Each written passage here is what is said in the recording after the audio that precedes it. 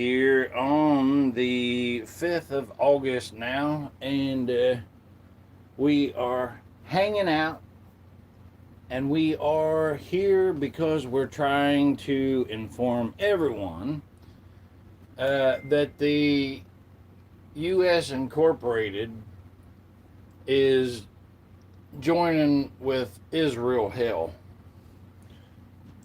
And that's the whole purpose for us doing our live shows now. So I don't know why they keep showing this garbage like that. Nobody wants to see that. But I have a lot of really interesting things that I saved and stuff that I wanna start off showing and everything. So I'm not really for sure. I'm like talking to this one individual, on Messenger, and I thought that she was someone who was, up to speed or whatever, but today's message is clearly not. Clearly not. So let me see here. We're in no hurry today, so we're gonna. Oh yeah, here's a good place right here. They off this guy here, Joe Fells, or what. I don't know if it's the best place to start. I know where I want to start. And we will find it here. I'm just a little bit distracted right now as I've been talking to this individual, and we have these people that are absolutely deranged, thinking they're still saying that there's this Q thing and so on and so forth. Does anybody know anything about Q? Oh my gosh, it's so unbelievable. I don't know why exactly, but whenever I try to use my Roku here to do this, it doesn't want to play the videos that I want played. And we watched this here. This here was the X Factor winner this was from 5 years ago, when he was trying to inform people and tell them about all the child trafficking and all the stuff that was taking place, and everybody was just like, what to do about that, they didn't know what to do, and myself included. It's like you can tell somebody, hey, did you know they're doing this? But whenever they hide their garbage behind closed doors, right, I mean, what are you going to do with that? I mean, because that's what they always do. They always jump behind closed doors, don't they? Okay, so anyhow, the bedinging here is still this person that I'm dealing with on Messenger, and these people really do. They honestly believe that there's Q. Does anybody know anything about this Q thing? Here, let me see if I can pull something up. QAnon. Let's see if it pulls anything up about QAnon. And give me just a minute here while we're looking for this. The search for Q explains QAnon. Okay, yeah, here you go. Let's start right here. Listen, this is on Joe Rogan, the sellout of all time here, because he said that he would give up his own mother and everything. He would lie to his own mother, he said, if they would just let him in and tell him, So let's get done with our brainwashing here. The Joe Rogan experience. Well, listen. The right will do it. The QAnon thing's kind of a way they're doing it, where they're like, David Spade's got an ankle bracelet on, and he's in jail, and Trump's put everyone under house arrest. Like, they're in this other thing where it's like, oh, you guys have left the planet, and you, like, so explained to people who don't know what this QAnon shit. Well, the QAnon stuff is like, there's this idea that there's an intelligence dissemination operation happening, meaning behind the scenes, high-level intelligence guys or military people are leaking information about a shadow war that we don't really see happen. And the shadow war involves Trump and the people on the side of lightness battling these deep state pedophile cannibals. Like, I don't know why, like, never understood why they have to be cannibals, I didn't know they were cannibals. They're cannibals. They're eating children, and then they get the adrenochrome, and it keeps them young. Oh, that's right. So this is all thing. And then Trump is going to war with all of them. Right. Now listen, pedophilia is a big problem.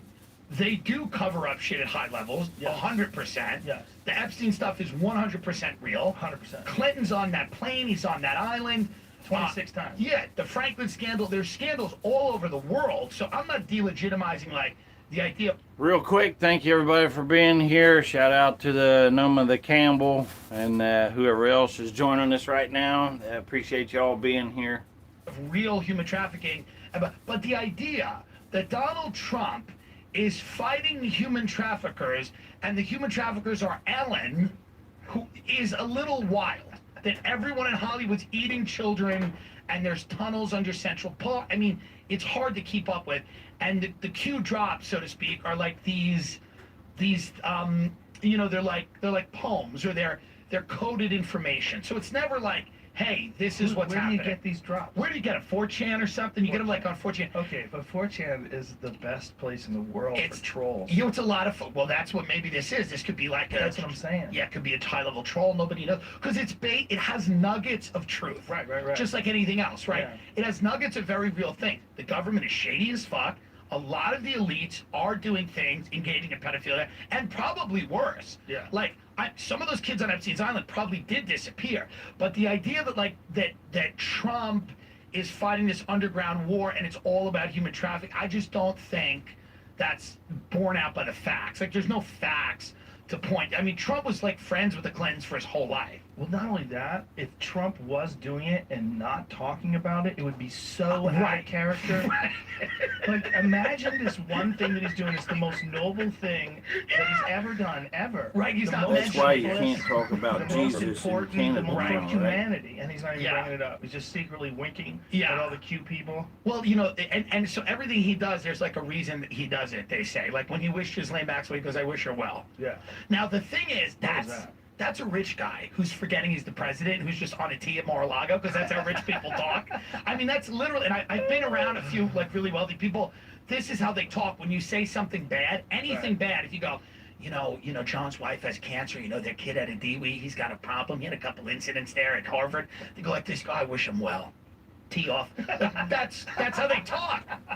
That's how they talk. It's just a dismissal. Yeah. It's a way to dismiss it. Yep. But the Q people are like, oh, there's a meaning. There's a hidden meaning. Right. Q He's people, saying I'm going to tell you cheese, something. and if you The look at it, Q Ivanka's people wearing are this out there. dress, and it They're means- still and it's just like, smoking that listen, Q I'm a pipe. conspiracy guy, but this is exhausting. And I the don't Q care. people, QAnons, I'm telling The you. jacket? Yeah. I don't care to use. Yeah. Isn't that what it You says? know, I I tried don't getting care- I into don't that really care QAnon either, for right? just a little while, and Yeah, it's such, it's weird. man, What the fuck is people Yeah, these are, weird things. they're missing it. So I think the reason why that administration they're even feeds the saying trolls, and I anything think about they this like it. QAnon I think stuff by the time is the so election that they rolls around, feel like oh, that they don't full have to Q's do just anything. leaning It's in. like, oh, there's Who's behind QAnon. the scenes? There's Is it people Ivanka? working on this. There's they a say secret Kushner chess has a lot game of being power. played out. Funny? If it was a Yeah, Ivanka, the bullshit. whole thing. It could be. She's the one like stroking her chin, like, She's the boss.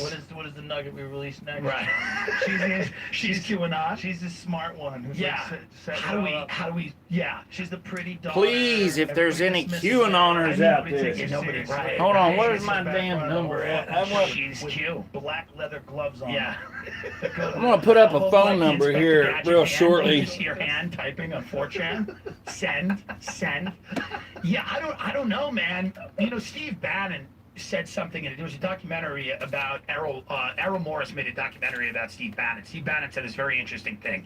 He said, you know, there's a guy out there who's got a horrible life. Like, he's divorced, his kids don't like him, he has a shitty job. But when he plays like League of Legends or World of Warcraft or one of these games, he's a hero. And when he dies in real life, nobody really cares. But when he dies in the game, so many people come out and they show him respect because you're playing with people from all over the world. So Bannon's like, which life is the real life? So, which of course, it's the real one that you're living, not this fantasy game. But I think the QAnon thing, I think the Trump administration is like, QAnon, let people QAnon. believe they're hunting pedophiles online. It gives their lives meaning. Right. Like, let these people believe they're like hunting the Clintons. It's like fun. It's like a fun video game for them, and then they don't have to ask why they don't have health insurance and can't get a knee operation. I don't think that it's that involved. Yeah. I think it's just a thing that's happening Yeah. that happens to fit in with human nature. That's probably true too. I don't believe that the Trump administration has the resources to do that, but Yeah. still, I mean, they would have to be so 4D chess. They would really have to I be. think they may like encourage it a little. I think they may just pour a little gasoline on it. Maybe. Yeah. Maybe. They're not. getting They rid think of that you they're too, Yeah, they're young like, why lady. not?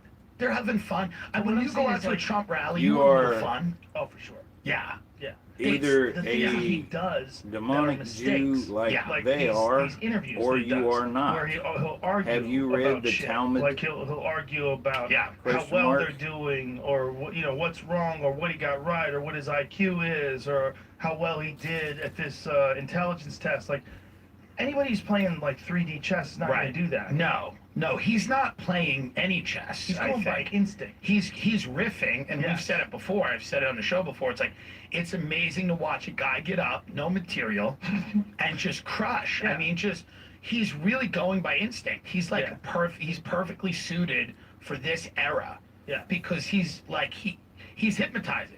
Like if you start listening to him, you can't stop. 5 years Like, I'll ago, try to people, watch one we're watching 5-minute this from clip of 5 years interview. I ago gotta because watch the there's whole people hour. out there that's Because he's like, delusional. there's a hypnotic They're believing thing in this that's going on where QAnon he just is up and down, nonsense and you that's you just a can't not distraction listen. so that they can be lazy as hell.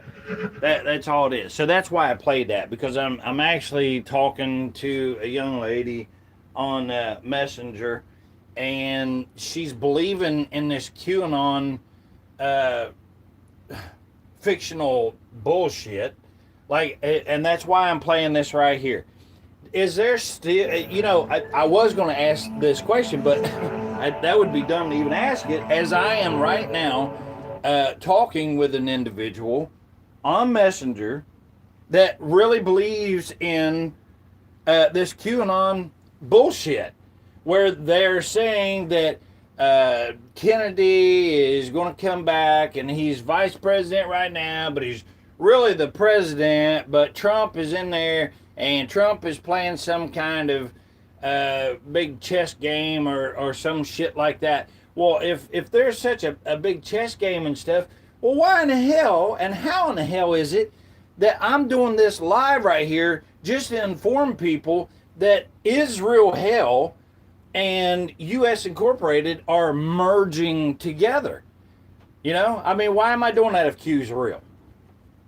Such bullshit. And I'm telling you right now, the only reason why that people are saying that this Q nonsense is even here, trust the plan. It says Q. Oh my gosh, I can't even do it. Where did QAnon come from? Oh man.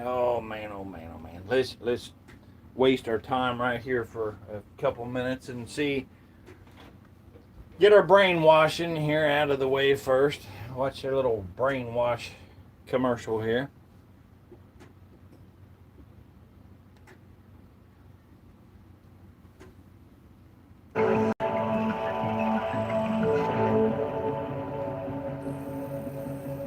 If you hadn't heard of QAnon before the pro-Trump insurrection, you definitely have by now. Biden's not going to do jack shit because Biden's not getting in office. The internet's fringiest fringe conspiracy, that elite liberals are running a satanic pedophile ring, has managed to make its way into the center of the national conversation. I will die for my country and my family and my friends. They ain't nothing else. They ain't gonna do it. Want none of this. I spoke with David Gilbert, who's been tracking QAnon's rise for Vice News for several years. There's a game aspect to it, and there's a lot of game theory involved in it. Q, an unknown person who claims to have top secret government security clearance, leaves cryptic posts with code words and mysterious numbers across the internet, and then says, figure it out. It's kind of like in those movies when you see someone who's trying to solve a crime have loads of different pieces of string drawn together. That's what these guys do, and they just, by doing your own research, by stringing it that way, it ingrains the information on your brain much differently than if you just told something. Everyone gets to be the hero, decoding all the new Q drops and comparing notes with their new Q friends. It kind of creates this community effect among believers, and that's why the pandemic was so key, is because people were stuck at home, they couldn't meet people, so they were on Facebook meeting in all these groups of like-minded people, and they felt oh, QAnon is this community, and they all solve the clues together, and they're in on a secret that no one else knows about. Sort of reminds me of like the Da Vinci Code or National Treasure or these adventure movies where protagonists are able to see beyond, I guess, the like veil of reality to see clues and piece together something that everyone else wants to suppress. Yeah, absolutely, and that's how it has been structured by whoever is behind Have it. you because not they know seen that people U.S.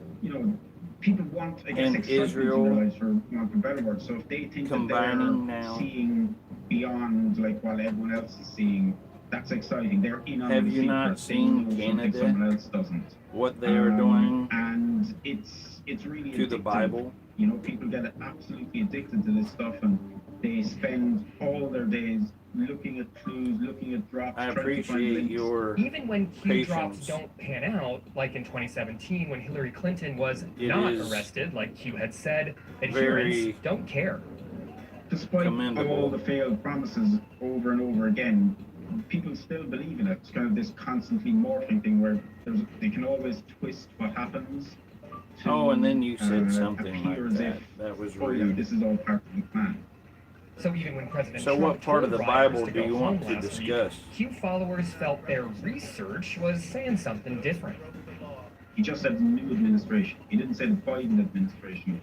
So they took that to mean this is going to be Trump's new administration. And his last line was, this is only the beginning. So they obviously took that to mean that this isn't over yet. The war's still on. Trump will win at the end Robin of the day. Wickoff, thanks for hasn't being actually here. posted The since preacher early came last by month, Sunday. which has He created said something he like a power missed me at vacuum the in service. He conspiracy told theory me ecosystem. Jesus Now, there are loves me, personalities in the but Q I'm not sure community that I people believe it. gravitate towards too as decoders, as Well, don't gurus, worry I about guess. what somebody Absolutely. here There's, tells you. at least a dozen Just remember major what the Lord told Q you. personalities who have hundreds of thousands of followers who will follow them, from Twitter to Gab to Parler to Telegram to wherever they go. Social media sites are finally trying to catch up to this problem. This week, Twitter said it had shut down more than 70,000 accounts affiliated with Q. And the wider If you public was is to starting show to me meet something the men behind the curtain. Earlier that this was week, the Vice News truth, reported that one of the most well-known accounts, Neon Revolt, was actually just run by a New fine. Jersey dude But who if wanted to I write movies show and you never succeeded, something, but I guess has I expect succeeded the same in scripting return. American reality through complete fiction. The damage has been done effectively. And I think the tech companies have to hold up their hands. They have to say we haven't done enough. It's kind of, closing the door after the horse is bolted, unfortunately.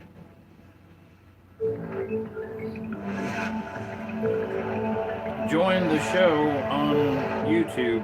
I'm live right now.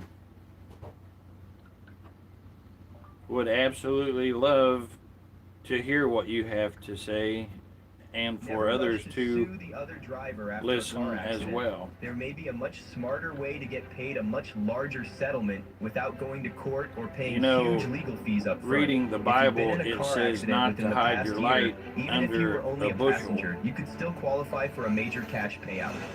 While many people are stuck dealing with insurance companies, adjusters, and long legal headaches, others are receiving 6- and 7-figure settlements without ever seeing the inside of a courtroom. Alright, sorry about the commercial here. I'm Everyone's talking doing about 12 AI, things at one but time the real here. challenge isn't the technology. It's preparing your organization for change. Aon helps HR leaders understand how skills, workflows, Alright. The kill chain. Kill chain, kill chain, kill chain. kill chain is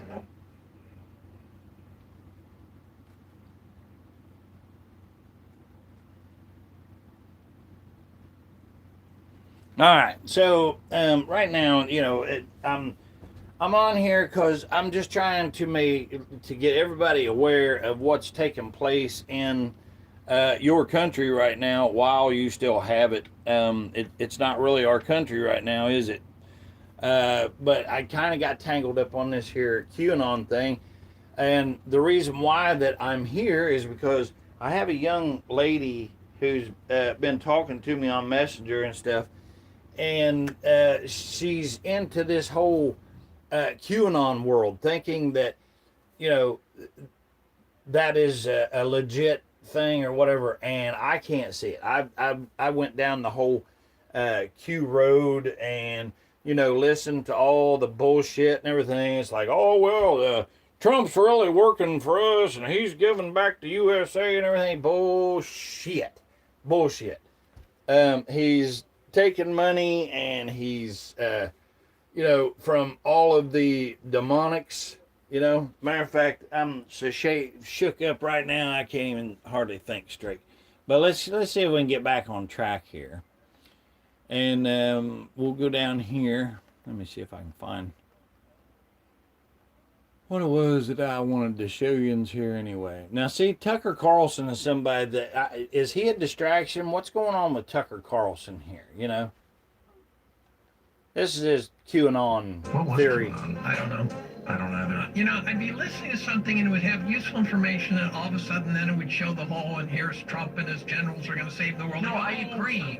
But the interesting, I never do anything about QAnon. I never paid any attention at all. I have a good friend who I really admire, is much smarter than I am, who, because he is smarter than I am, took like a year to look into QAnon. What do you get? I don't fully understand it, but here's what I understand is that, some of the predictions in QAnon came true.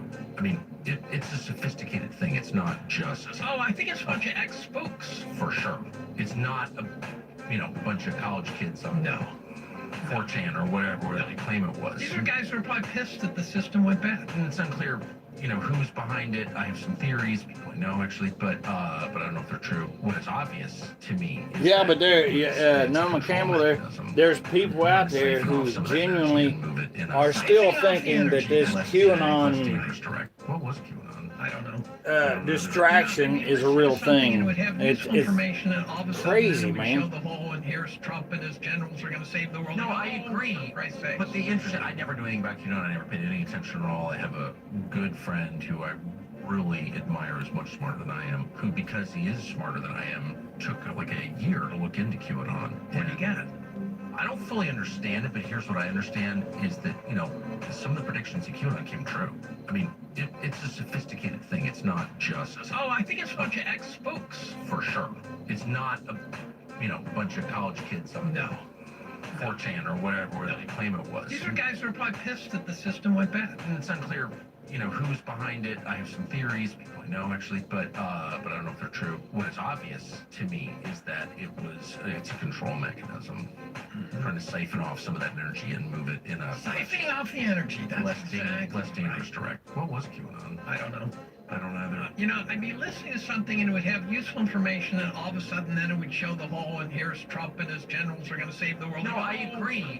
But the interesting, I never do anything about QAnon. I never paid any attention at all. I have a good friend who I really admire, is much smarter than I am, who, because he is smarter than I am, took like a year to look into QAnon. What do you get? I don't fully understand it, but here's what I understand is that, some of the predictions in QAnon came true. I mean... Anybody out there believe in this QAnon stuff? I think it's a bunch of ex-spooks. Anybody out there? It's not Anybody believing in QAnon? No. 4chan or whatever they claim it was. These are guys who are probably pissed that the system went bad. And it's unclear, Don't see anybody that believes in QAnon. Me neither. But I don't know if they're true. What is obvious to me is here's your chance, QAnons. If you're a QAnon, you got something to share. Siphoning off the energy. That's less dangerous direct. What was QAnon? I don't know. I don't either. I'd be listening to something and it would have useful information, and all of a sudden then it would show the whole, and here's Trump and his generals are going to save the world. No, I agree. But the interesting, I never do anything about... But there are those who genuinely are thinking that this is... who, because he is smarter than I am, took like a year to look into QAnon. I don't fully understand it, but here's what I understand is that, some of the predictions in QAnon came true. I mean, it's a sophisticated thing. It's not just... Oh, I think it's a bunch of ex-spooks. For sure. It's not a, bunch of college kids on 4chan or whatever they claim it was. These are guys who are probably pissed that the system went bad. And it's unclear, who's behind it. I have some theories. People I know, actually, but I don't know if they're true. What is obvious to me is that it's a control mechanism. Trying to siphon off some of that energy and move it in a... Siphoning off the energy. That's less dangerous direct. What was QAnon? I don't know. All right. Now, see, what was QAnon? Yeah, absolutely nobody freaking knows anything except for it's a bunch of hocus pocus to keep sheeple on their hind ends, like it's something, Here we go. Listen to There this. goes the Special Forces guy, our ex-police guy in the gray shirt. He records everybody, but at least he agrees that we have the right to stand up for what we believe. Now, pay attention right here. Rocking the look. Everyone's agreeing. Hey, I need to warn you guys about something. Jade Helm. Please look up Jade Helm. So now that Trump has combined our militaries, in 4 months, we got 4 months now. In 4 months, Israel's military will be here, and a program called Jade Helm will be activated. Jade Helm is where Special Forces shows up in the middle of the night. They take over a Walmart. So Walmart, they plan it out. It's not like it's just random. But they show up, they empty out a Walmart in 12 hours, and in another 12 hours, in another 12 hours, they have a military base in the center of your city. And with the flock camera data, with your cell phone data, with the Axion data, with all that data, you cannot hide. They know where you are at all times. And if you are like me, somebody who is speaking up and trying to liberate the people from tyranny, they will come for you first. For all of you who have guns, they will come for you next. For those of you who think you're going to be able to join forces with your brothers and go have a big battle somewhere, that is not going to happen.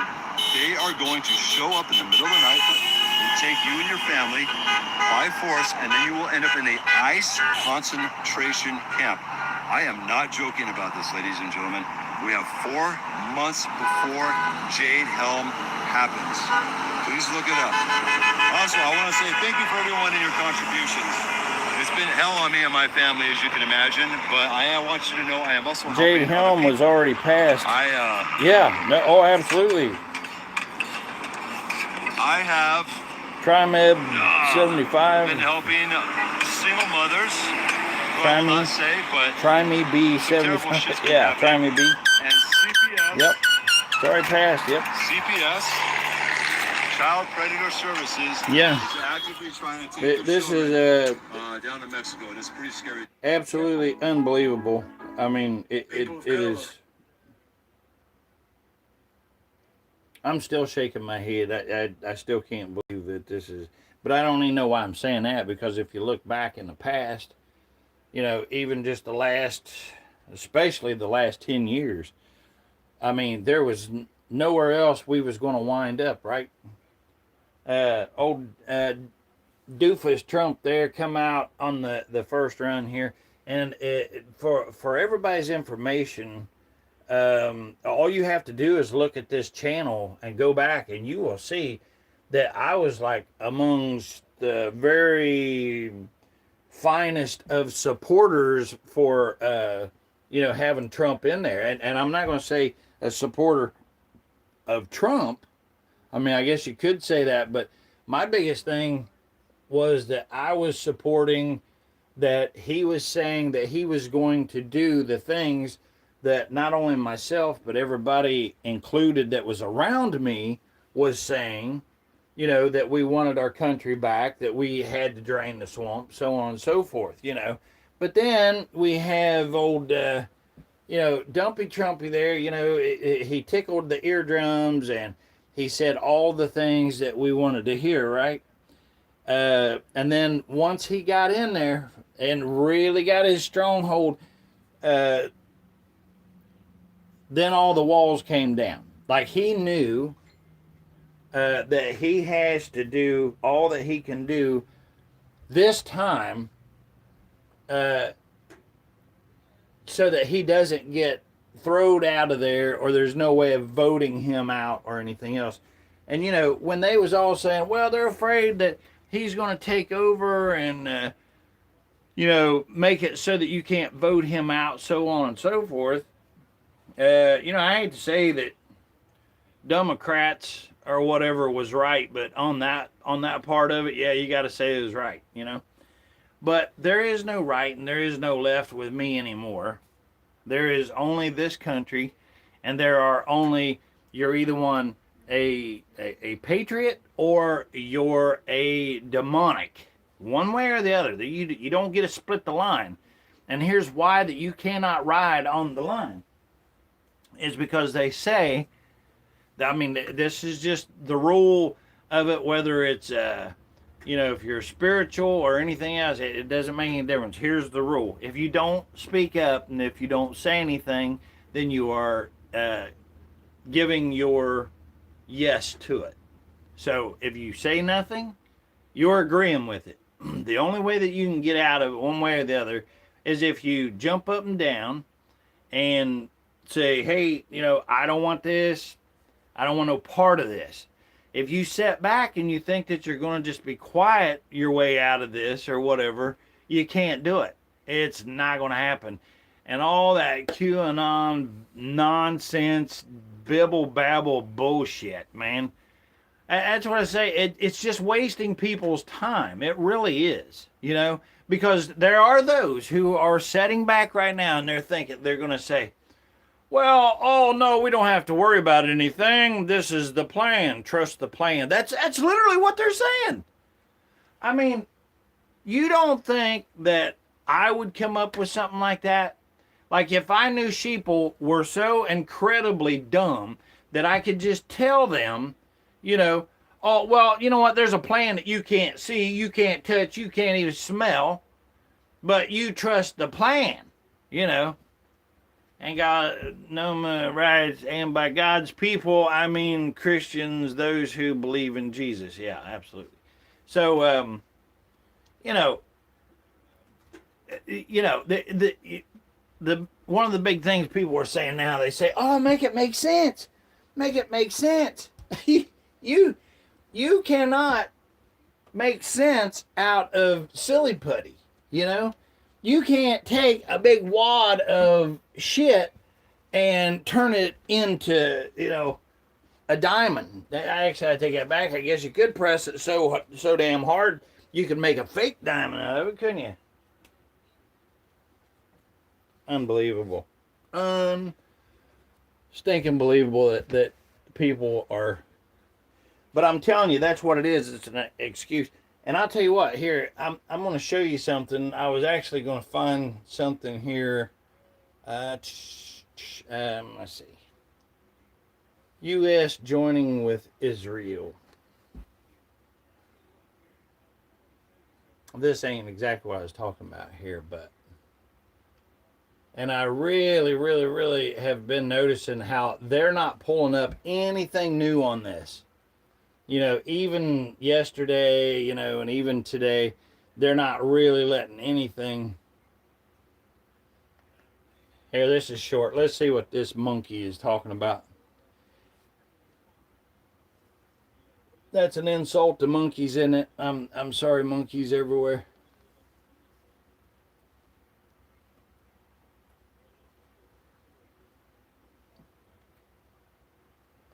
Debating the new military policy bill right now after the House passed it. One of the more controversial topics is about fusing the U.S. and Israeli military when it comes to co-production on things. Do you have any sovereignty concerns about that? If there are situations where the United States wants to send weapons, Iron Dome came up with Ukraine when the Israelis... You're asking about NDAA? Yeah, I mean, largely the Department of War manages that legislative portfolio, so I'm aware of the provision you're discussing that involves cooperation on technology. And look, at the end of the day, the truth is we do that with countries all over the world, right? I mean, if somebody, well, I haven't read the specific provision in terms to tell you in detail. I understand that, I understand the topic though, because it's not new.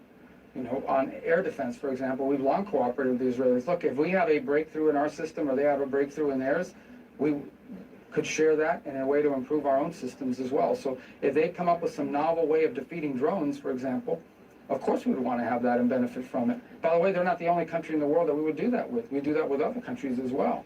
So I think that's the provision you're referring to, and that's something we're already doing.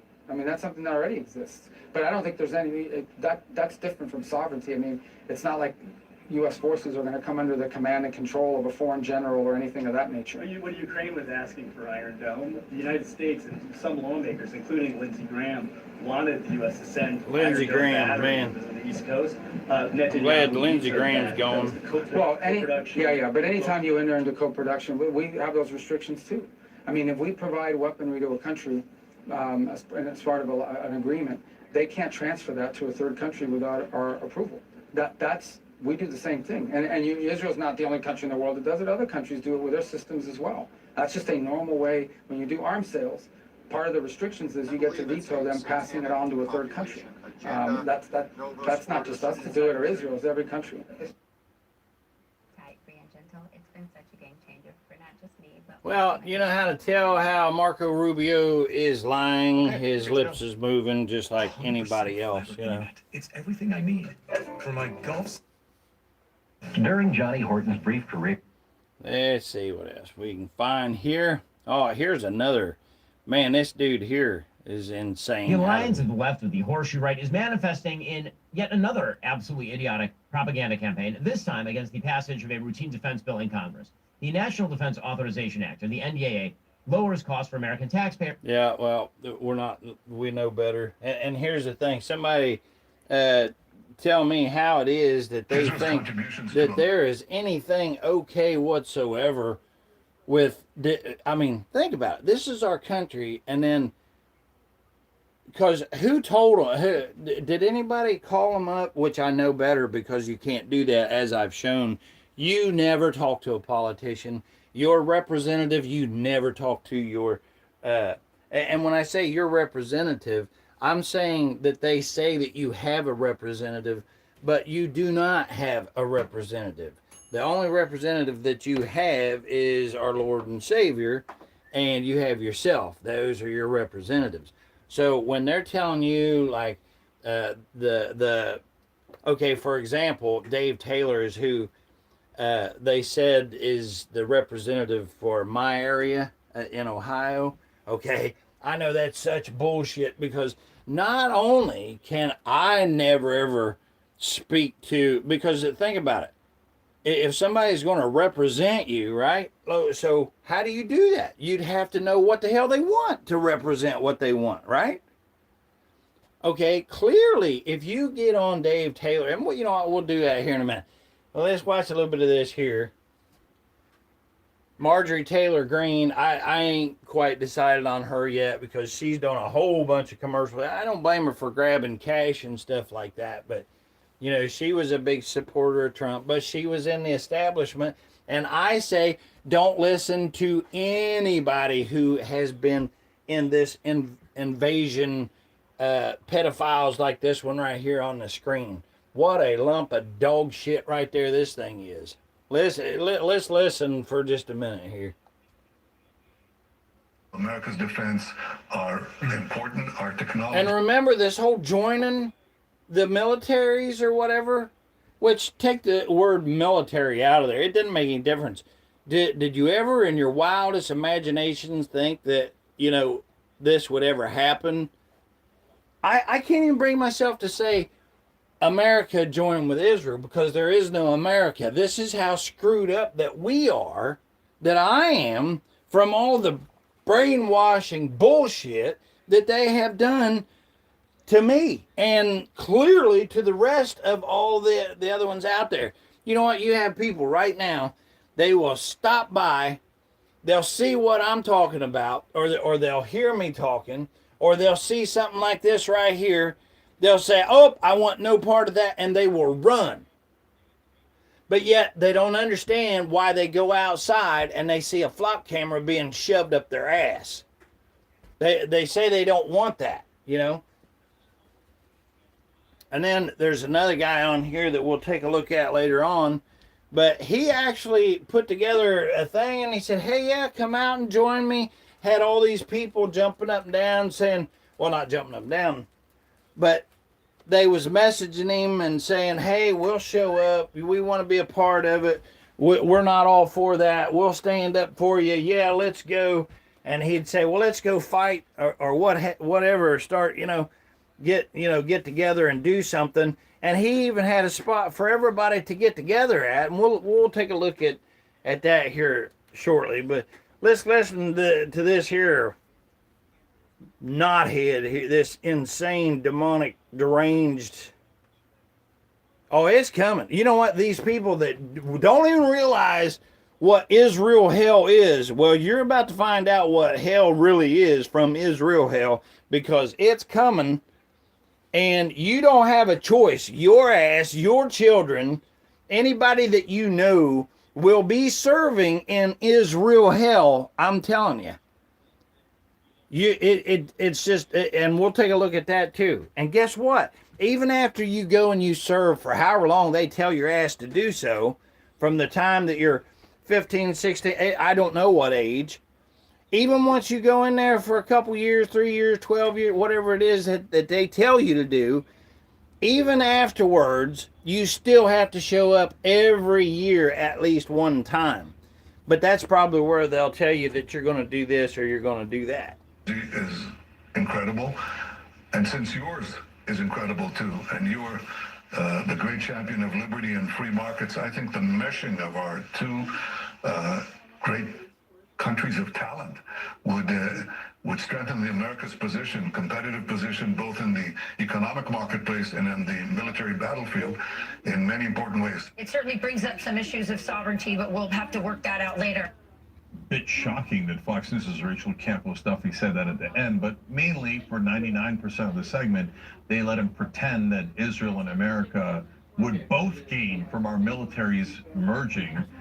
So I'm very curious about your take on that in a second. But I want to show the audience a little bit more from what Netanyahu said and then get Marjorie Taylor Greene's reaction to it. So let's watch this. Prime Minister, will that drawing down of foreign aid from the United States to Israel be compensated by the proposal to have a merging of some sort between our Pentagon and your military? Yeah, I'm calling it from aid to partnership. So we take away the money that is given to Israel, which is one part, but the other part is we co-invest in equal measures in the new technologies that are needed to give our military and your military the advantage. So there are some unbelievable projects. So we invest jointly and take the fruits equally. You move from aid to partnership, and I think that represents what Israel is. And remember, the other thing is that we share with America unbelievable intelligence to save American life. Save American lives, man, what a piece of shit. Intelligence, what Israel was giving the United States was worth, he said, 5 CIAs. Yet another insult to the Americans, although, as we talked to John Kiriakou the other day, he's not entirely sure that the current CIA doesn't work for Israel. In fact, let me show you that clip real quick. When I first joined the CIA, we did not like the Israelis at all. They were spying on us. They made it clear. They openly spied on us. Is the CIA working for America or for Israel? You know, I hate to say this, but the only conclusion that I can draw is that it's working for Israel. And when you have this, they're one and the same now. From Capitol Hill, where practically everybody is taking money from AIPAC, and they're primaried if they don't take money from AIPAC, or if they don't toe the line that AIPAC sets, then, you know, you lose that independence, and the next thing you know, you are working for the Israelis. Well, absolutely. I mean, you are working for them because it's the same thing. They've just pushed it so far now to where they really don't give a damn. There's another demonic piece of shit right there. Reba. What a piece of garbage. Our guest host today, Marjorie Taylor Greene, she wouldn't know anything about that. We'll come to her in 1 second because I want to show you one last clip that's so important. How many of you guys are guilty of doom scrolling?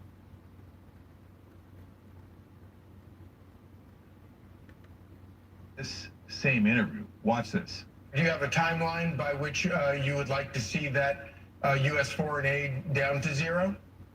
Yes. It's military aid, actually.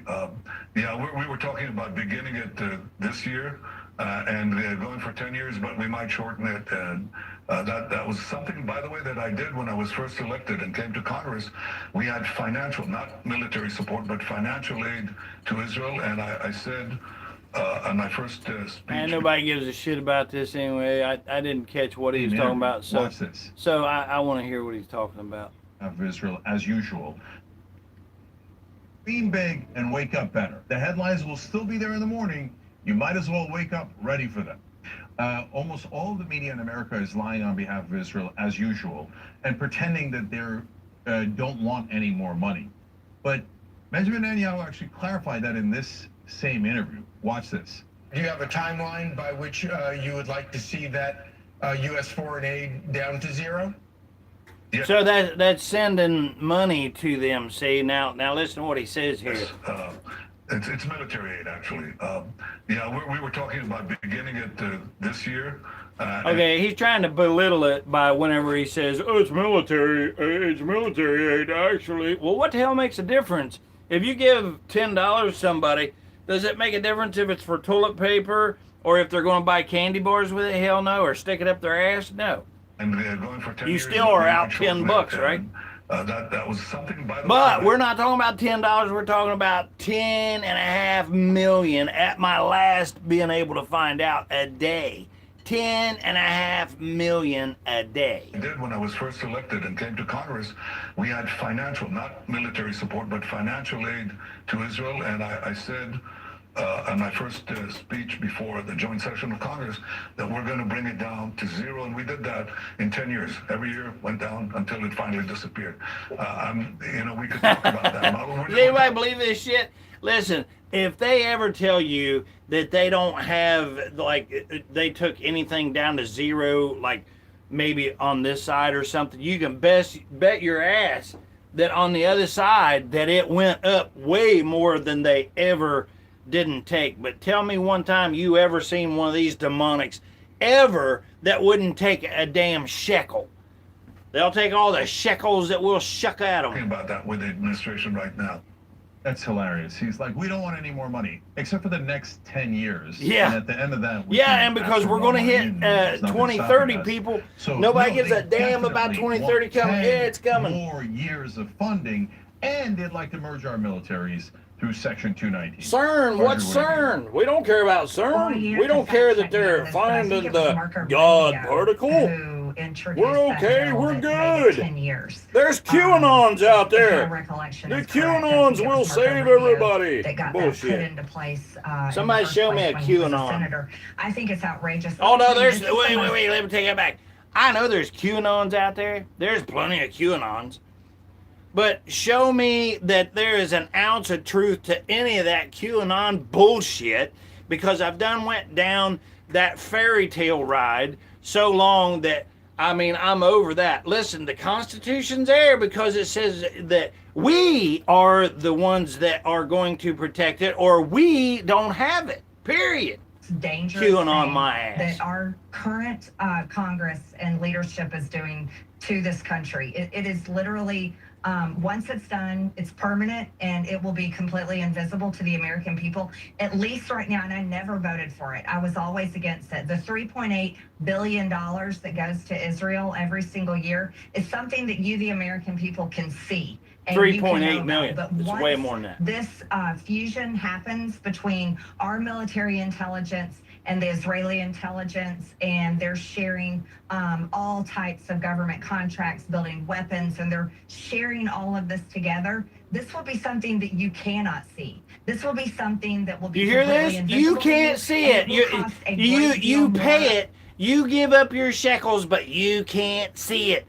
You know, it's not for you. You're not worthy. And people still do not believe that they have been turned into debt slaves. They don't want to hear it. They don't want to hear it. They don't want to believe it. But yet every time you pick up your damn paycheck, what do you see? Half of it's gone. Amount of money than $3.8 billion.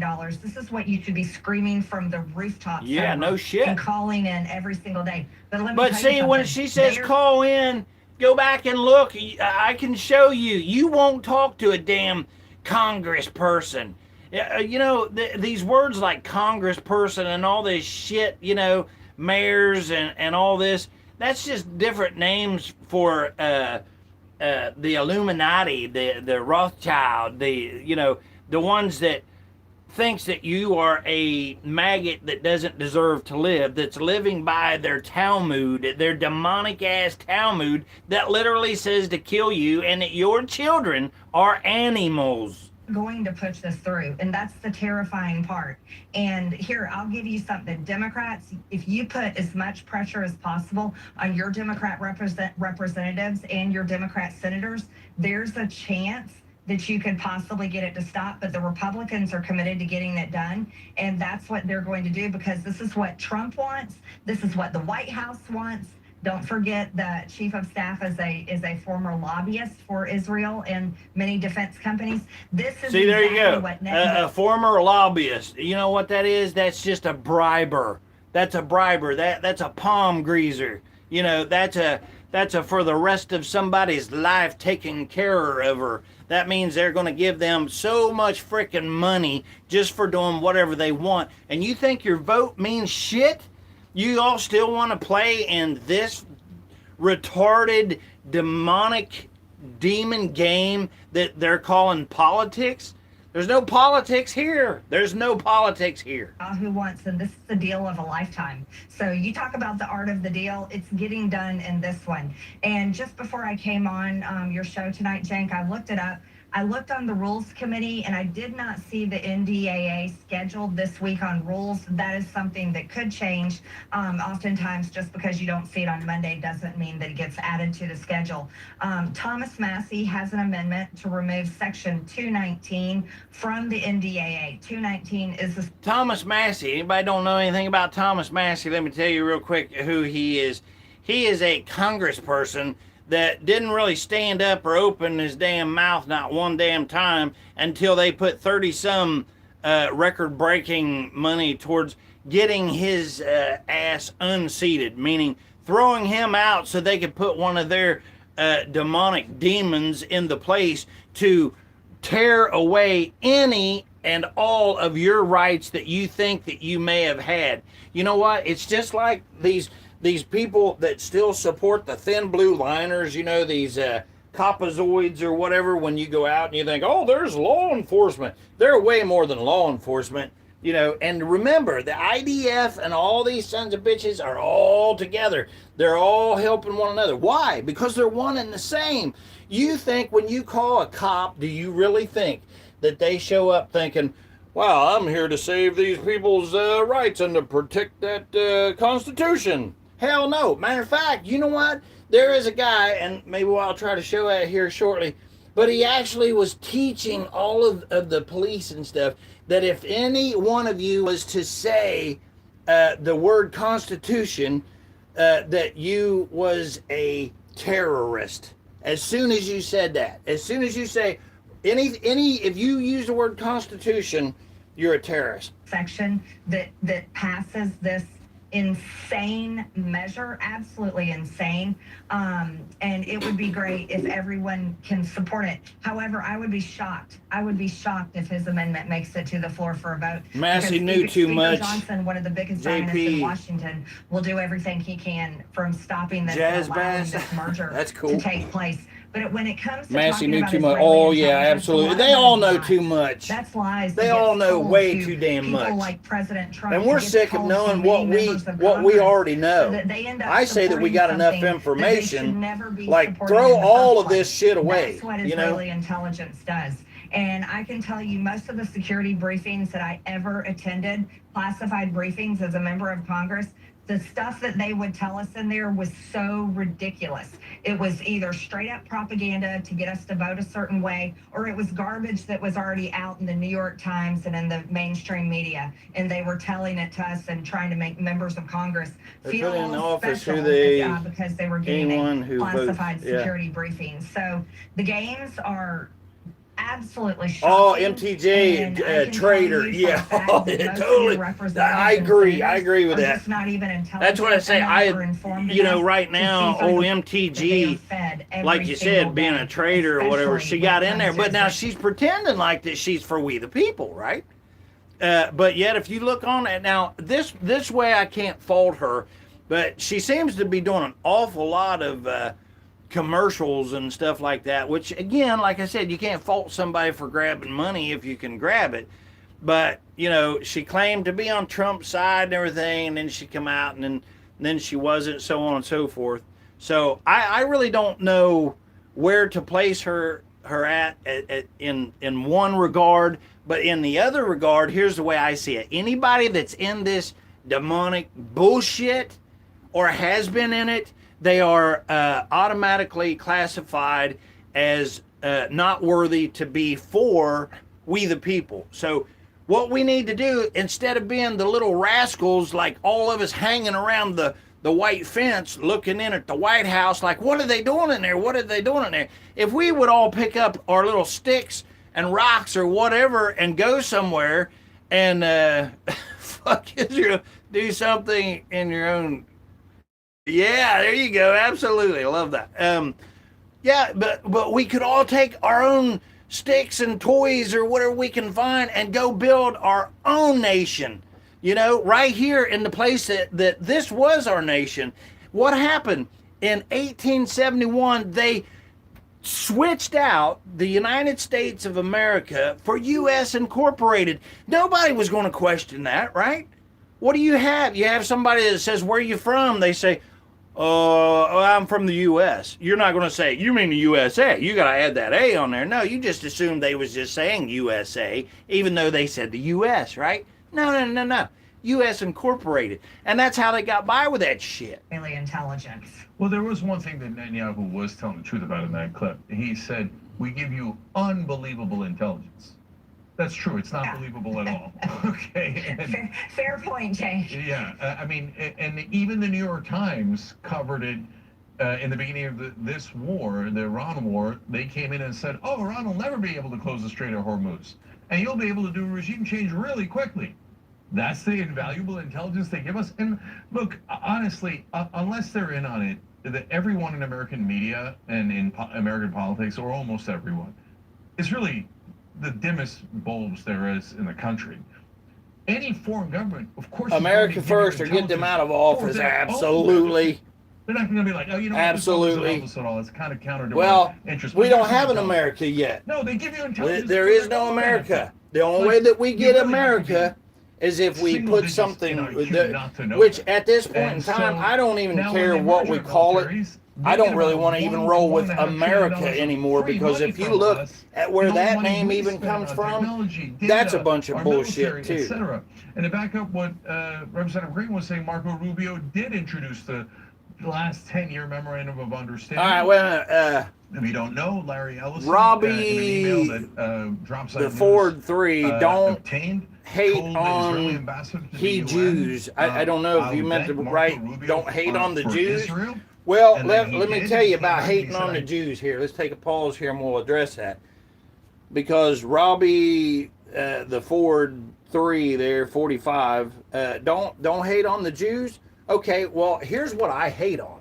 What I hate on is anybody who murders somebody else just because of their beliefs.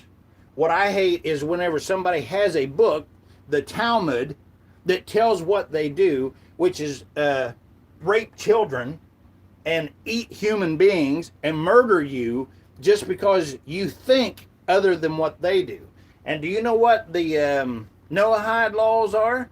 Well, you're gonna, because this November 2nd, they're having their meeting, and there's some pretty high up ranking individuals from this country that's going to that, and they're going to be forming the first council for the Noahide. So you're going to find out, if you're going to protect the Jews, then you better make sure that you know what you're doing, because you'll be classified as one of them. And unless you read that Talmud, then I would strongly suggest that you watch what you say about don't hate on the Jews. Gave him $5 million into his super PAC, and he is going to basically work for Israel now. And so he did in Congress. He works for them in the administration. And by the way, his co-sponsor on that bill was Chris Coons, Joe Biden's top ally in the Senate. Joe Biden's top donor lifetime, also Israel. Has Israel given money to Chris Coons on the Democratic side? Of course. They've given him 94% of Congress. And that Massey amendment that Representative Green just referred to is the Massey-Kana amendment. So who are they attacking right now in the press? Ro Khanna. Who did the Israeli lobby spend $16 million defeating? Tom Massey. So this is super obvious. It was way more than that. His numbers are all of our press and all of our politicians go, no, I can't. Anybody know what the Talmud is? Anybody here read the Talmud? Because let me show you just a little bit real quick why. Look here. Here's their Talmud. Here's their demonic ass Talmud right here. If they're Jews, they live by this right here, okay? And this is theirs, not mine, not at all mine. And what does it say? Well, let's look right here. Here, for no other one, I'm just going to read you the one for me that seals the deal. Why that I don't want any part of them right here, and it's this Glitton 57A, the very first one there. It says Jesus is in hell, being boiled in hot excrement. It's this one right here. So go look it up for yourself. So if you're saying, oh, I'm supporting Israel and I'm supporting the Jews because they're chosen people, they're not the chosen people. Who would be the chosen people? The people that believes in Jesus, right? Absolutely. But if that one's not good enough that you can see right there with your own eyeballs and go look it up for yourself, that they believe that Jesus is in hell and boiling excrement right now, okay, well, my gosh, do I have something to show you. Hold on. I can't see it. I can't see the obvious corruption. And so last one here, Marjorie. How devastating is it if we do this merger? How is there anybody here that wants to protect Israel? Is there anybody here that's okay with them living with their Talmud or whatever? Because if you are, let me show you something else. Do you claim to love your children? Okay, well, here's what they feel about your children right here. And as you can see right here, it's this Yabamuth 98A or whatever right here. And read it right there for yourself. It says, all non-Jew children are animals. So if you're a Jew, your child's not an animal. But if you're not a straight up Jew, then, you know, you've got an animal, not a child, according to their, now we know better than that shit, right? But that's what I'm saying. This is ridiculous that we're even tolerating what these monkeys are doing. Forgive me, monkeys. How hard will it be to reverse it? Well, it's catastrophic. It'll be basically irreversible. Look how hard it is for Americans to defeat an incumbent in a primary on both sides of the aisle. You can hardly ever defeat an incumbent. It's very, very difficult. It is far too late for correction. That would take Heaven decades. has gone silent. Absolutely take decades. If it in could ever preparation happen. for Once Congress sets Armageddon. something in motion, All we can they do never undo it, Jane, is ever. declare peace, You can look peace, at every peace, single government and program. watch as There's many bills Antichrist that were is passed cast that never down have among sunset us. clauses. They don't I disagree end with that. anything. Once it sets in motion, it's the most dangerous thing that could happen for the United States, because the American military, our United States military, all of a sudden becomes the tool for Israel. And that's exactly what Start they want. locking the liberals This is why up. Netanyahu calls President Trump. Yeah, well, hey, constantly, you know what? like I really got something to say. You know what? Stop it with the liberal or Democrat or Republican. Everybody, seriously, think about it. They love that shit. That's what they want to do. And I don't even really want to use the word divide here, but that's truly what their plan has been and what they're getting by with. Is because, you know, you might like the color purple. I might like the color red, you know. Somebody else might like green. That's fine, you know. But we believe in the same highest power, right? Father, Son, and the Holy Ghost, right? But if you want to see what liberals are, go to Athens, Ohio. Oh, my gosh. I had an encounter there, and I'm going to tell you something. It's literally like hell on earth, especially when you go to their courthouse and they're flying the pedophile flag, literally. And I have a video of it. You can go back on my channel and pull that up when I was in Athens, and you can see the pedo flag flying outside. Unbelievable. The United States so many times, why AIPAC and all of the Israeli lobby woos our elected officials and does everything they can do to bring them into that propaganda train, because they want more than anything to control the United States military. Well, guess what? They're about to get it. And it'll be something that's completely invisible to you all. No one will know what's happening. You don't know what There's not any really any true Jews left. Well, okay, let's see. Who is that wrote that? Let's see here.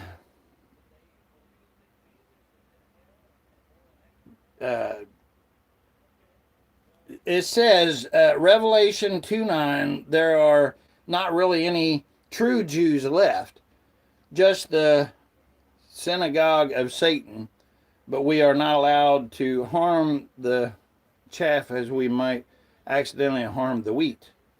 Well, you know what?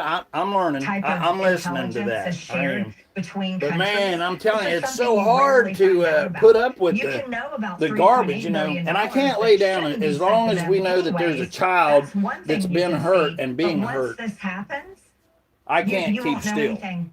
But you will see Israel use our military and abuse our military into, I would imagine, all types of horrors. Unfortunately, that sounds exactly right. All right, Marjorie Taylor Greene, thank you so much for joining us on the Young Turks today. Just really Basso, the Freemasons teaching come from the Talmud. Oh, really? I totally agree with that. Yes, to us absolutely. Coming together and us working together on ending the war. Hey, has anybody heard about the guy that they just killed? Let me see if I can pull up that video. But I love that the right and the left are getting together on behalf of America. I think it's actually one of the most positive developments I've had in our lifetimes. So thank you for being a part of it. I totally agree. Thank you, Jank. The only people against us talking together are the Zionists. Have you ever noticed that? It's the bots in the comments and the Zionists. They want to keep us divided because the left I've got and this right guy that comes I want to together show you on this guys here in issue. just We a will minute defeat here. them, Let me pull it and up. we'll take our country back. I'm looking forward to it. All right, when we come back, the Iran war is back on, and take our country back now. Now that was like from 3 weeks ago or whatever. So we're kind of rolling through this because this here happened. Then you know they put this vote for the NDAA or whatever it's called. You know, merging these two together, U.S. incorporated with Israel. Hell, and I mean my argument is they was already together anyway. But then to blatantly right in your face come out and just say, you know what, we're going to put them together. And here's the thing. It's not like that they're saying, well, if they do wrong or they do something, then we can always just back out of there. You know, we can get out of it. No, they're saying there's no off ramp. It's like now, however this is being formed or done or whatever, there's no splitting it somehow is what they're saying. I don't know how exactly that garbage works, but you know, let's see, that's from a month ago. We ain't gonna watch that. Breaking: Israel strikes. Here, just watch this here monkey for a second. Some breaking news. Right now, the Israelis are conducting new airstrikes against Hezbollah in southern Lebanon after what were described to Fox News as severe ceasefire violations. This does come as President Trump says he believes a deal with Iran could be reached as early as today. In an interview with Fox News, the president said that talks happened all day on Tuesday and that things are looking very good. He told Trace Gallagher what will happen if Iran backs out of this agreement.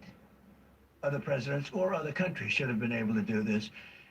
And I did something that I had to do because if they had a nuclear weapon, this whole world would be a different place. If they back out again, are they done? Well, if they back out again, they're going to get hit really hard. You know, they know that. They understand that.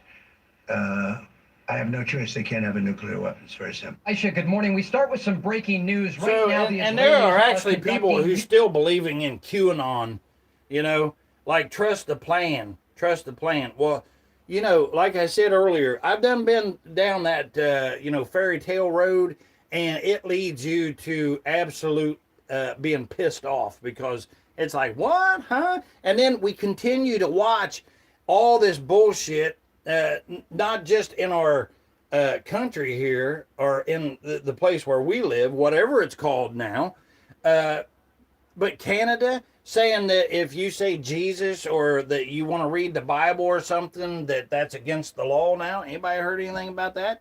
It's unbelievable, you know. So let me see if I can find me something here that I wanted to. Oh, yeah, look here. Here's old Anelson here. This is the one right here that donated, that bribed, well, it's not really a bribe, is it? Gave Trumpy Dumpy $250 million. Miri, you and Sheldon created a lot of relationship over the years with politicians at the state level, especially at the federal level. I want you to share with everyone why is it so important and how do you do it? Again, writing checks is part of it, but there is more than writing just checks. So how do you do it? Can you allow me not to answer? You choose. I want to be truthful, and there are so many things that I don't want to talk about. Yeah, I mean, we don't want specific, but that's okay. Miri, you and Sheldon created a lot of relationship over the years with politicians at the state level, especially at the federal level. I want you to share with everyone why is it so important and how do you do it? Again, writing checks is part of it, but there is more than writing just checks. So how do you do it? Writing checks. No, that's a part of it. Can you allow me not to answer?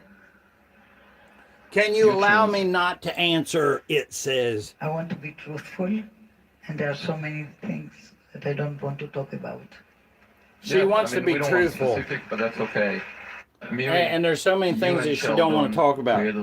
So the only truth there that she's saying is she wants to protect what lies and what evilness she has done. I want you to share with everyone why is it so important and how do you do it? Again, writing checks is part of it, but there is more than writing just checks. So how do you do it? Can you allow me not to answer? Buddhists have. You choose. These look like pedophiles in trench coats. And you know why that is? It's Thomas Clayton. It's because they are pedophiles in trench coats. And this is the Epstein lobby. It's the Israel lobby. When Trump says that he wants to protect his friends, he fucking means the entire Israel lobby. Yep. The entire Israel lobby is who he wants to protect. So he literally said that too. He said that he wants to protect his friends. That's what Trump said, you know, like that's why that they can't bring out the Epstein list and stuff, because he wants to protect his friends, right? And who is his friends? The same as he is.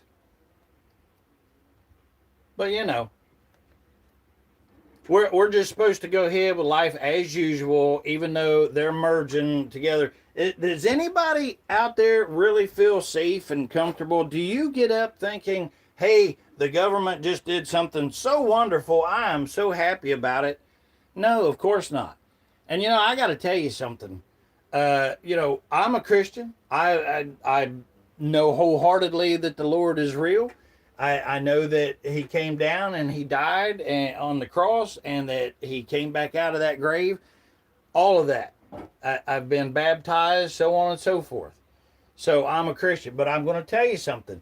So many of these people saying, oh, well, I'm a Christian, I can't do anything. So whenever the Bible tells us that Jesus went in and he overturned the tables and took a switch to them, I mean, what do you think that is? Don't you know that that's a physical act that he did? That he was scolding them? Or what about, you know, the other times whenever he actually went up to, what was the one that was chained up or whatever, and then he throwed Legion out of that body, you know? I mean, he done things to get rid of evilness, right? So we have evilness here. What are we supposed to? So these people sitting back and saying, oh, no, I'm a Christian, I can't do anything. Well, I'm sorry, I can't buy into that. I can't get that, you know? I believe it's a satanic depopulation agenda. Novus Ordo Seclorum, as it says on the back of the United States $1 bill, and it has that all-seeing eye of Lucifer. Novus Ordo Seclorum announcing, it says the conception, Annuit Conceptus Novus Ordo Seclorum, the new order of the ages, or the secular. Seek him and abide fully in the Lord and Savior. Yeah, well, totally agree with that. Oh, you're a conspiracy theorist. I'm a conspiracy realist.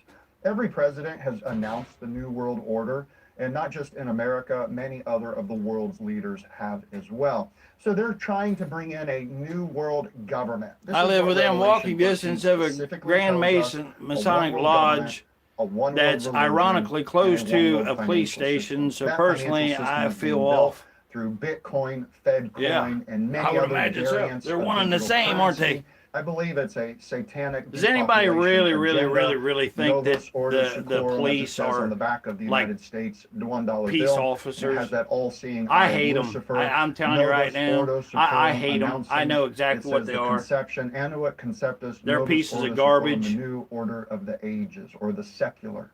Secular is worldly. And if you say You know what world really order, they say, upsets "Oh, me you're a is when there's conspiracy somebody theorist." Well, I'm else a that's conspiracy picking on realist. somebody Every else president that has can't announced defend the New themselves. World Order, and When not I just was in high America, school, many other of the or world's even grade leaders school, have as well. I mean, I So encountered they're that a trying to lot bring in where a there was new somebody world picking government. on This is what somebody Revelation 13 for a specifically tells stupid us, reason, a one-world you know, government, or they a would take one-world advantage of religion, them and a just one-world because they financial could. system. That financial system is And being I always built. hated that, you know. And then I got to thinking, well, you know, what is that to me? I mean, what's the big deal with that? Oh, now here, right here, I put this on here because I wanted you guys to see.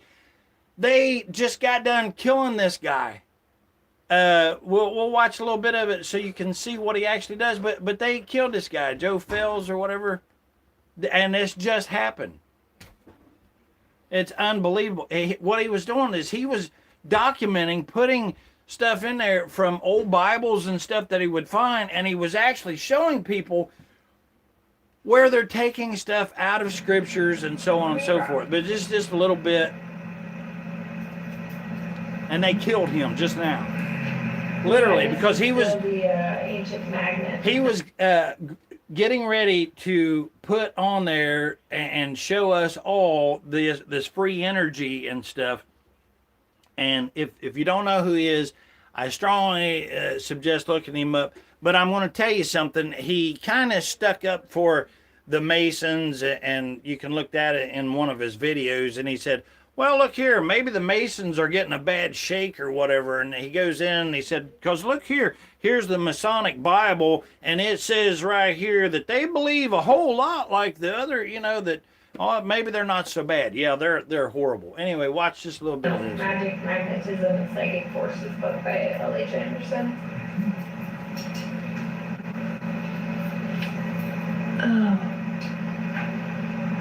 Hey, I want to tell everybody that's here, thank you so much for being here. I don't care if you subscribe. I don't care if you hit the thumbs up. I don't care. I just thank you for your time and being here. And remember, you know, just because I say something, that's how I feel. That's the truth that I've gathered so far or something. If somebody's got something to say that's even against or whatever, regardless of the way you may think that I sound, you know, aggravated towards it or something, it's not towards anybody in particular or whatever. I want to hear from you. So, and that's what this is about, you know, share, because I've learned so much from you guys out there. Absolutely brilliant, every one of you. Thank you so much for being here. Okay. YouTube, if it shakes down there. That's not me. That's his video that's kind of fading out like that. People keep asking me how they can help. Alex, how can people help?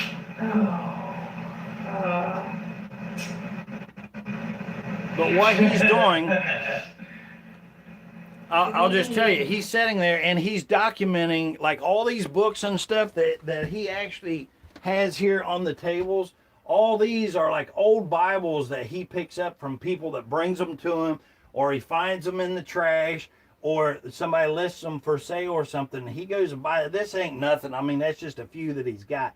But he was doing nothing except for documenting and putting the old Bibles and stuff, what it actually said and everything, the old maps and everything. But he actually has a stone collection that gives off energy and different things. Truly. Rocks that's giving off energy somehow, and he was getting ready to show that and the whole 9 yards, and he winds up dead. Somebody with essentially the same brain as Joe. We need clones of Joe. That's what I think. We just need clones of Joe. If you're a Joe clone, come on over. We just need people who show up and do stuff. Like, I don't know. Y'all see me doing things all day, every day. It's not easy. No.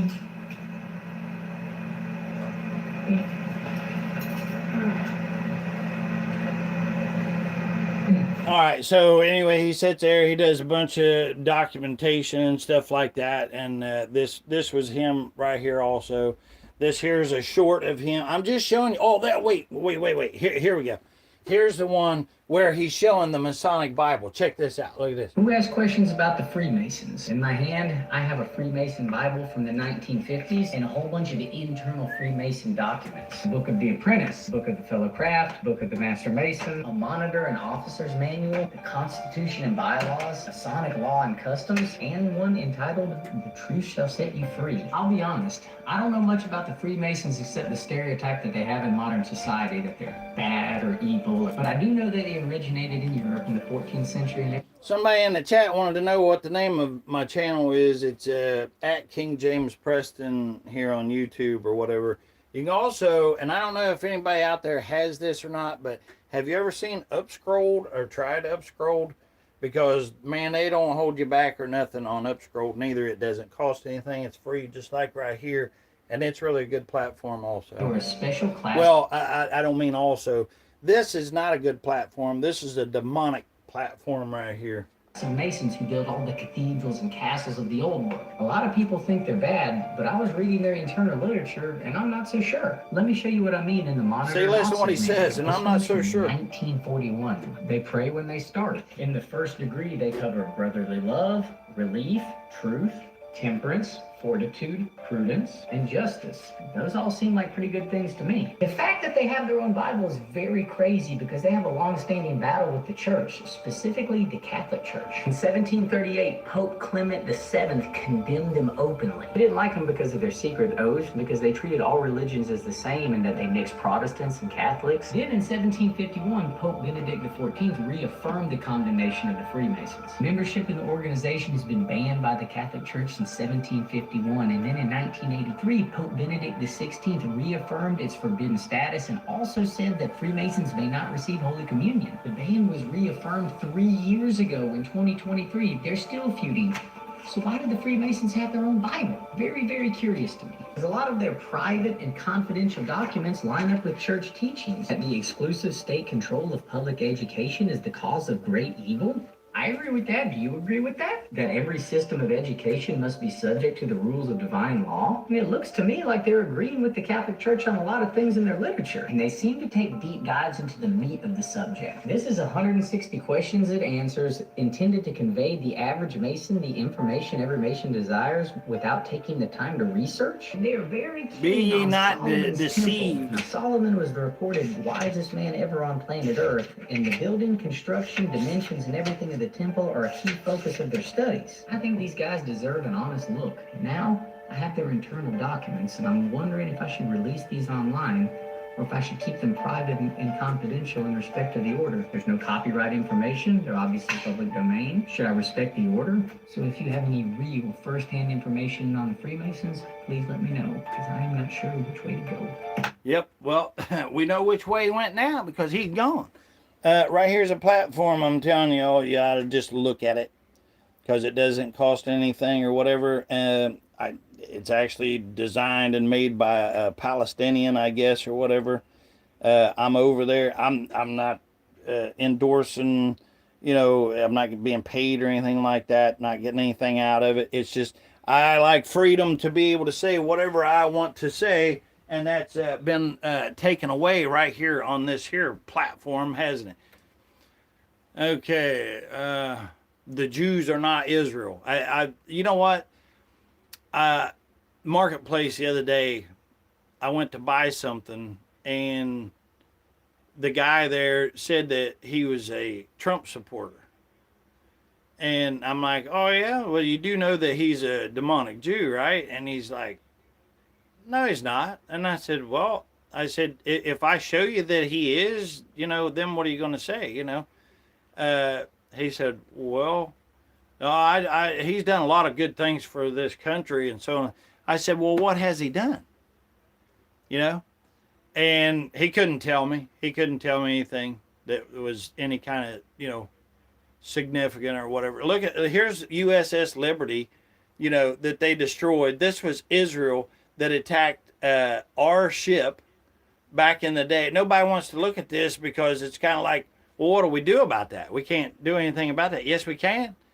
Yes, we can. We can stand up together right now and say no more of this garbage, because when the same ones that attacked that right there are the same ones that is trying to take over your country. And make no mistake about it, it says U.S. Incorporated, but this is your country. Just because they duped us back in 1871 and switched out the name there, it doesn't make any difference. Still your country to fight for. Let's watch just a minute of this here so you can see. But check out Upscrolled, everybody, because I'm going to tell you something. That platform is pretty cool. And it's a whole lot like YouBoob right here.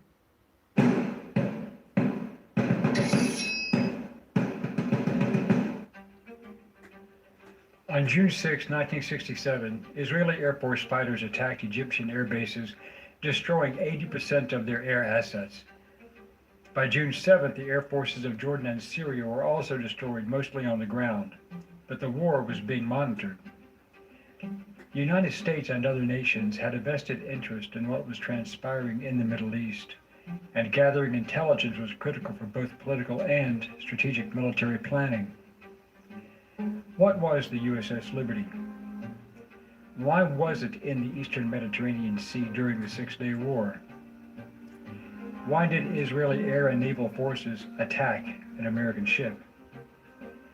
Why was so much effort put into the cover-up after the event? Hello, I'm Colin Heaton, a veteran of the United States Army and Marine Corps, former history professor, book author, and welcome to this episode of Forgotten History.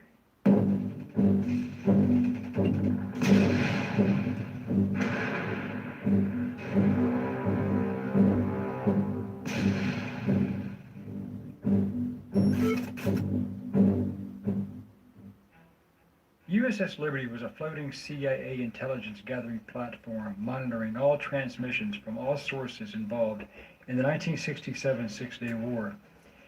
Israeli progress was followed, as well as the Arab coalition of Egypt, Syria, and Jordan, known as the United Arab Republic. As a result, Israel secured Sinai, all of Jerusalem, and the Golan Heights.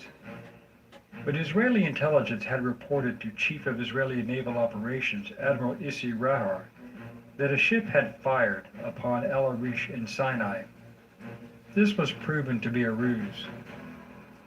The only ship in that area was the USS Liberty, which flew the U.S. flag and was in international waters. In what was described by both President Lyndon B. Johnson and the Israeli government as a case of mistaken identity, Israeli air and naval assets attacked the USS Liberty on June 8th, killing 34 Americans and wounding 172 of the 294-man crew. Previously, the United States had announced that it had no naval forces within hundreds of miles of the battlefront on the floor of the United Nations a few days earlier. However, the USS Liberty was assigned to monitor the fighting. As a result of a series of United States communication failures, whereby messages directing the ship not to approach within 100 miles were not received by the Liberty, the ship sailed to within 14 miles off the Sinai coast. Also notified of the supposed attack upon El Arish were Colonel Shmuel Kislev, head of Israeli Air Force operations, and General Yeshayahu Benket, the head of Israeli Air Force intelligence. Kislev told his pilots that, quote, if they could confirm that it was a military ship, they could hit it, end quote. The naval contingent was also on the alert. Beneket wanted to have positive identification of the ship that may have been involved. Israeli Dassault Mirage fighters passed by and gave their report. The flight leader confirmed that it was an American ship. More Israeli fighters attacked at 14:05 hours for 20 minutes, firing cannons, machine guns, and rockets, and one report from the first pilot who hit the ship stated that oil was leaking. During that time, on board Liberty, radioman Terry Halbardier and Glenn Oliphant followed the captain's order and broadcast in the clear that they were under attack by unknown forces and needed assistance, but their communications antennae were then damaged. They performed a manual repair and began transmitting in the open as their secure channel was being jammed. The 6th Fleet received the SOS, and informed the commander of the carrier task force on board the USS Saratoga, Captain Joseph Tully, who called and launched 12 F-4 Phantom fighters to assist Liberty. And the hotline between Washington, D.C. and Moscow was activated. Moscow was informed that American aircraft were being launched only to surmise the situation regarding the Liberty, not to get involved in the war. But as the Phantoms were en route just minutes away from saving the Liberty, it was reported that Secretary of Defense Robert Strange McNamara mysteriously had them recalled. The only way a SecDef could do that was by presidential authority. Johnson knew the truth, and he was part of the problem. The next wave of Israeli aircraft arrived after the Phantoms returned to the Saratoga, and these were Dassault Super Mysteers with napalm and canister bombs. One pilot called out the ship's identification as Charlie Tango Romeo 5, and that there is no flag on her. This was a strange report, as the previous recon flight clearly stated that there was an American flag, and the ship was identified as such. It is believed that this call was made as a ruse to cover the Israelis should these attacks be recorded by third parties. When that transmission was made, Colonel Kislev ordered all aircraft to stop the attack, as he believed that the ship was, in fact, American from the call sign. But the Israeli commander of the torpedo boat squadron, Moshe Oren, stated that he was not informed that there was a recall from an attack, and was informed, in fact, that it was the Egyptian freighter, the El Qasir. Therefore, he launched 3 motor torpedo boats.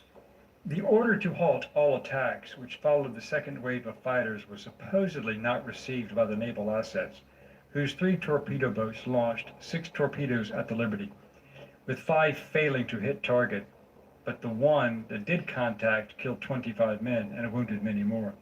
This account is in great dispute. However, the Israeli argument of misidentification fails for several reasons, one being that if they believed it was an Egyptian ship, why did they specifically jam the secure American radio frequency, which were specifically narrow bands? Another problem was the identification issue, in that the Liberty, at 10,150 tons, was 5 times larger than the ship they claimed to have mistaken for the Liberty. Both ships had totally different profiles. In addition, if the attack was a simple error, why were the Israeli jets unmarked, bearing no Israeli symbols, carrying no national identification, in violation of international law? Had the F-4 Phantoms from the Saratoga not been recalled, the torpedo boats would not have been able to engage, and the majority of the men would not have been killed and wounded. The official American position was that Israel called and said that they had recognized their mistake and the attack was over. So therefore, in response, McNamara recalled the jets. However, the attacks were then renewed for another 80 minutes.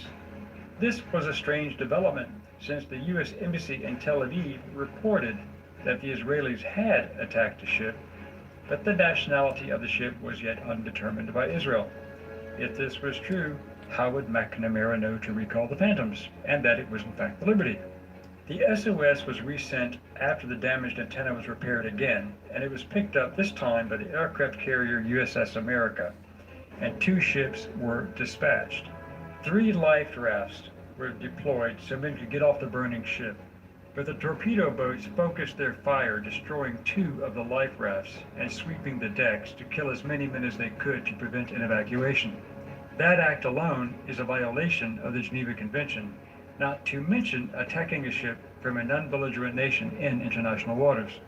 Another strange development was when, after the 2-hour attack, the ship and crew headed to Malta, the 6th Fleet Commander, Rear Admiral Isaac Kidd, ordered the survivors to remove the ship's name from their uniforms. In fact, Admiral Kidd even ordered them to go ashore in civilian clothes, which the men were not supposed to have anyway. They were also told to grant no interviews and do not discuss the situation, even among each other. Otherwise, they would face court-martial and prison, or, even worse, for violating national security. Both Israelis and Americans involved had their opinions on what happened and why. One voice was that of Navy Captain Dr. Richard Kiefer. who was wounded badly himself but worked for 28 hours straight saving lives when he could. He received the Silver Star. Captain William McConaughey received the Medal of Honor for his efforts following the 13 repetitious attacks after his bridge crew were killed, himself badly wounded. His recollection was that the aircraft hit the ship from every direction in multiple waves. Since the attack involved the Israeli Air Force and Navy, that made it a combined arms attack, meaning that it was coordinated, which also meant that command authority came from the seat of government. The military did not simply attack an unknown ship in international waters, let alone an American ship, without orders. All the crew believed the ship was clearly identified as American, as there were reconnaissance aircraft that passed by close enough for the crew to look into the cockpits. Several high-ranking American military and political persons knew at that time that the attack was deliberate. The question was why? The cover-up was incredible. For example, the press was given limited information to downplay the event. The men were sworn to secrecy, and the Judge Advocate General of the Navy, Admiral Merlin Starling, was given only 24 hours to review the 600-page Court of Inquiry investigation report. He had great reservations about the veracity of the report. In fact, the Navy inquiry did not allow any testimony or evidence regarding the unmarked Israeli aircraft. No information was included about the life rafts that were shot out, or the electronics transmission jamming, or even McNamara's recall of the American fighters. This was the first and only time in U.S. history that a board of inquiry refused to accept testimony from American service members who survived an attack and only accepted the statements of the forces that had attacked them. Bill LeMay, a crewman, was given the name tag Smith, removed from a hospital ward with a dozen other patients and placed into a single room. A naval officer soon entered and told him that his name was now Smith, that he was never on the Liberty, and he was never to discuss the matter. I can connect with verified supplies from over 200 Never to countries discuss and the regions. matter. So, nothing to see there, right? Nothing to hide. When those men got back, you would think that, imagine getting off that ship that's blown all to hell and everything, right? And then being told, shut your mouth, you can't say anything or you'll be court-martialed, Unbelievable. Of events. The Senate records, as well as the Medal of Honor Society, recorded that Captain McGonagall's Medal of Honor was earned in Vietnam, not off the Sinai Peninsula. His Medal of Honor citation mentions no specific geographic location and does not mention who the enemy was. Also, the ship's log was also altered to fit the Israeli timeline, supporting that only after 20 minutes of engagement, the ship was attacked for a total of 50 minutes and not 2 hours, breaking up contact after they realized their error. This was obviously not true. But why the cover-up? Why the attack? Over the years, logic mandates that the Israelis knew that the Liberty was a communications gathering spy ship and would be listening in on all communications, Arab and Israeli. Their push into the Golan Heights, as well as their attack in the Sinai, would have been recorded in real time by the Liberty. In fact, the director of the National Security Agency, Marshall Carter, stated that he believed the attack was deliberate so that Israel could maintain the secrecy of their operations. Sinking the ship and killing all on board was the only way for Israel to have accomplished that mission. The CIA transcripts were handed to the American ambassador in Lebanon at that time. The transcripts clearly showed that the pilots, upon reaching Liberty, reported that it was an American ship.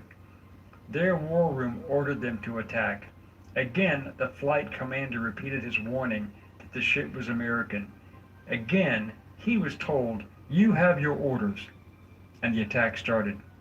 These reports were also supported by an EC-121 airborne surveillance aircraft operated by the National Security Agency, which also recorded these transmissions, confirming that Israel knew the ship was American. They even stated in their own radio transmissions that they saw the flag. And this was true for both the air and naval assets involved in the attack, contradicting their official statements. What came to light later was the justification for sinking the Liberty and killing the crew. Moshe Dayan, the commander-in-chief of Israeli forces, had ordered the attack. This was due to the fact that Israeli commanders in the field were authorized to execute Egyptian prisoners of war rather than lose time transporting and securing them. Israeli military historian Uri Milstein claimed that there were many incidents in the 1967 war in which Egyptian soldiers were killed by Israeli troops after they had raised their hands in surrender. It was not an official policy, but there was an atmosphere that it was okay to do it, Milstein said. Some commanders decided to do it, others refused, but everyone knew about it. Declassified Israeli Defense Force documents show that on June 11, 1967, the operations branch of the General Staff felt it necessary to issue new orders concerning the treatment of prisoners. The order read that, because existing orders Totally were agree with you, contradictory, the Campbell. one, Absolutely, they knew. soldiers and civilians who surrendered were not to be hurt by any means. 2. Soldiers and civilians who possessed a weapon and failed to surrender would be killed. However, soldiers caught disobeying the order by killing prisoners would be severely punished. Now this appears to be damage control and could only have been issued from Dayan due to the Israeli knowledge that they did not destroy the Liberty and that intercept transmissions could prove these criminal actions. This appears to be a classic case of covering their collective rear ends. If this information were to have gotten out, it would prove that Israel was committing war crimes, and the Liberty was a known intelligence gathering source. Israel's legitimacy was already in question, since they launched the preemptive strike on Arab airfields, as their intelligence supposedly had information that the Arab forces were preparing to launch attacks against Israel. American officials at the highest level would have known this, including President Johnson and Robert McNamara. It does not take a great stretch of logic to understand why the cover-up took place, and from where it originated. The United States could not afford to have its great ally Israel accused of war crimes.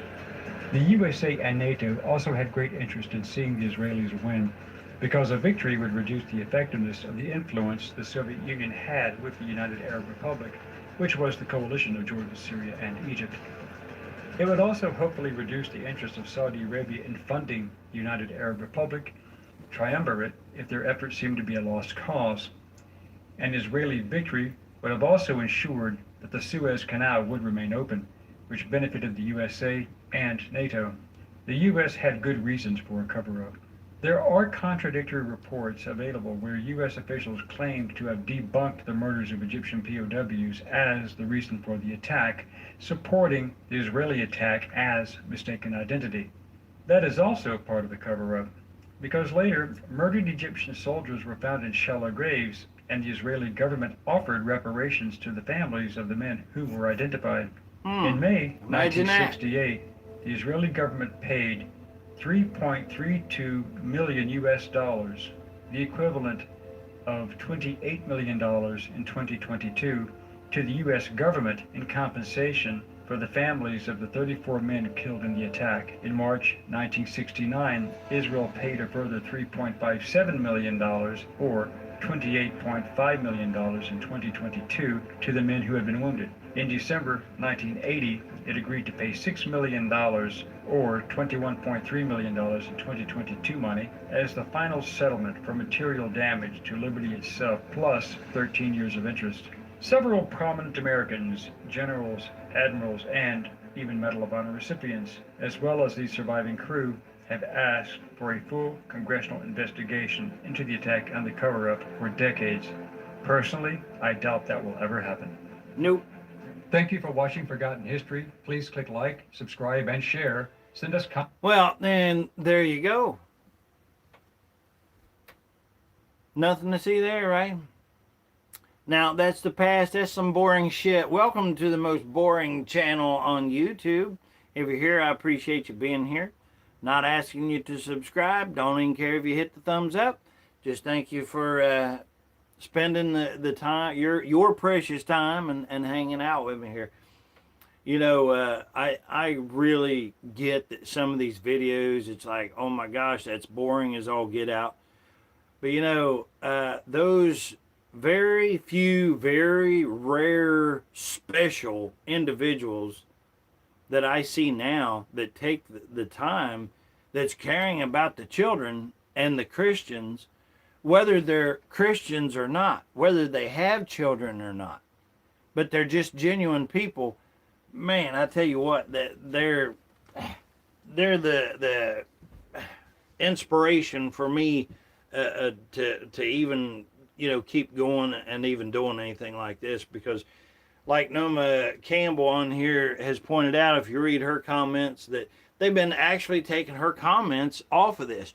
They don't want us being adults. They want you to go watch somebody putting a firecracker in somebody's ass or something, you know, or lighting a bag of poop on fire on somebody's porch or something, you know.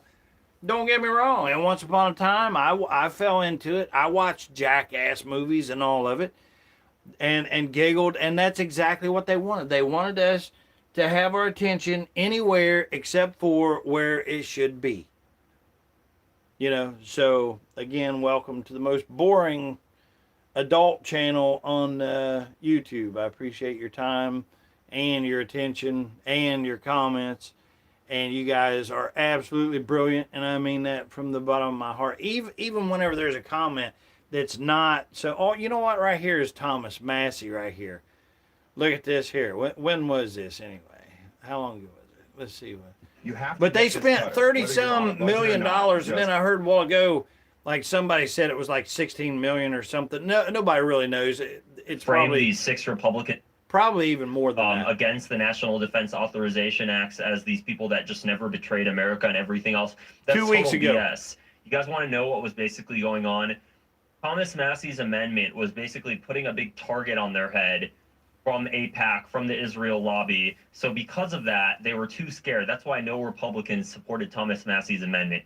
With the National Defense Authorization Act, it's such a big piece of legislation. It's so broad that Republicans voting no on it won't be as targeted by AIPAC, because they could say, which some have already done, oh, I voted no because of this, I voted no because of that, totally unrelated to Israel. The Republicans that voted no on it, some of them already posted on X their reasoning. One of them was a congressman from Oklahoma. His reasoning had nothing at all to do with Israel, nothing at all to do with Section 219. It had something else to do with the cost of the legislation itself. Okay? Don't let them go. Don't let them, you know, get away with it. They should have voted no on Thomas Massey's amendment. They were too scared. They're too scared.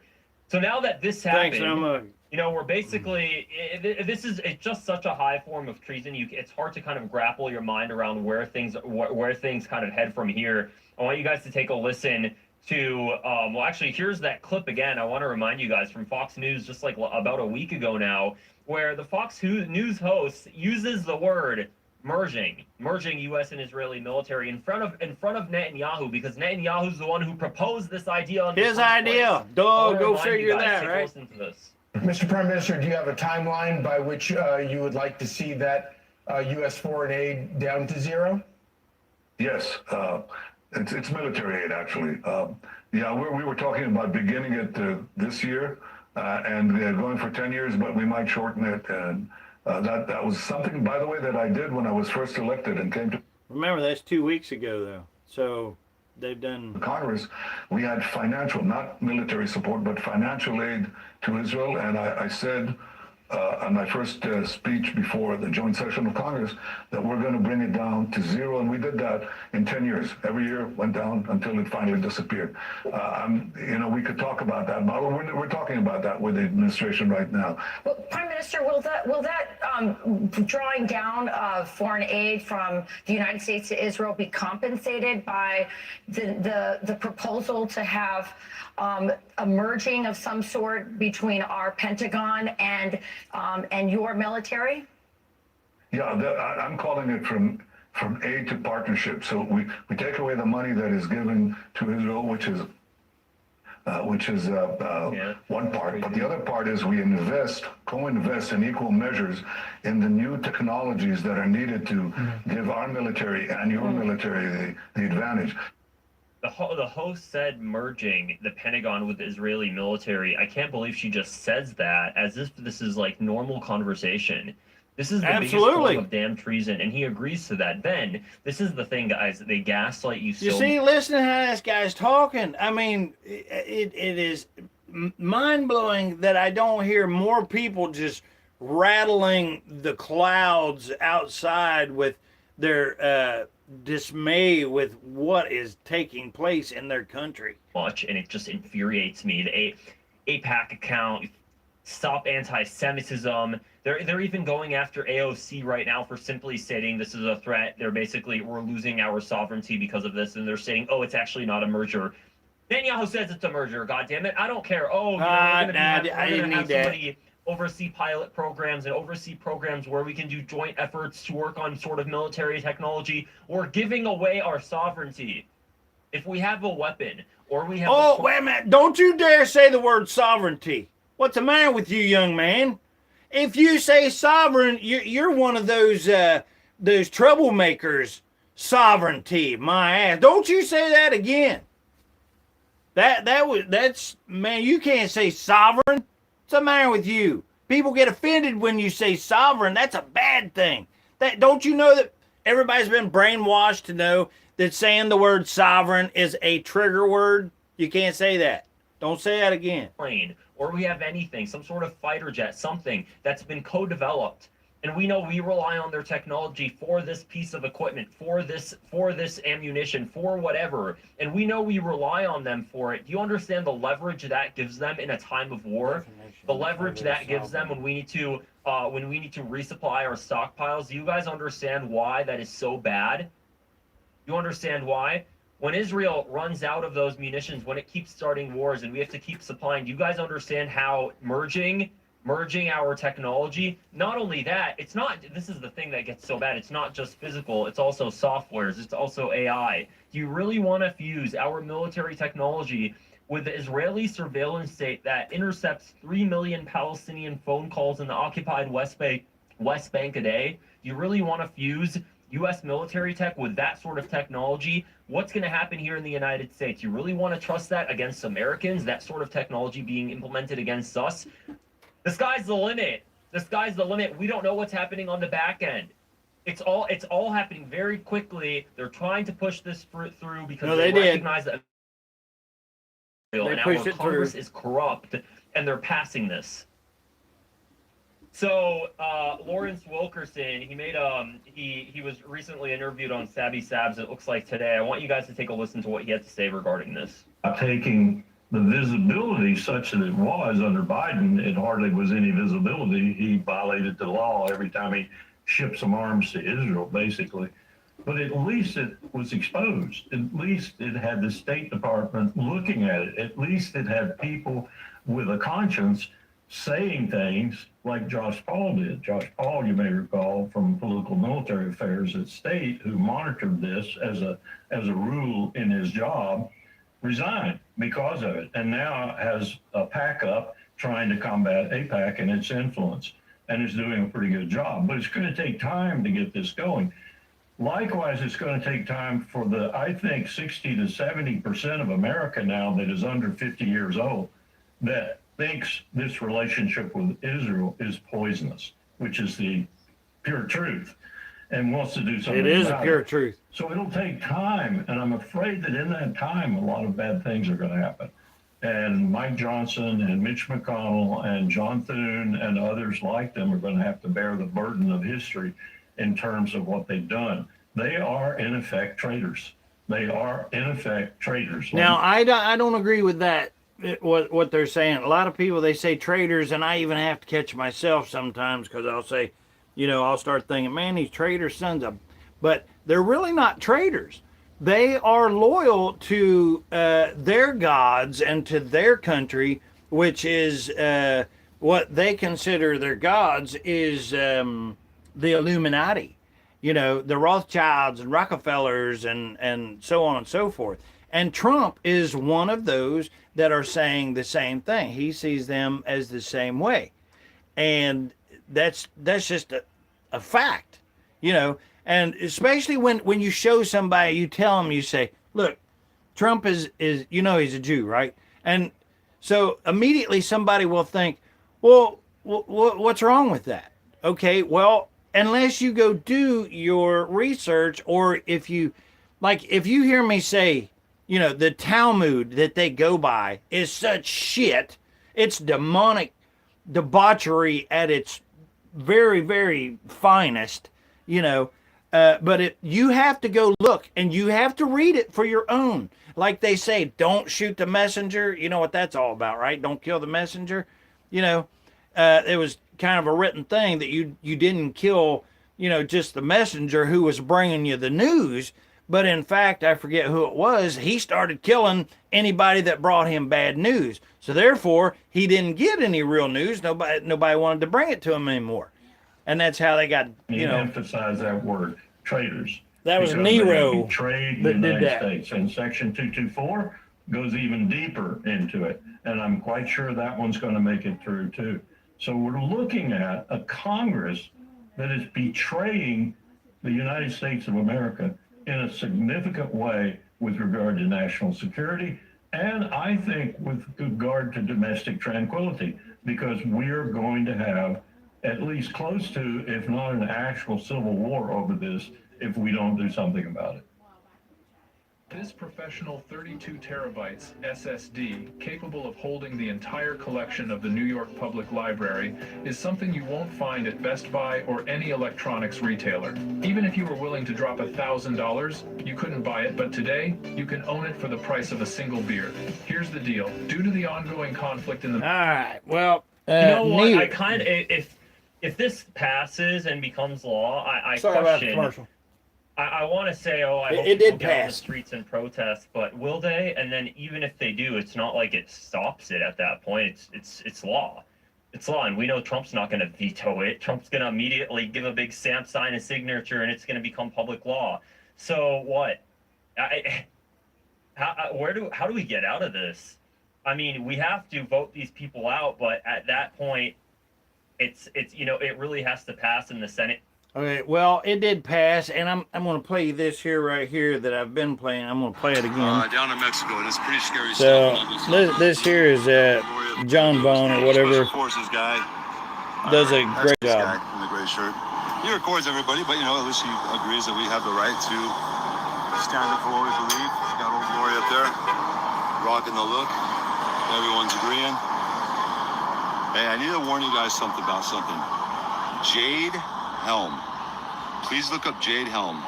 So now that Trump has combined our militaries,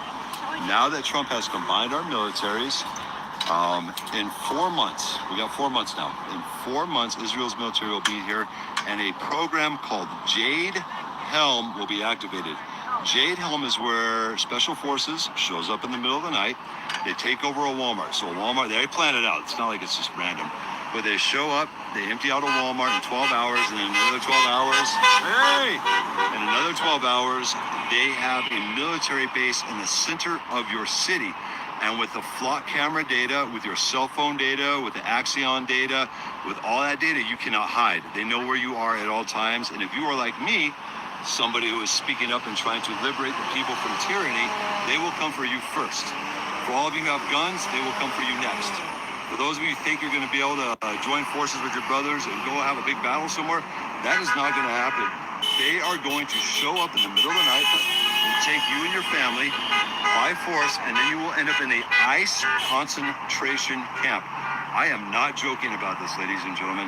We have 4 months before Jade Helm. No, we don't. We don't have 4 months now. I'm playing that, and I have been playing that, and that's my inspiration from jumping on here and doing all this live stuff just in the last couple of days here. It's because I'm trying to tell you, everyone, anybody who will listen, you better prepare. If you're not right with the Lord, you better get right with the Lord. If you're all right with dying, the way you are, then so be it. But you cannot say that you have not been fair warned and you haven't been told about this. Now, a lot of people, as you read in the comments earlier, they've pretty much already given up and said, well, you know what? Let the Lord do whatever the Lord's going to do. I'm out, Well, if that's your stance on it, then, yeah, you've already just kind of give in and give them their way. But for me, I genuinely, when I say that I love my children, I'm fighting for every second that I can give them so that they can come to the Lord on their own, because you can't just tell somebody, well, you better get right with the Lord and then have that to happen, you know, because if the Lord ain't in it and if they ain't willing, it's not going to happen, is it? You know, think back to whenever you got saved and stuff. It wasn't because somebody said, you get saved and you get right with the Lord, or, you know, that's it. I mean, you had to make it up for yourself and in your own mind. And you can be one of those who's claiming and pretending, you know, all you want to. And that's why the Bible says, not all that says, Lord, Lord, it will enter in, you know. But, I mean, me, myself, and I, what I gather of it is you're supposed to, what does the Bible say? It says there's no greater gift than somebody that lays their life down for another. You know, are you willing to do that? Because that's what Yeshua did. It's what Jesus did, right? Absolutely.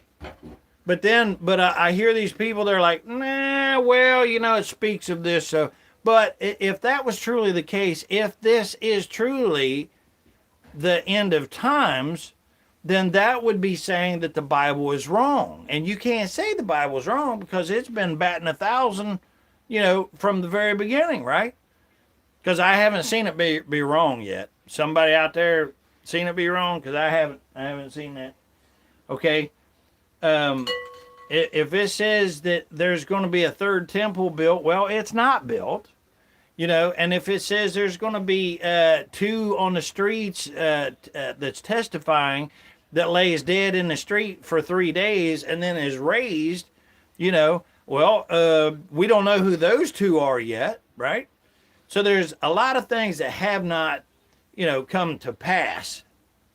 So until that happens or whatever, and you know what? We can't keep track of everything. And if you go back, and even if the things that we see, you know, now that we know what happened because of history, and you pull that out and you look at that and you say, well, you know, now we know that that's what it was talking about. Well, you can see that because it came to pass. But you can't tell what the next thing is until it's presented, right? So, you know, that's what we just have to keep living the best that we can and doing the best that we can according to the Bible. But there again, you got to ask yourself, because we was talking about the Ethiopian Bible on last night's show, and so we'll talk about it now. You know, is there anybody out there? Have you read the Ethiopian Bible? Do you know about the Ethiopian Bible? And if you do, then a little bit about it is Ethiopia was presented these books and stuff, and the geography of where they're kind of out of the way, so the books and stuff were guarded and kept pretty much intact. And when you line those up with today's Bible, you can see clearly, I mean, if it's a fact, that even the very first words have been changed. And there's people that says, well, the interpretation and this, that, and the other thing. But what's the bottom line here? You know, it's pretty easy to figure out. I mean, once you get it's pretty straightforward what God wants us to do. And that's to be kind and loving to anybody. Like if you need help, you help another, you know.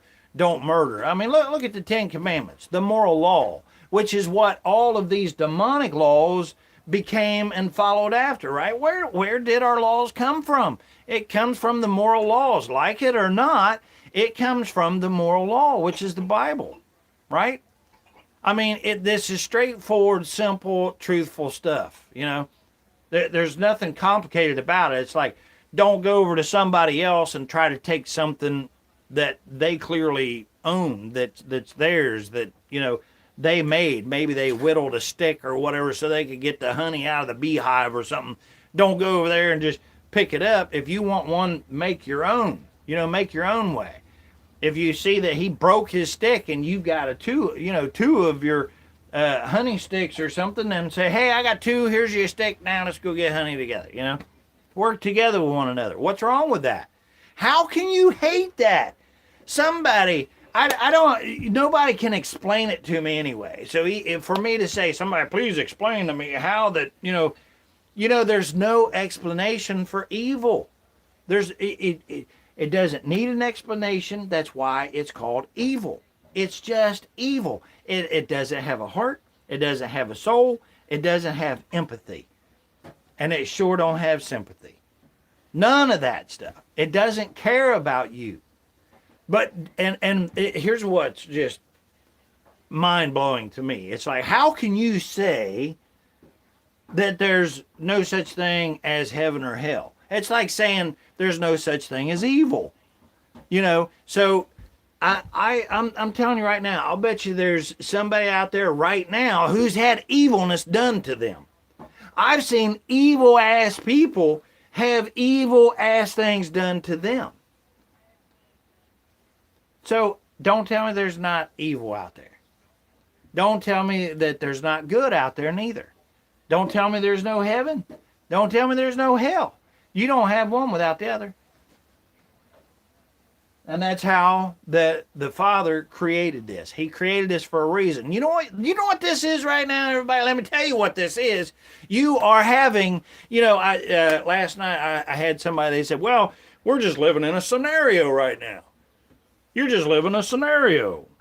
And I'm like, well, okay, but it's your scenario that you're having. And your scenario is kind of, kind of tangled up with mine right now. Right? But I'm telling you what this is right here, right now. You are having an audition. You have a role to play. You have a place. You have a chance. You have an opportunity to be in the greatest show and to have eternal life right now. But this is your audition. What are you going to do with it? You going to tell me how bad I am because I'm on here fighting for children? Are you going to come on here and tell me that I'm a traitor or whatever because I'm sticking up for people who can't stick up for themselves? Are you going to tell me that I'm bad because I believe in a higher power, and that higher power is telling me to be good and kind and loving and to do for you? That's why you're going to hate me? Then you can hate me all you want to. And he said that, blessed are those who's persecuted for my name's sake. So if that's what you're doing, then persecute me, hang me upside down, and bleed me out. That's fine with me. Now, I might squeal like a little sissy if you actually go to do that, but I'm going to say it right now, so that whenever you put the thumb screws on me, and that's why they determined that you can't do this, interrogate somebody, take them behind closed doors and waterboard them, start locking their thumbs down, putting the thumb screws to them and saying, tell us the truth. I'll tell you things that I don't even know if you start doing stuff like that to me. And think about what Peter did,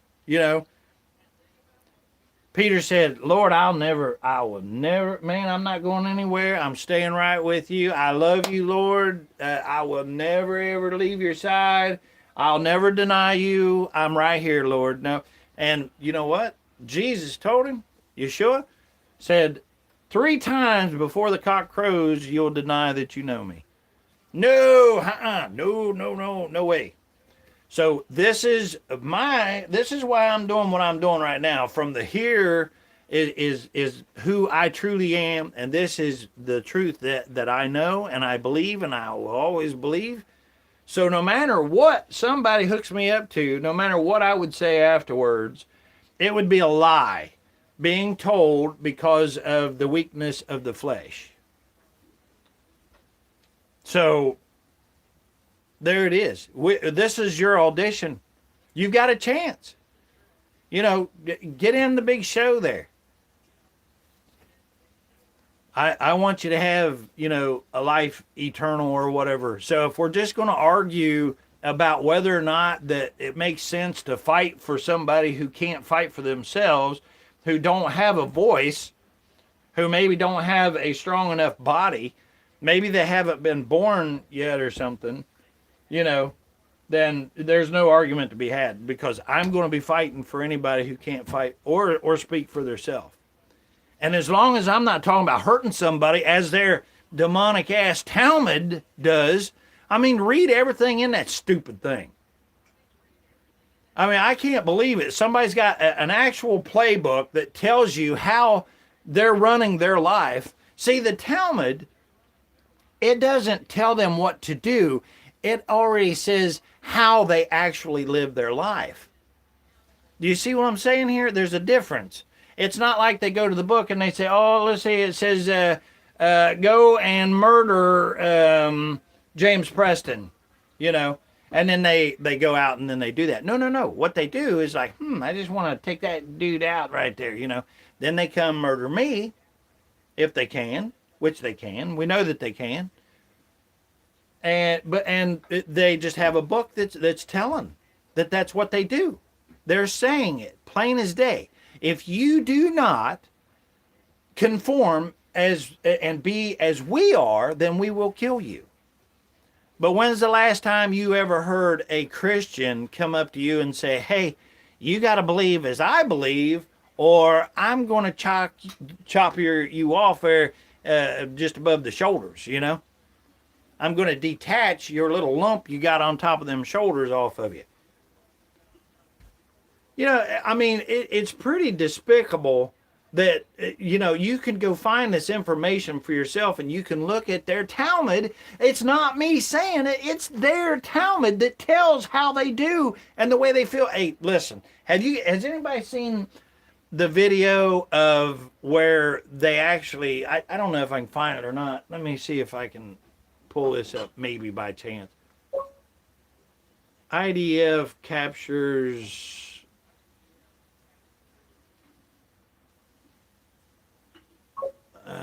let's see, what was that? Let me see. What was it they called that? Anyway, what they done is the IDF. 47 Israeli. They got this guy, and they took him. I wonder if that's it there. That might. No, that's not it. But there's like 7 of them, right? And nobody will want to hear this because it's pretty sick stuff, you know. But they got this captured soldier from Gaza. And they pull him around one of these exploded buildings or something like that. And they all circle around him so that they could sexually sodomize him, you know. And they all stood there and took turns. Now, these are males with another male doing that. Okay, these are sick, demonic individuals. You know, and then anybody seen anything out of the Epstein files? Has anybody seen any pictures? Has anybody told themselves like I did at first? I'm like, I don't want to see none of that sick stuff. And then I thought, well, now hold on a minute. Hold on. I kind of owe this to the children who can't like speak up for themselves, or the ones that was. So I started looking and I started watching, and I was absolutely appalled and sickened, and still am. And you would think that it would get better over a little bit of time, but it does not, you know.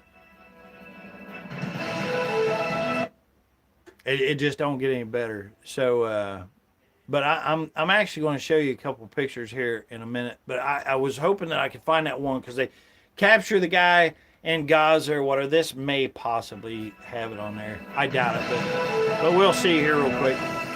Give me just a minute. News is made possible thanks to your generous donation.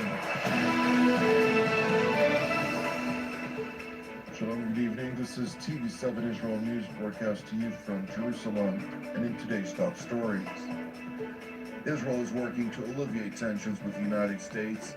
The Netanyahu government and Biden administration failed to see eye to eye. Because you live in America, you hardly what danger Islam is. And that comes from Summon Bodala. And he says, you hardly know. You know what? You know what? Man, do I wish. I'm not wishing. I am praying that you could share, and I know I probably don't even realize what I'm saying whenever I'm saying that. But Soman Bodala, I'm probably butchering that, and I'm so sorry. But they write here, and it says, because you live in America, you hardly, and I believe he's saying, know what danger Islam is, okay? Islam. Okay, well, share. You know, Islam. That's what I'm trying to do. Is I'm trying to get out, and all of it taking place for what? Somebody tell me for what?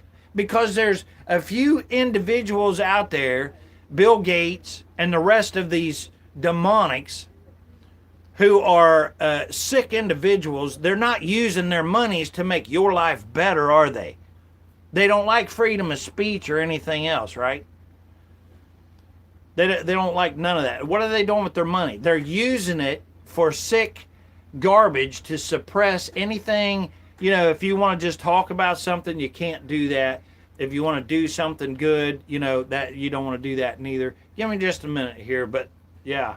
You know, it says because you live in America, you hardly know what danger Islam is. So, I don't know. Share. What do you know? 140 terrorists killed and 600 suspected terror operatives apprehended. The IDF persists in its operation at Shifa Hospital in the northern Gaza Strip. U.S. Secretary of State Antony Blinken voices optimism over prospects of breakthrough for a hostage release deal between Israel and the Islamist Hamas. This is 2 years ago. I'm not going to watch something from 2 years ago right now on this. The main thing I wanted to show you guys was I don't know what this is. Let's see what this is. Israeli officers are sitting in Hezbollah custody right now, and the entire framing you've seen in the mainstream press about this is wrong.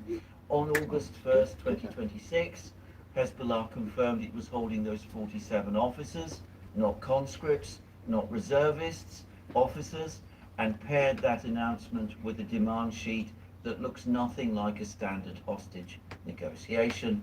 Okay, I'm not for sure what this is here. This is from 2 days ago, so it's definitely current and it's definitely relevant to what we're talking about. So let's just, for just a minute, but then I'm going to show you something here in just a minute.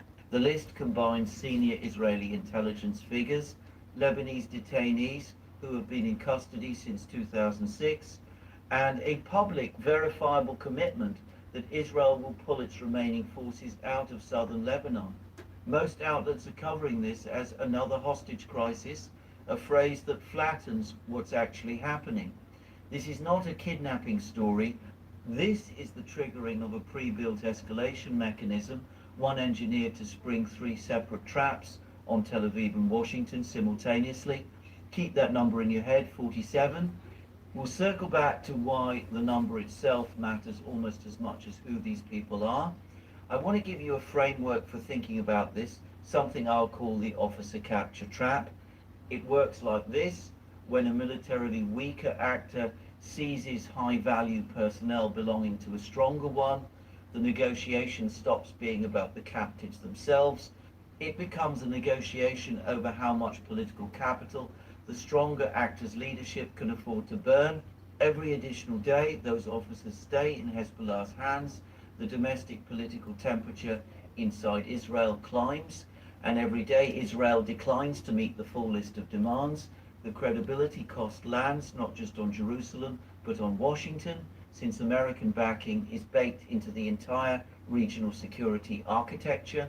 That's the structure of the trap. There is no move either government can make that doesn't leave it looking diminished compared to where it stood before the capture. Sit with that for a second, because it's the whole ball game. Now let's walk through the layers. Most commentary is missing entirely. There are 3, and almost nobody is connecting them into a single picture. Layer 1, this was not a lucky ambush. According to several regional intelligence sources, Bradley Bear in the house here. My dad and his family are all Muslims. Family are all, let's see, nicest, most peaceful people you will ever meet. Pillars of the community in Columbia, South Carolina. My mom is Christian. I was raised in church, not mosque. Thanks for sharing that with us, brother. Hit wasn't a random patrol. It was a specific command. Glad you're here, Bradley Bear. Rotating Thanks for joining us, bro. position near the blue line, and it wasn't a generic infantry group. It included signals personnel, logistics coordinators, and at least 2 individuals with direct real-time access to targeting data shared across American sensor networks.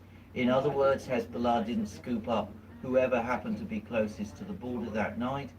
It went after the exact people who function as the connective wiring between Israeli battlefield operations and the wider American surveillance and targeting apparatus operating in the region. That precision explains why the demand list reads the way it does. This isn't a bid for numbers. It's a bid for the specific individuals who understand operationally how the machinery. Bradley Bear says, "Thank you for having me. I'm glad you're here. I mean, kind of leverage than holding a few dozen ordinary you know, soldiers. this whole world needs to be about brilliant minds, Bradley Bear, and it's, a you know, signals officer with access to shared targeting feeds, knows protocols, frequencies, coordination windows, potentially even which assets are tasked to which sectors on a given night. Hezbollah isn't holding hostages, it's holding a partial map of how Israeli and American systems talk to each other. Layer 2, the timing was chosen, not accidental. The announcement landed 48 hours after the most recent wave of American strikes against Iranian facilities, and roughly 24 hours after Israel's Security Cabinet greenlit limited ground incursions into southern Lebanon. That sequencing isn't coincidence. It's designed to put Israel in front of 2 humiliations at the exact same moment. Option 1, release high-value Lebanese. We're going to, here in just a minute, we'll be watching a video that I have of what I was talking about. You know, how does a male even, how is it even possible? I mean, and I'm not really asking the question like that I want to know this, because I don't want to know this. But, you know, earlier I was talking about what evil is. Evil just is. There's no excuse or anything that there's no need trying to figure it out or anything. It's just evil. And it's the same way with how a male, because it's not a man, but a demon male can look at another male and then somehow manage to be, you know, I can't even hardly bring myself to say aroused when discussing this, but I guess I'm going to have to, right? But how can a male, and again, I'm not asking the question like I don't want to know how. I already know how. It's just evilness. It just is. But how does a male look at another male and be able to even perform like that in any kind of a sexual manner with another male? I mean, not, I ain't trying to be funny or anything else, but to look at another male, hairy, stinky, or whatever like that, out in the woods, you know, a soldier, a prisoner like that, and then to go after another male is demonic of the truest form of the word. Prisoners and absorb a visible political defeat at home. Option 2, refuse and let these 47 officers become the recurring visual proof of Israeli vulnerability across every Arabic language broadcast from Beirut to Baghdad. There's no quiet third path here. Whatever Israel picks, it plays out in public, on camera, for weeks. Layer 3. This is Washington's problem as much as Jerusalem's.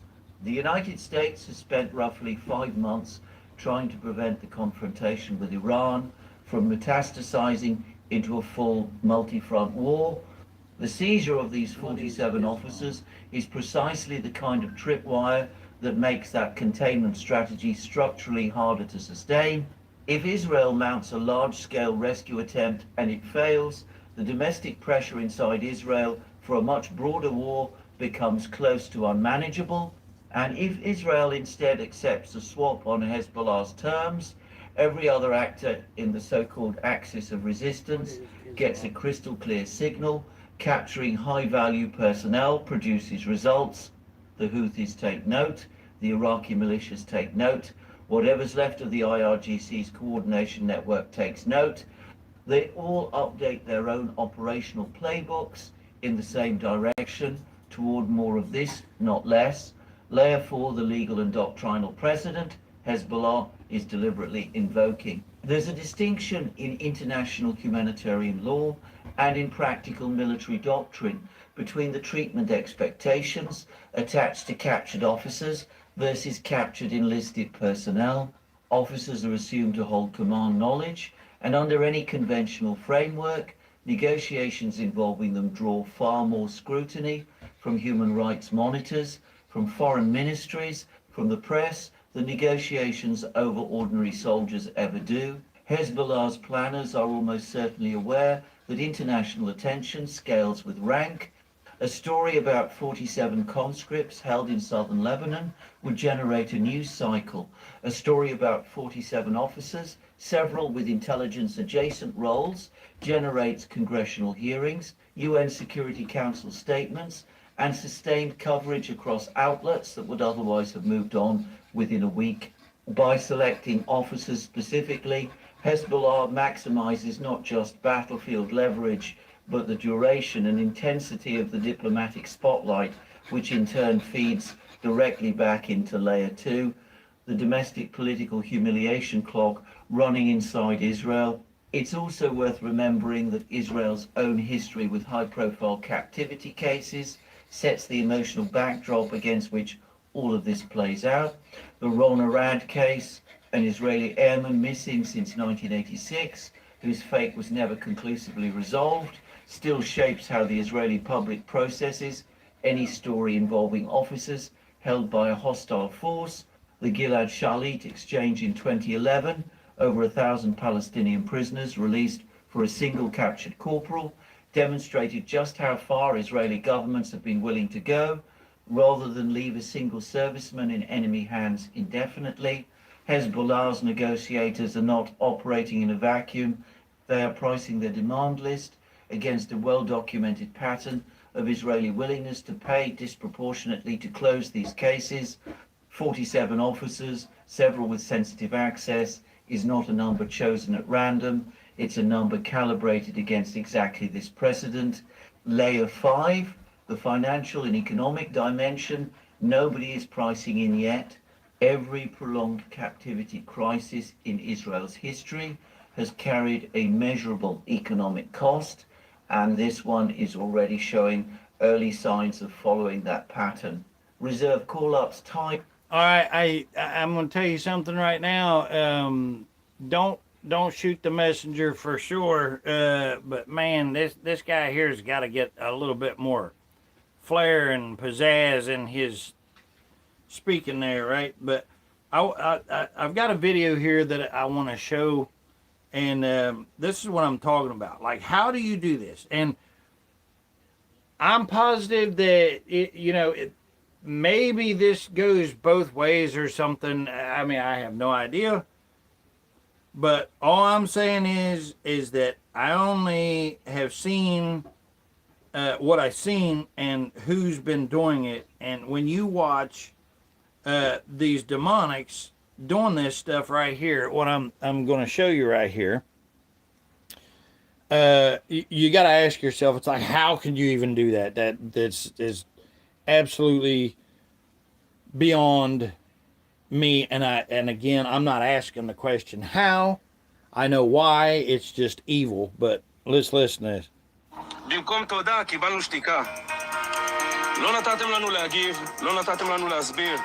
עשיתם עלינו משפט שדה מול המצלמות, כאילו כבר החלטתם מי אשם. Those are the recent words of the Israeli soldiers accused of gang raping a Palestinian detainee in Israel's Sadeh Taman detention center as part of a case that has shaken Israel's army, judiciary, and government. The incident dates back to July 2024, when a Palestinian man held at Sderot Taman was transferred to a hospital with severe internal injuries consistent with violent sexual assault. As the military quietly launched an investigation, far-right Israeli politicians and activists quickly rallied in support of the perpetrators of the alleged rape, storming Sderot Taman and publicly demanding that they be treated as heroes. Amid debates in Israel about whether raping Palestinian prisoners should be legalized, CCTV footage of the incident was leaked to journalists weeks. Okay, hold on. Did anybody hear that?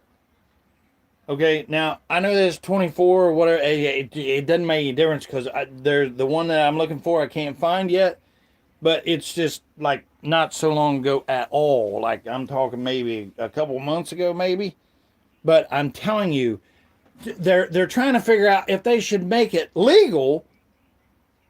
I mean, oh my God, to make it legal to rape prisoners.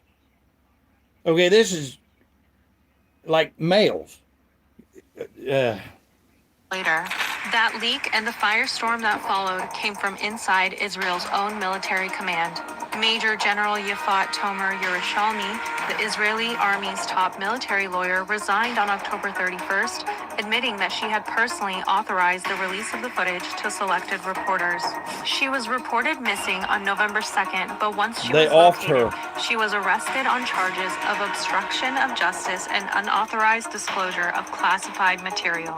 Israeli Prime Minister Netanyahu responded to the developments by condemning not the alleged assault, but the leak itself. He called it the most severe public relations attack Israel has ever faced, arguing that it was being weaponized by Israel's enemies to undermine the army. It has been over a year since the incident, yet the 5 reservists indicted for the gang rape still remain free pending trial.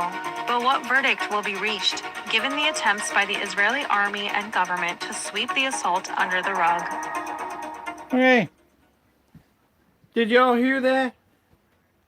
I mean, I don't care if that was 20 years ago. I don't care if it's 30 years ago. You know, now that was 24.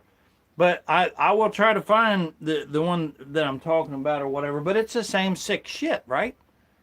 From these demonics like this.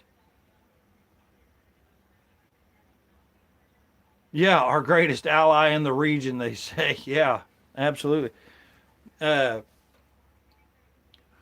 mean, I don't hear anybody else just like talking like what I am. I mean, I don't hear anybody else saying what I am saying. And I am saying that is some sick, demonic shit that should not be taking place. If I am out, I don't care how long it would be, 5 years at war or whatever. I'm telling you right now, I could never ever look at somebody that's a male like that and think, and I'm going to tell you something right now, even if it was a female, if it was like somebody that I can't stand, let's see, sort of like right now. Have you seen, now in that video, you know, you got to give credit where credit's due, right? That general or whatever, she was the one that authorized the release of that footage and stuff, you know? So good for her. So she obviously had some, genuine morals there that come out that, you know, she was trying to do the right thing, and then she fled and took off, and unfortunately they found her, you know? And then that's a whole lot like what happens to the Christians in the past and stuff. No, Campbell, they took out a message of yours again. I think they did. They've been taking out a lot of messages from people off of here, shadow banning me, but, you know, that's what I say. I don't know how long I'll even be on here because I'm just talking, you know, truth, and I'm talking free. I'm not trying to monitor too much of the way that I feel because, you know, us giving in to what they've been doing to us, which is telling us that we got to use words like unalive instead of, no, you straight up murdered somebody. You know, they don't want you to do that. They want to tell you how to talk. Well, you know, he who gives up a little freedom or sovereignty for freedom, or safety, I guess it is, has had neither. So we need to speak up, speak out, and, you know, like these people that's going out and actually taking down these flock cameras and stuff. You know, I see them people are as genuine patriots, man. The one guy, they got him, he drove 150 miles. Let me see if I can pull that up or whatever. Maybe we can get that. These flock cameras that they're shoving up our hind ends is absolutely, you know, this is going hand in hand with this bingy, nasty yuckapoo, you know, that literally it was his ideal to merge these militaries. And I find myself, I got to be careful because I don't want to say our militaries, because you and I, if you are here in the U.S. Incorporated, where I am, then you know that this is not, we're not a part of the U.S. Incorporated. They just come along and just kind of spread their shit over top of us or whatever, and has smothered out America. But we Americans are still here, and we're going to fight. I guarantee it. We're fighting now. We're going to do whatever we have to do. Let's see here. What was I going to look up now? Shit, I can't even remember. Oh, yeah, flock cameras. Guy drives 150 miles to take down flock cameras. Let's see if it'll even pull it up here or not.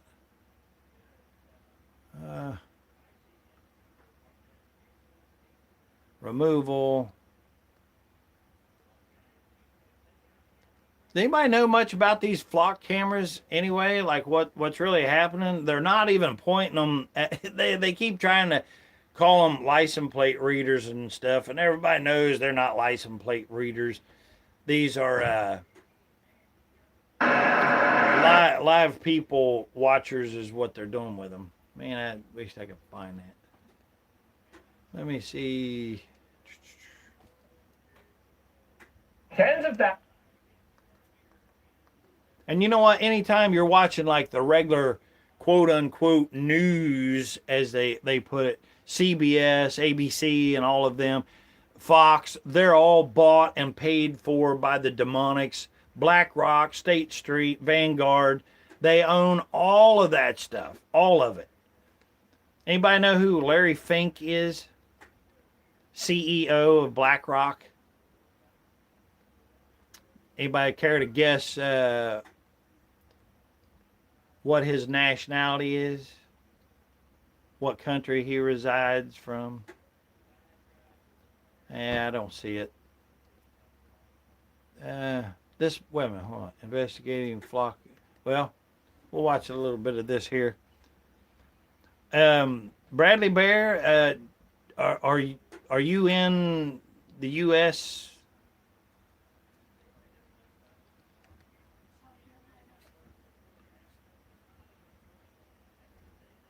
Incorporated, I should say.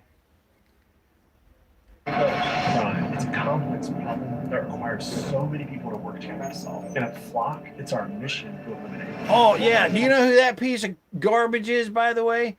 This is the idiot. Being stopped by police Not for this doing a guy. Story on mass surveillance and a company that are putting cameras in your neighborhood. Oh, this is really good here. This guy actually goes to their headquarters to Flock, where the Flock headquarters is, and they don't want them being there. They wind up calling the cops and everything on them. Watch this. This is pretty good. It's a Pretty complex interesting. problem that requires so many people to work together to solve. And at Flock, it's our mission to eliminate it. A former Milwaukee police officer pled guilty to using the Flock camera system. Police say he used it to track a romantic partner and friend. Well, if you're in South Carolina, yeah, then you're dealing with them down there too, right? I think it's just people wanting to make a lot of money. Construction company, that's a new one. They're surveilling Flock right now.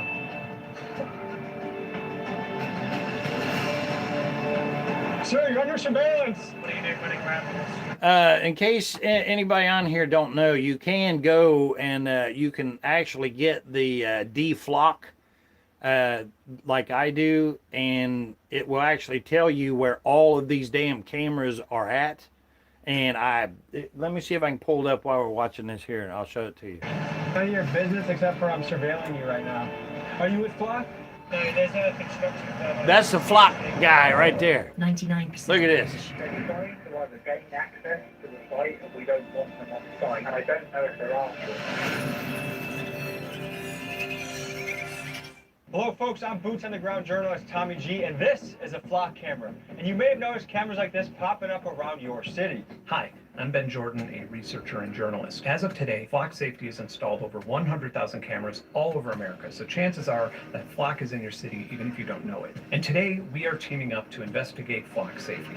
That's right, today we're going to spy on Flock employees to see how they like being under surveillance. If you go to Google or Flock's own website, the address of their corporate headquarters will lead you to an empty building. The actual address is kept private. And today we even reveal their secret drone operation, and we get boxed in by police. We're going to cover the biggest red flags to be aware of when it comes to Flock and arm you with the information you need to know about this surveillance takeover coming to a city near you. In this episode, we'll cover the arguments for Flock and also the many arguments against Flock. Folks, we're here in Atlanta, Georgia on a surveillance mission. We're headed to Flock Safety, the headquarters. You probably have seen cameras from Flock in your city. And how are they getting there? Well, from city council approval. And I want to know what the will of the people is. Do they want Flock in their city? Because I do agree this is a complex issue with good points on either side. What is the slippery slope of what we're willing to allow under the selling point of safety, which is, of course, how they always make things more tight and tyrannical. So we're going to infiltrate, find our way in. I'll see you guys on the ground. So what we're finding here is it appears to be a nondescript building, which I think is kind of funny. We surveil people, but we also want our own privacy. Kind of a contradiction in my book. But so we're going to throw a drone up, do our own little reconnaissance, and then we'll move in on the target and get some license plates. We started off with a simple mission: surveil Flock employees to understand this company's attitude towards being watched. We were also going to film Flock employee license plates so I could bring this footage to Ben, run it through an algorithm, and understand how invasive this data gathering can be. But what we found is this multi-billion-dollar company was not so easy to find. Miguel had a good point, which was, like, if your son got kidnapped, like, wouldn't you want Flock cameras around so that you could track that car very quickly? And the answer is yes. Where a lot of people get nervous is when you see places like China with a social credit score, and you know they want to bring that to America. It's the scope creep of where safety and security lead to. So there's just a lot of implications of once you allow these cameras, because on surface level, it's like, yeah, put the Flock cameras where all the shooters are, and let's clean up our cities. But where do you draw the line? And you know that the people in power never want that line to be in our favor. To cover how Flock cameras have the potential to be abused, I have to look no further than my city of Milwaukee, where police officer Josue Ayala obsessively used Flock 180 times over a 2-month span to stalk his ex-girlfriend. And in McHenry County, Illinois, where I grew up, the same story played out where a police chief used Flock to creep on 3 separate exes and was later charged with multiple felonies. And there are countless stories like this. For example, earlier this year in Florida, a sheriff who was working a side security job for a film set started hitting on an actress and repeatedly approached her even after she told him that she had a boyfriend. You see, the reason why that I landed on this, and I think we should watch this, is for really obvious reasons. What do? They set up everything just like when you're going hunting or something, right? To anybody that's ever done anything, like you prepare for it, right?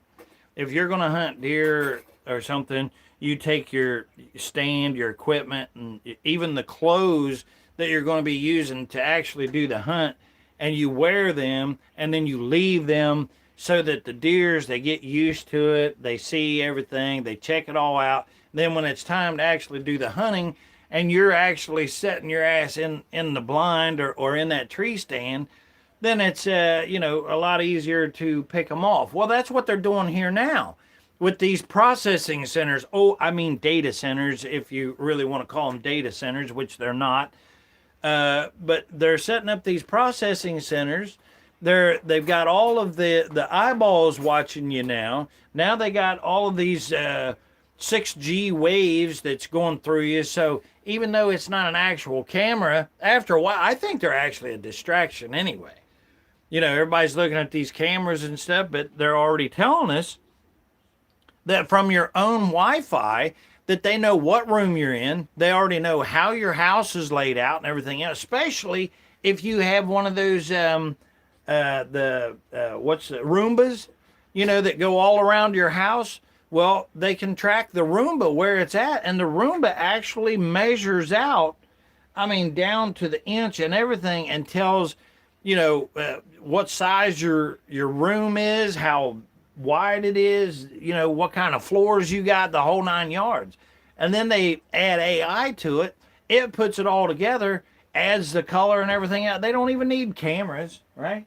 But now there's a guy that I've been watching and listening to, and he's telling where these towers are actually making your innards and insides or whatever with these waves vibrate unbeknownst to us in such a way on a micro level that it's taking the liquid and making it into gel, and maybe we'll pull that up here in a little bit or something. But true shit, boring shit, right? Like, let's not pay attention to that. But then next time, whenever you drive and you go somewhere, and when you're out and about, Noma Campbell, and you're out, just trying to take a little ride or something like that, and you see a tower. Oh, well, where'd that tower come from? Well, nothing to me. I'll just drive past it. That's boring shit, right?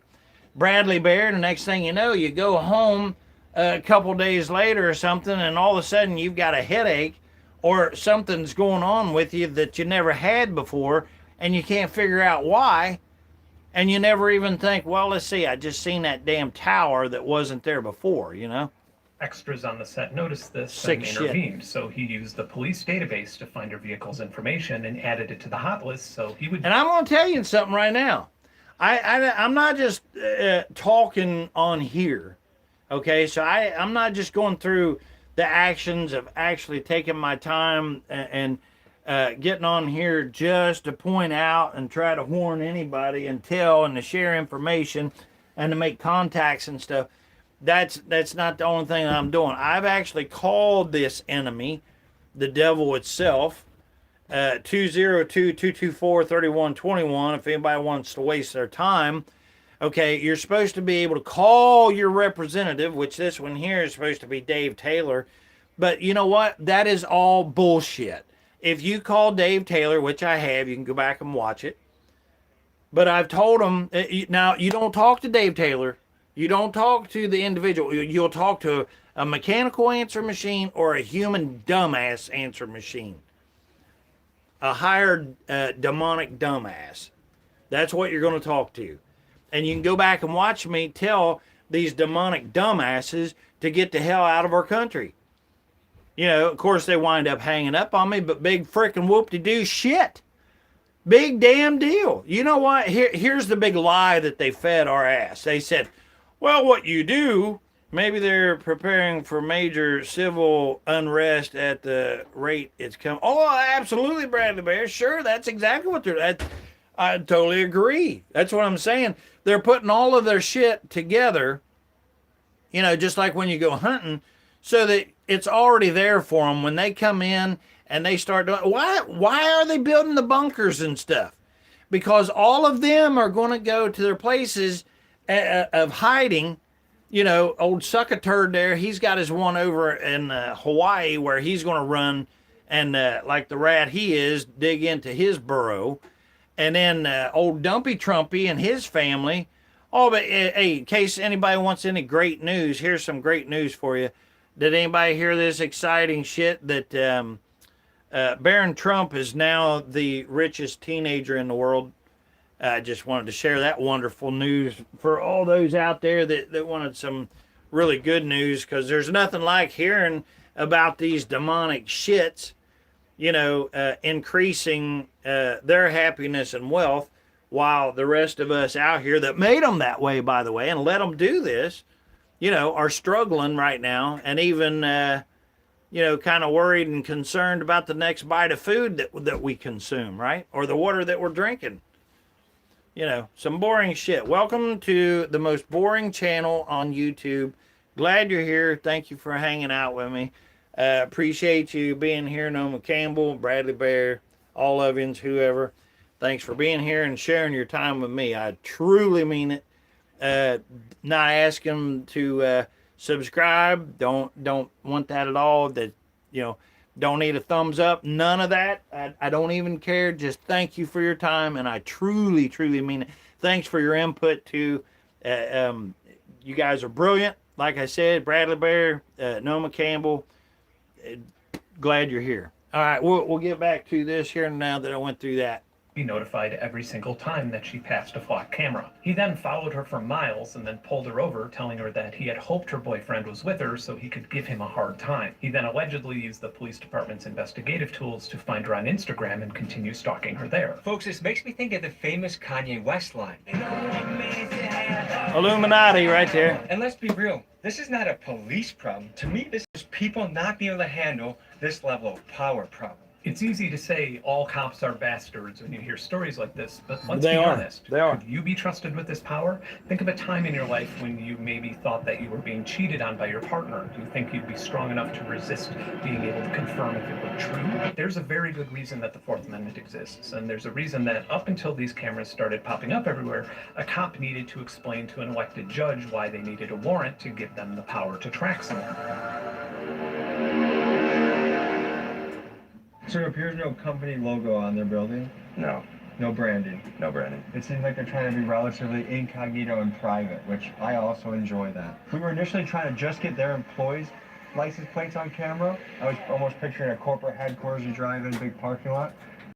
Because it's going to be a mixture, I guess we just have to surveil everyone for safety, which is, I mean, just for safety, guys. We put in flock interview requests, and we'd love to talk to their people. Garrett, we want to talk to you. We think you have some good points, and we want to hear how you navigate some of these privacy concerns. We've already seen some examples of this technology going wrong. There's cases of wrongful police encounters and arrests. The first thing you'll see when you go to Flock's website is the words clear evidence and safer communities. But let's talk about times where the evidence wasn't clear and it didn't make people safe. Look no further than California, where a man spent almost a month in jail after he was mistakenly tied to a carjacking, even though he was 5 miles away. Or this man in the Carolinas who was held at gunpoint after an incorrect Flock hit falsely labeled his car stolen. Or this woman who Anybody ever watched The Minority Report with Tom thief, even though Tom she was Cruise innocent, in? and the list goes on. Folks, this is something you're going to pay for on both sides. You'll pay on the front end when your city council votes against your wish to install these cameras all over your city, and you'll pay for it on the back end when officers are using clear evidence to brutalize somebody, and you, the taxpayer, for some reason has to pay a multi-million-dollar lawsuit, not the police. And so it seems to me this is a very expensive problem that almost none of us want. It's not like we get together and vote and say we want this, we own this decision, we feel good about it. It's a few members of city council that approve it and Baron is lurch. just like the data centers. And it's like, we'll see what the numbers are. I just put out a poll on my YouTube. San page. Quentin, man, Let's see glad what you're the here. poll is. Appreciate So it. just 27 minutes in, we have 1,100 votes, 94% no. And don't forget, looks vice like a presidents lurch. of such companies were caught logging Go the Baron, live yeah. girls' preschools and gymnastics classes for hours. We're gonna have to look into that. Flock's website claims that nobody from Flock Safety is accessing or monitoring your footage. However, through open records requests, I found out that they looked at our Absolutely, brother. cameras over Glad you're 1,000 here. times. Thank you. This is Jason, a concerned dad and whistleblower out of Dunwoody, Georgia, who exposed a story about an alleged Flock sales demo that apparently involved Flock employees and police Welcome to monitoring the children most playing boring within a channel Jewish on community YouTube. center. This includes a Flock vice president looking at a private third-party security camera in the little girl's gymnastics room at my son's daycare. Flock claims that this was for a sales demo agreement that my city says doesn't exist, and the people who did those camera viewings are now deleted permanently from the Flock system with no record of it happening. Let you get back here, Danny boy. Folks, that's right. People could be watching your kids play, and you as a taxpayer have to foot a ridiculous bill to know. Shouldn't that be the most transparent thing ever, especially if we are paying for it? Flock's argument to that is, oh, they were showing off the camera as a demonstration for another client. It's like if I owned a company and I wanted to hire a surveillance camera company to install cameras around, and they said, all right, check this out. And they open up their laptop and then they log in to view children in a gymnastics center. Like, I would either shoot them or call the police. I'm not sure what I would do, but I would have a very, very visceral reaction. no shit. It's dumb.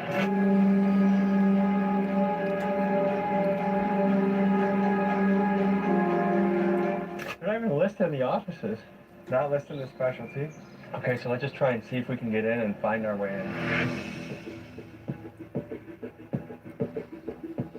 You gotta really like people like him. Good. I'm looking for some help. I'm trying to find the Flock safety office for an interview. In flock safety? They moved out? Okay. Okay. How long ago did they move? They just opened this space. Okay. They just moved to Buckhead. See 106. Okay. So it's totally empty right now. Yeah, there's no people out there. But the security guard can direct you. I mean, if you want an interview with someone, I'm sure. Okay. He's aware of it. Okay. They take security very seriously. Let me call Ben Jordan. Hello. Hey, so we're downtown, and apparently they just moved out of their location, and they're heading to they're moving their office to a place in Buckhead. Ooh, okay, interesting. Do you know how to track down that address? No, that's the first I'm hearing of it. I mean, I'll do some searching around, but I assume you're doing the same. Yeah, I assume they would do like a news story about it or something, just because it's pretty big. So it must have just happened. Let's see, because they have their empty shell of an office, and property management is helping us out a little bit. So just to say that we have an interview here. Let's see what they say. Hey there, we got an interview here. I know they just moved. With Flock? Mm-hmm. Who's that interview with? We're the news. Well, no, so who you have an interview with? Garrett, ideally, but if there's another representative. You said Garrett? Garrett, the CEO? Or? Mm-hmm. Yeah, we're trying to get an interview today, yeah. Oh, no. Yeah, well, there's nobody here. Dang, so they sent us to the wrong spot. How long ago did they move? Like 3 weeks ago? Yeah, but we don't have anything, so we'll see you guys. So did y'all talk to anybody to come here today, or y'all just came on? We just came impromptu, just like the cameras are springing up impromptu around the country. So we Why would you have a look on your face like that if you had nothing to hide? Okay, where's the spot in Buckhead? We can't get that out there. What is that, like for security reasons? Oh, so they care about security a lot, like their own privacy? Ironic, right? Can they They care about by security. your house and your house? What? Wait, you guys care about security here? Yeah, we also care about our privacy too. So, we'll see you guys at the next location, okay? That's the security guard right there. That's the same guy. Yeah, that's the security guard, 100%. Hey, sir, we're surveilling you. Is that okay? Do you consent to being surveilled? We're just filming you right now. Do you consent to us surveilling you with our cameras? Oh well, we're doing it for safety. No, don't it's surveil my me. license plate. What are we gonna do, sir? We're not having that. You filmed us. We're filming you double now. Oh yeah. Get him, film him, surveil him. Sir, does getting surveilled make you feel uncomfortable at all? Can you send my regards to Garrett, please? Sir, are you calling the cops? Yeah. He's calling the cops on us. I don't feel safe either. We should call our cops too. Sir, do you feel in danger right now? Why are you calling the cops? You gotta tighten up, man. Never call the cops. Never call the cops. They're not for you. Reality Trust bought a building for, essentially did the business of buying a building for Flock, a 35,000 square foot lease at Medici, 3284 Northside Parkway. Okay, we're perfect. We're 11 minutes from there. They want to survey us, but Are if you we guys turn the nervous at cameras on them, they say we're breaking the law. Oh, Let's scope yeah. it. Is this also mixed use residential? Yeah, these are all residential. Okay, so what do we got here? It looks like they've got mostly privacy windows. Noma says that they want to survey us, but if we try that towards them, then they're saying that we're breaking the law. Well, first of all, they don't give a shit about what you think that the law is. They're going to do what they're going to do, period. I mean, if you think that a cop shows up and thinks anything about your rights, which is the law, you're wrong. I mean, and proof positive is look what we're dealing with right the hell now. You don't have you have no rights right now. Unless you stand up and fight, you don't have any rights. And everybody's hiding around. You know why people ain't saying anything? Because they're scared. People's afraid. People won't speak out. They won't open their mouth because they're chicken shit. And you know what really aggravates me is those people, Bradley Bear, I'm telling you right now, Noma Campbell, I'm telling you, the people that usually don't say anything like your guys' self are the very ones that should be running the damn country. And I'm not joking when I say that. I mean, it's people that think through before they open their mouth. you know? People totally not like me. If you want to make your voice heard, you can visit people in person. And obviously, we advise you do that peacefully, respectfully, politely. We are about to review Flock's secret new headquarters that they quietly moved to, but first give me 60 seconds to tell you about the sponsor that helps make today's video possible. Today's video covers privacy, and you should know not only are you probably getting tracked as you drive, and it's almost certain that your personal information has been leaked on the internet. I meant you too, San Quentin, man. I didn't mean to leave you out. Much of that is because of 5 big-time data breaches that happened in the last couple years. And that brings me to the sponsor of today's video, Incogni. I have been using Incogni for over a year now, and they send me monthly reports like this that show me how many times they've deleted my personal information from dark web operators and from data aggregators. And folks, I know firsthand how scary it can be when people find out where you live, get a hold of your phone number, and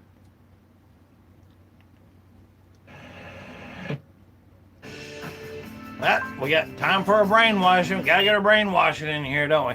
Yeah, but think of the irony of this. I mean, these guys thought, you know what, let's go run down where their headquarters is and jam our cameras up their hind end and see, and look how private they're wanting to remain. But yet it's okay for them to be watching not only you, but your children. Insanity. Oh, yeah. Oh, we're just here for a meeting. We're going up to beautiful building.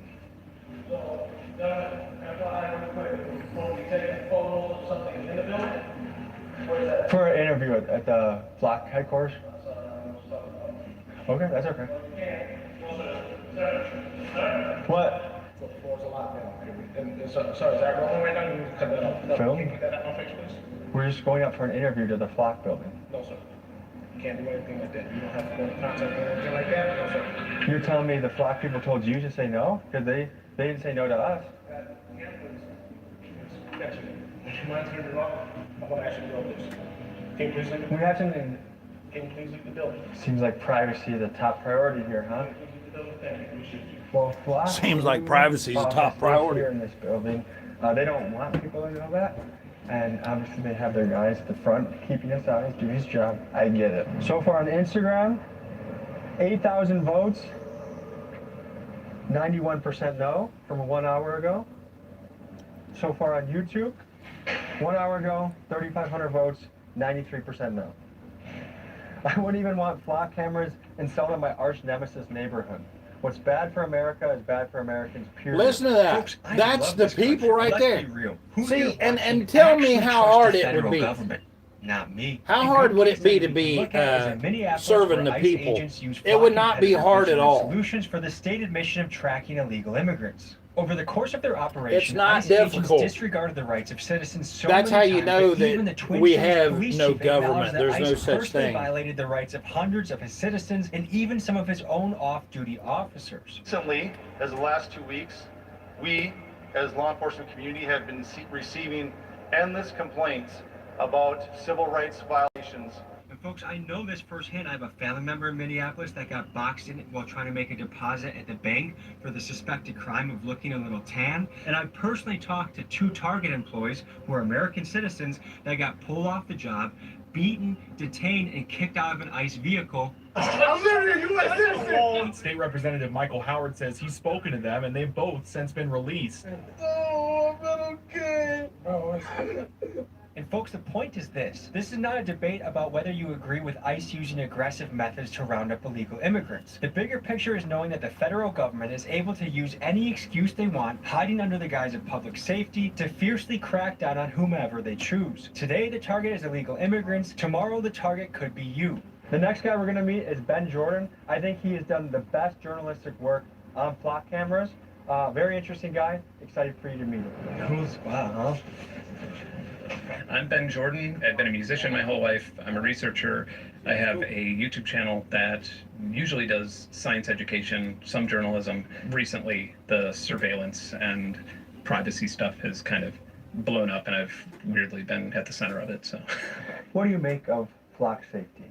I view it a little bit less nefariously than some people do. Like, I think it's just people wanting to make a lot of money. It's Mark Andreessen who is, yeah, I mean, he's the Look at person the who head has on invested that. most money in flock safety. Mark Andreessen, whose venture capital Look firm at the head on Andreessen that. Horowitz is Flock's biggest institutional investor, was just knew they was appointed by the aliens. Pentagon to their defense policy board. So for Well, the at least people wondering demons. about Flock's proximity to federal power, their eyebrows can only raise after news like this. Mark Andreessen has been involved in the Cambridge Analytica scandal. He's been fined. I mean, like, he has this long laundry list of privacy violations and making money off of people's data. And then I see the rest of it just like your standard move fast and break things tech company. They're just trying to grow as fast as they can so they can reach an IPO. When it comes to like security vulnerabilities, when it comes to legal vulnerabilities, I believe that they're just trying to kick that can down the road until they launch an IPO, and then it could be deducted from people's 401k when they have to pay the fines on it, or when they have to take down 100,000 cameras because of security vulnerabilities. Would you argue that Flock cameras do make cities safer? No.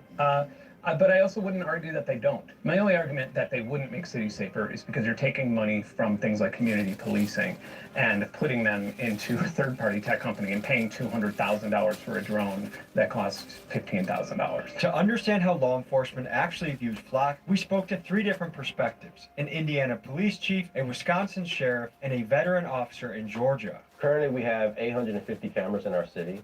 And what it's utilized for is to monitor business districts, residential areas, hotspots, and our city parks. To have 850 cameras running in this town of 26,000, what is the annual budget to keep that going? Well, they last pretty long, don't get me wrong, but when it's time to replace them is when it gets expensive. Right now, my budget for technology as a whole, I probably spend just... Look at him doing the Illuminati sign right there. Look. Of 6 officer salaries. Make no doubt, I'm telling you, do not mistake what he's doing.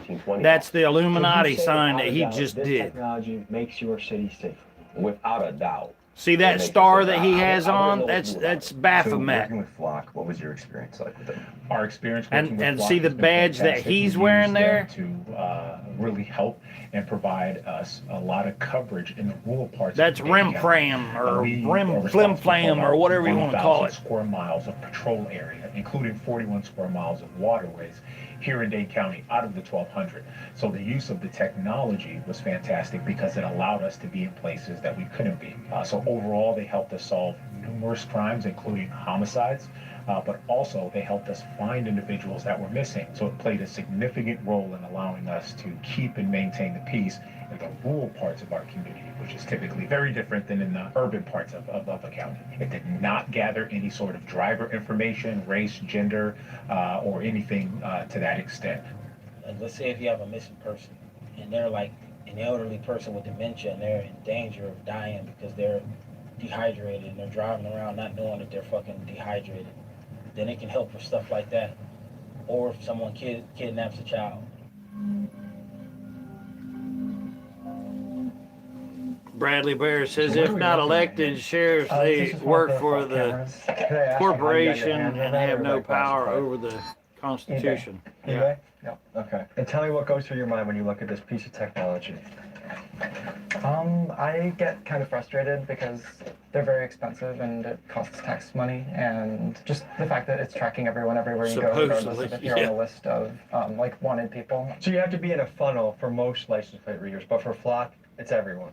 Yes, and it's nationally shared across like pretty much every police department. And another thing to add on to what he was saying is there's something called Flock Nova, which uses something called OSINT, or Open Source Intelligence, which is your Strava bike rides, your searches that are public, your Google, all of your data that's online gets combined with your police record and with your social security number and with your address and all that stuff. And then with your location everywhere you... Do you hear this? As you go from like license plate detection to porn site search super fast. To me, it's clearly a Fourth Amendment violation. I noticed that Flock was actually pretty big on privacy. Anybody care to take a wild stab at who owns the biggest of the dildo factories and everything else in the United States and the world? Anybody? Do you think that's a bit of a hypocritical You're right. stance? The demonics. When initially And do you know which demonic that is that actually owns the dildo factories and the porno sites and stuff? Looking into One the of the company, biggest just owners. randomly, I noticed that the CEO bought Rabbi his house through a Shmuley. trust, so he could hide his address from the public. The new office address that I got that I found for you, it's not listed publicly online. And like when you told me that, I just knew to look for realty trusts. So I was like, oh, okay, a realty. They probably got this through a realty trust, so they could make sure that nobody knows where their office is. You have this $7 billion company, and you don't want people to know where your office is located. Like you're that private. Like I don't have the option to leave my driveway and go to Chick-fil-A without them knowing where I am, but I can't know where their office is. You have some cities where crime has increased after Flock came around, and you have some cities where it's decreased. There's not been an actual good peer-reviewed study on if license plate readers are effective or not nationwide. How accurate are these license plate trackers? They're pretty accurate. What do you say to the citizens that say, I don't want this in my city, it's an invasion of privacy, I don't like this? We're not here to watch you. You do have an expectation of privacy inside your residence. But this is no different than people with Ring cameras and cell phones. Once you step outside your house, that expectation of privacy is gone. They sort of Okay, but who in the hell decided that shit? I mean, you know, here's the whole damn problem, okay? Well, it's not the whole problem, but it's definitely a piece of it. Listen, okay, you got to have common sense here, you know? And that's what Americans have. Americans have common sense. Hell, if you just read the comments, if you scroll up through these comments right here on my show, you will see brilliant people. Whether they agree or not, you will see intelligent, mostly, responses. And if you listen to the majority of the responses, they are highly intelligent human beings, you know, that make really good decisions. Okay, now it's common sense. Like if we had our own little city or town, or let's not say country, but we say, okay, well, you know, if you go to let's set up this place here where everybody can go to. We'll call it, oh, I don't know, something weird like a park where you can go and you can fish and you can cook out and stuff like that. Should you really have to tell somebody, you know, don't throw your garbage down and don't dump your gasoline into the water? No, you expect common sense, right? No, but you have these other ones that come over that all they want to do, they say, hey, you know what, at that park, let's set up a place where we can sell our hot dogs, you know, and how cheap can we make those damn hot dogs, you know? And then they turn it into something other than what it was meant for, okay? So you can twist, you know, America and what we meant for it to be. And this is clearly what these here demonic assholes have done and are doing. And now they're trying to just steamroll us. Now anymore, it's like they're not going to listen to anything. They don't have to. They're going to make all of their helpers, because they're making these mechanical androids, these robots, to do the dumb shit that they want done, right? So now what do they need us for, right? We're just consuming their resources. Like they weren't able to call another police department and say, hey, we have a red sedan being driven by somebody who looks like this with this license plate number, watch out for it, and then be able to find it. Or as if traffic cameras hadn't existed before flock safety, or as if ALPRs hadn't existed before flock safety. I often want to tell police, like, give yourself a little more credit. Like, don't let this multi-billion-dollar company take credit for your hard work. Like, you're the one solving the crime. I could push a button on some of these cameras and log into it and delete and change and modify data. They can't be used in court because of that, because nobody can prove that they're secure. I hate surveillance cameras. I don't like them. I just don't like them in general. And I have them all over this property because the cops have showed up here and because we have private investigators. And it sucks that I have to invest in this stuff that I hate so I can at least have my own side of the story in case a cop comes here and says that I assaulted them or something. Probably because the CEO of this company is telling people that I'm a violent, lawless activist. And then unfortunately there's terroristic organizations like DFLOC, whose primary motivation Here's a piece of shit right here. He's this piece of shit right here. I forget his name. Thank the good Lord above. But unfortunately I need to remember who it is, and maybe they'll tell here in a minute. But this is the piece of shit with Flock. And he is the one that is saying that if you are against Flock, then you are a terrorist. Even if you just tell somebody where one of those cameras are or something, he is calling you a terrorist. Like, where does this piece of shit come from? You know what I mean? It'd be like if someone, and I hate to do this, but I'm gonna say me. If I came over to your house and I just walked in and I said, this is my place, and I don't want that chair over there. I want it over here. How long would you tolerate me doing that? And does your house, your home, is it just within those four walls? You know, just like earlier, what I was talking about with the parks and stuff like that. Our home is our country, you know? You remember when everybody would talk and they'd say, I can remember when I'd leave and leave my doors open and everything. You know, do you do that now? Or anything else. And that, I think, is unfortunate because we don't want chaos, or I don't want chaos. Look at it. This is a nerd that should have had his ass just totally whooped. I like law and order. Like, So he reminds me of The whole Zuckerberg. thing is just a huge infringement on people's rights. I mean, when I first got my hands on one of these, I was amazed by how shitty they were. It saves data every time it detects motion, and then it has both a Wi-Fi and an LTE radio inside, and then it uploads images and data from what it detects. This costs $3,500 a year. Each camera that's up is $3,500. $3,500 for this. Yeah, I mean, this is the cheapest one. This is the cheapest one you could have. Yeah, so if you have like 10 in your city, that's $35,000 a year. I'm Isaac. I'm just a student, and my school pretty much picked up, I think, 48 of these over the course of the last 2 years. But I noticed on campus there were a bunch of these little devices with a Flock logo. It turned out that they were microphones. I looked into them, and I found a press release from Flock where they explicitly stated that they were only gunshot detectors and they would delete anything outside of a gunshot. I think about 2 months after I started looking into it, though, they sent a software update over the air. So now, trust all these us. microphones that are spread all over my college campus, they are just actively listening for voices now, which is very uncomfortable, and I'm not particularly happy about that. This is a multi-use parking lot, but there's a high probability that some of these people are Flock employees. We saw people going across the bridge to the office. So we're going to surveil the entire parking lot and run it through a license plate reader technology and see if there's any people we should keep an eye on.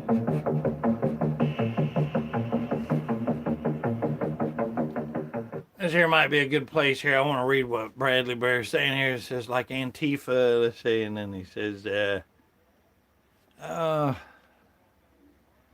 you sound like my sister-in-law making herself at home in my home, and I'm no longer married to her sister.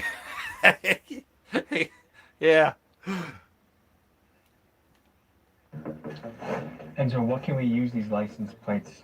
Like, can we track people? Can we know where they live?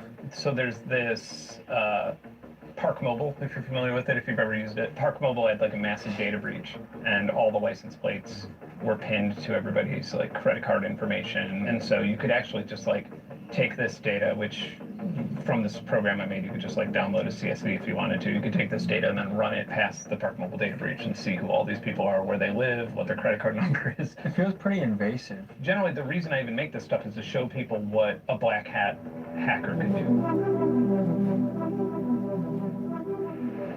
So the viewer understands we're going to go about a 2-mile loop from your house. Yeah, we'll go like maybe 3 miles total. In this one, clearly, you can just walk up to it and press the button if you wanted to. The laws that require that mailbox to be put in concrete, or like that stop sign to have so much, it has to go down in the ground so much, and there's usually concrete or gravel under there.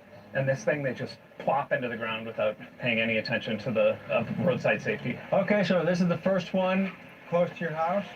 Yeah. Okay, for this right here, this is kind of a peeve of mine right here. Now, these are not the first ones to say this, and this ain't the first time I heard this, but literally there are those, just like what they just did, are saying, well, they're not really considering, the safety issues, because if you'd run off the road and you'd hit one of these, this pole could go through the car's window or the floorboard, and it could stab somebody. And, well, yeah, but here's the thing. They shouldn't even be there. I mean, to talk about a safety issue like that, as in they're not planted the right way, is absolutely insanity, The same way with the way that they got most of the guys back in the day that was in the mob. How'd they get them? Tax invasion. of all things. Not because they murdered somebody, not because these cameras just should not be there and not going to be there, but because they wasn't planted right. Nah, I don't buy into that. Continues. And that just bothers me. It's like, why would you not just, I would be careful. skip that, or maybe they are saying it. Maybe they're saying, forget about the fact that they just stabbed them in the ground, which is kind of irrelevant, seeing how they shouldn't even be here anyway, right?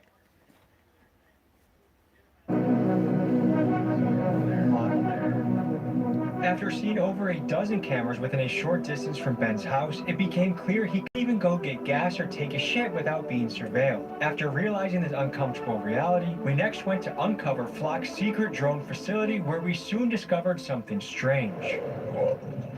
Yeah, I guess this is the drone facility. Again, no company logo. This looks like an Amazon distribution center. Yeah, okay, yeah. I'm pretty sure this isn't a construction company that we're at. I'm pretty sure this is a fucking... These are all like shadow names, or? Yeah, OES equipment.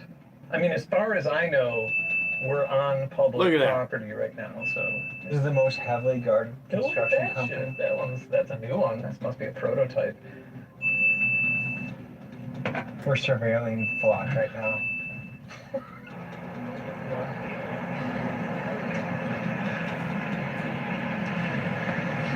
How's it going, man?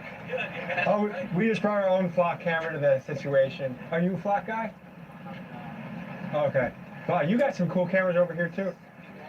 Oh, that's okay. I'm just gonna get your license plate if that's all right. You're under surveillance, sir. He said, I'm not. And he's pulling. Look what he's pulling. He asked him, said, are you a Flock? Oh yeah, we're just surveilling the scene. Guarantee is a piece of shit. Just yeah, it is. For safety reasons? Flock. None of your business except for I'm surveilling you right now. It's not very safe to run. There's a lot of trucks that come up and down here. We had a truck come down today and he was going quite fast. So just, he's worried for his safety. This is a dead spot, as you can see. So just Thank you. Are you with Flock? What? Are you with Flock? No, there's a construction firm I work with, CSD. Oh, you're doing the back maneuver. Oh, what the? This man, James Boyce, is a former British Army veteran and a current Flock supply chain manager. Not only did he lie about working for Flock, which I'm guessing is probably normal at this company, but he also implied to Georgia law enforcement that I could have been armed, and we'll soon see if that puts my life in danger. They're a very secretive company for a company that doesn't want your secrecy to be preserved. Nondescript building, no signage. We'll track some of these license plates to make sure there's nothing nefarious happening around here. I think it's cool he's walking up here with one of Flock cameras. I'm trying to talk to Flock. This is private property, you're not allowed here. I'm sorry. If that's one of ours, we'll take it back. No. If that's one of ours. From eBay. Oh, okay. Well, we were trying to talk to Flock guys. I can't help you there. Okay, well, you're under surveillance right now. I just hope you know. It's for safety reasons. You're being watched. It's for safety. It's kind of nuts, isn't it? Have a good day, sir. So it appears this entire building is under kind of a front company within Flock. And I would guess a lot of their company is structured like that. It's umbrella companies, LLC, C Corps that own this, that are connected to that. And it's clever arrangement, and they're well within their right to do that. But again, it speaks to the hypocrisy of the whole story of they want to be private. It appears this entire company is under their construction organization.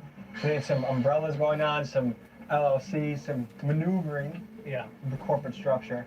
You don't want to be like open with the public. You want privacy. Because the truth should not be afraid to speak. Anytime there's an element of hiding, it makes you wonder why. And it's a classic example of do as I say, not as I do. Yeah. So there is like a good argument to this. Like if you get a job at Flock Safety for whatever reason, like there's a pretty big chance that you got that job because you worked for a police department or because you worked for a city council, and now, you may have some conflict of interest in taking this job. Nobody takes this job without knowing what the company does, without knowing how controversial it is. Bloody hell, James called the cops on us, and here's what he said. Hi, good morning, Mom. I'm okay. What's going on, sir? Yeah, I'm sorry for calling. We've had some incidences today. I work for a company called Flock Safety, this is our main distribution center, and we've had a string of like YouTubing streamers or stalkers or whatever you want to call it. They've gone to our headquarter office and other facilities, and now they've turned up here they're trying to either gain access to the site, and we don't want them on site, and they've been driving around the perimeter, basically harassing everyone who works here, and I don't know if they're armed or not. Okay. They're in Rocky, okay? Okay. Okay, thank you.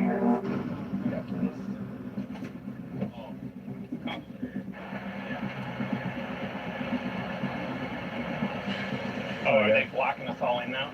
Is that a security guy? I don't know. Hey, you guys move up so he can get out, okay? Sorry, man, we're getting in a little predicament here. We're the guys to talk to. All y'all in the car too? He's just trying to get out of here right now. No. Have you guys heard of Flock? The Flock Safety Company? They're the ones that have the cameras everywhere in your area. Okay, so this is their undercover headquarters right here with their drones. And we did surveillance on them. So we filmed them and said, how do you guys like it? And now they have the cops here. What do you guys think about Flock cameras in your city? Honestly, I don't appreciate those. I'm not gonna lie. I don't appreciate the drones coming into my neighborhood. It's just not a good feeling, honestly, to see those drones flying around everywhere. It's like, it's kind of weird to me. I don't know. Let me tell you this, because you guys are working hard in a home improvement company. Your tax dollars go to your local city where they spend money on cameras, whether you like it or not. And you're literally paying for the cameras that are watching you as you drive around town. Yeah, and we have no say so when it comes to that either, you know? They just do that on their own. So I feel like it's kind of fucked up, you know? Any updates so far to what's going on here? Yeah, Uber Eats is here. I mean, can we at least let the people go in and out? Like, this is the thing with public safety. That's the police, in order to make things safe, they're blocking off the entire roadway, so we can't get out as if we look like a flight risk. And now it's putting the public at risk, where she has to stop James her car Life over Crisis, here. thanks for being here. Nobody's done anything wrong here. Like, you're literally doing journalism. She is family. Everybody here Okay, just I'm literally still came, like, they essentially came confused. to give me a ride back. Like, it's ridiculous. Sounds Like, we're not like- on their property. Sir, he's got to go. We all have things to do today. He's blockading us. Okay, now it's something else. Because I ain't got shit to do with this, but now I'm trying to leave. I got out the car because you're blocking. Sir, you don't got to disrespect me right now. Sir, are we free to leave? You're disrespecting. No, I can't leave. Sir, are we being detained? Is this the only exit? See, I want you to notice too, the cops here didn't show up for the people, showed up for the business. Yes.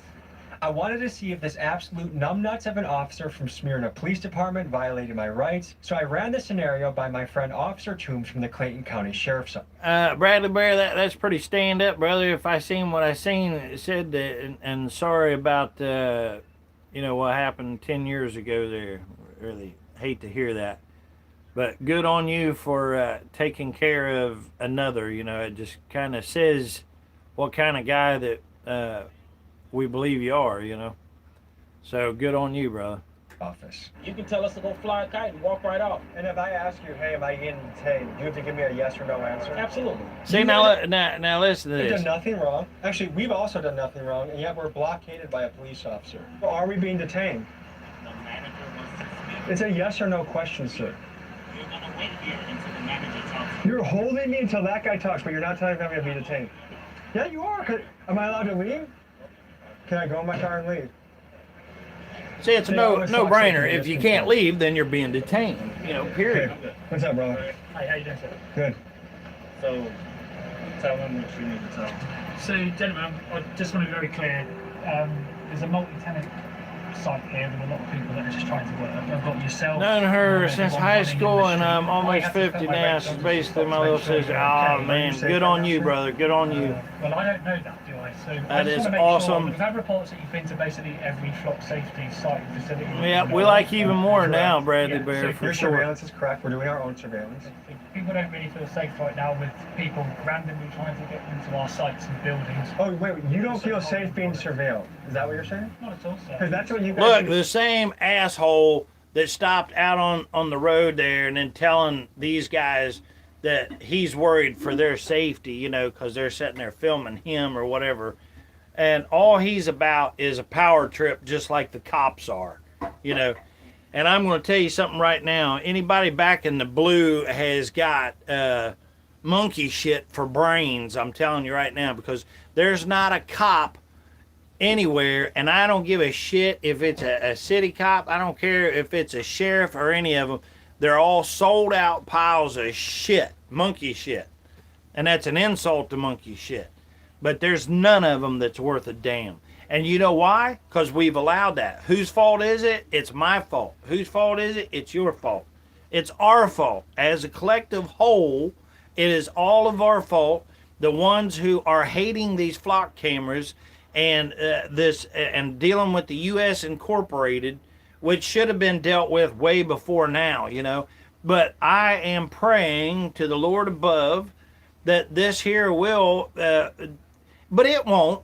What it's going to take is there's going to have to be a catastrophic event when they come in and when they start doing what it is that they do. Has anybody seen what it's like to be an Israeli? I mean, I can't even believe that we're even entertaining, even thinking about that. As soon as we wrap this up, I'm going to jump over. So, Noma Campbell, if you're on here, whatever, still, remind me to look that up whenever I get done. And we will check out what it's like to be an Israeli where you have no say in it whatsoever, that your ass will serve in the military, the country, or whatever. No ifs, ands, or buts. As soon at whatever age they decide that your ass is going to serve, you're going to serve for 2 years, 4 years, 12 years, whatever. And even once you get out, you're not out, because you will show back up once a year. And they'll probably tell you to do this or do that, and they might just put you back in the service or something right then and there. They lie to everybody, and they tell them, they say, well, if you're a female, well, we put you in more, softer roles to play and stuff like that. Horse shit. Look at what they do to the women over there. To us without our consent. Okay. And I think it's interesting when you guys have this happen, you call the police and make us. It's all of them. They're all shit. It's okay. I mean, the police regard. What we'd like you to do is basically we're saying that you're trespassing on this site and we'd like you to leave peacefully. This guy's blocking us that you called. Physically leave. All of us. This is my office that I work at Midtown Home Improvement. Yes, sir. Are you going to let us? Notice how uncomfortable this lump of dog shit I'm is. speaking because I have something to say, sir, and you are blocking me. Look at this. Look how uncomfortable he is. You can tell by his body language how he's holding his phone right there. Look how it's the same uncomfortable. But he don't care about making us uncomfortable, putting the damn flock cameras all over. I'm not bothered by filming. I'm being bothered by trying to go on a lunch break and people are running around in the street. Was it such a disservice to your day that you felt the need to call the police? Trying to go on lunch break, people running around the street, he said. This is a business that happens to put cameras around the nation, and some people don't like it, and we want to do our due diligence. By the way, we have put in a request to your press team to actually speak to you face to face and have a fair interview, and we haven't gotten back to that, so we did our own digging ourselves. Their women are more manly than the men. And hopefully clear up anything they do. After Flock called the police and had us detained, I immediately filed a public records request for the police reports and body cam footage. In Georgia, by law, a city or police department has 3 days to respond to a FOIA request. I didn't even get an acknowledgement response for 10 days. I then followed their instructions confirming the request on their own portal, and a week later they rejected it, claiming that it was canceled due to no response. So I want the citizens of Smyrna, Georgia to understand that if this nonsense continues, then their property taxes will be paying my legal fees and any fines when I sue the city for the records that they're obligated by law to provide me. Folks, it was important to me to try and get Flock involved in this story. Ben tried reaching out to them about their security flaws. I tried reaching out to their PR team, and here's how that conversation went. When you were there last week, what was your goal to try to talk to someone? See, asking him what was his goal when he was there trying to talk to the Flock people when he was out there. Well, what do you think the goal is? It's to show you dumbasses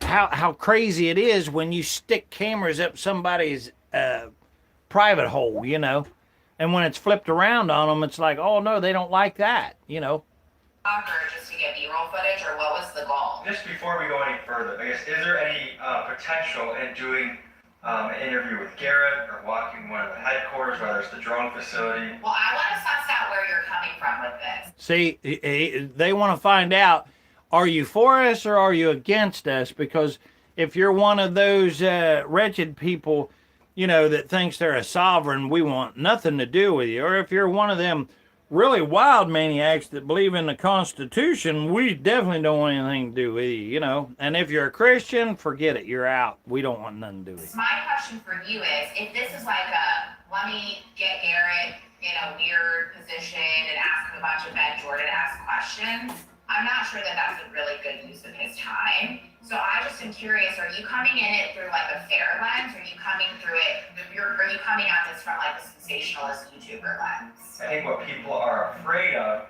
is the potential for a mass surveillance state. Once it's in place and the scope keeps creeping, or a national emergency comes in, then all of a sudden the rules change, and something that's we were told came into our communities for one reason is now used for a much more draconian reason. And I think that's the other thing that people would be afraid of.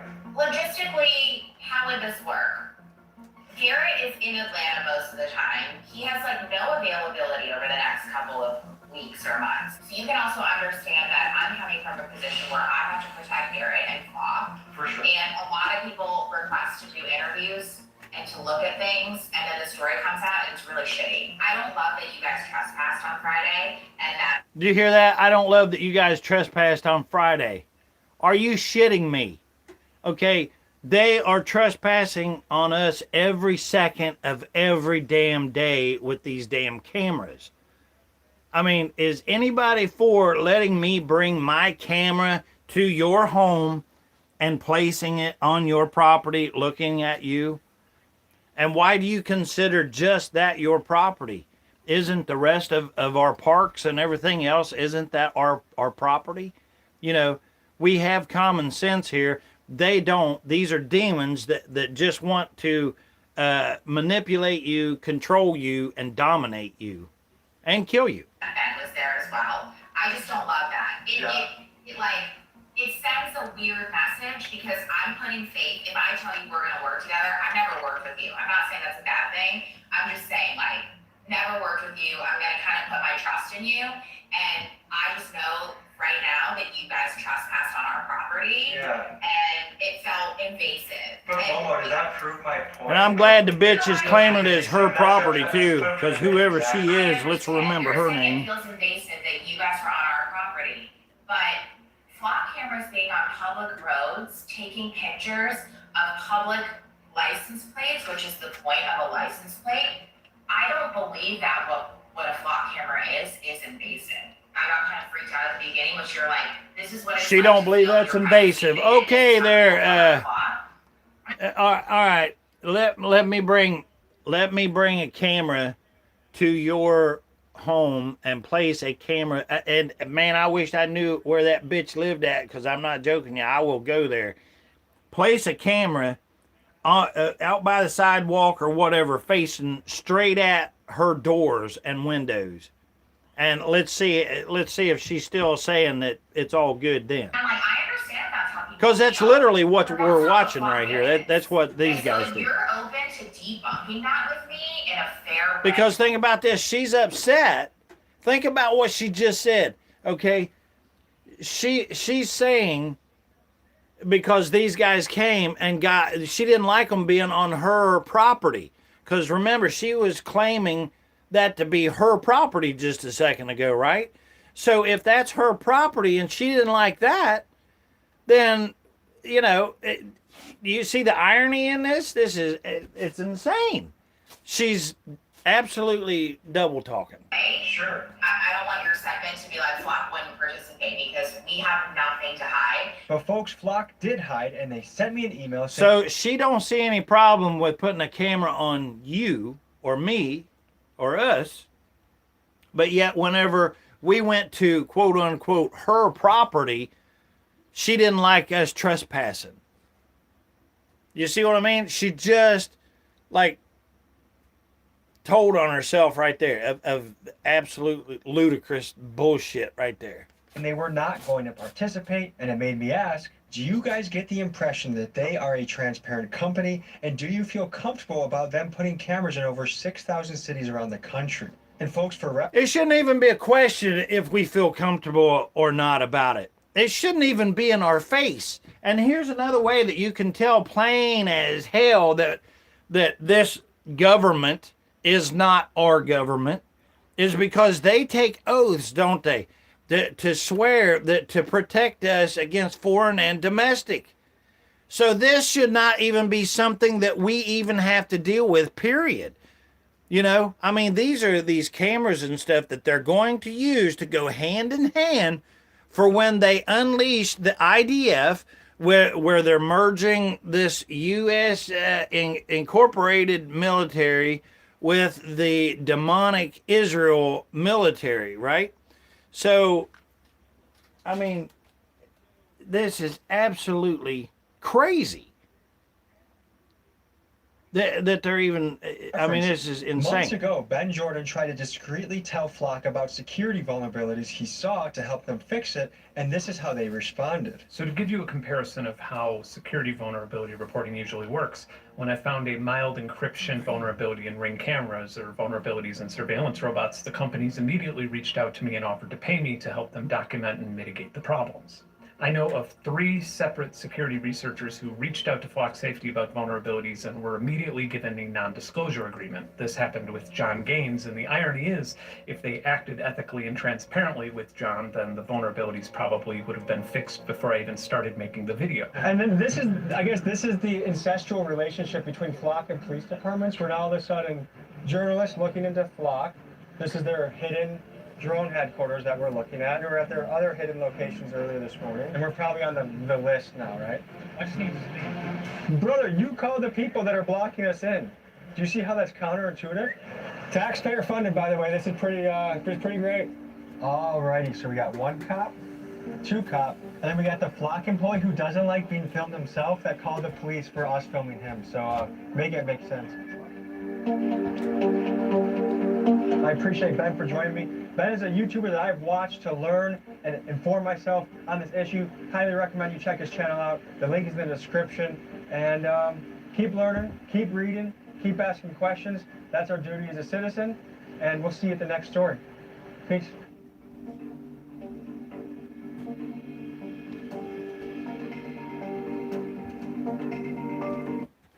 So does anybody feel like that these individuals have been doing what you thought that they were supposed to be doing, you know, with their oaths and all that stuff that they take, you know, saying that, you know, to protect against foreign and domestic, you know? And does anybody know that Trump wouldn't even touch the Bible at the inauguration? That he had the hired hooker to hold the Bible for him because he wouldn't touch it, refused to touch it? Anybody know about that? For our streets, like this one, these Flock cameras are just a part of a rapidly expanding surveillance network, which many are revolting. Yeah, you're right. You're right, Bradley Bear. They do. I just seen that. Let me read what you said there.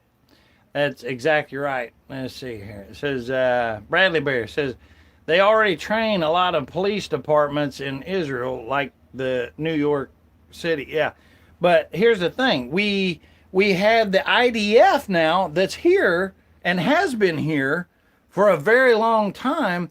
That's doing all these drills and all that stuff, supposed drills, right? Now, why would they be doing drills and scenarios here in this country? Well, you know, if you're going to hunt for something in particular or do something, you try to mimic the land, right? It's just like when they was trying to convince us that they went to the moon, you know, which we know better than that shit now. But when they're trying to convince us of that, what do? You can actually find this on Google Earth or whatever. You can zoom in on the very place that looks like the moon, right? So they try to go to as close as they can if they can't go to the place itself, and then do all these missions and so on and so forth, you know. But in this case, they are here, and the reason why they are here, they knew this was already going to be happening. This is all their plan. Okay, they know that our police department are made up of people that have their families here and stuff like that. And if they're told to go shoot them or to incarcerate them or take them to the processing centers, which some people still want to call data frickin' centers for some brain dead reason, you know, they know that, you know, some of them's not going to follow through. So what they're going to do is they will switch it out. They'll start having the so-called America or U.S. incorporated police departments. They'll switch them out. They'll send them over there, maybe, possibly, or they'll make them do other jobs or something like that, till where they're, like, for instance, right now, they don't have troopers here, which has happened to me, and you get pulled over and you ask the moron, like, where are you from? They'll tell you that they're like from 100 miles away somewhere. And then it was just a kind of an accident or whatever, but I forget what state I was in. I said, well, where are you from? And it turns out that he was from here in Ohio. And I'm like, well, how in the hell does that happen? And he said, well, you know, they try to shuffle us around to make sure that we're not, you know, always in our area where we live at, for obvious reasons. Well, at the time, I'm like, for obvious reasons? Well, what kind of obvious reason could that be? Well, now we know, right? Because you have to do your quota and all this stuff. You're going to piss off the people that's right there local. And if you live there, you're going to be a target, right? Because being in America, quote unquote, or an American in U.S. Incorporated, you know, some of us still believe that we actually have rights. And some of us still will stand up for our rights. And a lot of those right now are behind bars. Why? Because they said, I ain't putting up with this shit. And like Napoleon said, hell no, I'm not attacking America back in the day. He said, over there, every redneck behind a stump's got a firearm, you know. And that is what's been their biggest holdup to date. These drones, everybody are thinking, okay, well, just like with these here flock cameras and stuff like that, or when they send a drone, it's like, well, you know, what's the worst that's going to happen here? If I mess up, they're going to send a drone to come out and videotape me, you know. No, they're not going to videotape you. Haven't you been watching what they're doing in Gaza with the drones, and then over in Ukraine with the drones? What do? Watch them. You can see actual videos of drones. Matter of fact, let's see if we can find that. Drone attacks person in Ukraine. And it actually shows them flying right in and blowing this shit up. Human beings. People. You know? It's crazy. Russian troops keep falling under Ukraine. Let's see. I wonder if that's it. Ukraine trade wars. Let's see here. Let's see what this is. But the one, I mean, it literally shows the guy and the drone comes right in on him, and then next thing you know, there's no more feed, which means that the drone blew up. So all these people here thinking, well, I'm going to hide out in my bunker. You know, well, I've got a big hole dug underneath my cellar out back. Or, well, I'm living off grid, so I can't be touched. Watch this. Look at this. He's trying to stop a drone. He just throws, look at this. See it? Here it is. Here's the one I was talking about. Look at this. This is a drone watching him. A Russian soldier is spotted moving toward the shade of a lone tree, seemingly looking for a brief moment of rest away from the open terrain. Can't happen here. Before he can settle in, a Ukrainian bomb-dropping drone identifies the position and releases ammunition from above. The sudden attack triggers an immediate reaction. Clearly shaken, the soldier reaches for a grenade stored in a pouch on the front of his gear. He then attempts to remove the pouch, perhaps to move more freely, but struggles with the straps. In the confusion, the grenade slips from his hand and falls to the ground beside him, turning an already tense situation into an even more chaotic moment. The footage takes place near he just blew up. where a Ukrainian reconnaissance drone is monitoring the approaches to a heavily damaged village that is seen repeated. These are drones. While scanning the open ground surrounding the settlement, the drone detects So think about it. See, over there, they don't have all their setups like they do here. They have all their towers and stuff with these flock cameras and stuff, putting them up, and all these 6G going in and everything. They're not just going to need a camera. They can tell right where you're at just by the signals and stuff like that. Now watch here. Russian soldier moving across exposed terrain, apparently heading toward the ruins in search of cover. The sighting is quickly relayed to a nearby Ukrainian strike drone operating in the sector. Within moments, the attack drone redirects toward the reported position and closes the distance. Realizing he has been spotted, the soldier suddenly changes pace and attempts to reach the village before the drone arrives. However, the gap narrows quickly as the encounter unfolds just outside the shattered buildings. Look, see, now they just blocked that out because they didn't want you to see him going into just what they call the red mist, because that's literally what it does. It just turns you into a red mist, and everybody thinking that you're going to escape this. Well, you can't escape it, but you're going to have to stand up now and start saying some shit and doing some shit. A Ukrainian reconnaissance drone detects a Russian soldier moving alone across a remote stretch of grassland with almost no cover in sight. He advances cautiously through the field before suddenly stopping and sitting down. From above, the drone observes him pulling on what appears to be an anti-drone camouflage suit, likely hoping to reduce his visibility from the air. For several seconds, nothing moves. Then the soldier glances upward, as if sensing that the concealment has come too late.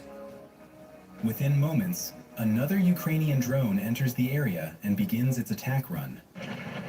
Not far away, a second Russian soldier witnesses the event unfold. Instead of moving toward his teammate, he turns and walks away alone. After only a short distance, he drops into the grass in an apparent attempt to hide. They ignore the oath and don't read or know the Constitution. Yeah, absolutely, Bradley Bear. That's right. They don't know it. They don't have to. They don't care about the Constitution. They don't give a Ukrainian shit. drone operator temporarily leaves his drone, resting among a line Yes, of we are an trees after occupied completing nation. a patrol mission. Bingo. While the aircraft Who is remains this? on the Said that. ground, its camera continues watching the surrounding area. A short time later, a Russian soldier unexpectedly walks into view, unaware that the drone is sitting only Exhalant a short Cloud distance away. 5636. Thanks for being here. The operator notices Appreciate the it. movement and waits Bingo, until the he soldier says. gets closer Yeah. before reactivating the aircraft. Legal The sudden sound citizen. Yeah. immediately catches the soldier's attention. Realizing what is happening, he turns and tries to escape. But you want Panic local quickly sets in because as they he are rushes your across the neighbors, terrain. in my opinion. But Well, during the yeah, attempt, we'd like to he have loses his footing the and falls. neighbors doing it, wouldn't we? It The should drone be that rapidly way. closes the distance as the unexpected encounter unfolds. In a notable encounter near a railway Against the line in the IDF Pokrovsk with direction, great success. an Oh yeah, Ukrainian oh plane yeah. conducts a There's, I routine mean, patrol over a listen, large- you know, you're right, Bradley Bear. You're not going to get better success than with a damn drone, right? I mean, think about it. If you can sit on your ass and you are literally 10 miles away, you know, and it's so easy to kill because it's like looking at the TV screen. You're not looking into the eyes of another human being, you know, and see, most of these people they know have been trained sitting in front of their televisions and already with all these, what do they call them? What do they call that whenever there's a shooter, like you're playing a video game and you're shooting, they call that something I can't remember.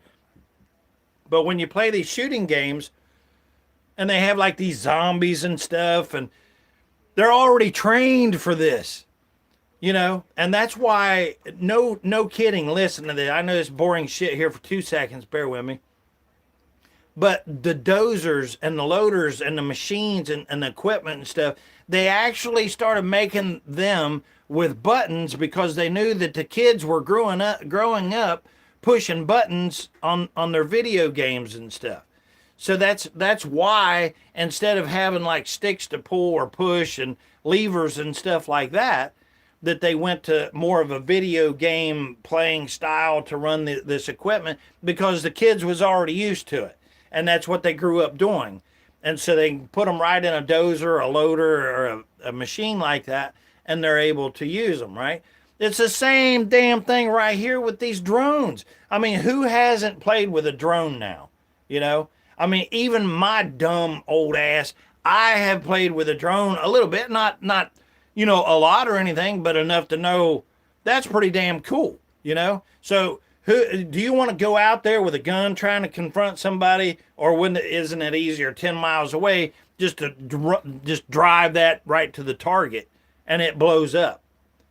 You know, and how much is a drone now, Bradley Bear? No mechanic. How much is a drone? Anybody out there? It's like you can get the damn things for next to nothing, right? Exposed section of terrain.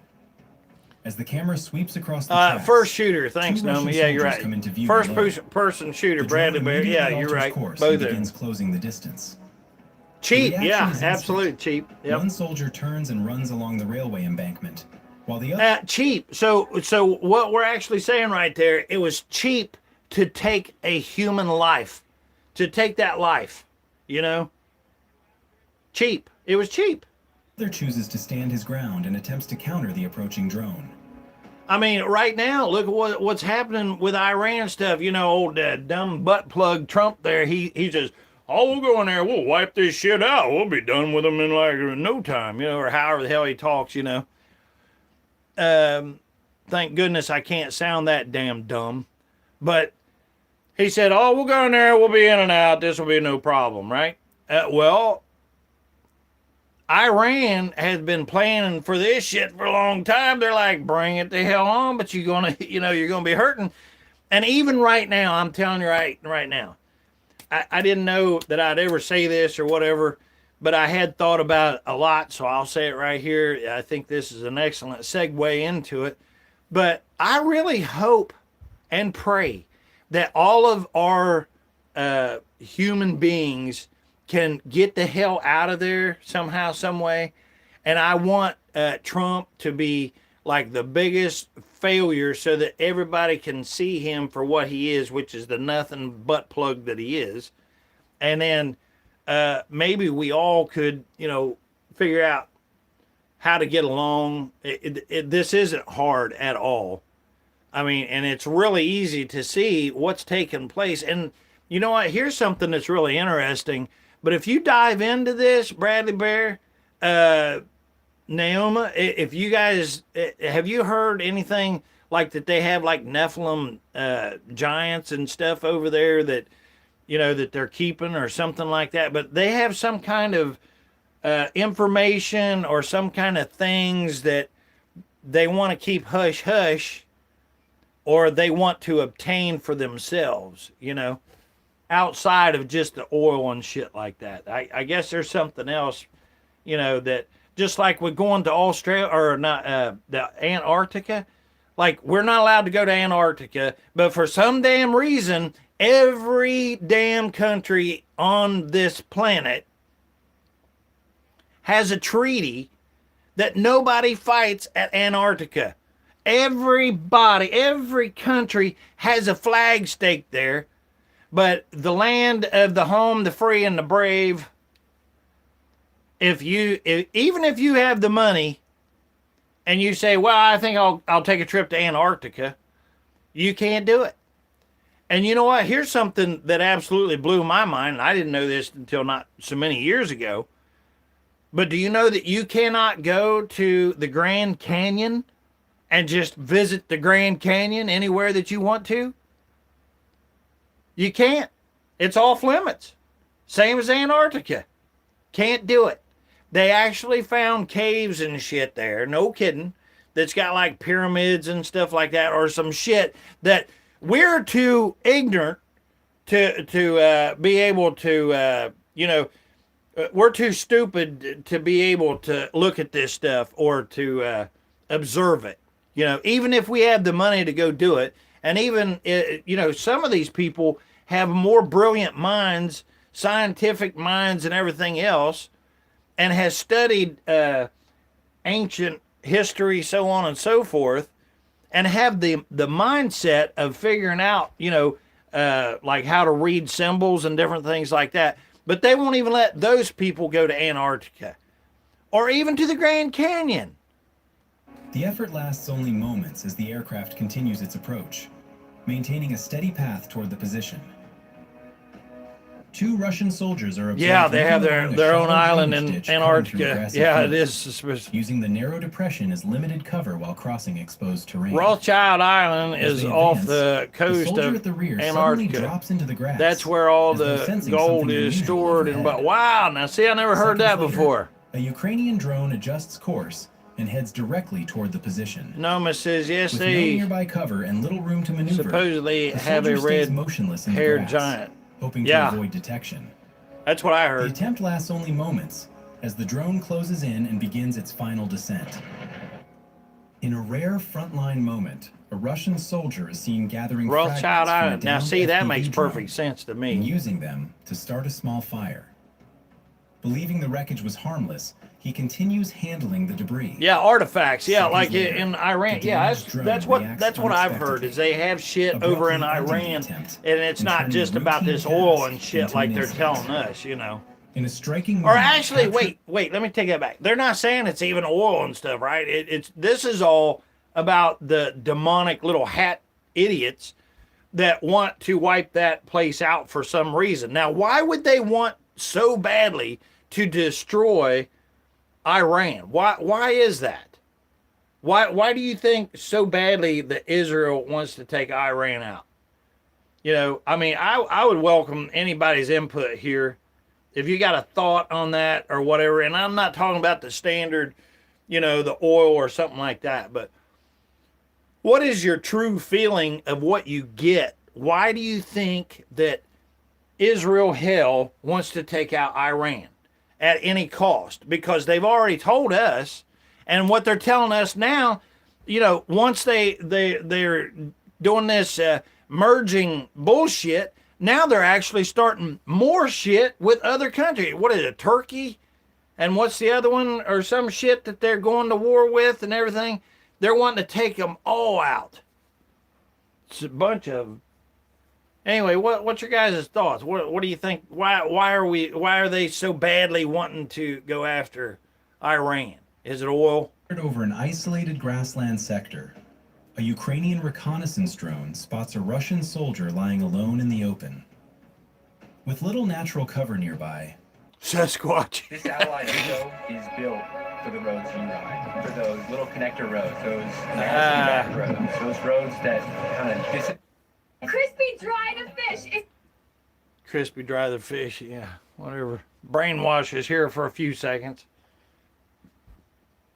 Same damn commercials over and over, man. Here's the soldier has stopped to rest after a long movement across the field. The drone maintains observation. I'll definitely from be above looking into and that. relays No the one position. says. Moments later, another Ukrainian drone arrives and moves toward the location. Below, the soldier Hey, remains ball motionless, striker. seemingly unaware that he has already been detected. 007, probably. Only as the drone Definitely. begins its Yeah. final descent. Glad to does the have you here, quiet man. scene Thanks so suddenly much change. for hanging with us, man. Welcome to the Across most an open boring stretch of channel on ground, YouTube, A Ukrainian drone pursues where all a the Russian adults soldier, hang out, talk about forcing real him into a issues. frantic Appreciate sprint you guys before he being here loses very balance much. and falls. Within seconds, the drone begins its Tyson final descent. Not far Jam away, 420 another must be a soldier attempts to Sasquatch. escape in the opposite direction. Yeah, only it's to find something. a second drone There's something moving to over cut off there. his route. As the situation unfolds, They had a additional list drones are before deployed across the 9/11, area, all the countries tracking that were isolated not movement on and rapidly closing in central on bank soldiers, system. attempting to Oh move yeah, alone that's through the right. exposed terrain. Yeah, they didn't have, The they war wasn't in with the Ukraine central bank, continues was to it? generate Yeah, that's intense true. fighting across the Donetsk region, one of the most heavily contested sectors of the front. In this footage, a Ukrainian FPV drone operator conducts a methodical search through dense woodland where Russian troop activity has been reported. Navigating carefully between trees and branches, the drone scans the terrain while maintaining They visual control of the area. supposedly have A a Russian soldier had previously been spotted Bigfoot in somewhere New within York. the forest. prompting I a ain't heard about the continued one in search. New York, Noma. After moving deeper into the tree line, the drone eventually locates the soldier concealed inside a shallow All wars are depression. bankers rule. Apparently, the Absolutely, that's what I. remains Absolutely, unnoticed. Bradley Bear. The position is I confirmed, say the exact and the same drone thing, begins its and we final- already know this, don't we? They start this bullshit. Every damn war, it comes down to nothing except for they just want to get wealthier or more power. It's the same way. Like, why in the hell do you bankrupt anything?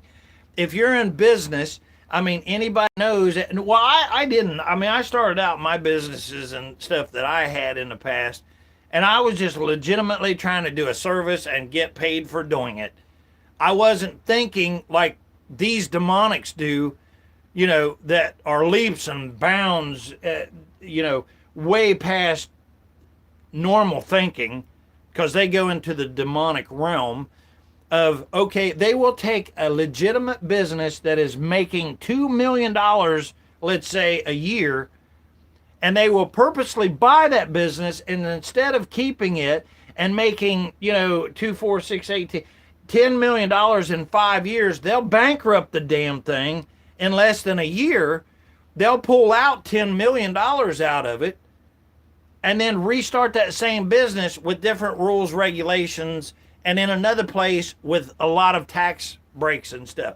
Now, with that being said, that's why, and that's exactly how they have done the U.S. Incorporated. You know, when they bankrupted us, quote unquote, back in, what was it? Was it 1933, I believe it was? You know, and it was all done, you know, so that they could say, well, you know, y'all went bankrupt. I threw in a couple of shekels there, and now your ass belongs to me. And by the way, what was it that the collateral was put up? What kind of collateral? It was literally our ass. Slaves, debt slaves, our land. Approach toward the hiding place. A Russian soldier is seen traveling along a dirt road on a small electric vehicle, moving steadily through what appears to be a relatively quiet sector. High above, however, a Ukrainian drone has already detected the movement and begins closing the distance from behind. Focused entirely on the road ahead, the soldier continues forward without looking up, unaware that he is being tracked from the air. The drone gradually Michelle narrows the Knight, gap. we while broke maintaining God's visual laws, contact. but Jesus Christ Only paid in our the final fine. moments does the Amen. soldier appear to notice the threat Absolutely. overhead. But by then, the drone is already descending toward his... Now, look at that. Now, here's a poor soul that's on a scooter, you know, and if you was to remove the grass and stuff like, I mean, and take that uniform off and just put that as a regular civilian, like how many times you go to the city, especially, or a town, and you see all of these people that's riding around on these little scooters and stuff, and they just flew a drone straight at them. You don't even have to hit them directly, you know. As you can see in some of these, they actually fly them at and crash them into the ground at their feet, knowing that, you know, the blast is going to take care of them, just like right there. According to footage released from the Zaporizhia sector, Ukraine's 23rd NGU Brigade was involved in a series of successful counter-drone operations against Russian Shahed aircraft. The video captures repeated aerial interceptions as crews track incoming targets moving toward the front line. Rather than focusing on a single engagement, the footage highlights a sustained effort Live to to locate, survive. follow, 4558. multiple Thank you drones for over the being course here. of the Appreciate you operation. very much. No kidding. As Shahed activity Wars are for the continues to play a young to major die role in because long-range the strike old can't campaigns, talk. These interceptions demonstrate the growing You know, that- importance of air defense Wow, coordination that's and rapid pretty target detection across the battlefield. Profound there. I never. Under the cover of darkness, Did you come up with Ukrainian that, or SBS forces did you carried read out a that deep somewhere? That's operation pretty good. inside occupied territory. Live targeting to military survive. That's pretty infrastructure good. across multiple sectors. I like that. Reports indicate that 36 military Not and that support anybody facilities dies, were of disabled course, during the coordinated campaign. In the Zaporizhia We broke region, God's laws, but Jesus operators Christ from the paid 9th Kairos our fine. Battalion of the 414th SBS Brigade, known as Magyar's Birds, Got a friend in Jesus. He's detected a going to Russian recommend me to P-18 Spirit in the Terek Sky. radar Yeah, that's system the concealed near song. front line. After confirming the target, the drone began We are the its asset attack for run. the corporation At called nearly the same U.S. time, pilots from No, the it's not the Tactical U.S. Air of Battalion A. It's of the SPS U.S. Nemesis Incorporated. There's unit no A located on a there. Rubicon UAV team near Shevchenko-Persh in Donetsk. With aerial surveillance Neptunerd quickly transitioning into a strike operation. 5283. Do a hamburger. Along the Yeah. Slovyansk-Siversk direction, operators from the Apache Strike Company of Ukraine's 81st Just Air got Naval done Brigade cooking hamburgers. continue How did targeting you know? Russian positions across You got a active camera. frontline sectors. The released You got footage flock captures a pointed at series you. of coordinated drone operations against defensive Are you locations, flocking me? Yeah, that's equipment, funny. and vehicles positioned behind forward lines. From concealed firing points to support positions scattered across the landscape, targets are identified through aerial reconnaissance before attack drones are directed toward them. The Live to operation survive highlights the growing 4558. integration of That's an surveillance old and quote. strike Yeah, I never capabilities heard it on before. a modern battlefield. As Russian forces attempt to maintain But logistics that's and pretty good. defensive It's networks in the pretty area, good writing. Whoever said Ukrainian that. drone teams Whoever continue wrote it. applying pressure through persistent observation and rapid response from above. Hamburger. You know that. You know, watching this stuff here, it doesn't quite hit you like obviously it does. You know, in real life. I mean, to take your life, but think about a human life, and you're trying to outrun or get rid of something that sounds like a buzzing bee, you know, in the distance, and then it's right there. And I mean, what a horrific way to. I wonder if this here's probably another one, but these lies inspire violence against officers. one of the reasons why that I want to watch this right now also is because have you seen the damn flock cameras that are deploying these drones now? Has anybody seen that shit? The damn flock cameras are opening up and a drone flies out to your house. It don't chase you down. It goes directly to your house and delivers your damn fine to you. Has anybody seen that? I'll see if I can find it here in a minute.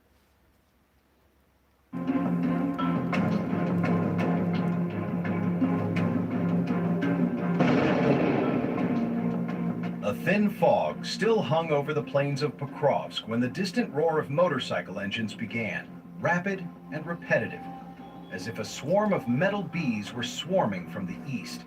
See, look at Beyond that. the blasted roads and wrecked vehicles, dust rising high as their wheels hit the dry ground.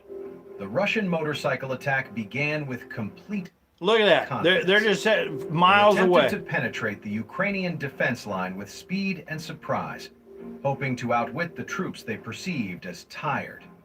The motorcycles carried light infantry, each armed with automatic weapons and traveling at a fast pace.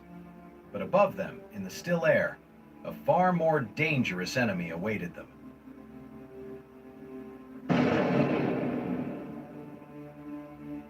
At a hidden control point several kilometers behind the front lines, small screens There you go. glowed. Look right there. Look at this.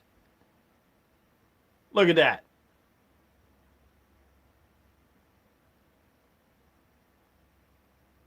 A pale blue. Ukrainian FPV drone operators, members of a special unit known for their precision and And that's old Zelensky. You know, he dresses like a toddler, and he don't have the brain of a toddler, but he is absolutely comes over and just asked for billions of dollars, and Biden just handed him over a blank check, whatever the hell he wanted. Hosier under pressure, stared intently at the monitors. Visual contact. The motorized column heading for Pokrovsk moved swiftly, 1,000 meters away, ready to attack. Without a cry, without hesitation, the first drone launched from a small makeshift runway, its propellers whirring sharply, piercing the cold morning air, and swiftly struck its first target.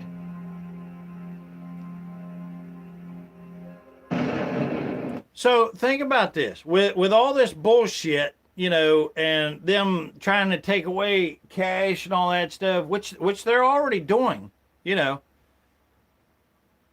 But if you don't comply, which I hate that word, but if you don't comply with everything that they want you to do, maybe you missed a payment, maybe you did it or whatever, okay? All they do is they send a drone at you like this right here, and you're gone. And these IDF sons of wieners or whatever that's coming over here, you know, they're switching them out right now, and they have no attachment to you. They don't know you or anything else like what we was talking about earlier, Bradley Bear. You know, it's like this is not your neighbor's. Matter of fact, this is your worst damn enemy, just itching to have the go-ahead to come after you with an assigned drone like this.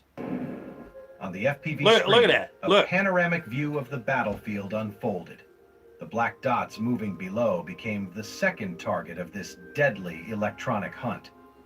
From above, the FPV drone dove sharply, striking the lead rider with terrifying precision. A second explosion came quickly, a fireball rising, scorching Alexander the ground and destroying Eastman, the morale thank of the you so rest much of for the being troops. here. Thank The you for third saying drone hello. swerved Appreciate it. frantically, Thank you for trying your to time. evade, but the next drone had already locked Thanks on for to your its comment, target. saying hi. In a split second, their world was reduced to flames and metal shrapnel. Live to Survive says, remember that all them soldiers are Another operator at the tired FPV and post sleep spoke deprived. softly Oh, yeah, but yeah. firmly. Good point. Target 2 Yeah. destroyed. Yep. Continue the hunt. The third drone pierced the black smoke, following the direction of the remaining motorcycle. The camera showed the shadow of the Biden enemy had a jumping history from its with vehicle, Ukraine, but Bradley to no Bear avail, says. and a final white flash on the screen. He probably marked the wouldn't end of remember the brief history resistance. anyway. On the ground, what had initially appeared to be a swift attack turned into utter panic. The remaining riders attempted to flee into the bushes, abandoning their vehicles, but the FPV drones continued to circle overhead. Unseen hunters waiting for the next moment. Reminds me of the German Stuka From the air, dive the terrain bomber now that resembled would a small fire make pit, a burned out horrifying motorcycles, scattered noise weapons, in World and War a trail II. of debris marking the destruction. On Russian radio, only intermittent cries of panic could be. Okay, I gotta ask you about that. Reminds me of the German Stuka dive bomber that would make a horrifying noise in World War II. So is that something that you watched, or tell us more about that? Live to Survive 4558. Be heard before everything sank into silence. That afternoon, the Pokrovsk sky returned Terminator. to calm, Yeah, with we're only the definitely thin in smoke from Terminator. the wreckage Yep. of the motorcycles still billowing in the distance. The Russian motor. You know, Bradley Bear, here just recently, I made myself go back and watch the Terminators, you know, but I really can't stand old Arnold Schwarzenegger. He just, I don't know, he irritates every fiber of my being. Especially when I watched him during COVID when he said, "Screw your freedom." You know, when he was telling everybody to go take their poison shot and everything, the one that everybody knows now is definitely deadly, and is still killing people. Yeah, and old Arnold Schwarzenegger said, "Screw your freedom." That's what he said. Motorcycle attack had ended not in victory, but in utter destruction. And in the air, the sound of the FPV drone's small propellers resumed, carrying the same message as before. There is no place for invaders in Pokrovsk, and Yeah, it definitely don't look like the same Biden, does it, Noma?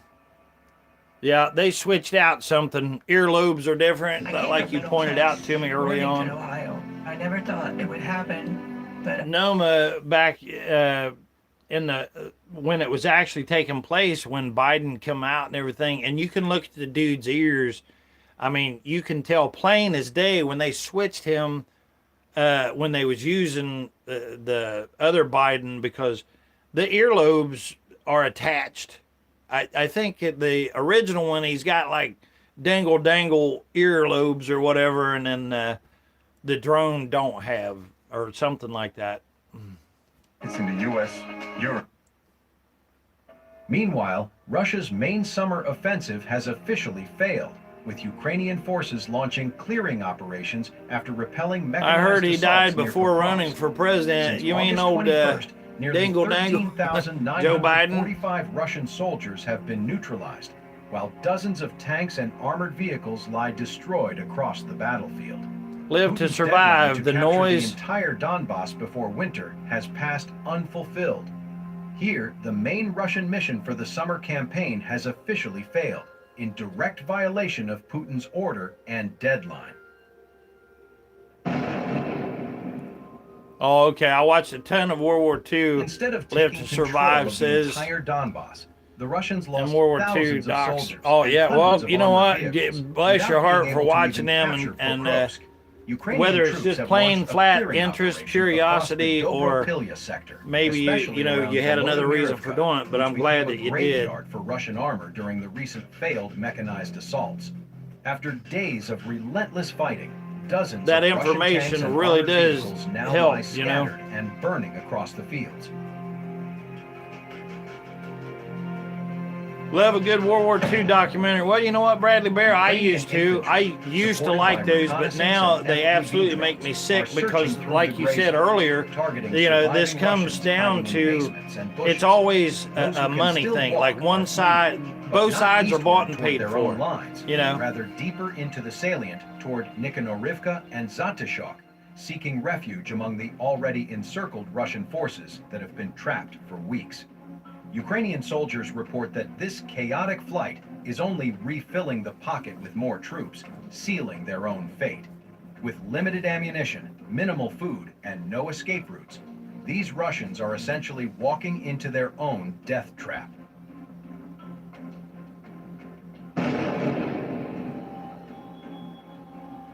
Every additional Russian inside the pocket makes it easier for Ukrainians to locate and destroy them under the constant now look at this. fire control. They're inside the of a building. General Staff reports steady progress, look, capturing several square just flew the drone in there, and big damn deal, right? Volodymyrivka and Mayak. Think about how much they're spending for one Patriot missile or whatever. Confirmed that how much are them son of bitches? They're like millions of dollars, like, and then a drone, $35, you know. Units still hiding in the fly that in with a stick of dynamite or whatever, and there goes, you know. I mean, you could do that all day long, 24 hours. He said that his forces will remain active. And who was smart enough to deploy that? The Iran. Counteroffensive.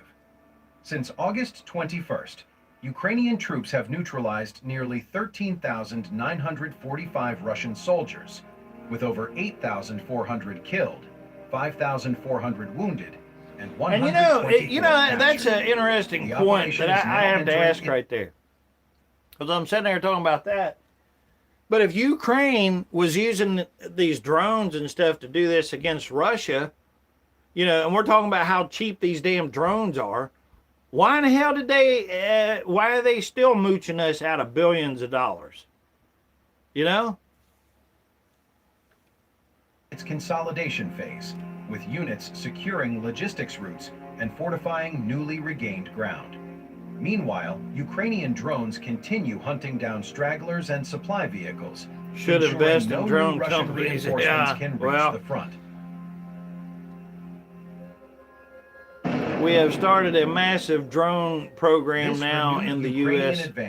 Oh yeah, we have, like NVIDIA, the chips and all that shit. Yeah, they would finally secure the and that's rest what of that's all Donbass about, for is the Russians. drones and stuff. Was supposed to start with the capture of Pokrovsk, a key logistical hub. From there, Russian generals planned to swing northeast to outflank the Ukrainian defensive belt stretching from Kostiantynivka to Sloviansk. Ukraine is known for corruption. The money actually comes back to the politicians. I've heard, no, it does. It does, because who owns the companies that's making that shit? with Lockheed Martin the and all Russian of army them. has failed to achieve a single strategic objective. You know, and if you really go up the ladder there, which it's not hard to do, you find out who the big owners are, right? It's BlackRock, Vanguard, and State Moscow Street. launched a major And who summer owns that offensive shit? with almost The no demonics. tank reserves, relying instead on motorcycles and refurbished relics from storage. However, the expanded Oh my Ukrainian God, drone Lindsey control Graham has rendered was in even those Ukraine right useless, before he striking died. deep Yeah, into Russian formations yeah. up to 25 kilometers behind the front. I think he was Meanwhile, becoming a loose precision strikes cannon. by HIMARS, I think he was getting a long-range little out of drones, control. and He was a little bit have devastated Russian supply depots, too easy fuel to convoys, read, and that I think his own demonics killed him off. Actually, I'm not going to say I think that. I know that's what happened. You know. All right, now earlier there, Noam, I was asking about what I was going to look at, and I was going to look up something. Let me punch this one here. It's real short here. Domino's new smart. I wanted to see this one here too. I mean, it's just insane to think that these here drone. Oh, I know one thing that I did want to show. Let's go ahead and watch this real quick though.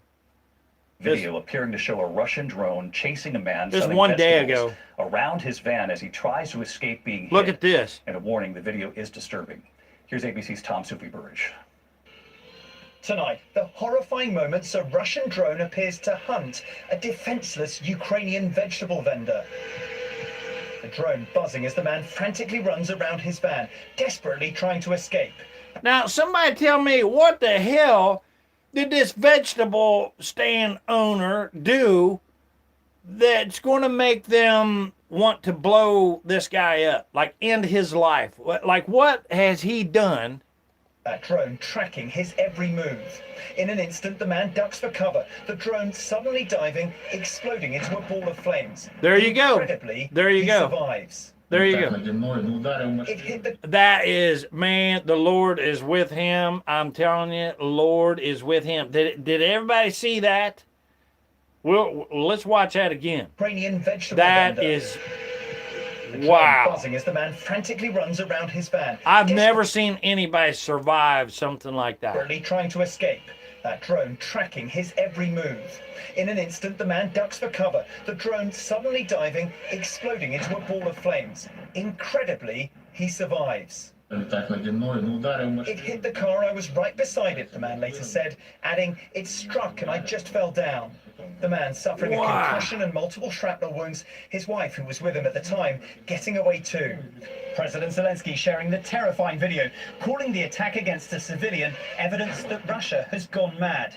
The man selling vegetables saying he tried to wave off the drone. Okay, well, I'm gonna put something out there right there. Am I defending Russia? Yeah, probably I am. I will tell you this. Israel hell will absolutely blow up and has and are blowing their own civilians up and then blaming it on others. Russia giving no indication as to why it appears this vendor was targeted. It comes 24 hours after Russia says a Ukrainian drone plummeted into a crowded beach at a popular Russian tourist resort, killing 7 people, including 3 children. Ukraine says the Russians shot that drone down, claiming they didn't deliberately target the beach. And David, back to that Russian drone appearing to target a vegetable vendor in Ukraine.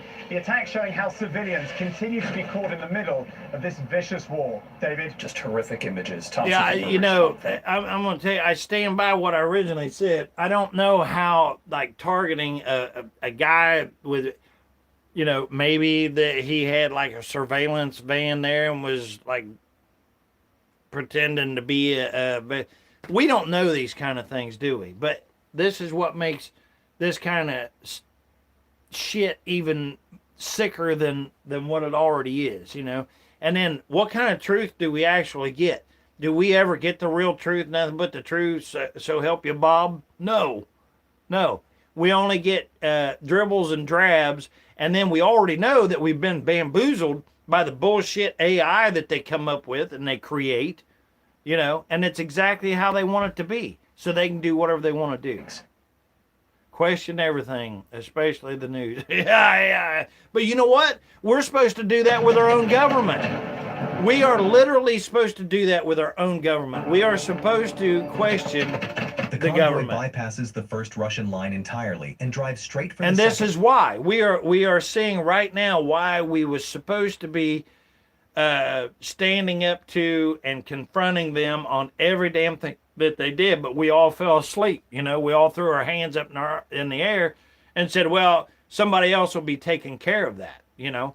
While a separate unit keeps the forward position locked, the ground they're crossing. Hey, real quick, I want to tell everybody thanks so much for the thumbs up. I just now looked. I got 25 thumbs up for this evening or whatever on the show.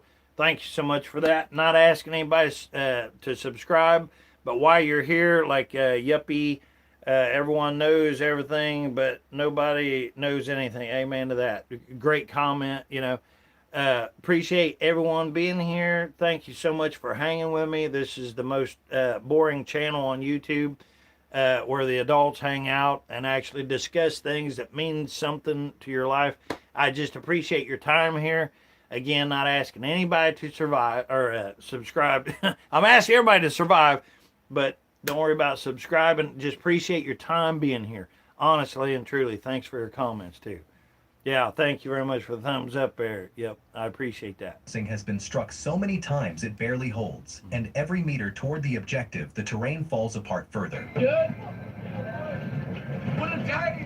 What a lovely Absolute pleasure talking with RPG Naomi fire the opens Campbell as on the here convoy and approaches Bradley the Bear objective, and it keeps moving because and halting the rest is of not all a of viable you. option at this point. Then a mine detonates beneath one of the Humvees, not at the position but Love, on the approach, and they are taking liberty, incoming justice. fire before the assault has begun. Maybe he was ex-military.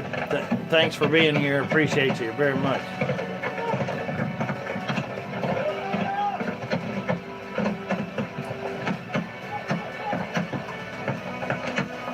The infantry exit and return fire while the smoke from the mine is still clearing. Then an RPG cuts directly across one soldier's path, close enough to feel, and he does not stop. The vehicles pull back to the safe zone, their part finished, and the infantry are alone from this moment. They drive forward, throwing grenades ahead of them, taking fire and giving it back, and they don't slow down for any of it. Okay, now this here, whoever the commentary here, this is clearly AI. And I don't know if I like this here, but I want to find the one where it's showing the flock cameras open up with the damn drones. At the same moment, the second group pushes in from the far end of the trench, and both exits are locked simultaneously. The enemy faces pressure from two directions. See, I don't like that. Somebody's AI'd that bullshit there, and I can't stand that shit. So all they're doing there is they just created something for us to, you know, lock our eyes onto and stuff like that. I'm not doing that. But the one that we watched right there where the vendor guy there actually got blowed up. So you can tell that's real stuff. That's what I strongly try to stick to right there. You're about to see video. Drone comes out of flock cameras. And as he tries to escape being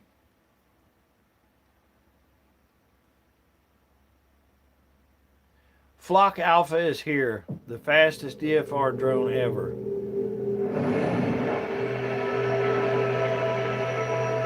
See, they're just like shoving this shit in our face. It's like, it don't matter. Look, they're like demonstrating it. They got these damn commercials about it and everything else. It's like, just like the processing centers down in Texas when the people, plain as day, said, nope, not here. Get them the hell out of here. It's not happening. They went home, went to bed.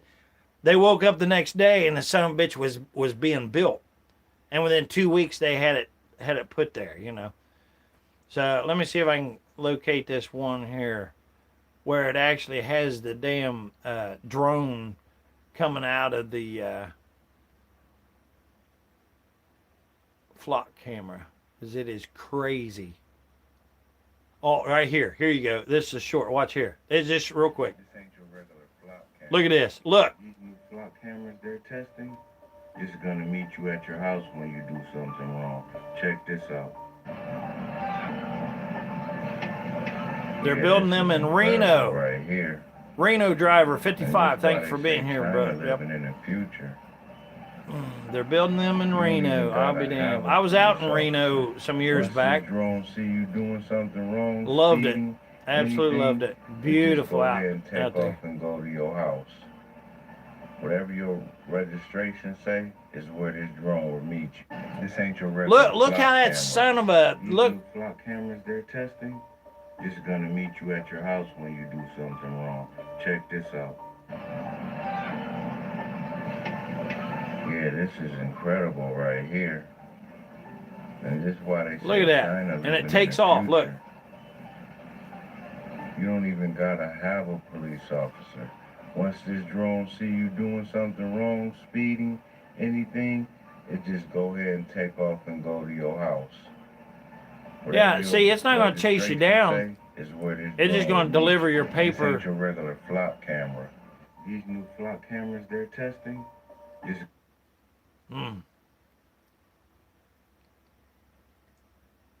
But this right here is their eyes, you know. So when we're looking at all these here processing centers and all that, okay, this is good. This is their eyes. They're gathering, and I honestly don't feel like that they'll probably leave these up, or they really give a shit about these, because this 6G that they're doing. Did anybody hear Trump saying what 6G now they can see under your skin or whatever?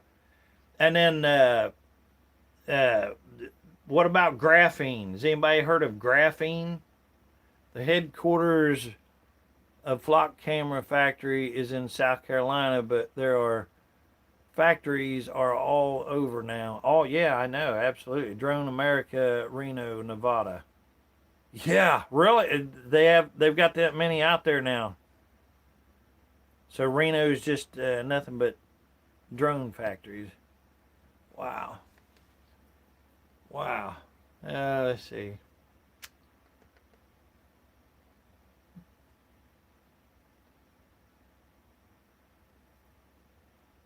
Yeah, I want to. It just every time I think that I can't be like more stunned, I somehow wind up being more stunned. You know, somehow, some way. Unnatural. This right here, this is Hustle here. I listen to him quite a bit. This guy does an amazing job also. I don't know if anybody's ever watched him or not, but he does a really, really, really good job. I mean, he brings you the news and stuff. So if you guys ever want to subscribe to somebody, I don't know him personally or anything like that. He's wrote me a few times, but outside of that, you know, but he gets to the is off. They're now saying the fires that destroyed 700 homes in Spokane weren't wildfires at all. About 5 p.m. this afternoon, we executed an arrest warrant and search warrant in the city of Spokane. Live to Survive. 1984 is right. Yeah. A convicted felon into custody on a single charge of arson in the first degree. We believe it was matches or a lighter when he was detained. In the early stages of the fire, he was found to be in possession of some waterproof matches and a butane lighter, and determined that the origin of the fire was indeed exactly where the witnesses had seen Mr. Farnacci kneeling in the grass earlier that day. Our detectives worked with our prosecutor, Preston McCollum, this morning to make sure that we had a very solid case to present to a judge today.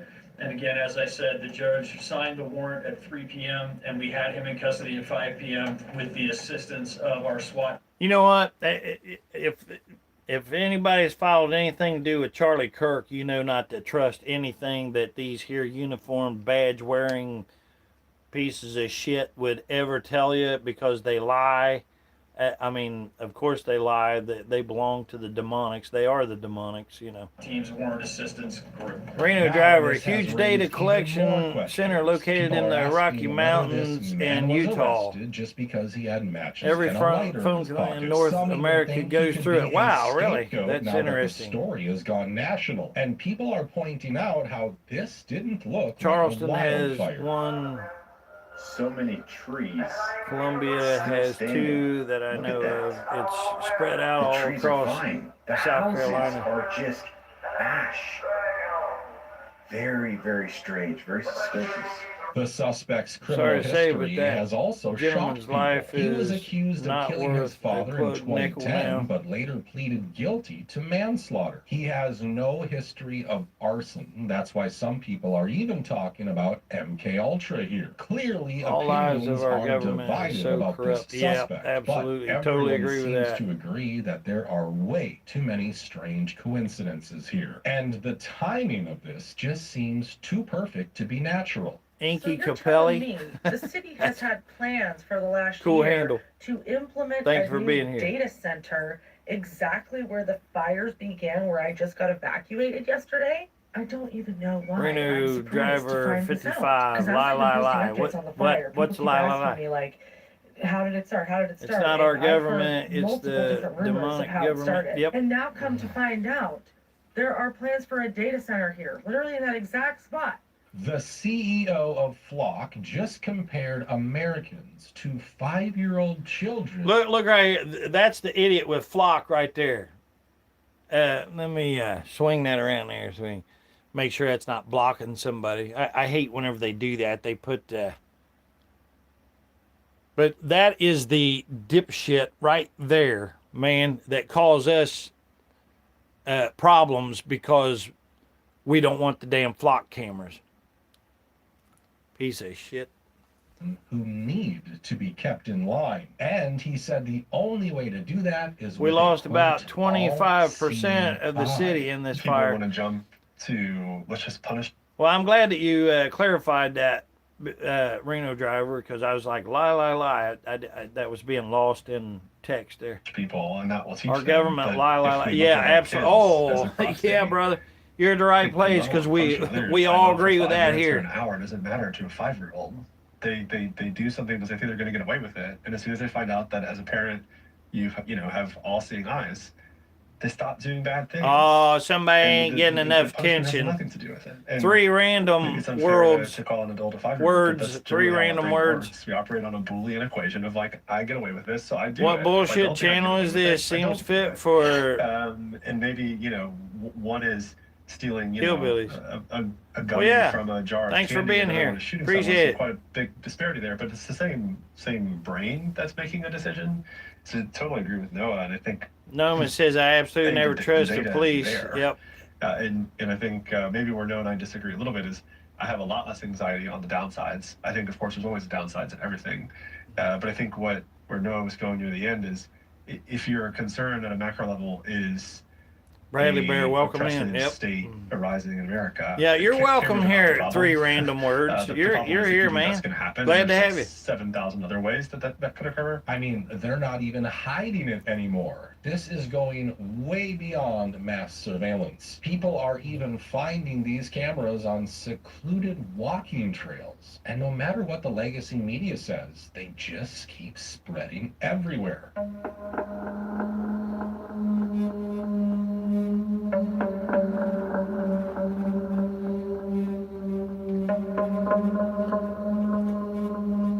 Well, you know, them damn license plates on the bicycles now, Well, you know. they did it. They've managed to hide the news about Mitch McConnell's health until the deadline for a special election passed. West Virginia accent. I love West Virginia. That's my favorite state. Is he doing better?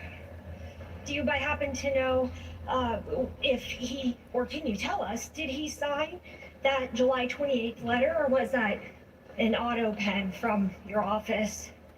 I know people in Kentucky are getting frustrated that they have missed over 46 roll call votes, so anything you can provide us on his current status, I think would be greatly appreciated. Noma says, how many times have us conspiracy theorists turned out to be right? Yeah, I'm over that anyway. It don't bother me. Somebody says that shit. It just means they haven't done their research yet. No comment to any of this? All right, thank you. People are asking why the hell she wouldn't answer any of these questions, especially when she's still getting paid even though her boss hasn't been seen for months. Hmm. Now, the governor Wow. says he still has options for a special election, even though the August 3rd deadline has passed. But many people aren't buying it. Some even believe the senator has been dead for weeks. Mitch McConnell's body has been delivered to the coroner's office at Kentucky Central State Hospital in Louisville. You know what? This is really interesting. This is up here because I'll tell you what this reminds me of.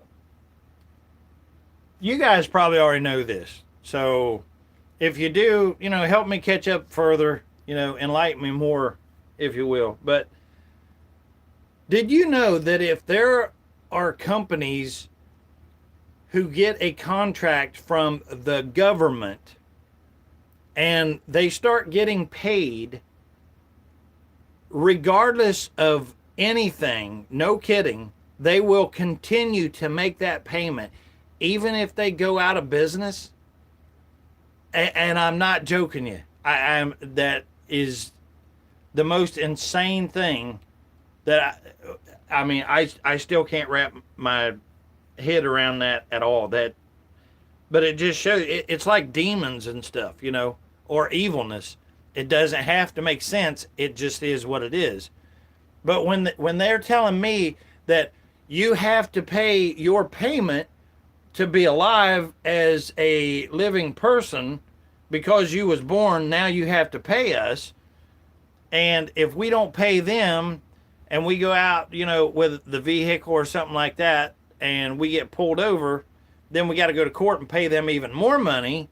Somehow that makes sense, but yet if they start paying a business or somebody, like a daycare center or whatever, even if it goes under class, whatever, it still continues to be paid. Absolute. Were reached out to me, notified me that they saw a procession. The Kentucky State Coroner's in the same building as Central State Hospital. A body covered in a flag with a procession and saluting. Louisville Metro MK Ultra was a conspiracy until yeah. They're all conspiracies until they're not. Then a local Facebook group in Louisville. Lots of police and ambulances heading down Hurstbourne to Shelbyville Road. Wondering what's going on. Sitting in block traffic. Hold up a furniture store. Looks like I went at the coroner's office at Central State. Everyone's saluting as they wheeled a gurney. Idiocracy, the channel. You know what? I'm glad you said that. 3 random words, because think so. Has anybody seen Idiocracy, the movie? I mean, it really does apply to today. And you're very right on that 3 random words. It really does. If you look around, like we have wrestlers and stuff, and even who I was talking about earlier, what's his name? He said, "Screw your freedom," He wound up being governor of California, Arnold Schwarzenegger. He wound up being governor of California. So you're right that, that movie Idiocracy, yeah, you're right. It was fun. It's a good movie. I mean, they made it, and I don't know about y'all, but the first time I seen it, back in the day, I was like, what? Yeah, this is a crazy. I liked it. I enjoyed it. I watched it, but it didn't really apply. And then later on, when somebody reminded me about it, I went back and watched it, and I'm like, you got to be kidding me. It's like they knew, So good for you, man. Thanks for reminding me of that. Oh, LMPD just put this out. Here's a statement from Louisville Metro Police Department from today, August 3rd. We've received a number of questions regarding the procession that took place today. We will not 3 random words. No, this channel, MAGA, QAnon, morons. Well, I'm not a QAnon. Matter of fact, I would agree with you, 3 random words, that, no, matter of fact, earlier, if you go back and you watch the beginning of the show, once it gets loaded and stuff, you will see where I'm asking anybody if they're into the whole QAnon, they believe that. I'm actually talking with a person right now who's into the whole QAnon and still buying into that, thinking and saying that Trump is playing chess when everybody else is doing checkers or some shit like that. But yet Trump belongs to all of the Illuminati and the demonics, situations involve privacy considerations and are simply not ours Yep, to Bradley discuss. Bear It says also doesn't he's not help that MAGA or moving QAnon trucks neither. were spotted outside Mitch McConnell's home nearly a month ago, following some Glad to have you here, untimely 3 home random words. renovations. Glad you're here. As a fourth-generation American farmer, I know our country is the best farm. While we're getting our brain washed here, let's see, what is it? Live to Survive. Idiocracy was funny. Yeah, that was an excellent movie. There was something else I wanted to see. It got what plants crave. Oh, the under contract.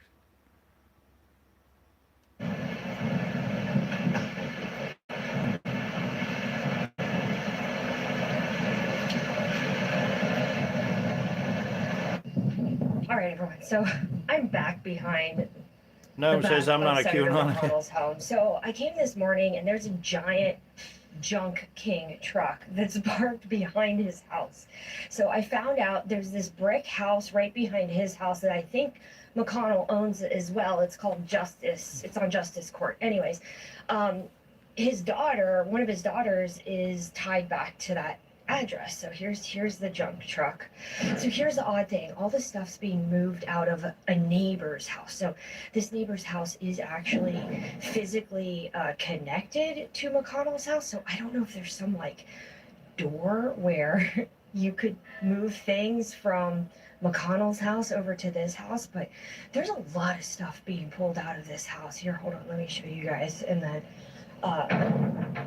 Live to Survive. I vote for policies. They have to earn my vote. Yeah, I'm pulling out a lot of stuff good here. for you. I don't play any part of their So bullshit this anymore. is owned by McConnell. Nope. So this is the Nope. back of his house. It didn't matter. It doesn't And here's matter also what what's odd. you're Cat voting police for. are, You're like, still guarding voting for one the of same entrances bird. into here. So again, this could be like, I mean, this could just be a really odd coincidence, but they're pulling a lot of crap out of the house. I started saying it earlier, and I'll say it again. You know, it's just like the little rascals, you know, standing around looking at the White House, you know, and they got their hands all up on the gate and the fence, and they're looking at the White House, and they're watching these people that's so far away in their little suits and stuff, and every once in a while you'll see somebody coming in and going out and so on. But you know, what if all the little rascals just picked up their sticks and their rocks and their marbles or whatever that they got, and they all went to some designated, agreed upon spot, and then they set up their own system, and they built their own place and come up with their own, you know, interest and stuff like that, and just stop looking at the big old mansion, White House or something that literally looks at them like that they're lower life forms that need to die. You know, literally like what their Talmud says to do with us, you know. I'm telling you, all we got to do is look away. Stop participating in their system that they built that's not for us. Store. So anyways, I'll keep everyone But think about that, Mitch McConnell, yeah, dead that's and what's gone. happening behind Thank Mitch goodness. McConnell's house. It could again just be a coincidence, or I don't know. But it could yet be these something. people are But still anyway, getting paid. This is terrifying. AI developers just admitted it, saying, quote, "We don't have a brake pedal." Employees of AI companies are begging the government to build brake Excellent, pedals to 100%. I've stop never AI voted for development president. before No, it's too no. late. And you know what? Let me tell you, even though, no kidding, I'm telling you right now, I Live to Survive. If you go back and watch my videos, you'll see where, like, I was, you know, pushing for Trump and everything, you know, and we can get into, like, consider what we had with Biden and all that stuff. But it didn't make any difference, did it? It didn't make any difference if somebody voted for Biden or for Trump or for Trump or for Biden. It didn't make any difference, because here is proof now. How was things when old Baggy was in there versus now that there's old butt plug in there? You know, it's like both of them absolutely cared zero about we the people, you know? And that's what we got to get through our heads. But we keep thinking that that system is for us and that somehow we're going to make it work if we just keep participating. Like you already seen what they did with the votes and stuff. Look, they months afterwards, they found all those bags of mail-in ballots and stuff just throwed over the damn hill in California, and every state that you can think of the same damn way. It doesn't work. It's broke. They don't know what they're doing. They don't care about what to do. They just want to run their sham to make somebody think, oh, I got to get up and go do my part today, like this dipshit did. Like I literally, would plan, months in advance, okay, and I would spend my time listening to all of these bag drops, spew out lies to us, what they would do for us, how they was going to change things. But if you go back and listen to them, they wasn't talking to us at all. They were just trying to write words and put them together that we would somehow think made a lot of sense to us. And they didn't give a shit about us, and they still don't. It's not ours. And I don't want it anymore. What's your biggest concern right now about the rapid development of AI? My biggest concern is what I'm hearing from inside the companies, and in particular, just this past week, we saw 1,300 employees of top AI companies saying that they... I'm going to mess this up, but just Tift 4640, they write, I love hearing people talk about the Talmud that don't even know what's in it. Oh, thank you for being here, first of all. Appreciate you being here. They also write, so what does the Talmud talk about? Explain. Okay, and then they also write, so when do you start counting the Omar on Passover night or on the first day of unleavened bread? Okay. Well, let's stop right here and let's address, because I really want to say, is it he or she? I'm not sure, and I'm not trying to be mean here. It's at JOSHUATIFT 4640 is asking this about the leavened bread and so on and so forth. Now, here's what I'm going to tell you. I don't know what it says about your Passover bread or whatever it is that you're referring to, but I'm going to put something up here on the screen, and then I want you to tell us what it is that we're looking at and that we all can read with our own eyeballs, okay? So if you're still here, now I want you to respond to this, okay? Let me pull this up here, and then you tell us what we should make out of this, okay? Give me just a second here.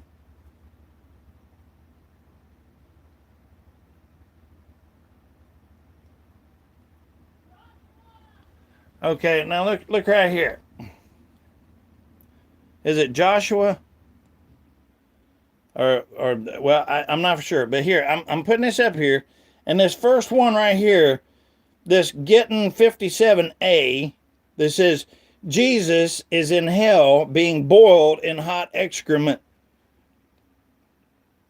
So I want you to tell us about that right here. Okay, and we're going to hear what you have to say about this writing in the Talmud.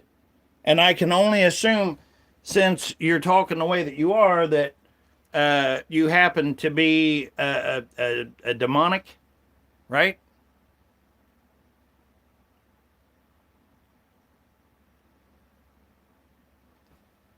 Joshua Tift 4640. Are you there? If you're busy writing or something, just throw a thumbs up there, Joshua Tift, or whatever your name is. Because I really, really want your response back to this. because that's the Talmud, and that's what it says right here. I mean, I can show you. So you want to talk about your unleavened bread and stuff. You know, I'm not worried about your bread. I'm not worried about what you eat or when you eat it or who you eat it with or even why you eat it. I'm not worried about that. What I'm worried about is this right here. When you start telling people who believe in Jesus like myself, and you're agreeing with and saying that he is in hell being boiling in hot excrement. So I'm asking you, here's your chance. And I'm serious. Because you're acting like that you want to have a conversation about it, and I do. I want you to tell me. Can everybody else see the comment that Joshua Tift 4640 put up here? I love hearing people talk about the Talmud that don't even know what's in it. Okay, I do know what's in it. It's right here. And everybody right here that has eyeballs and that can read knows what's in it right here, right now, because it's in front of them to read. And then they, he, she, whatever. Josh, I'm going to say it's supposed to be a male. What does the Talmud talk about? Explain. Okay, well, I am. And then they also wrote, so when do you start counting the Omar on Passover night or on the first day of unleavened bread? And again, my response to that is, I'm not worried about your bread. And that is not what bothers me.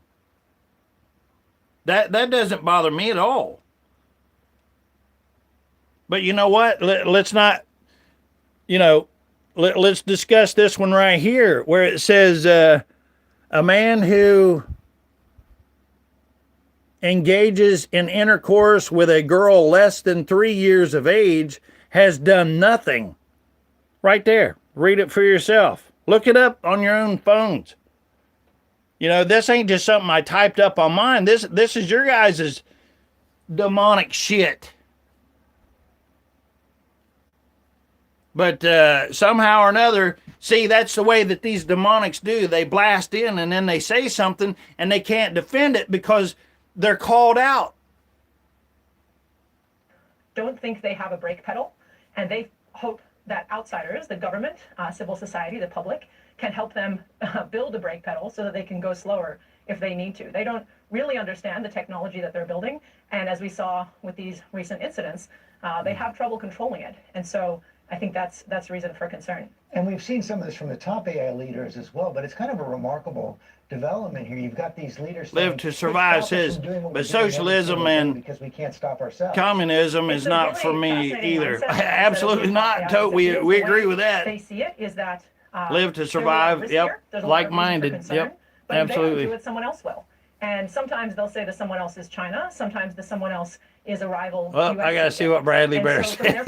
What did he say? They don't want to just unilaterally give up because then someone else will win. So that's why they really need the outside help. This is not new. Sam Altman, obviously, who built ChatGPT, famously told us this would happen almost 10 years ago. I think AI will probably, most likely sort of lead to the end of the world, but in the meantime, there will be great companies created with serious machine learning. Happy Shake Homestead 909. Hello, hey, glad to have you here. Been preparing for the Happy Shake Homestead, yep, 909. Appreciate it. Thank you very much for being here. He's got 11. Thanks for hanging out with us. Bradley Bear, Jesus said, beware the bread of the Pharisee. This. Oh yeah, you know what? You're right, Bradley Bear. Gee, it's like an apartment. It's bigger than a New York apartment. We can put 2 of these together, 3 of these. Tate Brothers got 6 of these put together. 6. Yeah, and as he says, here you go, Bill Gates. What the hell is in the American food supply? This woman is going viral for exposing her. Yeah, look at this garbage. People are shocked by what they're seeing. Hey, you want to see something absolutely disgusting? This chicken is 6 months old. This chicken is 6 months old. When I came back from India in February, I bought a pack of chicken breasts and I baked it in the oven and I put it in this Ziploc bag and I have left it on my counter since. This has been on the counter for 6 months. It has not rotted. It has not molded.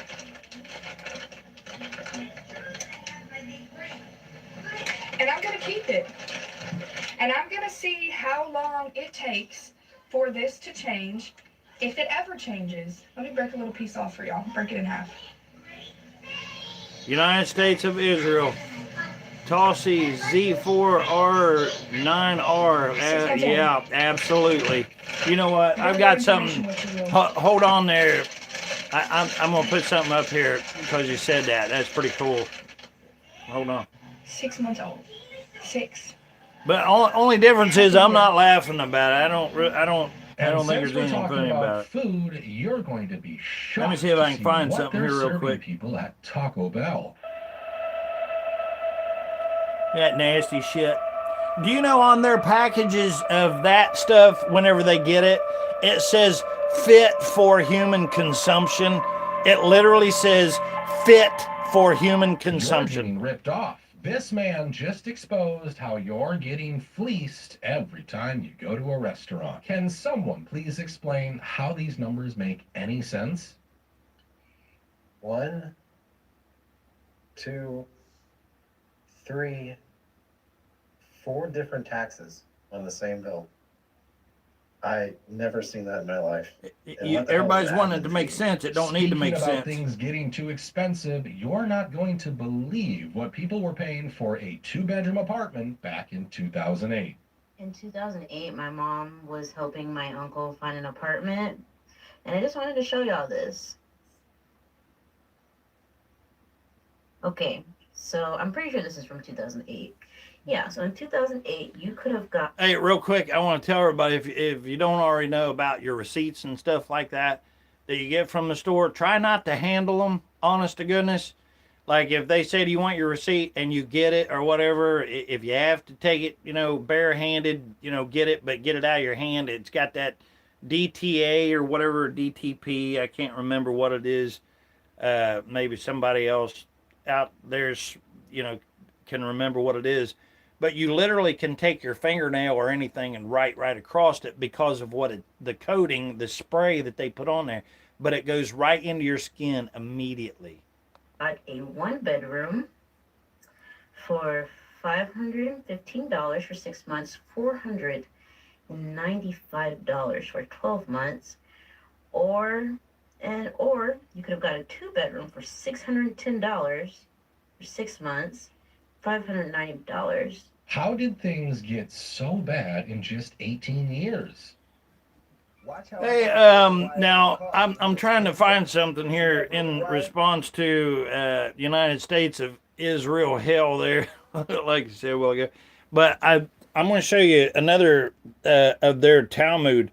This is their Talmud. You can look it up. It's Yokut 245C. Extermination of the Christian is a necessary sacrifice. That's just one of them, So whenever they come and they say, "Oh, you don't know about the Talmud," well, let me see. Yeah, I can read, and you're wrong. I do, because I grew up listening to my mom tell me that the Jews were God's chosen people and stuff, And we didn't have the problems back then, by far, right? Like what we're dealing with now. So, anyway, I was going to look up something else here. I can't remember. Hey, anybody that asked about what the name of the channel is, it's at King James Preston. Noam wrote me and told me that somebody was asking about the name of it. That's me and my son there. So that's what it looks like. That's what you're looking for. Glad that you're here, everybody that's here. Thanks for hanging out with me and learning and just, giving me and sharing your time. It's so appreciated. I mean, I can't even tell you how much it's appreciated. This guy right here, I watch him sometimes. This is from a day ago. But he's a There's prepper information right here. coming out right now that the U.S. government is now allowing the law enforcement, FBI, the CIA, everybody to use the location data on your phone without a warrant. And I don't really understand why this is happening so quickly. It seems like the information centers that they're putting up, the rules that they're putting into place, what can and can't be done by law enforcement is all Yeah, Bradley Bear, you're right. within a 60-day period. They And I keep can't repeating for the life same of me shit until really it's in understand your. why Yep. they're doing it. Why is there such a rush right now to have total control of the American citizen? And the only thing that I can think of is that something really bad is about to happen. Maybe it's a national event. Maybe they've already seen. Maybe their AI already told them that people are about to riot. They're about to burn this mother down. Tulsi Because nothing else really makes sense. It doesn't make Z4R9R. sense Have that you ever been they now are to going South to immediately Africa, allow control of Cape all Town? data, No, all I haven't been. governance, that they're going to be allowed to. I'll be go honest with you, I'm against the kind of US afraid when I hear Constitution. anything about Africa That because, Constitution. man, I heard they was protects like you killing from off the warrantless white people over there and searches. everything. And we're carrying the device. We're basically. But tell us carrying more. Tulsi Z4R9R. Camera on our person. Tell us more. 24 hours Is a that day, where you're because at, when or? the flock camera doesn't give them all the information about us, what we're into, what we're interested in, who we're talking What's to. this layout what of an associates we have, Israeli the person? people that we were nearby. Well, then it's sitting Medieval. right next to us on our bedstand at night. Method. The government knows whether you have. Glad you're sleep here. apnea Thanks or for not. coming. The government knows if your wife snores. The government knows if you raise your voice. The government knows if you're quiet. The government knows literally everything about you. But they want more control, and I just can't understand why they want more control so quickly. And really, the only thing that makes sense is that something bad is coming. Oh yeah, yeah. And it's worse than the yeah. pandemic, and Yep. it's worse than Oh yeah. the global war that is happening, and it's worse than the financial crisis, and it's worse than World War, and it's worse than all of these things, or maybe it's all of these things. Medieval method. What's this? The layout of an Israeli person. I'm not for sure what you mean by that, but if you're talking about like what we was talking about with the Talmud, it's because if you read in the comments up above, we had somebody that clearly wanted to, say that we didn't know what we was talking about here with the Talmud and stuff like that. But, it's awful weird when you put it right in their face and you show it to them that we actually do know what we're talking about. They have nothing else to say. It's just kind of odd how they shut up and go away. Put together at the exact same time. And they know that their only chance to hold on to the control that they have worked and orchestrated for so Live to long, survive, and they've worked so hard to get 4558. over It you, says, I their only teach chance survival is to skills. Prepare. completely Yeah, lock you down. totally agree. Wow. To know when you're sleeping and know when you're awake. If you're a good boy, if you're a bad boy, they want to know. So you would really like this guy. I don't know if you ever watch his channel or not, Live to Survive, but he's a big prepper. By people, not a jury of your peers, because let's face it, your peers are out there at every single city council meeting, and they're saying no. Your peers are the ones who are out there saying, we don't want this. Yep. This is not okay. Yep. This is anti-American. It goes against the freedoms that we have expressed. Yeah, nobody asked for this shit. They're just of this country. literally putting the cart before the horse because they don't give a shit.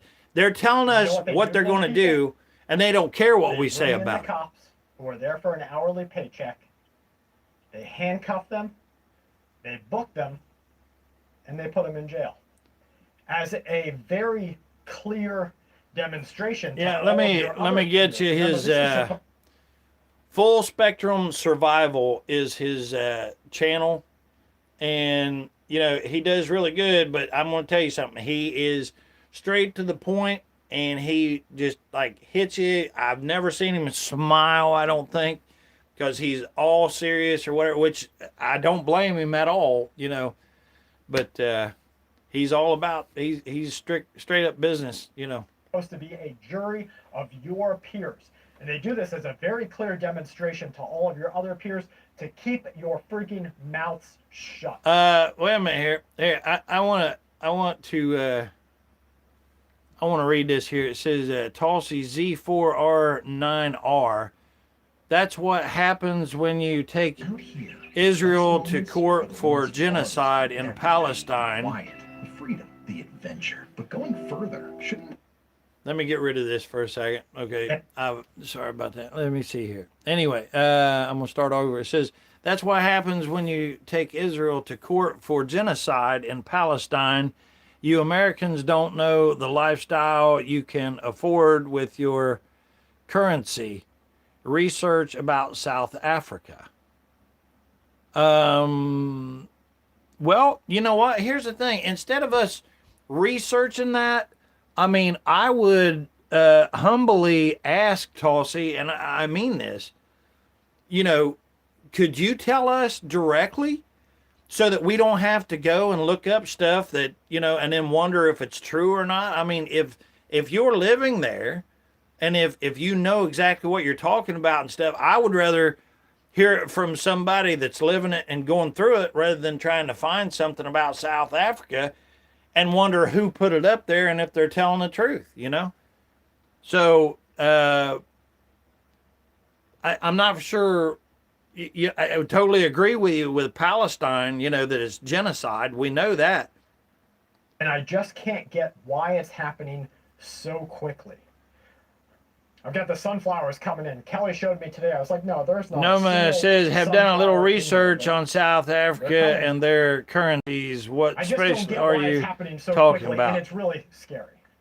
Check out Because Cape for our Town kids and everybody else around us, they have soy boys Steen the fight City. out of the American person.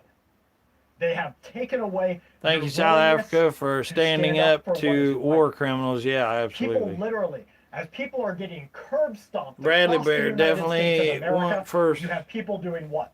They take out their personal flock camera. Hand information. Yeah, absolutely, Bradley maybe Bear. if You know, you're I mean, lucky, if you'll somebody also get- here would tell us, you know, instead of us having to go through all of their filtered bullshit, you know, this is the way that we truly need to be talking with one another right here, right now, right? I agree with you. But you can't miss that viral footage. Noma of the guy agrees, getting the absolutely. Absolute bejesus beat out of him on the side of the street, and so they just videotape it, and they step back, and they watch. Because no longer do we have. Tulsi, what should what should we know, like first and foremost? To stand up for what is What's right going on? And say no, this is not okay. In other countries, they're still doing that a little bit. But where are all those protests and the events that were happening in? All right, Tulsi, she writes back, says most Americans are here, black and white, best weather, best property, best food. Rome is falling. Yeah. Now, when you say Rome is falling, you're talking about here, right? The U.S. Side of Ireland. Where are all of the people? No one wants to willing know stand up for what is right? Specifically, are you wanting us all to know? Not. Yeah, share with us, Tulsi. Help us out here. The next step, the only thing that they're missing. So one, they control you, right? They show you what they want to show you. I know my wife changed her social media to say she is a man. Why? Because all day, every day, 24 hours of that day, they're showing her anti-relationship drama and death and baby sicket and all of this nastiness, even though she hits not interested every time. Yep. Why? Why do you think all of the dating pool that's out there is so gross? Why do you think no one can hold on to a relationship? Why do you think all of these things are happening? Because that's the exact way that they want it, and no one is Yeah, they want to bust up the families. They want. They don't want do they want religious. an They don't entire want people population holding together. that is Okay, are you wanting us to know NOMA rights of Tulsi? And Tulsi answers back, lamb in South Africa.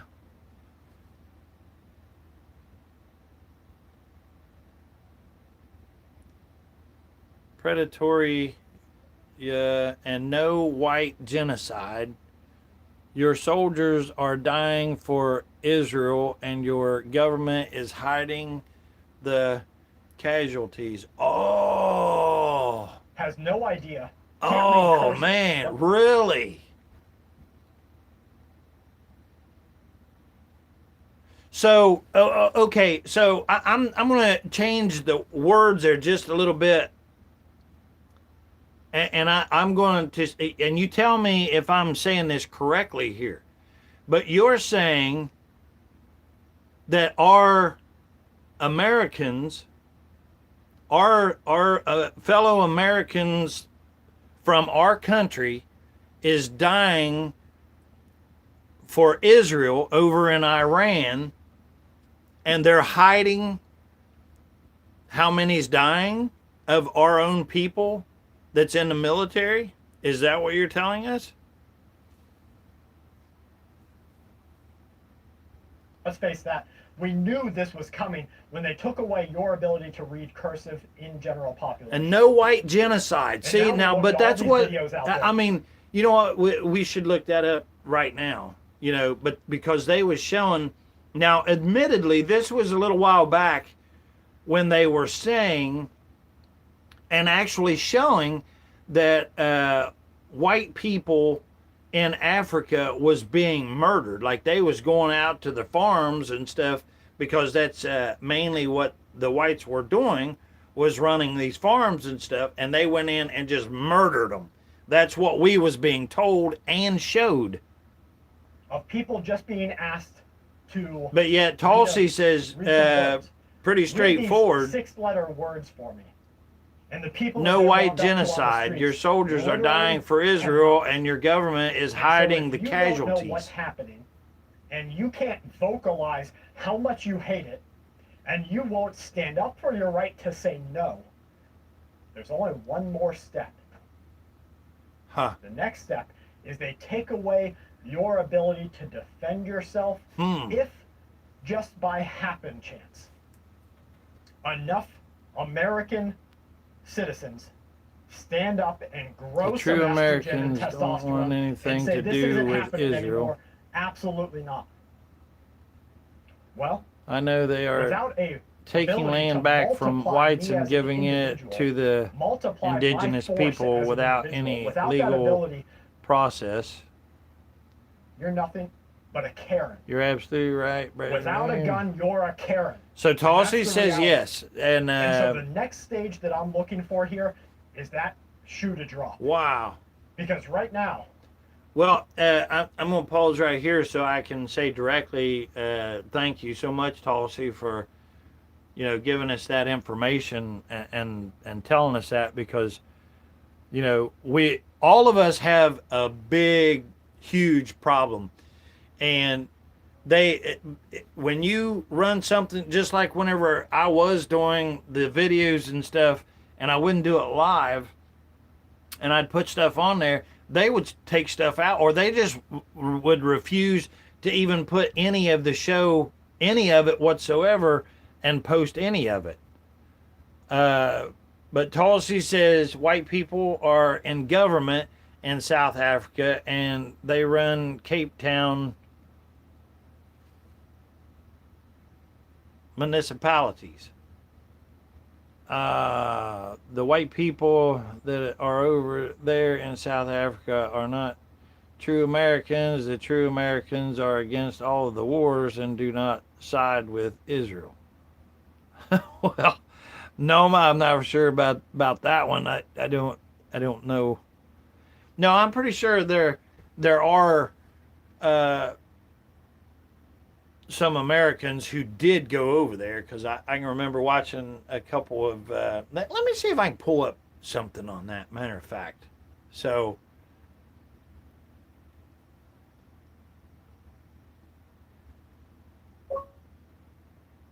South Africa and white farmers. Let's see if we can find something on that, by golly.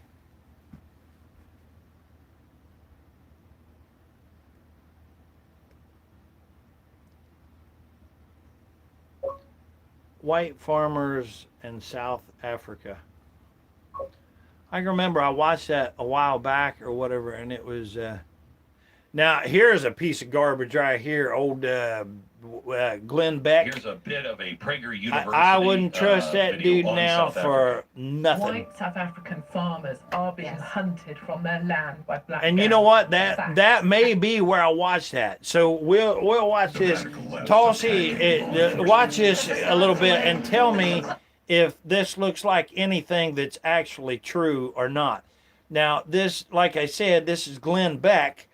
And I used to listen to him. I used to think he was so, and then I found out he was straight up, nightmares of demonic. When monsters would come, at night time. But in South Africa, that is when the gangs come. Here's South Africa. They work together. The and gangs attack come. White farmers, and some of White the things farmer. that happen to white farmers, we don't need to talk about here. But the barbarity, it isn't just about burglary, which gets filed away as. This is torture. And the numbers of white farmers being killed is incredible. And because South Africans have expropriation without compensation, which basically means we're taking your land. So I went and slept on the farms to feel the fear. White people are denied treatment in hospitals in South Africa. Hold on. I just seen this. Tulsi says South Africa is the Europe of Africa who killed Charlie Kirk. South Africa is the Europe of Africa who killed Charlie Kirk. Huh. It's an extreme situation that no one will talk about. Watch a little bit of this. Tell us what you think of this, Tulsi. It's a really bad situation. The reason why I want to play that for you is because I believe there is genocide going on, but not to the numbers, perhaps, of what people think of genocide. CNN was like, there's only, 1,800 or 2,000 white farmers that have been killed in the last few years. I'm like, oh, well, that's it. Okay. Pure Okay, lies, so Tulsi we know writes. What genocide is not, apparently under a couple thousand. Genocide is a frame of mind. Mossad killed Charlie. It is a frame of mind that I'm going to. Hey, you know what? I'm going to pull up something here. I tried to find that because somebody wrote something about United States of Israel or whatever, and I had something, but I got distracted, so I apologize to everybody. But I'm going to try to find something on here about Charlie Kirk, and I'm going to ask all your guys' opinion on this. But Tulsi, I'm interested. Well, of course, it didn't take you no time to render your opinion on this, which you just straight up said this is all bullshit, right? So you can see the kind of garbage that's being spoon-fed to us. Like, we do not know what the hell's going on because I call it death by 1,000 cuts, but they're shoving so much propaganda and shit at us that, we got to figure out a way to untangle the lies, Kill all of these people for whatever reason. This group of people, I think they should all die. And if you take steps to do that. Remember, this here is demonic right here, old Glenn Beck. That's genocide. You are trying to enact or help others enact genocide. Okay? Bradley Bear, I got something I want you to look at. And also, what I believe is the genocide, just not the way you frame it. I gotta find 6 million Jews. It's not that. But it's anti-racism. That's what it is. You can't just not be a racist. You have to be an anti-racist. You have to hate the oppressor. You have to do whatever you have to do because the oppressor is the evil one and has to be stopped. This is what's happening over in South Africa, and it is a Marxist. And Tulsi, this has to do with Charlie Kirk too. That I'm trying to destroyed find here. South Africa. Just bear with me. You know, you look at the 2,000 white farmers, and I don't know if that number is entirely accurate, but around 2,000 white farmers that have been killed. Okay, that's a lot, but they had 27,000 murders in that country. Now they're a country of 60,000, 65,000. We're a nation of 350 million, and we had 19,000 murders. Okay, so think of the fear that's a country completely out of control. And some of those were passions and crimes of passion. They were crimes of burglary, perhaps. They were crimes just senseless killing, and some of them were genocide. Okay, you don't dismiss genocide, and you don't dismiss a system that is producing 27,000 murders on average every single. All right, as riveting as that demonic asshole is here, I'm gonna show you guys something, and tell me what you think of this. Tulsi, does that look familiar?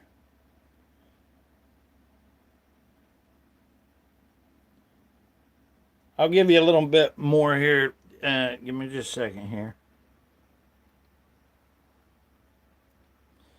It's Rick Cutler, and he was in the audience right in front of Charlie Kirk, and nobody's talking about him. But these pictures that I went through and that I took and stuff clearly shows him standing there really awkward when he was watching Charlie Kirk right before it happened, and you can see him literally, and I'm going to show you this right here. Okay, this here is a palm pistol right here. Just one shot. But if you go back and you watch the video, which I don't know if I have it or not, but let me see if I can... but this literally shows, and I know this here probably won't make a lot of sense right now, but that is actually a piece that they caught with the camera from when this Rick guy here, Cutler, when this guy here, see how he's standing there? Like, isn't that an awkward way to be standing? And if you watch the video of old Rick Cutler here or whatever, when he was standing there, you can literally see him reach underneath his armpit and then pull it out and then shoot. Why he leaves his left arm. See his left arm extended in front of him? And then there's a gal beside him there. Let me see if I can find that picture. I know I had it. Yeah, okay. Here's a picture. See this gal right here in the red hat standing right next to him? Now, look at his arm with his watch, how he's got it out in front of him there. Okay, and then later on, his fingers, he jacks his arm up. Why he's got his arm just like that. So he's got just the tips of his fingers raised up, and with his right hand, he reaches underneath and pulls that out and shoots. They literally caught the bullet flying and everything. And I'm not for sure if I have that video still or not. Let me see here.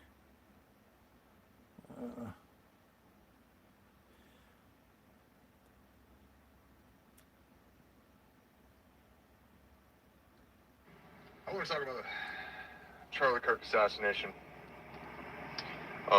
There's a point that I don't think people are getting. Nobody's talking about it. Nobody's paying attention to it.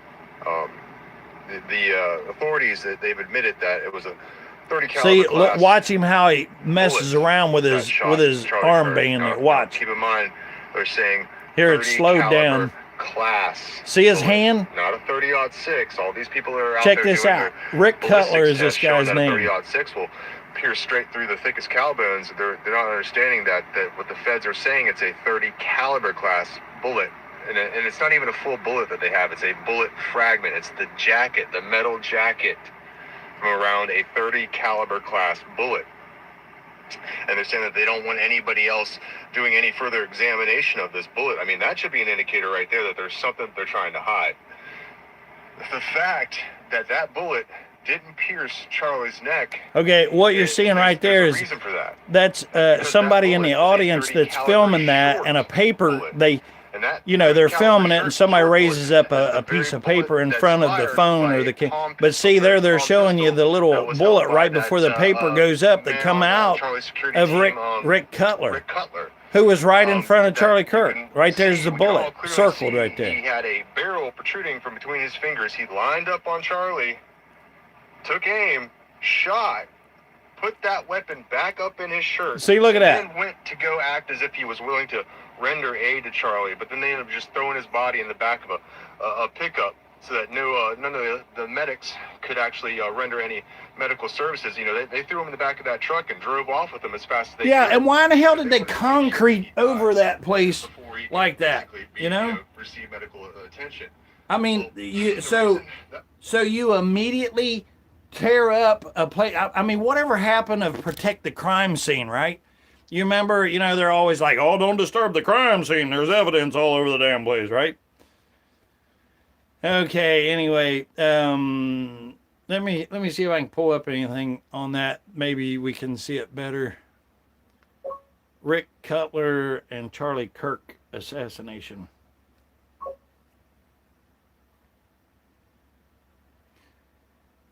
Tulsi, I'm telling you what, man, thank you so much for being here. All of you, thank you so much for being here. What's this here? Rick Cutler after the Charlie Kirk. So, I am curious about something. I haven't seen this. Let's watch it together, everybody. I am curious about something, guys. I made a video at a protest the other day, and the police were suspiciously nice. They can't even do assassination right anymore. No kidding, Bradley Bear. They gave me this. I guess can't even murder somebody the right way. Well, they don't have to. They don't have to. Bradley Bear says that they can't even assassinate anybody right anymore. They don't have to because they have so much money that they literally can do it right in front of our face and then convince us that what we seen with our own eyes, that ain't what we seen. We just thought we seen that. That's literally how these demonics work. And a couple of my subscribers said I'd be really stupid to hold on to this because there's probably a tracker inside. I mean, if you really think about it, did they give this to me because I'm a nice guy? They didn't know who I was. They just gave it to me. They knew I was a YouTuber. They asked for my YouTube channel. Now, I will admit, this just might be a schizo moment. Wow. But, better safe than sorry, I guess. Throw it. Throw it. I wouldn't think, it's abnormally heavy. Hi, little grasshopper. Look. It's abnormally heavy. Huh. U-Hauls, huh? But, back to the Rick Cutler stuff here, boys. I guess I didn't cover it well enough yesterday. David Drummer 241, thanks for being here. Who wants to start a fight? Yeah, bring it on. Let's go. That's what we're doing, man. Glad you're here. I'm out of my mind. That's exactly what we need to do. Exploding microphone. Eric is definitely part of the deep state. What are you talking about? It was so close. Did you see the footage of her using the fake teardrops at Charlie's funeral? Oh, yeah.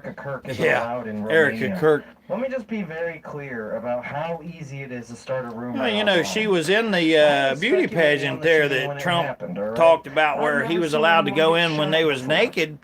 Because Charlie's shirt moved the way that it did, that there must have been a metal plate and it ricocheted into his neck. Fox and CNN took that as news and reported on it. Just for an example, that actually hit the news. They're literally going to some random YouTuber's page that's speculating, and they actually put it on the news. Hello, Irish Relief staff. My name is Rick Cutler. But if you actually follow what's going on at the shooting, Charlie gets shot. The security goes to help Charlie. They smile for some reason, which I thought was incredibly odd. They then pick up Charlie, throw him in the van, and after they threw him in the van, they saw an ambulance, and they said, no, let's just keep going. And they drove to the hospital with him. Was that the right thing to do? I'm not quite sure. But we do know that Rick Cutler was at the event. It does appear that he fires a palm gun. He then gets in the van with Charlie. Also, a lot of unexplained handoffs that I just can't explain or really speculate on. But I can tell you, these are. Hey, just real quick here, Tulsi. I just looked there. It says $85 for monthly groceries of fresh food. Our malls, property, banking system, schools are better than America. Most students in universities are white. Yeah, and you know what? Let's be clear about something, Tulsi. I honestly, I don't give a flying rat's about white, black, green, orange. I really don't care.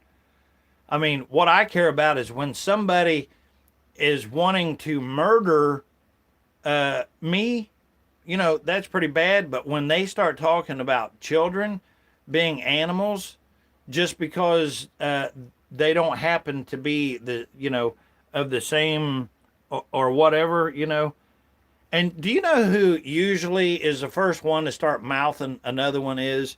It's usually the weakest person. It's usually the one that, has self-esteem problems.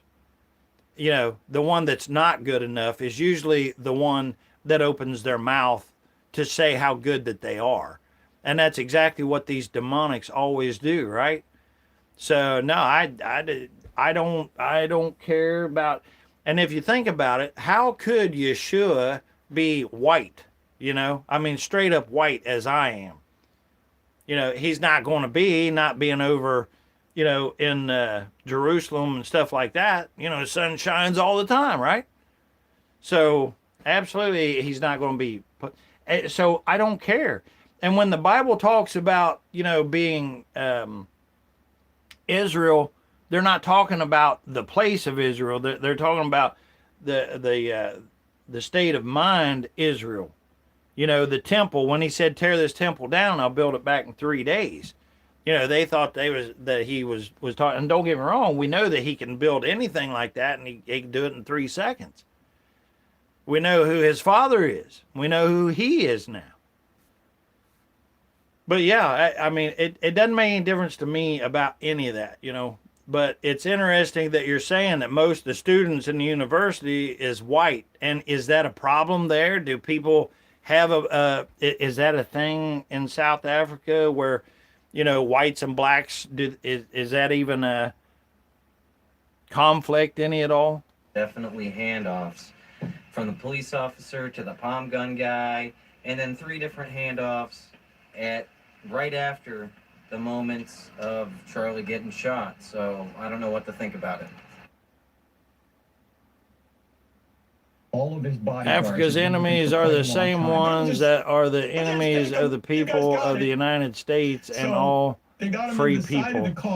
Tulsi says South Africa is called a rainbow nation for a reason. All races are in government.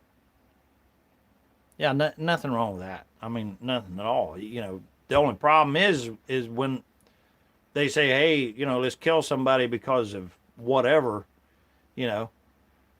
Bradley Bear, the Rockefellers and Red Shields and corrupt capitalists like Bill Gates. Oh, absolutely. Totally agree with that. The SUV we took over. And I'm on one side, and there's actually some video. There's somebody's taking the rainbow is a promise from God to never flood the earth again. So I run over to the it has other nothing side, to do with politics. It has nothing so to at do that point, with I run around to the back. I rainbow belongs to God. The back gate open, and I jump yeah, in it the definitely back. belongs to God, no, for sure. But He gave that to we the people as a promise not to flood the earth again. But I think what Tulsi is getting at here is they're just showing, a mix of colors. Make something beautiful. I mean, that's what I would add to it. I mean, Tulsi didn't say that, but I'm imagining what I would think if I was going to use a rainbow to explain or tell somebody about, how the government is. It's made like a rainbow, various colors and, different shades for something beautiful. And I grabbed the thing and closed it. Look how they were. There's 5 of us in the car now. Justin's driving. Dan is up front Disagreement with the Donald GPS. Trump Rick in has the got him. Rick's on Oval my Office left, of the and White Brian House. is Yeah, no there, kidding. I'm coming over the back seat. What they and did Charlie's to laid out Libya is evil. in front, just right in Bradley front of Bear, me. yep. And Charlie's so tall, we can't close the door.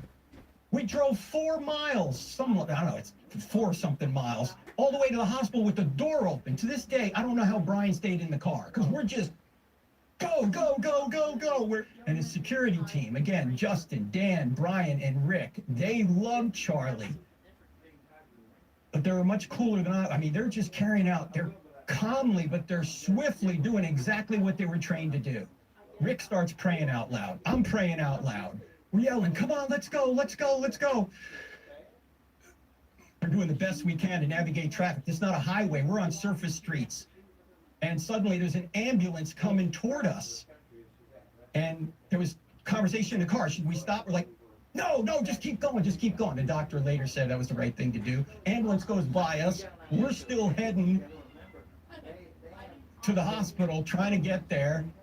At one point, somebody says, let's get there in one piece, because we're cutting through intersections, we're just beeping the horn. This is not an emergency vehicle. There's no lights. There's none of this. And I go, we got to start CPR. So I try and start that. Now, then you look into his background, and then he was in the Army, was a cop for 19 years, long time. BB runs America. You're right. You know what? And, now you put the laughing emoji there, Tulsi. But see, me being here, I don't see anything funny about it at all. Now, even if this was happening when I seen, or even when I heard that bad things were happening over there, I never thought that was funny. And I don't see anything at all funny about that. BB, because what you're saying is actually truthful. And it's one of those truthful things right now that is really pissing me off. And a lot of us, Bradley Bear, Naomi here, all of us that's here in the U.S. Incorporated who do not like that. We was already underneath a whole lot of pressure anyway, Tulsi, and we have to do something about it. Well, they just added a great big extra lump of shit for us to deal with this merging stuff that they're saying that we have no off-ramp of. Like, once we're joined with them now, like they're literally saying that no matter what, we can't part ways from Israel. But I'm going to tell you something right now. I don't buy into that shit at all. Because how is it that somebody can have a president for 4 years and then they make policies and laws and all this shit, but then you seen old dumpy butt plug Trump come along and he undid a bunch of them with his executive orders that he loves to do, right? So what we got to do, I'm telling you right now, I'm not participating in any of this bullshit. Like I said, our gang is what I'm looking for. I'm looking for the little rascals that say, hey, you know what, screw all this. I'm tired of looking at their big Jezebel mansions that they're building, the White House and all the rest of them, that's full and of this demonic hidden signs and stuff with their pyramids, and they're all seeing Eye of Lucifer and all this shit that I don't agree with. And then we are walking around with this dumb currency paper that's got all these demonic symbols and shit on them anyway. I don't even want that shit. And you know what? When you look it up, what is money? If you look up the definition of money, it's only 2 things. It's silver and it's gold. Period. That's it. So, we just got to get together. And unfortunately, one of the things that I was going to show on here, and I'll probably get to it later on, maybe tomorrow evening or so. I don't know yet, but there's one young guy that I had been watching, and he literally was trying to put together. He told everybody, he said, "Come on," because all of these people were saying in the comments and stuff. They said, "Hey, I'm here. I'm ready. I'm going to fight. Yeah, let's stand up. Let's do something." So he said, "All right, come on." So he got his uniform on and all that. When I say uniform, I mean he bought certain clothes and his camos and stuff like that, got his boots and got his rifles and all that. And he said, "Okay, well, let's get together and we'll start training together." Well, he said you couldn't get nobody to show up. And that's what they're counting on, that nobody's going to show up. Now, I'm not saying that's the exact way to do it, but you do have to have people who are willing to physically show up. You have to do it. So we have a huge mountain to climb. There's no way we're going to climb it without the Lord above. Just don't buy the narrative, boys. I'm going to get demonetized. There's no Let's way see what around we it. got here. I don't know if you guys have ever heard of Myron Gaines. Well, I want to shout out to Cindy Johnson, 6222.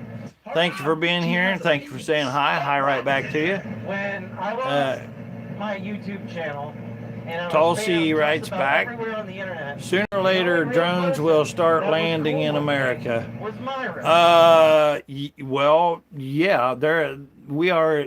I'm not sure how you mean that they're going to start. Are you talking about bomb drones or whatever? Because we're looking for that to happen for sure. So I consider him a friend now.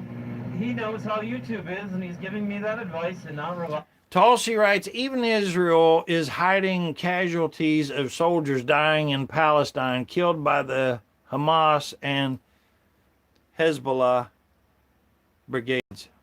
Really? May I ask, are you seeing this on your, how are you getting the information that you're getting, Tulsi, if I can ask you? On ad revenue. So I'm going to listen to his advice, but Tulsi says, you want to know the question that got Charlie killed? Well, I don't know if it's a question. It's more of the statement that he was making. He went against Israel hell. Like he was calling them out. They tried to get Charlie, to kneel down and do their bidding. And he was like, no, I'm not about that. So when he rejected, all of their come-ons, and he told them no, and then he started speaking out about them, well, he got on the hit list. But I would be interested in knowing what you would say about that. I'm going to need as much support as possible. The last thing that Bradley Bear, I've heard that about IDF numbers being fudged. You probably haven't heard of Nick before. And Nick has it a million times worse than I do. I've been banned off most of the internet, but Nick has it worse. He's not allowed on YouTube. All he has is X and Rumble, and the way that he's been managing to survive is his own little platform and people actually supporting it. But I don't know, boys. I think everything's messed up. That's what I think. The only other thing to really speculate on is it does appear like the head of Secret Service was there. It does appear that there were 2 spotters telling Look at that. to shoot. I don't know if anybody's been in the military. See, they done hand signals and all that shit too. I think that might be what he's showing here. But did it make any sense at all? Hell no. And you know what? This is what I was talking about when I said we're all looking at the White House, standing at that fence. This is exactly what I mean. Like right here, like they've already covered up this shit. And they're showing old butt plug Trump up there, with the blood on his face there, supposedly. Like when that happened and they all like surrounded him and covered him up before he come up with his fist and pumped it in the air, fight, fight, fight, or whatever. Would you, in your wildest ever imagination, think that you would allow him to tell you to stop, to pump his fist in the air and to do that? And if you notice, he mouthed the words. He didn't yell fight, fight, fight, which if you really had something serious happen to you, and you was truly pissed like he claimed to be, then you would be yelling. You'd be, talking to the crowd and yelling it, not just mouthing the words, fight, fight, fight, like what he did. It was all a setup show is all that was. Tell me that I'm wrong, but it does appear, I don't know. Just let me know what you think about yourself, about the spotter. Tulsi, he asked, was there a stand down order when Hamas attacked Israel while people were dying? Oh, really? That's what he asked? But I've been saying this for a while now. I've just been kind of afraid to say it on. So I'm going to need as much support as I can get here, fellas. You can find me on X at Jesse Delva and turn on notifications for my YouTube account because I was a short creator and I just wanted to make little motorcycle edits. But things are getting too insane and now the crazy guy has to be the voice of reason. So I really appreciate the unexpected amount of support I got yesterday.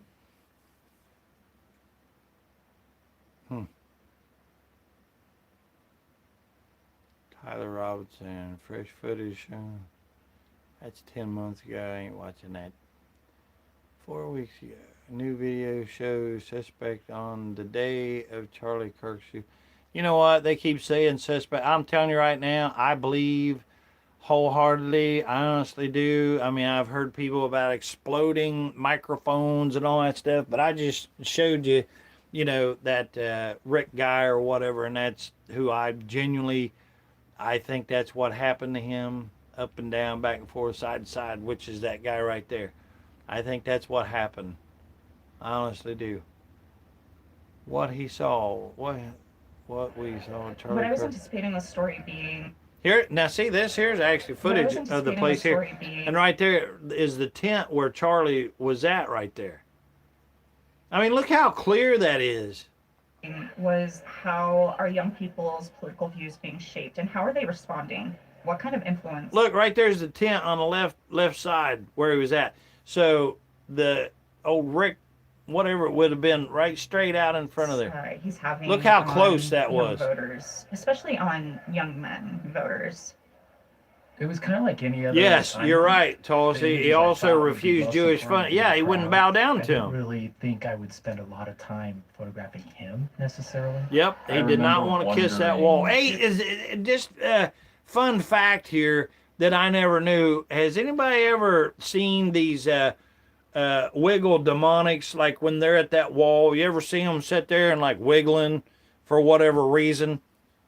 Does anybody know why that those demonics, when they're at the wall, why they start wiggling back and forth and stuff?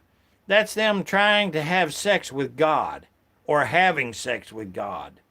That's what they say that they're doing, which is, oh my gosh. If there was going to be any fights, I wasn't really considering gun violence. I was considering, two people getting into a shoving match.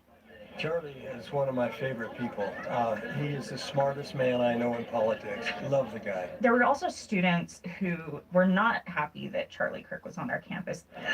A little bit scared and disgusted. Yeah. It was clearly not just UVU students. There were a lot of people who were from. You know what, Tulsi? You said that he asked, was there a stand down order when Hamas attacked Israel while people were dying?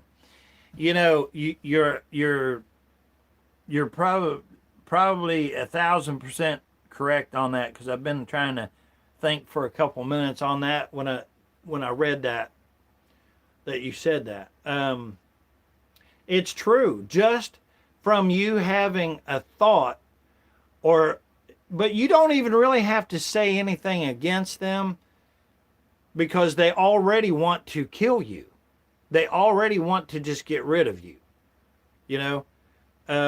I showed earlier, and I always forget her name or whatever, but she done nothing except for just talked about Israel up and down, about how wonderful they were and so on and so forth. But for no reason whatsoever, they just turned on her and tried to cancel her out and so on and so forth. And then went after her husband. Well, then she flipped it around, and now that's all she does is she just goes and is, attacking Israel hell. There were a lot of older adults with children, elected officials. Politician Phil Lyman was down there. I got some photos of him getting his photo taken with fans of his down there in the front. There was Definitely no a kind of stand down order, credentialing Bradley system Bear that I was says. aware of. There didn't seem to be a place for photographers, for media. I made my way to the very front on the north side. So that's it. See, you can't tell them anything. You know, you can't even ask them a damn thing. So who in the hell wants anybody? I mean, would you have somebody like that you would even have around you at all? Like if you went outside and you said, "Hey, I'm going to go to the park," and you knew the person walking up to join the conversation wanted you dead, or that if you said the wrong thing, or if in their demonic brain that they was, and I'm sure we've all seen people like that. It's like, oh, don't go around old Weird Harold over there, or whatever the name is, you know, because, you know, for no reason, they just flip, snap, go off, and go crazy on your ass, and you can't even deal with them. So let's not even, and you know, if they show up, what do? You always make an excuse like, well, I gotta go now, see you later. Or maybe you don't make an excuse at all. Maybe you're like I am now. You just walk the hell away before you punch them in the face, you know? So, yeah. Where he would be. I just kind of stood around and I pretended like... Okay, now, right there, okay, here's Charlie sitting there, right? Here's Charlie. So whenever I showed you the video of Rick or whatever, so he was literally here. So look at the size of Charlie Kirk sitting here. Okay, so here's his knee. So here's Charlie Kirk here. That means that because you can see that he has his left hand on this rail here. And he's right directly in front of him. So right in here is where he has to be, like somewhere like right in here. So direct fire straight at him. And if you watch that video again, which maybe we will or something, but you can see what a direct line of fire they have. I'm telling you right now, because who stands like that with their left arm up on a fence like that, crossways in front of them? That's not comfortable. I mean, that's more like whenever you're like setting up like when you're playing pool, you know, you lean on, you know, you put your arm up there for a little bit of leverage or whatever. So like I was invisible. I just hope no one would kick me out of that area. When I'm in a crowd that big, I'm trying to think about how can I do my job but also remain safe and responsible. I remember in the amphitheater pit structure at UVU, and just being surprised at how treacherous it felt. It's not really made for the amount of people who were there. No, it's still after Eric and Kirk killing Charlie. Coming in person is kind of like a sporting event. Like you can watch it on YouTube after. Like definitely going in person, you get the whole crowd vibe, and that kind of makes that experience more memorable. I was down there watching all of the goings on behind the scenes. I could see behind the tents of miscellaneous security people back there, plain clothes. And then he started walking up towards the event. He kind of made this gesture like, you know, like almost like what a pro wrestler would do, like let's go kind of thing. And it wasn't like mean or anything, but it could have applied to people there in his favor and people against him. It was kind of like, bring it on kind of a thing. He sits down and the line was filled out and he says, we're going to be here for a couple hours. Right before the gunshot went off, I was approaching this railing that was filled with people looking down from the back towards him. Oh my God. Go, run. That was a shot there. And all those people that were blocking my view instantly Iran has had nuclear weapons fully armed since the Russia war began, and more dangerous missiles than nuclear people power. Are screaming. Oddly, some people are just kind of standing around, not doing anything. Yeah, but within why? a few seconds, that railing is clear. Okay, so Iran had weapons and stuff like that, but they wasn't threatening us with them. My first instinct, except for if we tried to do something, was to stay up and look at what was happening. There's not a good answer to like how do you balance news gathering and your own safety. News gathering is running Paul, towards the danger, and safety is running away from the danger. I6P6T, I had been watching the Muslims crowd and their were reactions to celebrating things that on Charlie Kirk was TikTok. saying. I was also Pretty listening sad. for more gunshots. Is this a mass shooting? I looked back at the table. He was gone. This armed plainclothes officer yelling at people, where did it come from? What's Dumb going Trump on? wants I remember to seeing this guy in steal shorts and a hat, Canada who I land. assumed was a Yeah, plainclothes yeah. police officer who was holding a handgun at his side, and I thought, oh, maybe that's the person who fired the shot. Maybe I'm about to be shot. For the few seconds after the first gunshot rang out, they didn't know if more bullets were coming, if they were next. You know, I will caution you on something, Tulsi. Remember this, okay? Really look into Rothschilds and Rockefellers, and you know, even when you're talking about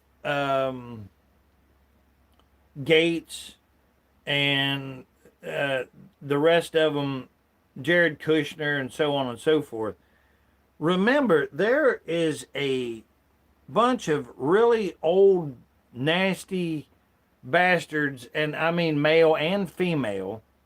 Like, who is it? David Rothschild? Is that his name? I can't think right now. Just Rothschild in general. But if you look it up, you will see that they're the ones actually calling the shots. So whenever you say that Trump is wanting to take Canada or whatever, that's not his ideal. He doesn't have a brain. He really don't. And, you know, earlier on, I used to think, oh, wow, Trump, you know, he's really a businessman. He goes after it and everything. And I even heard people saying that Trump was a piece of shit because, you know, they took his money, took their money, and then didn't even deliver. And I thought, well, everybody gets butt hurt in business. But isn't that always the way? We always tend to make excuses and stuff for something when we want something. So I'm telling you that just to remind you of something that I try to remind myself of all the time, which is, first of all, talk to our Lord and Savior and ask that he would give you the discernment and stuff to figure out and to see through lies and all of the garbage, but to remember that we want whatever he wants us to have, because it's going to be way better than what we think that we want for ourselves, right? So if I would have seen the truth, and if I would have dug in instead of listening to the wrong ones, which I was listening to people back in the time, like Glenn Beck, of all people, you know, that I just showed you a little while ago. Glenn Beck is a piece of garbage. He's a demonic. He's right with them. And he's one of them that says that Judeo-Christians. And I was like, and I fell into that stuff for a little while. But then when you have your eyes open and when you dig in and you actually start uncovering this stuff, you learn a lot, you know. And then when you start talking to these people that usually won't say nothing, and I say this, and I said this on yesterday's program, and I'll say it again. There's people right here, right now, that they'll show up, and maybe they're sitting here listening right now, but they won't say anything. But if you could get them to speak, they would have something way more wiser to say than most people you'll ever hear, you know. But how do you get those people to say something, you know, when they feel like whatever they would say wouldn't be heard, you know? It's just so, but I listen now, you know? Even when something offends me, like it did back then, I try to take what somebody says to me. And it's like, well, why are they saying that? Are they hurt? You know, or are they saying it because they know something? Or, you know, why are they saying that? And then I try to follow up on that, you know? So, yeah. So we just got to watch and pay attention when we're saying something, Tulsi.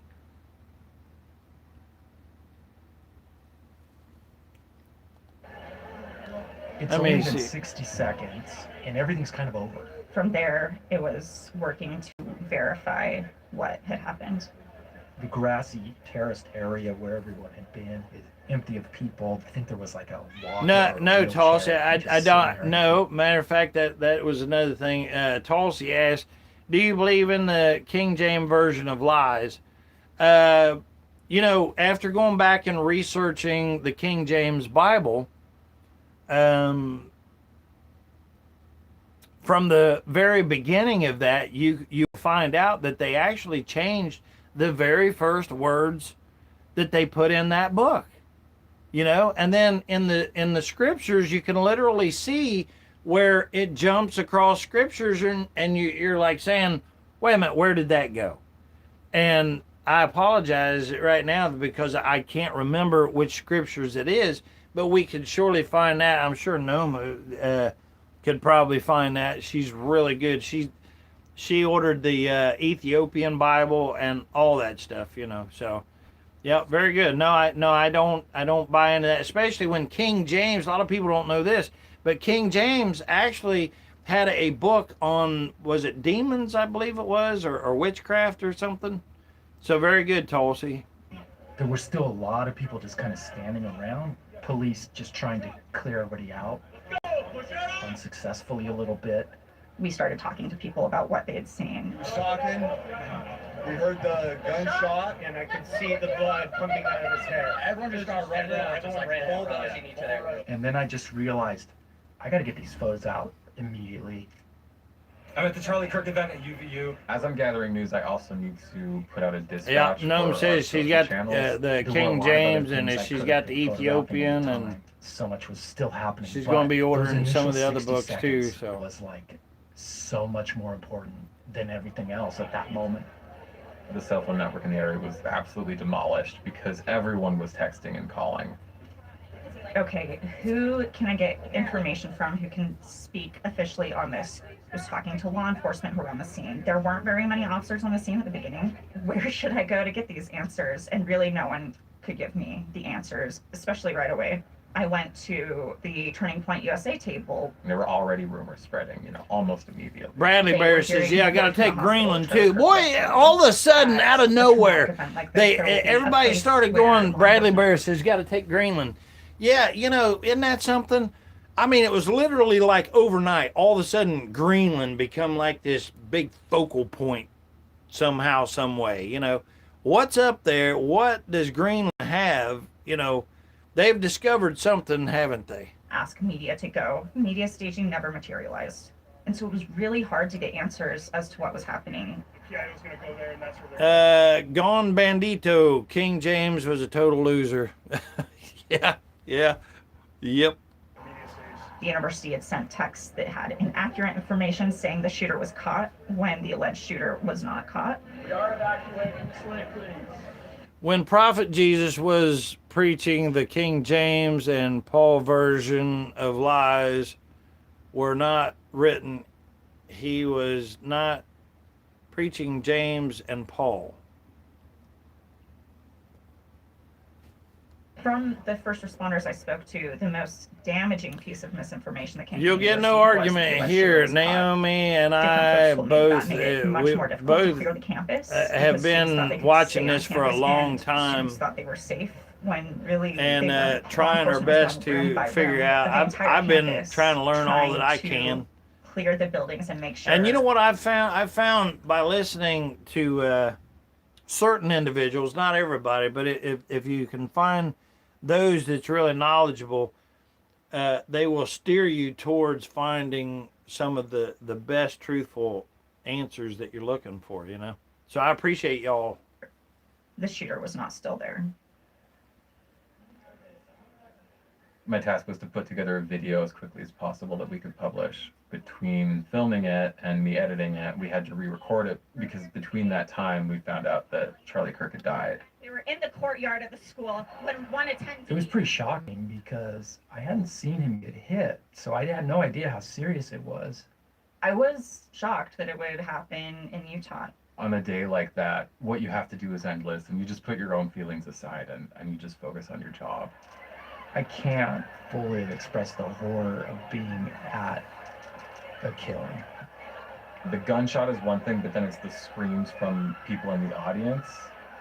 It's just so chilling to be at that situation that your mind is trying to explain it away or change reality on you. I do find myself on edge a little bit more than I used to. I do find myself feeling more cautious in public than I used to. The biggest emotional impact was how all of the young people there that day, what kind of trauma they were experiencing. It's a generation where they grew up doing active shooter drills. Where do they go from here?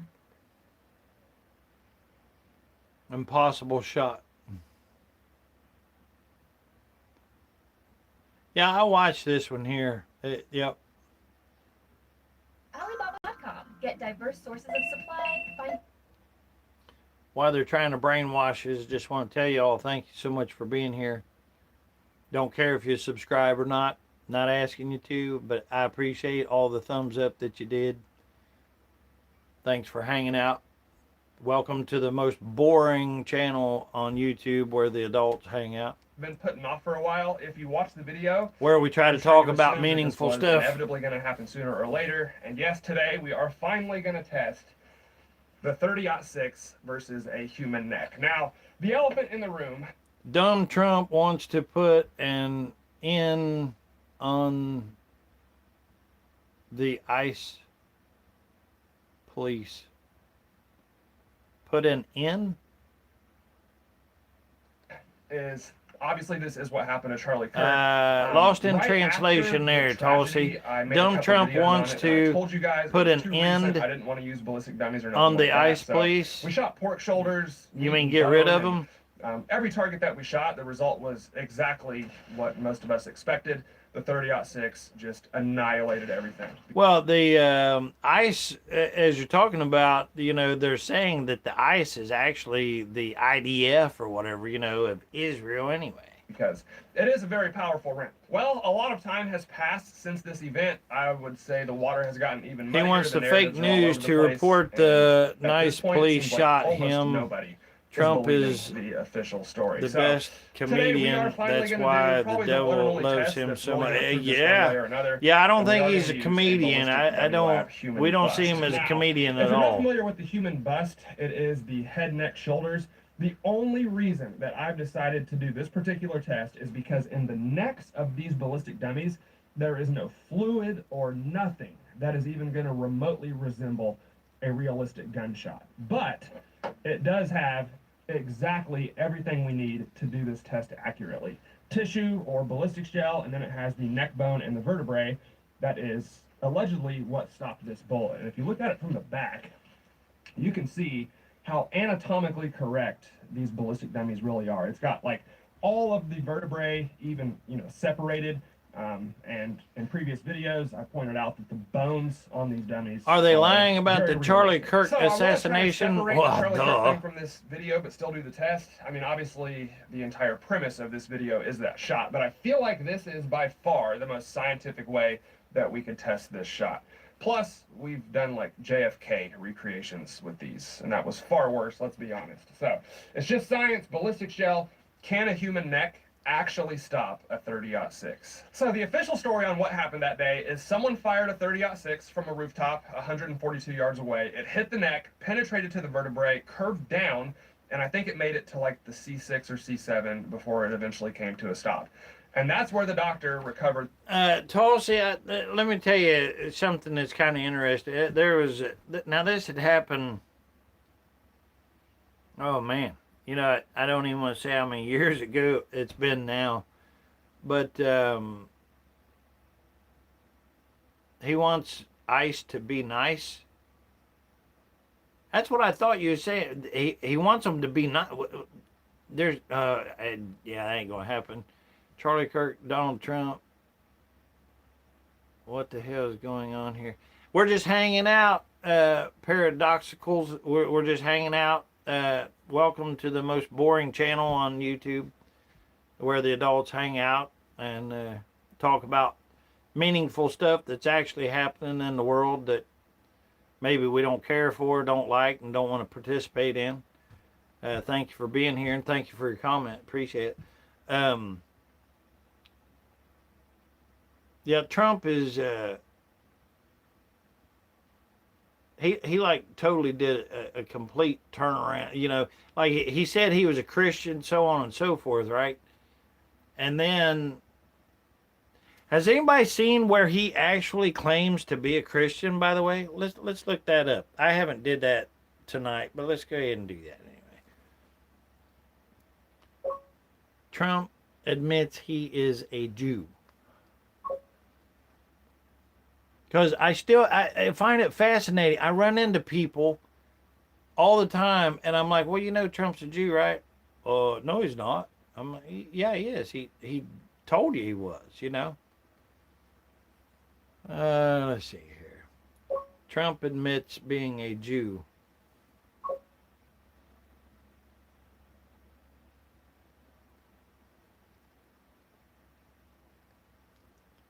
Oh, I didn't put it up there. Let's see. I guess it wants me to type it in, right?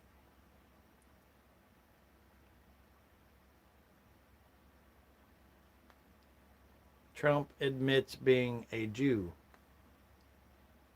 It does not want to put the damn word up. Okay, well, I can do that. No worries.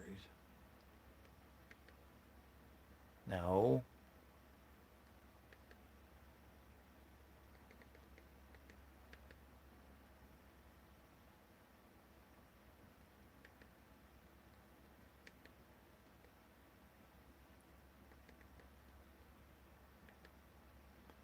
All right.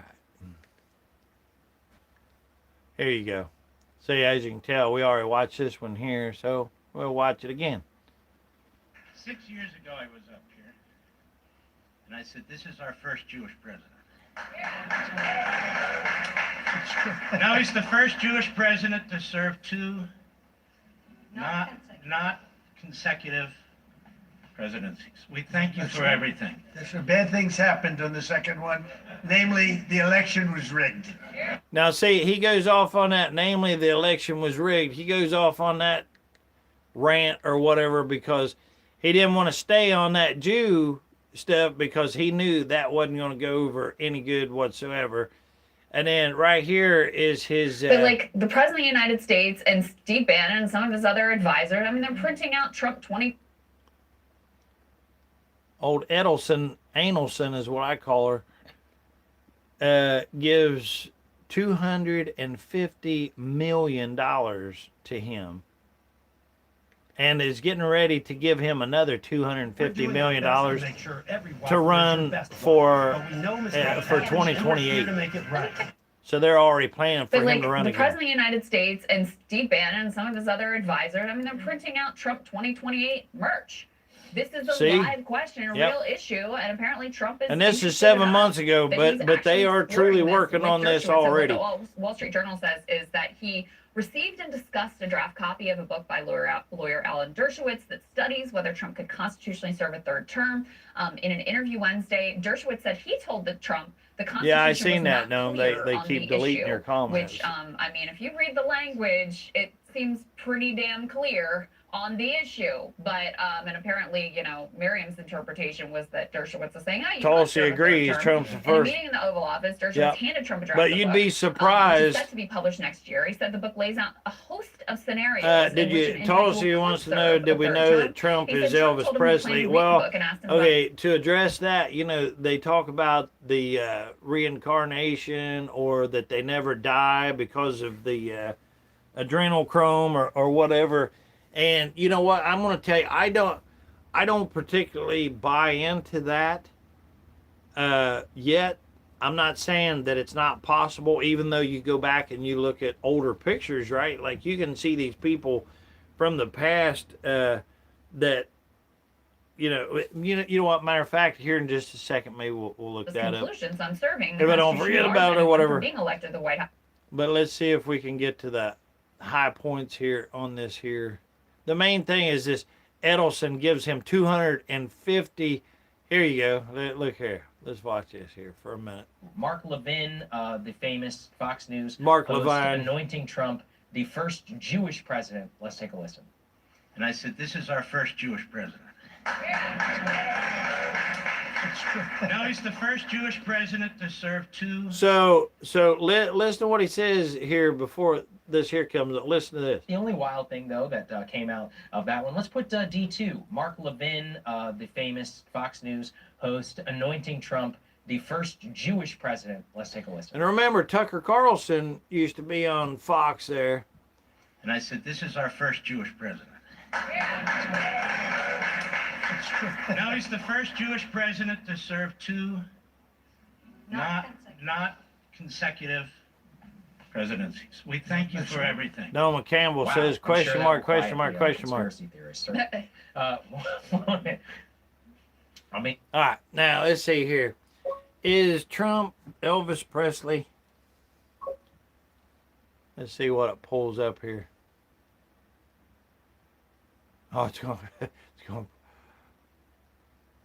Well, you know, if you dive in and look at old Elvis Presley here, it doesn't make any difference. He was an evil piece of shit too. You know, I used to really like Elvis. You know, and then they got him in the back seat of a car or whatever, where he says he's talking about these younger girls and stuff, right?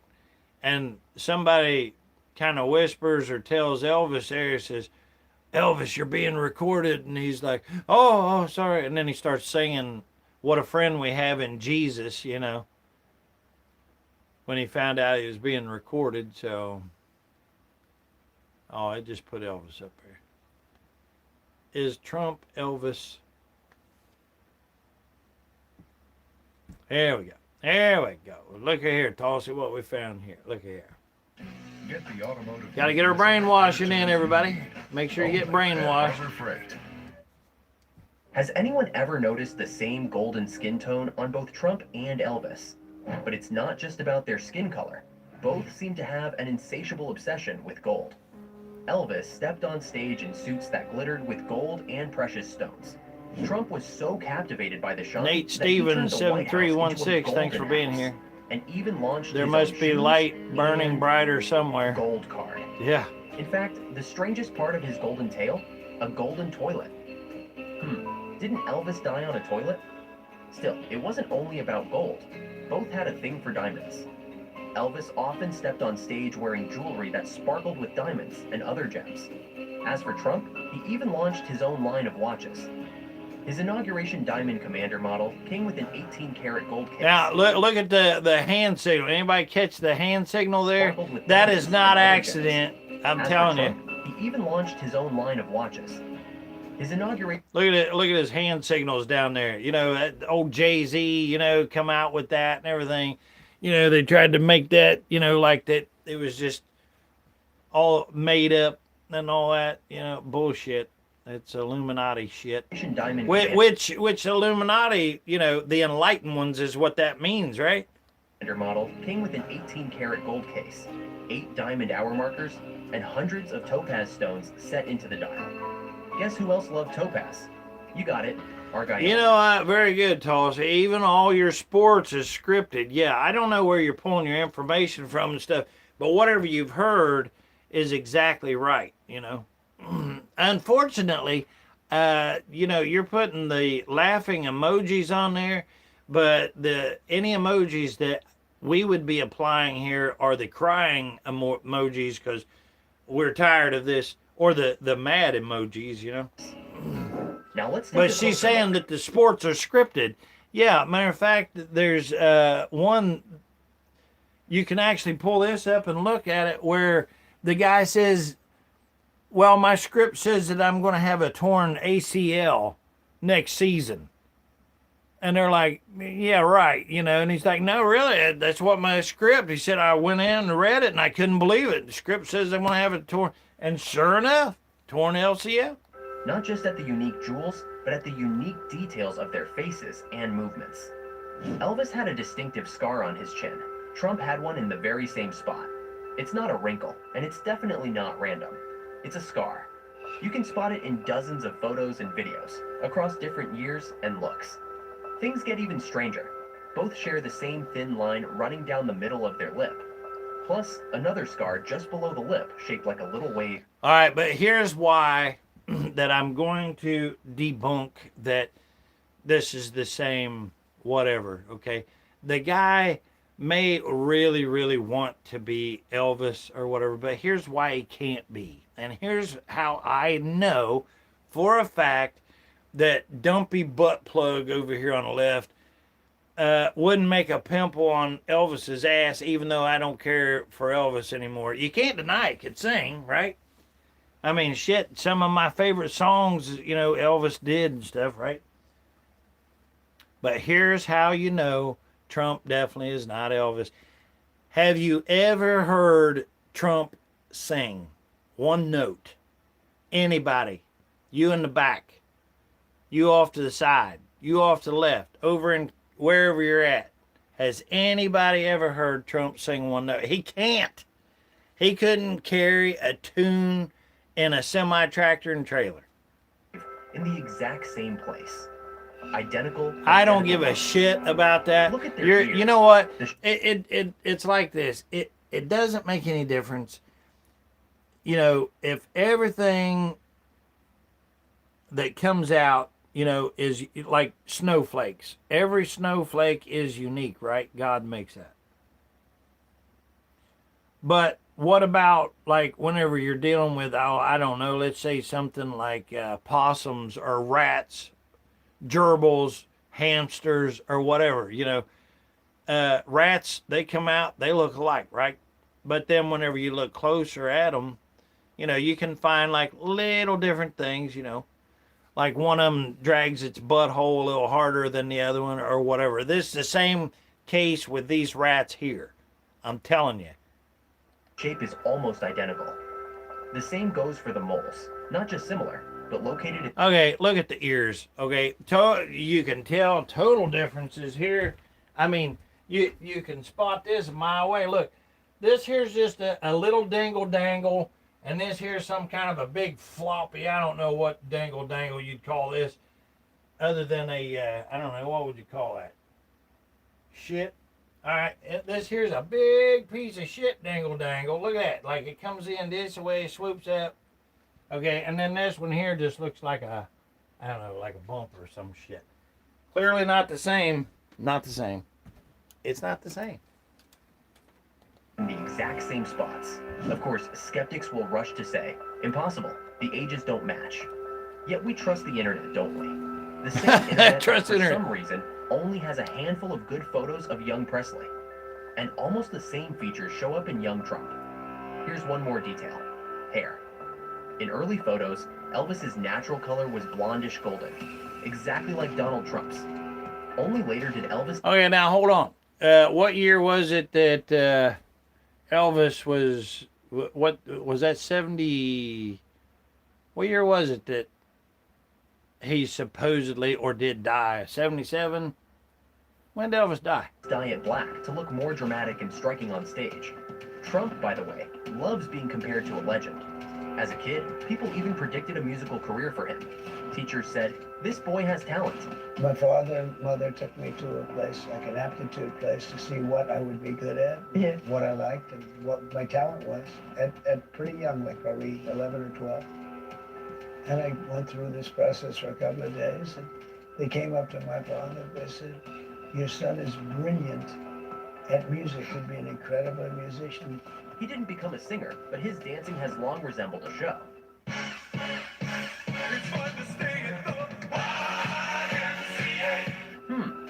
Maybe he already knew the moves. All right, now hold on now. Tulsi, you can't have it both ways here. You're saying never underestimate Donald Trump. Now, you said that he was dumpy and slumpy earlier, but now you're saying never underestimate Donald Trump. He knows things that will give you sleepless nights for a lifetime. Well, yeah, let me tell you one. I'll tell you something that... Hold on a minute. Here. You want sleepless nights? Here, hold on a second.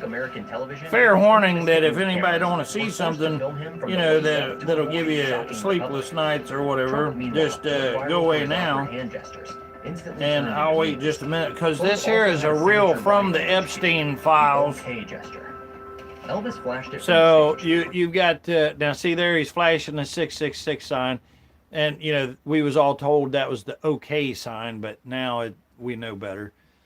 So, fair warning. Now, I've showed this before on the show, and I'm getting ready to show it again. So, if you don't want to see something gnarly, then, you know, look away or whatever. Give me about 10 seconds or so. But in 3, 2, 1, here you go. Now, this here is from the Epstein files, okay? And if you're thinking you're looking at what you're looking at, yes, you are looking at what you think that you're looking at. And they even have head that they put on the table there so you could see what in fact that they cooked right there. And yes, that is a thermometer shoved right there with the kids right there beside of it. But that's from the Epstein files that you can, if you go to the right place there, you can pull that up and you can look for yourself. But this is the kind of sick shit right here. And, you know, if this don't keep you awake, you know, I don't know what would. So, and when they start talking about the children and they are literally dragging them out of the womb and eating them as soon as they're coming out, being pulled out, by the way. And I'm talking the whole thing. And explaining how the intestines and stuff taste like cream cheese. This is on Epstein files. So, you know, you can talk about whatever you want to or whatever, but yeah, there's some disturbing things that I already know, Tulsi, that's taken place. And unfortunately, you know, I was talking about this earlier to Bradley Bear. I don't understand. I don't want to understand. I don't get how you can take a male that's in a war, seeing another male, and then let his that he gets aroused enough to sexually assault another male. I mean, I don't care if it's a wartime. I don't care if it's peacetime. I don't see how anybody could do that, period. But then to have like 10 or 12 other males standing around waiting to take their turn at another male like the demonics do, yeah, I got to tell you, you know, that keeps me up, you know. I don't like that shit at all. And matter of fact, that's one of the things that pisses me off, and one of the reasons why I'm on here trying to tell people that Israel hell is, you know, they can say joining military is all they want to with U.S. Incorporated, but it's still joining, okay? So if you just take military out of it, who gives a shit about military? Forget the word military. They're joining together, okay? So, yeah, I just don't see how anybody could do that. That's sick. While Trump made it his trademark at rallies, Bradley Bear says peace. Yeah. Thousands to Elvis's concerts. Fans fainted, threw underwear on stage. Trump supporters wear red MAGA hats. Bradley Bear, appreciate you being here, brother. I seen you said you was heading to bed or whatever. Have a great evening. Thank you so much for being here. Proof of the American dream. Really appreciate you. A poor boy from Tupelo who worked as a truck loader for $35 a week before bursting onto the charts with Tulsi, America is a scam, and so is the government. Military draft is coming. Get ready. Yep, you're right. You're so right. I'm so glad that you're saying that too, Tulsi, because you're saying exactly what I'm trying to warn all of them that's looking away right now. There are people who, I mean, you can watch them. They like see this channel, and then they're like, "Oh, nope, not for me. I got to get out of here. I got to go find where somebody's putting a firecracker up somebody's wiener hole and lighting it or something, you know, so I can laugh." But they're not going to be laughing, are they? Whenever they see the draft coming, because it's true. Oh, you know what? Matter of fact, we said we was going to look that up, so let's look that up. Let's do that right now. I'm glad you said that, Tulsi. What it's like to be an Israeli.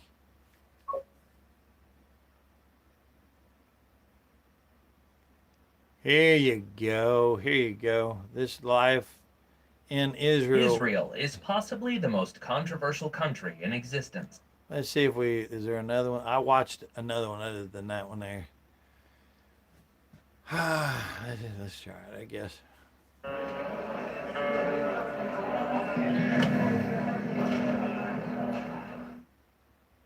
Israel is possibly the most controversial country in existence. When there are global events like wars, it is talked about, and when the situation is peaceful, it is also discussed. Despite its relatively small population and territory, it houses a large part of human history, sacred places of the three main monotheistic religions of the world, and is one of the most powerful and rapidly progressing countries. It has made countless scientific and technological Tulsi contributions says Charlie while being at Kirk the was center of becoming a Hitler permanent step by conflict step. in its region. Today, I will tell you about life in this country, the customs and Well, traditions you know, of the it, Jewish interesting enough, Tulsi, and you're saying that Charlie Kirk was becoming Hitler. So on one little piece there, you start saying, well, was Charlie Kirk really a good guy, or was or not Charlie Kirk, but was Hitler a good guy or a bad guy, right? Well, then you find out, you know, all these books and stuff that was being burnt was all these demonic books and stuff of the demonic Jews and stuff that was putting out this sex change and all this stuff, you know, for children and everything. And I forget the guy's name that did the first, you know, sex change operation over in Germany or whatever. And this is what supposedly Hitler was burning the books of this demon. But yet in America, Americans were being told, I should say, that those books and stuff was the Bible and things like that. So like what you're pointing out, they were lying to we the people even back then, right? So, but then you find out that the Rothschilds and the demons were actually funding Hitler to do what he did. So what do? What you should avoid doing if you visit. Now Where to see listen to the this church where shit Jesus though. Christ It's coming. is believed to be, You're and much right. more. 1. Israel is one of the youngest sovereign states Errol in the Flynn, world. thank And you at for the being same here. time, its creation The only is based people on that the hated oldest Charlie documents, Kirk were the same ancient people who scriptures hated God. collected Yep, in the yep. Old Testament. Yep, I agree with Israel you. declared its independence in You know, you could 1940. just tell about Charlie Kirk, Errol Flynn, couldn't you? You could tell that he genuinely was trying his best to lead a non-intrusive life, and he was genuinely trying to help people to have a clear mind, like and not be, you know, so caught up in the bad. And the way that he did it, I thought was, you know, really great how he did it. He wasn't like trying to force somebody. He was just like taking responses, and then he would show how ludicrous that they were in a rather adult manner, let's say, you know. Like he didn't try to belittle somebody when he would tell them the truth. Following the Arab-Israeli I thought he War did a of great the job. same year. After the end of World War I, Palestine emerged, in whose territory there were Muslims and Jews who entered into constant conflict until the end of the war in 1948. This is when They're the after you, Nakba, Noma. or Palestinian exodus, began, and since then, both states have been in conflict. Currently, the state of Palestine has limited international recognition and is located in two regions bordering Israel, the West Bank and the Gaza Strip. 2. It is the only Jewish state in the world and is one of the most successful countries for several reasons. The first significant Jewish diaspora occurred in 586 BC, known as the Babylonian exile. After the Babylonians conquered the kingdom of Judah, some of the Jews were deported into slavery. Jews have been a minority in the countries where they have lived, and this has given them an incentive to excel. Because they are a minority, they also have a strong social network. Errol that allows Flynn, them to all I help do each other is prosper speak in plain personal and common professional life. sense, On and the other people hand, hate they are common always sense. prepared for Yeah, war due to because external that's what threats. the And because they have few Lord natural God speaks. resources, Yep, they place amen. greater He sure importance does. on educational and Good human stuff, Errol development, Flynn. like countries such as Japan, Taiwan, or Singapore. You're spot on. Finally, Spot on, because they brother. have a relatively small territory, they have a high concentration of talented people, which makes innovation and intellectual cultivation easier. 3. Israel is the only country in the world that has managed to revive a dead language. After the Jewish diaspora, the population began to use other languages, and Hebrew continued to be used only for religious matters. With Jewish nationalism, Zionism, Hebrew began to be recovered and is now the official language of the state. Aramaic, on the other hand, is close to extinction and is spoken only in some... You know, unfortunately there, Errol Flynn, not everybody's been speaking common sense, have they? localities We in need Syria. we need a lot Both more of that. Now languages see are how this written guy's wiggling in front of this wall? Look at this dude of the here. I'll official rewind language it. of the state. Aramaic, on the other But watch hand, this is demonic close to wiggling in extinction front of and the is wall spoken only there. in And some localities in Syria. you know, at first Both I just languages are thought, written okay, from well, right they to wiggle left like and from that in top front to of the bottom. wall because The Old they're really Testament- deeply into their prayer or whatever. No, they're trying to have sex with their God. That's what that's representing. was written in Hebrew, and many common names have their origin in it, such as Sarah, Mary, Anna, Michael, John, or Raphael. 4. Zahal is the name for the Israeli Defense Forces. And you know what? I hope that sounded as nasty as the way that I took it whenever I first heard it. I'm like, so you're telling me they're literally humping their God, you know, which is Satan? Because if it's not the true and only one and only God, then it has to be Satan, no matter what it is. And that's what they're doing when you see them wiggling around like a worm like that. And they have not lost a war. Despite its small population, it Listen has to one of the that. most They have not powerful lost a armies in the war. world, surpassing countries with many more inhabitants. All right, this is not what I wanted to show you at all. And I will find it. Let me see. Walking in Israel, real life on the streets. Let's see here. They do not want me to see. Oh, here you go. This is it. That's one of them I watch. Watch this. Senator Check this out. He's going to fight until we get justice. Look at this. Same bullshit we always see. The ads are always To the same. join one of the strongest armies in the world. Now, pay attention here. As Tulsi pointed out to us, it's coming. This is what you have to do. My name is India, and today I'm going to explain to you what it's like to join the Israeli army, otherwise known as the IDF. Even some of your African leaders have been to the wall. Did they wiggle like worms? IDF stands for Israel Defense Forces, and their main purpose is to defend Israel. Service in the IDF for most Israelis is mandatory. Male, female, wealthy or not, even Errol Flynn celebrities said have it's to common serve. Anyone 18 knowledge years or that the older demons must walk join. among us every Women day. Yeah, usually serve 2 absolutely, Errol years, Flynn, and absolutely. men serve almost 3. This is how they begin. Hi, I'm Romy, and I will join the IDF Now, y'all tell me when you see a fat demonic here, by the way. in 1 year. Before joining, future recruits like me have to do physical exam, have a mental check, take a logic test, and complete an interview. Does anybody see anything pretty up there? Because I do not. All I see is a demon, a little string bean demon right there. There are even special tests Like that one there. for special units. Listen to this. Special test. Here, let me replay it. Recruits like me have to do physical exam, have a mental check, take a logic test, and complete an interview. There are even special tests for special units, and how they do on these will determine where they serve in the Army. When high school is over, it's time for draft day. Listen. Soon-to-be soldiers take a bus to a Listen. military draft base. This is where their civilian life ends There you and go. their Army life begins. The new recruits get their uniforms and put them on. Now their lives are forever changed. Hear that? Now their lives is forever changed. But nobody will be paying attention to this, Tulsi, right here in the U.S. Incorporated.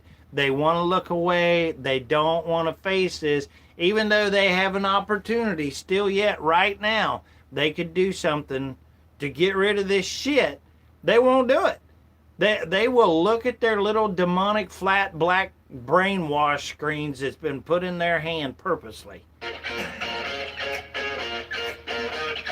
Basic training can last from 3 weeks to 4 months.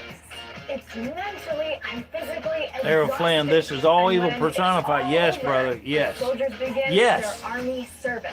Yes. That's why we're on here. Yes. There are thousands Noma of agrees units with in you the too, IDF Errol that Flynn. soldiers can serve in, Yep. both combats and non-combat. And in Israel, once you are a soldier, you are always a soldier. When you're Hear that? military Hear that? Let's play that again. For those in the back who's not paying attention, listen up. And when it's all over, the soldiers begin their army service. There are thousands of units in the IDF that soldiers can serve in, both combats and non-combat. And in Israel, once you are a soldier, you are always a soldier. When your mandatory service is up, you are put into the reserves. Most of these soldiers will meet at least once a year until they're in their 40s. This goes to show that in Israel, service is a huge part of life. It makes you see the world as bigger than yourself, in service to a country that you love. This is the strength of Israel. This is the IDF. Thanks for... Okay. Did you hear that? Once you're in, you're always in. But you're already in when you're born. Like, your ass is not your ass. Your ass belongs to them. And this is telling you, I don't care if Mrs. Bob and Weave body language, trying to be upbeat and positive, conveying all kinds of positive vibes to you. Like, watch how and the way she pronounces her words and shit. She's really, see, look at her. For Israel Defense Forces. See, look. And their main purpose. Watch her face. All of it's upbeat. It's to brainwash your ass. Oh, it's fine. In the IDF for most Israelis is... So she could literally be telling some individuals right now, I'm going to eat your face off. We're going to carve your face off with our butcher knife. And then we're going to feed it to, somebody next to you or whatever. It doesn't matter.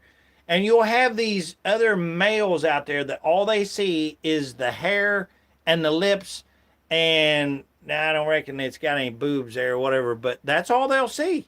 And they won't understand or even listen to the words that this demonic turd's saying, So anyway, enough of that bullshit. I can't take no more of that. Errol Flynn, I have one final thing to say. Tick-tock, tick-tock, tick-tock. It's almost over.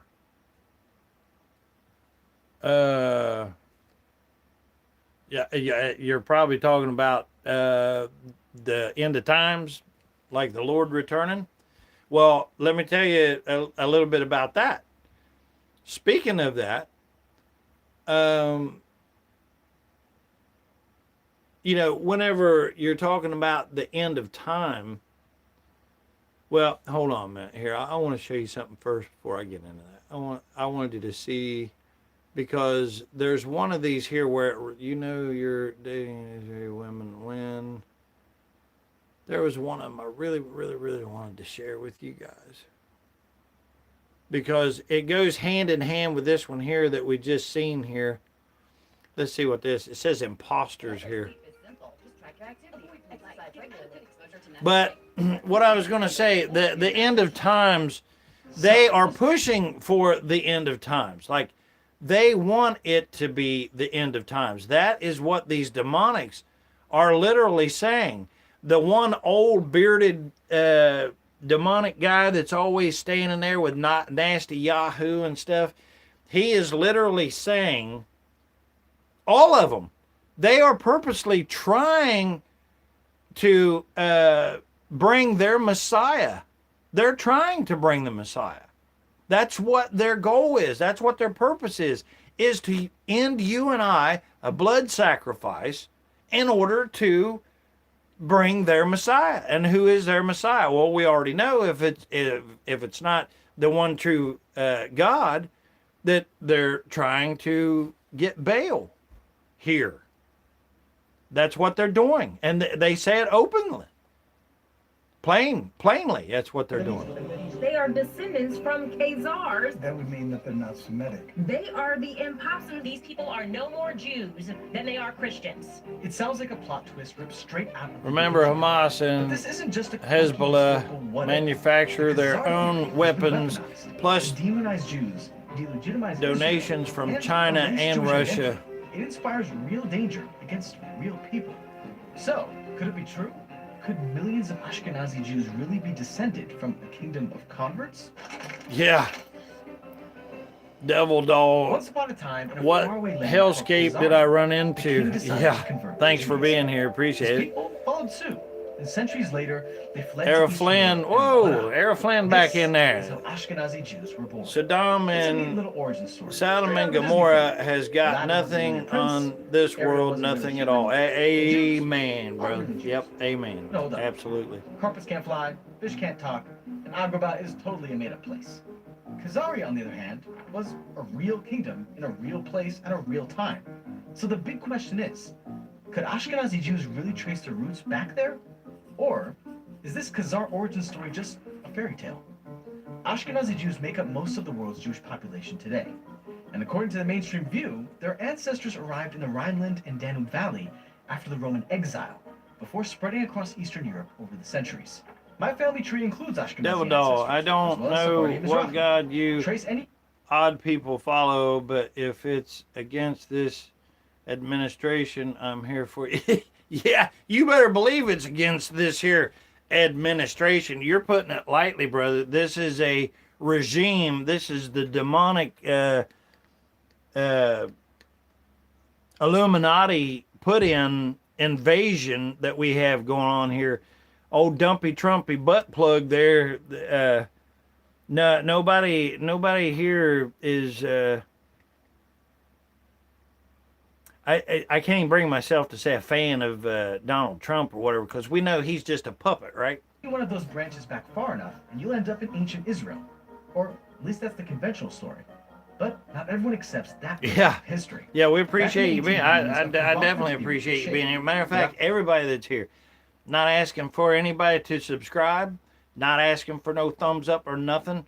I appreciate all of your time. Anybody that's here, any of your comments is welcome.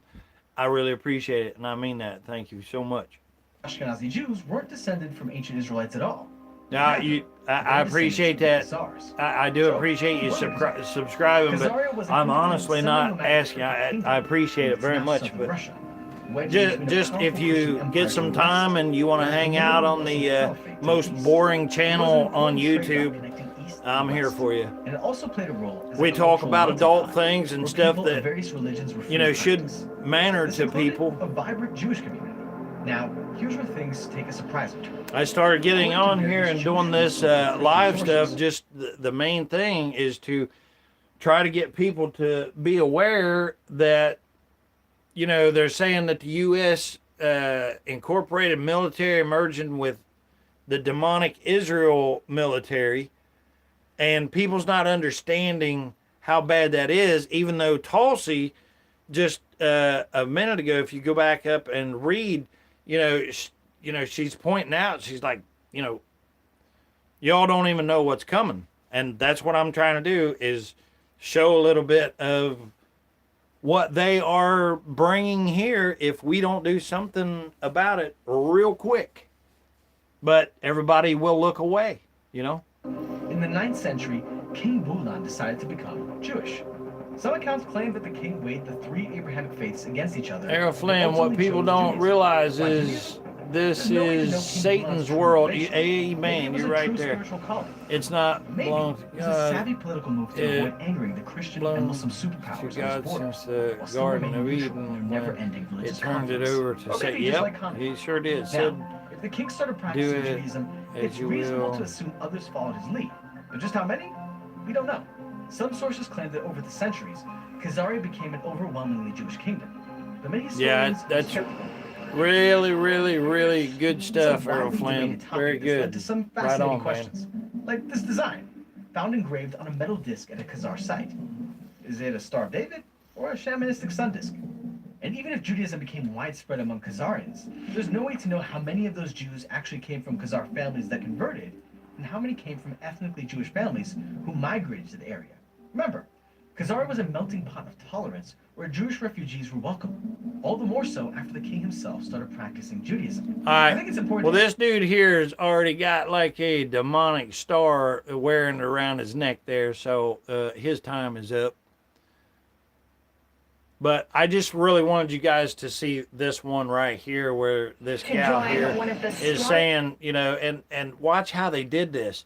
Like they're literally telling you to your face, if you are here in the United States Incorporated, that right there literally tells you your ass belongs to them and you're going to do what they tell you to do. You will be put into service for the rest of your life, and you're going to do what they want you to do. That's literally what it's telling them, but people's not going to want to hear that, you know.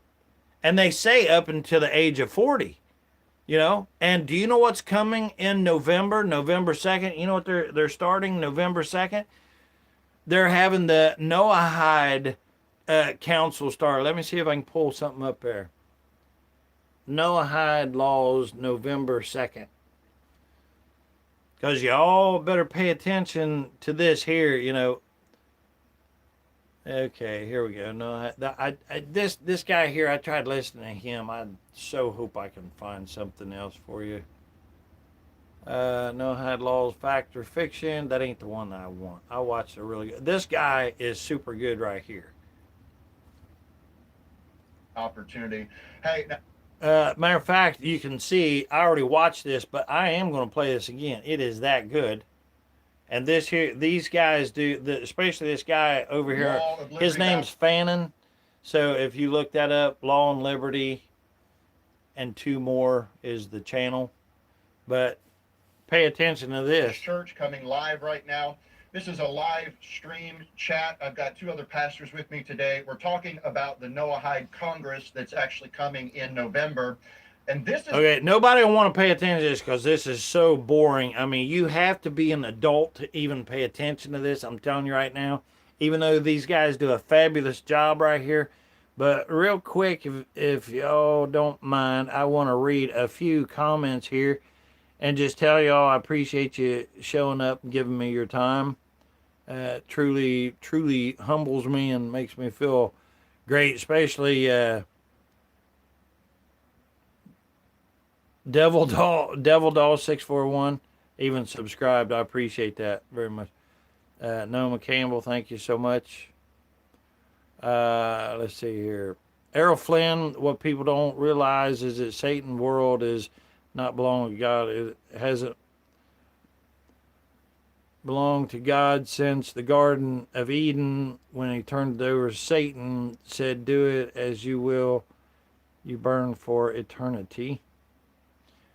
Devil Doll 641, we cannot merge military with them. The written bill is almost impossible to break if they pass it. But you know what? I'll take any good news, man. I really, really, really hope that. I hope you're. Well, no, let me put it over. I pray that you're right. Tulsi says, did you know Israel has a skin bank? Oh, you know what, Tulsi? You're right. I did know that. Thank you for bringing that up. That is very good. They have the largest skin bank. And how do they get the largest skin bank, right?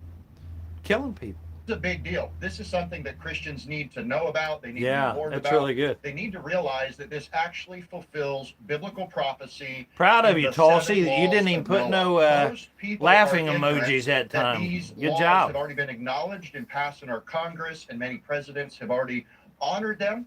And it is literally an amp. For those of you joining us that's in the back and in the audience that hasn't jumped in and said anything, I just want to tell you, I know you're here. I appreciate you being here, your time. I mean, I truly mean that. Thank you so much. Tulsi is one of our friends here now, and she's been sharing a bunch of information from South Africa for us directly. And it's been a blast, you know, listening to her and her comments and stuff, and she's right on point in a lot of stuff that she said. We also have Willie. Let me pull it back up. Exavere Willie T2H. James, keep going. Well, thank you for that. I appreciate that very much. And we're saying hi to you there.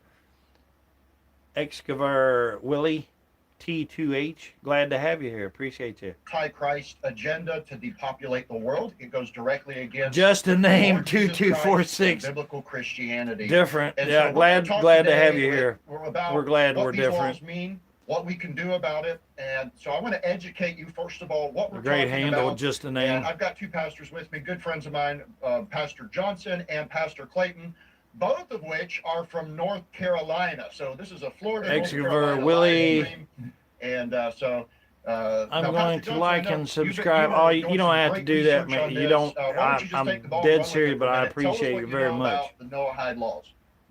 Well, it seems to thank be you an very much. ecumenical movement to draw all of the world religions together into Judaism, and so you don't have to even convert right now. You just have to basically. The one here on this side here, Fannin, is the one that I'm actually subscribed to and that I listen to. You're a Noahide, and basically these did not come. The other two guys are really great, but this one down here, the main guy here hosting this, much more insidious. I know we're going to get does into a that. great There job. seems to be this kind of a movement to move this into a legal framework, and then I know we're going to get into all of this, but if you'll look at this Congress and what the Noahides are, basically you and I are considered Gentiles. I'm not for sure, but I think I figured out Xavier Willie. Is that right? Has to follow these rules, and it's a false gospel where if you follow these seven Well, rules, that's you're all right. forgiven. You do what you got to do, Rabbis, Xavier everyone Willie. says I think I got it right. I'm hoping I it's pretty did. dark. Xavier,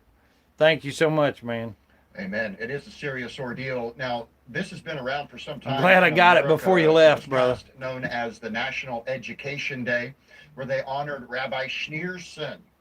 The 7 laws of Noah, they say it comes from the Jewish Bible, which is not the Old Testament. We need to make a clear distinction. Now, I'm telling you, for just to kind of like jump ahead and tell you about this. This is the Noahide law, and they're going to be showing here real shortly what we're talking about, Noahide laws, and they're like soul shaking when you see what they're going to be trying to do to us. And I want to talk about the great deception. Of course, if that's you're in the happening. Bible, If we you know already the know. Bible says there will be an antichrist, a man of sin, the son of perdition, the beast, the little horn. A lot of names for that. And we're talking about a devil-possessed man that unites the entire world in 10 regions. It sets up a one-world government, a one-world religion, and a one-world currency.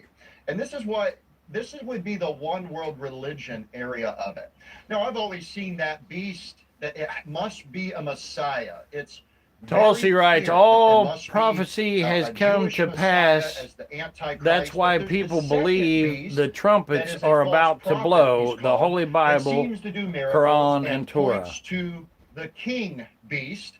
And I've often wondered, would that be a Anthony pope Souls, that thanks for unites being both, here. Do you the spell my Roman Empire and channel the rest called of lost Anthony Protestant Souls? Christianity? The Bible's not specific. It is intentionally vague on certain Do you spell things. my channel But called? God wants us to know, but He hasn't told us everything. And these Noahide laws Anthony that are coming, we're going to go Souls. through them here in just a minute. Do you But, spell my Pastor channel Clayton, called if you would, brother, Anthony? tell us how life's treating you, and tell us what you know about the Noahide laws. What's on your radar? Everything's going good here in Salisbury, North Carolina, and it's a blessing to be on the podcast with you guys. Just a blessing to know that there's like-minded believers out there and other pastors as well. And as far as the Noahide laws, I've heard about them through your teaching is where I first come across them at, and I've been able to do some more research, and I saw that they were Public Law 102.14 by our Congress. Was it during the Bush administration, the first Bush that was passed, or was it Reagan? Yeah. It was one of the presidents that you was just mentioning where it meant honored that rabbi. And then I see that the council that is supposed to meet in Jerusalem in November, and they promote it as the world is in chaos, trying to bring all religions together. And I see that it is a video on that website that you just went through, and it promotes that. It promotes all religions coming together. And so it's unfolding just like the Bible says it will. And I think people have been deceived for a mighty long time. A lot of people don't even know about this. So I think it's important that we get the truth Drunk out there. kind of donuts. And if you've ever read your Bible, you know, especially in My the Old leg Testament, is- they would say, we worship Baal, you worship Jehovah. We all worship the same God, but that's simply not true, is it? That's right. Nope. Pastor Johnson, brother, do you believe that we're worshiping the same God as the Muslims and the Jews? No, I'm not a Mason, and I don't buy into that nonsense. Amen. No, so they would say and that seems to be the thing that they're using. It's just like the Masons, the rabbis I was listening to on this website, this World Congress.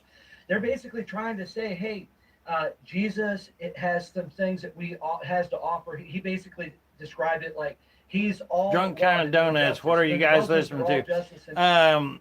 Yeah, thanks for jumping in there. I appreciate that. If you don't know, ask. Yeah, this is about the Noahide laws that they are having their first meeting to create a council this November 2nd. And there are these from the U.S. incorporated demonics who are going over to start this Noahide law garbage that they're going to put into play. Now, if you don't know about them, that's what we're doing. We're sharing that, seeing how they just joined U.S. incorporated military with the Israeli demonics military, and the shit is going to be hitting the fan. So anyway, this is telling about the Noahide laws that a lot of people is going to look the other way and they're going to hate it. But right now, if you can see what they're trying to do, we still have time that we can make this shit, we can shove this back in their ear hole. No love. But that's ridiculous. We know Jesus is coming with a flaming sword and with vengeance, and they haven't read the New Testament. Of course, we accept the Old Testament, amen? So it's not like our Bible has both in it. And then they say, we prescribe to the universal laws of all religions. If you can just come together, we'll all basically, so it's the same exact thing. Now, we would look at it like, you know, if you don't have Jesus, then you don't have God. And that's what the Bible says in 2 John. It says in 1 John, Jesus is I gotta God. tell you, I mean, Drunken it's the Donuts, that's a pretty cool handle, dude. There was nothing made without Jesus Christ. And in the beginning, God, that's the Father, Son, and the Holy Spirit. He made us in their image, and it's plural all the way from the very beginning. And they missed that point. But it's all a ploy, too, because, you know, while they'll say, hey, let's all come together, and that's their selling point, you know, they do not receive Jesus, so they know that there's a difference. Now, we would say, hey, they've got 1/3 of God, meaning they got none of God. They got zero part of God. They can't reject, they can't receive any part of it. They would say, well, we all have. Oh, hold on here. Look here what we got jumping in here. We got somebody that's sporting their demonic star of Baphomet here, and it is Amyasriel Chei, and I hope I butchered that name up. The Jews are God's chosen people. Never forget. Flag, Israel. And then comes back in. The Jews are God's chosen people. Never forget. Flag. The Jews are God's chosen people. Never forget. Flag again. The same garbage again. Same garbage again. And then Noma crushes them out with God's people are those that follow Jesus. And Noma takes it for the win, absolutely. Now, I'll guarantee you, anybody in here right now, Tulsi jumps in, Christians and Jews have forgotten that sex before marriage is a sin, even pastors. Yeah, Tulsi, yeah, we all sin. That's why Jesus said, let he without sin cast the first stone, right? But what it is as you can see, I'm glad that this Amuriel Chei, whatever, the Jews are God's chosen people, never forget flag there. I'm glad that he jumped in there, because even whenever I show these demonics, you know, with their own words, how demonic that they are, and that we know how evil that they are, they'll go away. They won't have any conversation. And let me show you exactly what I mean. Like I had them earlier on the show. They'll come in and they'll say, "Oh yeah, you don't even know what the Talmud says." Well, I'm smart enough to pick it up and to read it for myself. So let's do that again, since they want to jump in there and tell us that the Jews are the chosen people, which they're absolutely, as we already know, nuts and demonic. Same father, but no, absolutely not. Amen. And it is Hey, wait a important minute. to keep a I got to clear check this out real distinction, quick. because It the Bible says credential commentary. You know what Jews say about Jesus, right? Yeah, actually, I do know, but what do you want to tell us?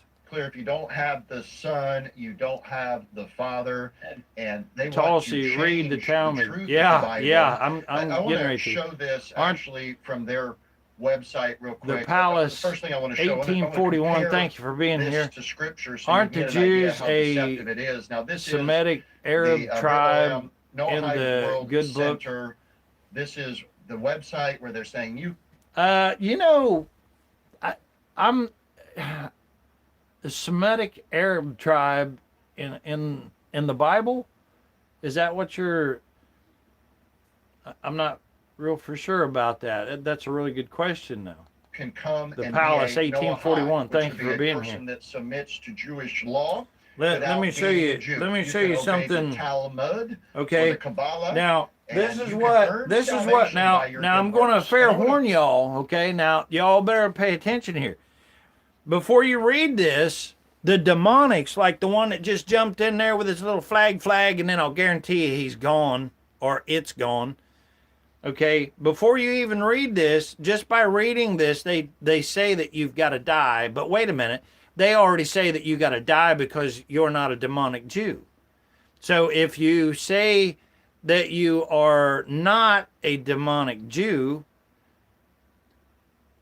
then just by reading what I'm getting ready to show you, you have to die. Of course, you have to die just simply because you're not a demonic Jew. Okay, this is their Talmud, that little demonic flyby sack of crap there just jumped in and, you know, interrupted, and then one of the, but that's okay with me. I'm glad they do, because this is a good segue for me to show you. This is their Talmud, okay? Now, what I'm going to do is I'm going to blow, I've got sections here,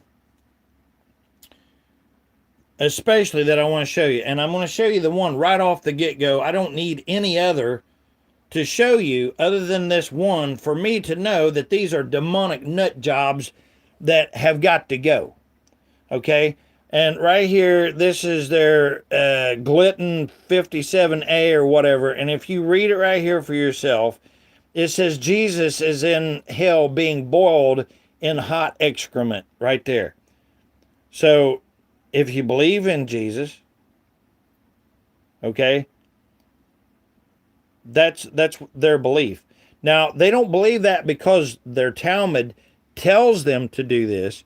The Talmud just explains how they live and how they think. Okay?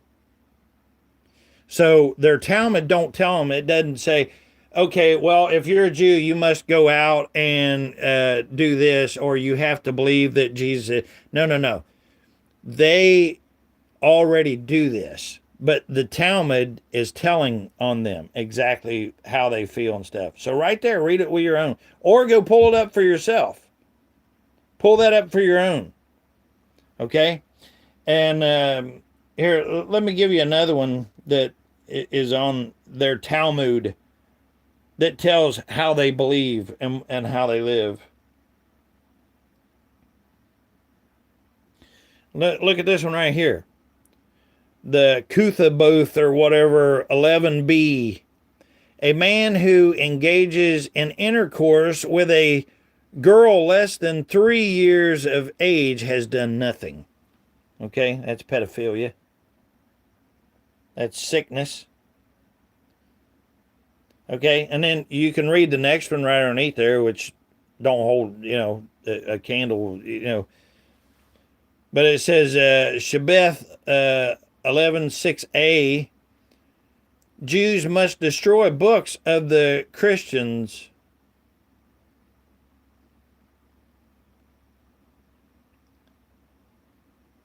And right here, read this here one down here. This is Bubba Mesia 11:4b, which says the non-Jews are not humans; they are beasts. Are you hearing what I'm saying? Okay, because I'm saying it, but I'm only reading it from what they believe.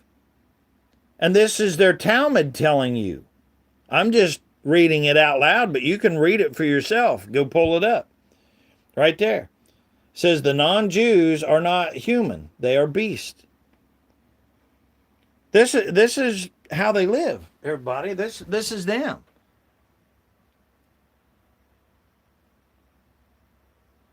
And if you read it for yourself, it goes on, and it tells about how they can lie to you, how they can steal from you, and so on and so forth. Verse right here, and let me zoom it in as much as I can. But they always disappear when I start reading that to them and show them that I know what they're about. They disappear. And why else? Let me ask you this: why would somebody just show up and not really want to have a conversation or anything? They just bombard, like how many times did they write that in a row? The same thing, like 8 times.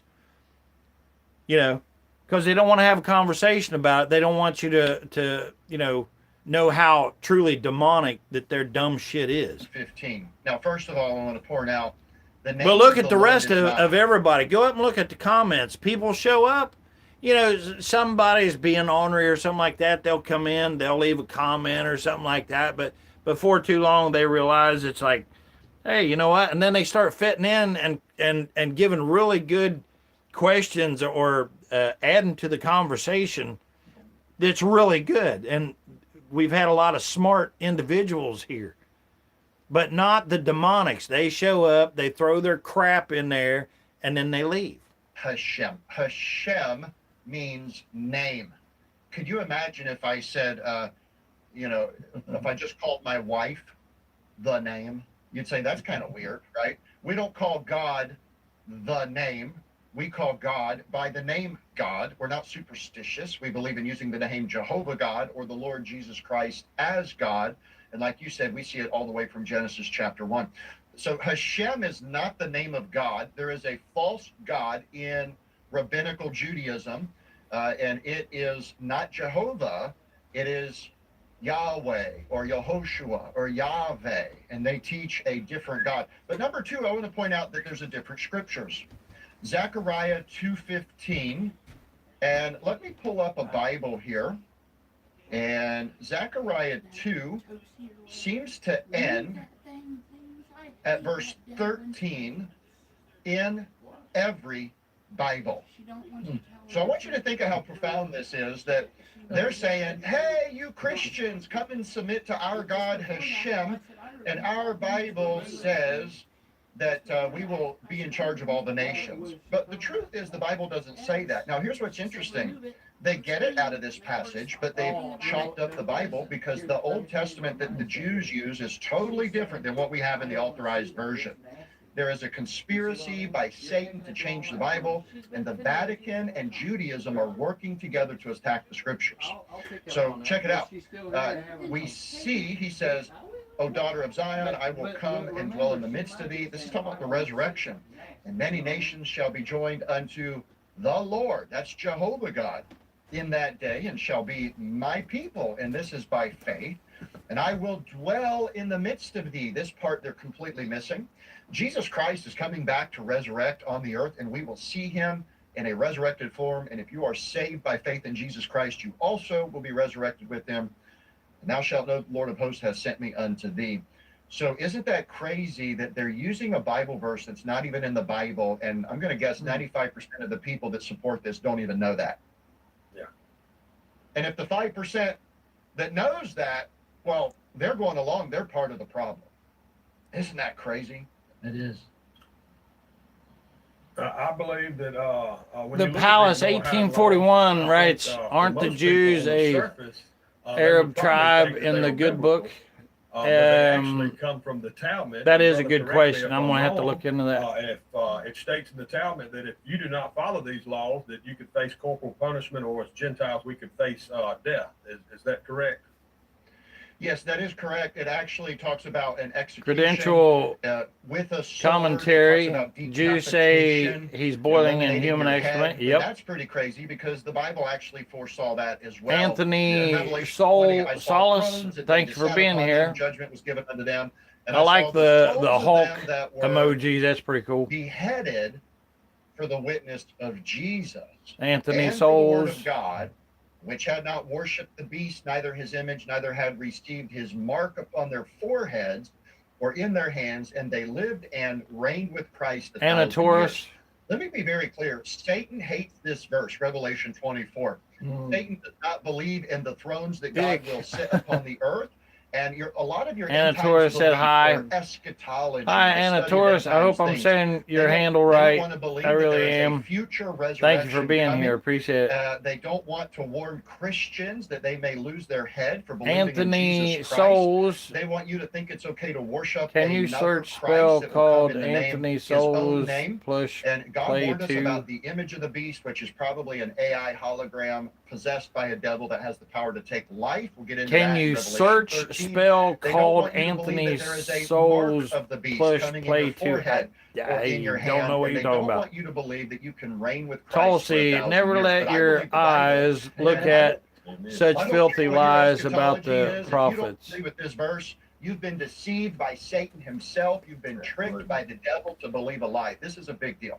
Look at So, brother, I have the link, that second link I sent you there that is a chat GPT, and I was able to Just pull a up the name, actual 2246. from the Talmud. If you want Tony to Z pull that up, 49T. you can Why actually do see you where it speak says about that. hellfire so And, I'm gonna put this question up, and I'll go self-righteously? to that. That's So you not guys answer this question, Christ-like. and let me This put is up the why link. Christians are disliked. What's that say? Oh, The who is hypocrisy Babylon? and Who is Babylon? self-righteousness is Well, too much. So Babylon was an ancient city-state, and the Bible describes it in detail, coming back to life.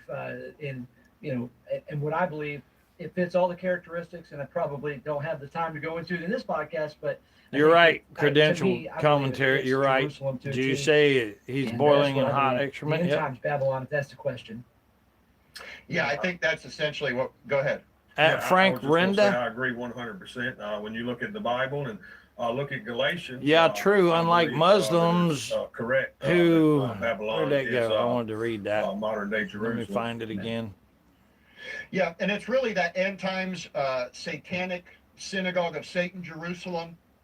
It's a false Christ, a false language, a false covenant, and it's coming with a false temple to enslave the entire world. Now, I'll go ahead and share this screen. I've got that link pulled up you were talking about. The primary Talmudic source of the Sanhedrin. Here is the progression, and let's zoom Where'd in as that much as we comment can go? to be I able to wanted to share read this. that. Sanhedrin 56a lists the 7 Noahide laws that apply to all humanity. Establish a courts of justice. Now, this is what this first annual, right? So they're forecasting. Noahide Congress is to establish where we Gentiles Tulsi, can obey reading and such submit books more and than follow once these can 7 laws under have their effect court. on A your rabbinical court will rule the bloodline. world. Never No underestimate blasphemy. Now, I'm spiritual going to get into books. that. No idolatry. I'm going to get into that. No sexual immorality. Well, who defines that? Do you guys realize? Now, wait a minute. Is Israel a nation known for no Tulsi sexual says the immorality? angels are never pleased No. with a soul learning What's such Tel Aviv known filthy for? false knowledge. Yep, sodomy. sodomy, perversion. They just had a big in the land of Sodom and Gomorrah, where God It is torched good them for their every soul to perversion speak a and good child word abuse.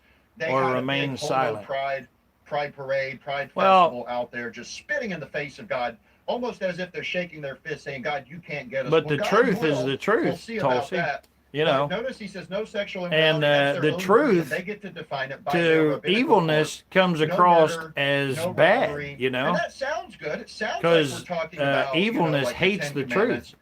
No, eating of flesh taken from a living Plasma animal. zombie. Now, the Bible talks about not drinking blood, right? Right. And Gog we shouldn't drink blood. It Ashkenazi says is that the life Babylon. is in the blood, and so that seems like we might be dealing Plasma with zombie. a righteous law or a righteous covenant. But I want to show you this, what the Bible says, that in 1 Timothy 4 it says, Ghost I'll show you from the machine. top. It says, "The Spirit speaketh Babylon expressly is that in the Babylon. latter times," these are the Yeah. last days, "some shall depart from the faith," that's faith in Jesus as God, Ghost "giving heed to machine, that's seducing pretty cool. spirits and doctrines of Plasma devils." That's zombie. what Judaism The is same today. whom the Speaking lies and USA hypocrisy, worships. having their conscience Well, seared with a hot there iron. is no That is a USA. reprobate, somebody that's permanently possessed. Plasma And zombie. here's their laws. The There's rabbis only are going U.S. to establish. Incorporated. Forbidding to marry and commanding to They abstain did away from with meats America. which God hath created to receive with thanksgiving of them which know and believe the truth. Now, Pastor Johnson, what do you The think U.S. that they is make? We don't need to eat meat. How would you feel about that? from Well, I'll tell you Revelations. what I'd do. God. I'd become a hunter. And Yeah, I'd be, you know what? out there in the woods like Robin Hood. I 'cause would meat I is, would one of the most kind of nutrients be that we have on absolutely the planet. It's, agreeing so with good you for you. on that one, Plasma But Zombie. yeah, it's The very U.S. interesting. is the beast the from specific Revelations, rule says not to with eat with the a little flesh bit of a slight from twist, living but animal. I would have And to they're making agree it out with to be you. some sort of, U.S. the rabbis I was Incorporated listening most to certainly are is. making it out to be like we're against animal abuse. So it's almost like it's an appeal. The way they're Tulsi, reading fake it is an Jews appeal to are kind of the dangerous. woke, Always vegan beware crowd or whatever. what you say I don't about them, understand exactly what especially they're doing, if but you I want think to it's make probably it something similar to in that. I think media you were or pointing out, government. Oh yeah, before, maybe very we were good talking stuff that there, this could be Tulsi. You're something right. to do with the Because they fake own news it coming all, out don't they? and, They're into everything. some Black sort of Rock, another agenda Vanguard, that State they're Street, pushing here. Larry Since you wanted Fink. on it. Yeah, I that's what believe was that about too. to say. That's what I was about to say as well. We have all these factory farms now. We have every aisle in the grocery store has got some type of meatless At product Derek. with who knows what type of Yeah. ingredients in it. So we already see the things that are already in place for this to. Hell take yeah, place. brother. Can you do me a favor and fart into the Amen. mic, Yeah, and please? I tell my children, All right, I go, got some freaks grocery in the stores will have audience samples that here. have things that looks like meat, and I'm like, no way. I don't care how cheap it is. We're not going to eat that abomination. At Ghost It's Machine, filthy, we it's fight perverse. not It against goes flesh, against but God's law. principalities Eggs of from evil. plants, right? Yeah, You see now, absolutely. eggs from plants. That's on Yep. the store shelf. Saw that the other day. And that's what this is all That's about right here, bizarre. because people That's don't know about crazy. these Noahide Okay, so laws. let's go back to And some of here you these go. laws. Man, what perfect timing. Look at there. So he's getting ready to explain here again. He probably already did, but I was looking through the comments and stuff. I want to say I appreciate everybody that's here. Thank you so much. Not asking for any subscribers. I'm just thankful for your time and you guys being here. Thank you very much, and I mean that. All your comments and stuff, even some ornery ones or whatever, they're wanting somebody to fart into the mic and stuff. There's always a freak somewhere, somehow. It don't matter what you do, you know. But, you know, we all start off, you know, being a little crazy and wild, and then we have to learn. We're each responsible for our own salvation. So, but you're absolutely welcome here, and I certainly appreciate you being here. But I want to point out this one here, if I may. Establish courts of justice, okay? And no blasphemy, all right? And they're getting ready to explain to you, and they're going to tell you what I'm about ready to say, which is, remember, they see Jesus as blaspheming. See, they do not want to acknowledge Jesus at all, which is their problem. Right. But but in fact, they're trying to make it our problem, which is not going to work, because as the Bible already points out, we know who ultimately wins, and we know who it all belongs to. Okay, because they seem like a good idea. I like law to protect us and give us safety. Don't get me wrong. I'm a very much libertarian-minded individual, which doesn't just mean give me freedom. It means let's work together to protect the innocent, right? It means personal responsibility and duty. But here, if you notice, it says establish courts of justice. This is the world government that the Bible warned about. And if they're going to establish a court to enforce the 7 laws of Noah on the rest of the world, then this is that one world religion that the Bible warned us about. Absolutely. I mean, think about a theocracy led by the Jews today. I mean, that's kind of scary. You know, there's no revelation from God there. I'll tell you what. Everywhere Tulsi feeding people flesh with their restaurants, not enough beef and cows to feed everyone. Absolutely. Whatever. And then, of course, another really, really about the interesting banking point you institutions, all bring that, up, Tulsi. That's right. Not the people I'm looking to for moral authority here. And it's already been proven now, right? I mean, look at McDonald's and stuff. Talking about Tulsi's comment here, it says feeding people flesh with their restaurants, not enough beef and cows to feed everyone. Well, you know, somebody thought, okay, McDonald's is putting up that they've served over so many billions of their, at the time, hamburgers. So they thought, well, let's find out how much that each patty weighs and add that up and see what happens. Well, they added up all of the beef according to the numbers that McDonald's themselves was putting out, and it didn't add up because they said, well, you would have to have, 40 million cows to serve whatever, and I'm just making these numbers up here, but you'd have to have so many numbers of cows, and there wasn't enough cows in the world to supply the amount of burgers that they said that they were serving. So how did they serve that many? Well, now we know that it's like 4 or 5% is DNA of each of their product, because they don't even call them burgers anymore. It's a product. Exactly. And here I'm in Revelation 13, just to give you an idea. How this is where in Revelation 13 it warns us about the future of the Antichrist, and we will see. First of all, we see 10 crowns. Just a name says are the picture of the 10. I might not agree with all, but I believe in all that is truth and holy. Okay, so they all operate in these 10 kingdoms already. This is already just a name. That's but then we pretty see, good. I agree with that. Beast, and we have 2 beasts. We worship the dragon, that is the devil. As thank you, Noam Campbell. Appreciate the comment. Chapter. Thank you for being here. He speaks blasphemy for the help. Against Jesus Christ, and he gets 3.5 years, 42 months. Okay, and then he attacks God, and then he makes war with the saints. A saint is a believer, and so he's attacking Christians on earth, those that believe in Jesus Christ, and he's given power. YouTube is doubling my comments again. And nations. And so this is that world government that we're talking about. Now, to have a world government, you have to have a world court. Because you understand, right now, locally, there are certain laws that are local to my little city, other laws that are in the state, and other laws that are in the nation, right? The next state can't come to my city and tell me something, right? And that's why there is the concept of jurisdiction. Here's a lady, lawyer Lisa, saying Amos 5. That's right. The synagogue of Satan has a star, that hexagram, and they want us all to submit to the 6-pointed star of Satan for this world. There you government. go. That's kind of a big deal. There you go. He's telling about it right there. 6-pointed star of Satan. Yeah, there is no star of David. Jewish star. I mean, it's got Satan written all over it. 6 points, 6 Rim triangles, fram. Flim flam, whatever you want to call it. And of course, we see it in the book of Amos. So it's satanic. The Bible never speaks of a Star of David, but it does speak of that star from Amos.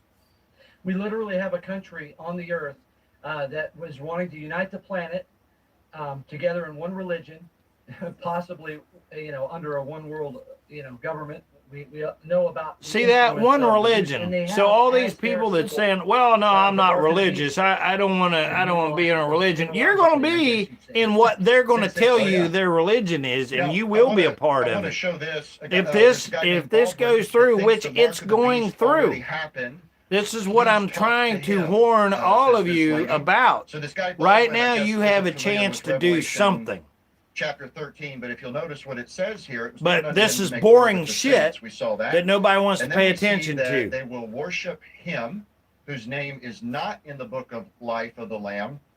And if we continue down, Ghost Machine, we see the we're in a beast. This world is the false government. prophet. They just He has the same power as the first didn't beast, announce it. and he causes Walmart's the earth 75% to worship Chinese the beast whose deadly wound was healed. produce. Okay, this has never happened in history. Produces. Some people point back China to 70 owns AD, the most and I farmland think what this in Baldwin guy's the talking U.S. about is that, this is the Yeah. typical thing, and I don't want to Products. misquote him, Oh, yeah, but a lot okay, I of people see. will say this. Nero was the Antichrist in 70 AD.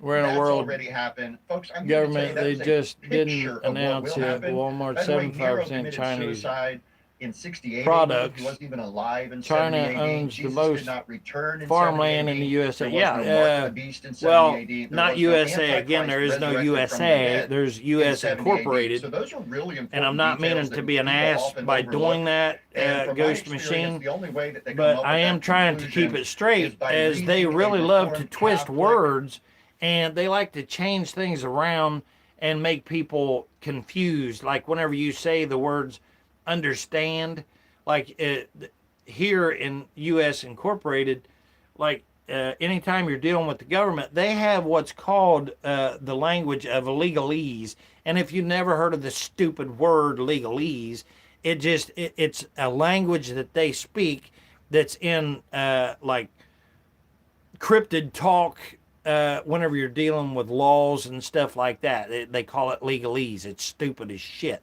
But it's meant to confuse us and keep us confused. So words mean more than what I ever thought that they mean. You know, so I try to. So when you say the word understand, that means that you understand somebody's authority. It means you're standing underneath of them. You are putting yourself below them because if they ever say, "Do you understand?" and you say yes, then you are putting yourself under their authority. When you and I, we know what we take the word understand to mean. That means I comprehend what you're saying, you know, and that's a fact. So there is no USA. There's only US Incorporated. Or like a Josephus, either a Jewish or a papal commentator is going to say, no worries, nothing to see. Ghost Machine 285 says you're referring to Black's Law and Jordan's Maxwell. Yeah, you know, we talk about Jordan Maxwell from time to time on the channel here because what a brilliant mind, right? And it's on our but agenda the problem right that now. I have with Jordan Maxwell is he goes like to a certain point, and then he just kind of loses it somehow. He deceiveth them that and dwell on the earth by the means of these miracles. if you was on the show last night, you would have seen where you know, there was a few of us that totally agreed. What a brilliant mind he has. This is the false resurrection. Really good stuff, Ghost Machine. You can tell you're really knowledgeable. This false resurrection by this false Christ, he's going to get the whole world to say, well, this guy must be the Messiah. He's going to claim to be God. It says he will sit in the temple of God, which we know is not the real temple of God, but the world will call it that. The devil will call it that. Thank you, Noam, for the Jews will call it that. Kind words. Even the Appreciate Muslims that. will call it that. The Catholics will call it the temple of God, and they will say, worship this man. He knows something, all right? And so we've been warned here that this is a reality, and this AI Ghost Machine, I'm well, yeah, you can tell. Yep, you're right up in it, man. I so appreciate you being here too, for real. Should both speak. Thanks for joining in, because you know you're helping me to the beast should be killed. It can take your straighten life. out some curves for sure. Everybody in the world, this is a world law held by a world court, which is what these Noahide Congress is pointing toward. Small and great, rich and free, bond and poor, to receive a mark in their right hand or in their foreheads, that no man might buy or sell, save that he had the mark and the name of the beast or the number of his hand. Here is wisdom, let him that hath understanding count the number of the beast, for his number is of the number of a man, and the number is 666. So I know I'm going fast through this for the sake of time because we're covering a lot of ground. You have to worship the Antichrist to take his Plasma mark. zombie. And if you don't, the world The alleged court, Jews the Noahide are world court, Turks. There will was a possibly take off your DNA head, genetic. as we just read in Let me Revelation pull it back chapter up. 20 I earlier. lost. Let's see here. Unpack that for us, guys. Would you talk about that? The for a alleged second? Jews are Turks. There was a Well, I DNA think that there's genetic a lot of things research by that are going Dr. to happen as you read Aaron Matthew 24, and for a proof. lot of things that lead up to the Oh coming of the yeah, Lord Jesus absolutely, Christ. yeah, because There are things that Israel can don't want happen nothing to anytime. do with any Pestilence DNA and testing. different Matter of famines fact, and they things like forbid this. it, you know, But forbid there's it, going to be a forbid point it, where however you things want to put it. They don't want The end is not it. yet, but then you'll see this happen, and then there's an abomination. But you're desolation. And what I'd like absolutely to just stress positively correct is on that plasma if you zombie. play Matthew 24 and read alongside Revelation, you're going to read Tulsi, chronologically. Trump and I believe is that you're gonna destroying come out with the farmers fact to that give their it is a lands timeline, to and Zionists we don't know and when build exactly that timeline AI. starts. It did Oh, not start absolutely. with, You mean know, like Jesus' old Bill death, the Gates? destruction of the temple, or any of those times. Yeah, But there's they gonna be literally are poisoning our resources that belong to you and I. That anybody that's still here in U.S. Incorporated, they want to destroy it. They literally want to destroy it. And I don't know if any of you have anybody, do you guys know about where they are charging now to put sunlight at your door using satellite dish or whatever to beam sunlight at your door now? some things that kick off, and we're going to know there's going to be a man of sin revealed, and there's going to be, then eventually it'll be the Lord coming back with power and glory.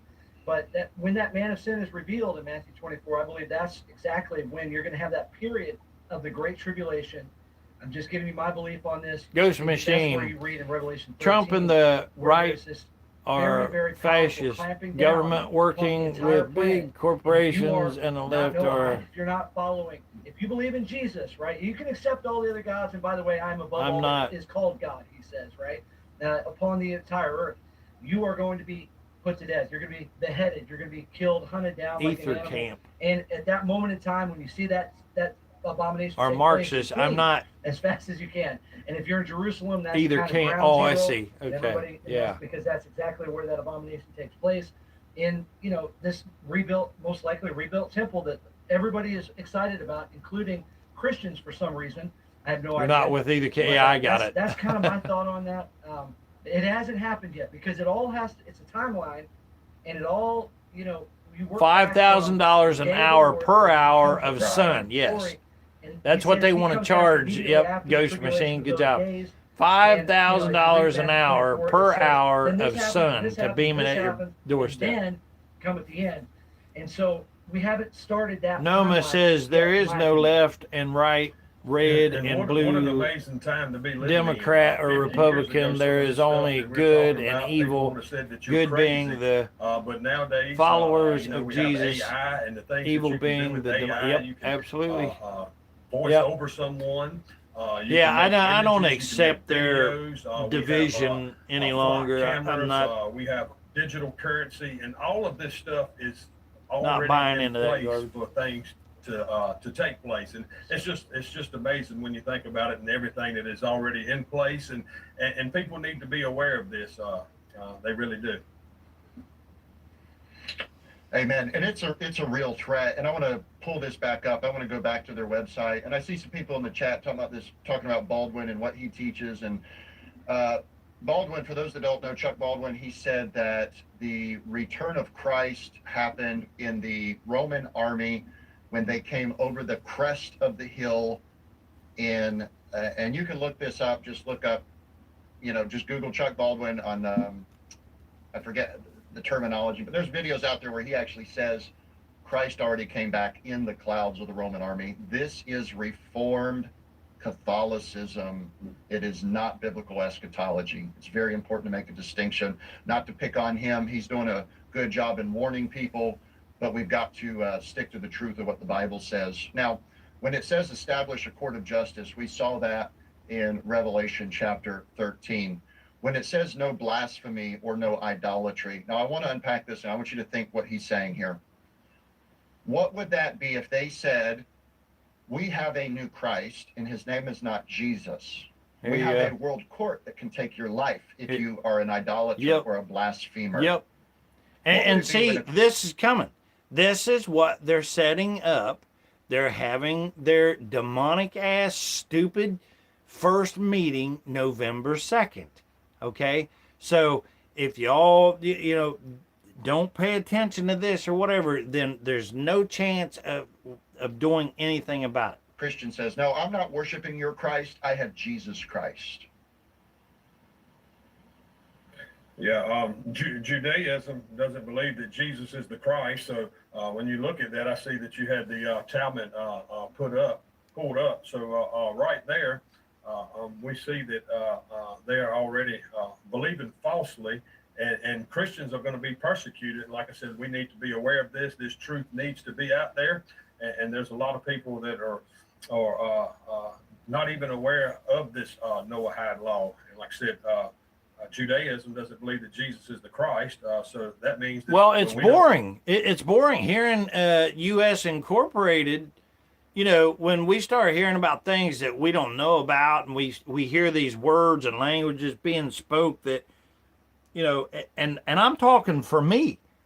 I mean, this is how I feel when I started hearing this stuff that didn't make sense to me. I didn't want no part of it because I'm like, well, man, I don't even know what that is, and I'm not going to dive into that. I got my other problems to contend with, but then I quickly, finally realized, I should say, I better be paying attention to this shit that I don't know about, especially when I found out how bad it's going to be affecting me like it is now. Line up, and all of us. Cut off our heads for not taking the mark or people whatever, are forgetting like about the Bible says. Farms, focusing on money. What will they buy? Yeah, absolutely, Tulsi. Not blaspheming God, they would of course probably say Ghost Machine, I think if they get what they want, the masses will get. We believe that it's all one God. Socialism. That's how they would characterize it. No, I don't think that's going to be socialism where they pay us and they talk about like a universal payment and stuff. I don't think that's going to happen at all. It's like if your ass ain't busy doing something, they're not giving you anything. They will chop you up and you'll become a product at McDonald's. I think this is really powerful. If you could pull that one image up again on the Chat GPT, Sanhedrin 57, you see that? Yeah, a massive Depop event. Yep. Yeah, if you can find that, well, we can talk about where it came from. Yeah, the next line down, number 2. If you go to number 2, notice that a descendant of Noah is executed for violating any one of his 7 commandments. But go down just a little further, it says on the same page, a descendant of Noah is executed by one judge and by the testimony of one witness. Listen to this. And without prior warning. Listen to this. So, one. The reference there. And now, what is the Bible standard? Under 2. The law of God. 2. It's 2 witnesses, and then there's prior warning and all of that. Okay, so if you didn't catch what they're talking about here, in the Bible it says where there's 2 or more witnesses, and you're talking about ending another life where there's 2 or more in agreement. But this is saying with this Noahide bullshit that just one of them can say off with your head. There's a court, and there's a whole system of the avenger of blood and all that kind of thing. But this is really scary stuff. And how exactly are we supposed to keep this in order to go to heaven, right? Yeah. Maybe they're doing I think it's great, some would call it fighting fire with fire. I pulled this up, and I'll show this screen, just in Google. All I did is type 7 laws of Noah, and here, the Talmudic AI, ChatGPT, Talmudic Kabbalist, AI does the same thing. They want you to know what they're teaching. They want you to know the truth, what they sure consider do. the truth. They absolutely somebody do. was criticizing for using ChatGPT. I get it. I'm with you. I'm not going to live by ChatGPT, but this is what they're teaching. This is what they're putting out there, that there's one creator and it's not Jesus. That if you believe in Jesus, you're worshiping an idol. And if you worship Jesus, then you need to have your head cut off. This is the reality and the future of what this Noahides conference or Congress that's coming up. they are getting Gentiles or cattle, if you will, Chattel. to just submit to a global rabbinical court that has the power to execute. Right. This is our future, folks. This is a big deal. And that Google image you just said showed the AI said it was a foundational set of rules. Ghost And it didn't Machine, say the I Jews think believe this that. No, gives it's a the foundational Jews set of rules. the That's credit really Satan fascinating. deserves. Yeah. That's their commentary. Amen. So we'll get back to that in a minute. So on the Noahide laws, I want to warn people, you know, as Christians, there are some things that we can do as Bible believers. You know, education is powerful, but facts won't always fix the problem. Some people won't receive facts. For instance, if you go to a lifelong, you know, Republican and you give them facts as to why the Democratic Party is better, they're probably not going to hear a word that you say, right? But feelings can motivate people if they understand the truth about what's going on. And I just want to encourage people to, you know, we need. See, now, he just used the word understand just to point that out or whatever. Clearly, he means it as realize what's being said. But the demonics of, especially here in U.S. Incorporated, if you're dealing with any kind of court system or anything like that, when they talk to you, they want you standing under their authority. To use the power of the Holy Spirit that we've been given.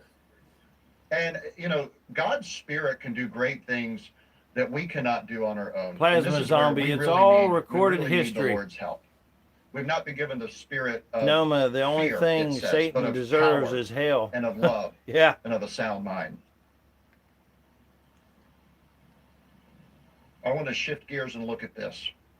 This is a free document you can download right now. I'll copy this URL and I will chat. I'll put it in the chat so that you can click on it and open it.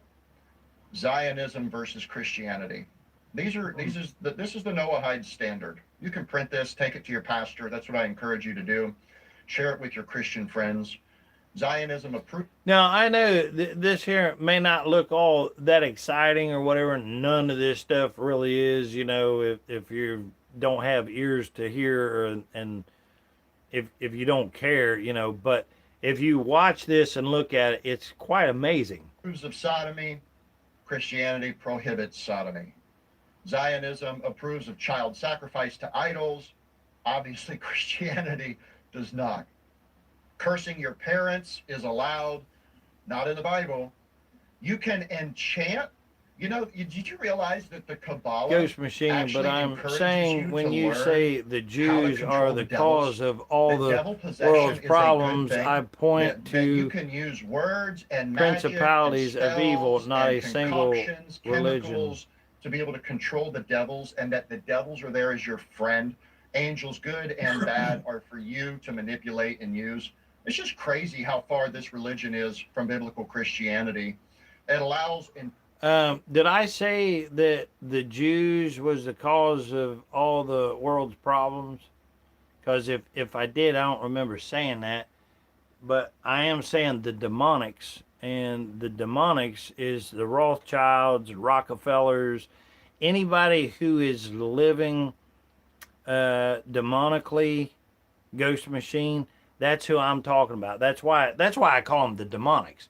You know, because if you say Illuminati, you're going to have those. It's like, oh, he said Illuminati. That's some kind of weird word that I don't understand. When the Illuminati, if you look it up, that's themselves that gave themselves that name, and that did come from a what? Yeah, a demonic Jew who claims Illuminati because they are the enlightened ones. That's what that means, Illuminati, the enlightened ones. So I'm talking about anybody, regardless if they go by the Talmud or whatever they go by, if they're going by that they're saying to kill you or another person, especially do any harm to a child or some kind of evilness, you know, that doesn't make any sense whatsoever, because there is no sense when you're doing evilness, right? That's who I'm saying is the problem. And, you know, if you want to just put good and evil, well, I'm against evil. but I call the demonics the demonics. Anybody that's demonic is demonic. And it so happens that most of them happen to be tied to who? The demonic Jews. Chanting, bestiality. I mean, that's horribly disgusting. And they want to tell us what morality is and then legislate it for the world. Harlotry is lawful. No, that's what the rabbit hole leads you to. can speak. Notice what it says, against the divine They're name. tricking you to hate You your can lie. neighbor. No, that's You not can true make at a all. vow Hold on, and hold on, hold on, intentionally break hold on. Ghost machine. They're tricking you to hate your neighbor. Well, I would ask you a question. Do you know who your neighbor is? Ghost machine. I'm asking you that question. Do you know who your neighbor is? I'm asking anybody out there. Anybody want to answer that? that vow. You can deceive people with it. Because the And Bible of course, tells you. murder is I'll give you that. condemned when I'll it's, tell you that. when it's good for you, right? Isn't that interesting? Thou shalt not kill only applies to them, but not you. You can do it whenever it works out for you. And so this Noahide Congress that's coming up, I think there's a lot of ignorant people. Maybe they're well-meaning. I want to give them the benefit of the doubt. Maybe they're not all possessed with a devil. Maybe they're not intentionally trying to destroy biblical Christianity. Maybe they feel like they're going along with a good thing to bring world peace. Let's give some of them the benefit of the doubt. Well, they can be saved. They can be saved. Maybe there's someone in your church or in your family that believes that Judaism. Hear what he's still saying, God's and I people, totally but they believe don't that know what too. the Bible Because just actually like says. whenever That's why I make Jesus this walked chart. up on the possessed guy there, you know, that they had him in chains or whatever, you know, when he got out of the boat and went up to him, the guy was possessed, you know, and Jesus said, well, you know, who is this? Who am I dealing with? And they said, Legion, right? Well, it took God to throw Legion out of there. And what did they do? They begged to be to go into the bodies of the pigs that they promptly run into the water and drowned, right? So, do I think that, you know, some of those can be saved? Absolutely, because we already seen earlier when the one where it was showing them molesting the prisoner of Gaza that they had. What did they do? Who was it that let that footage out? Well, that was a Jew, right?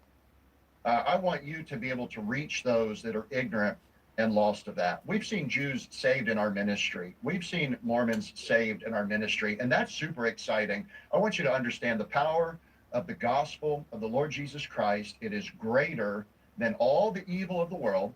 Everything the devil can do, it cannot stand against the word of God. Yeah, And Noma's I'm right. thankful for you two guys. If you want to see who this is Pastor Michael Johnson, Jacksonville, who North your true Carolina, neighbor is, Pastor Greg you Clayton, have to visit the story of the Good Samaritan, and that's the story that Jesus himself tells in the Bible. So if you visit that we're having these guys come and in you read that story, we'll be having a revival service. you will Wednesday find night, out Thursday truly night, who Friday your night, neighbor is. all at 7:00.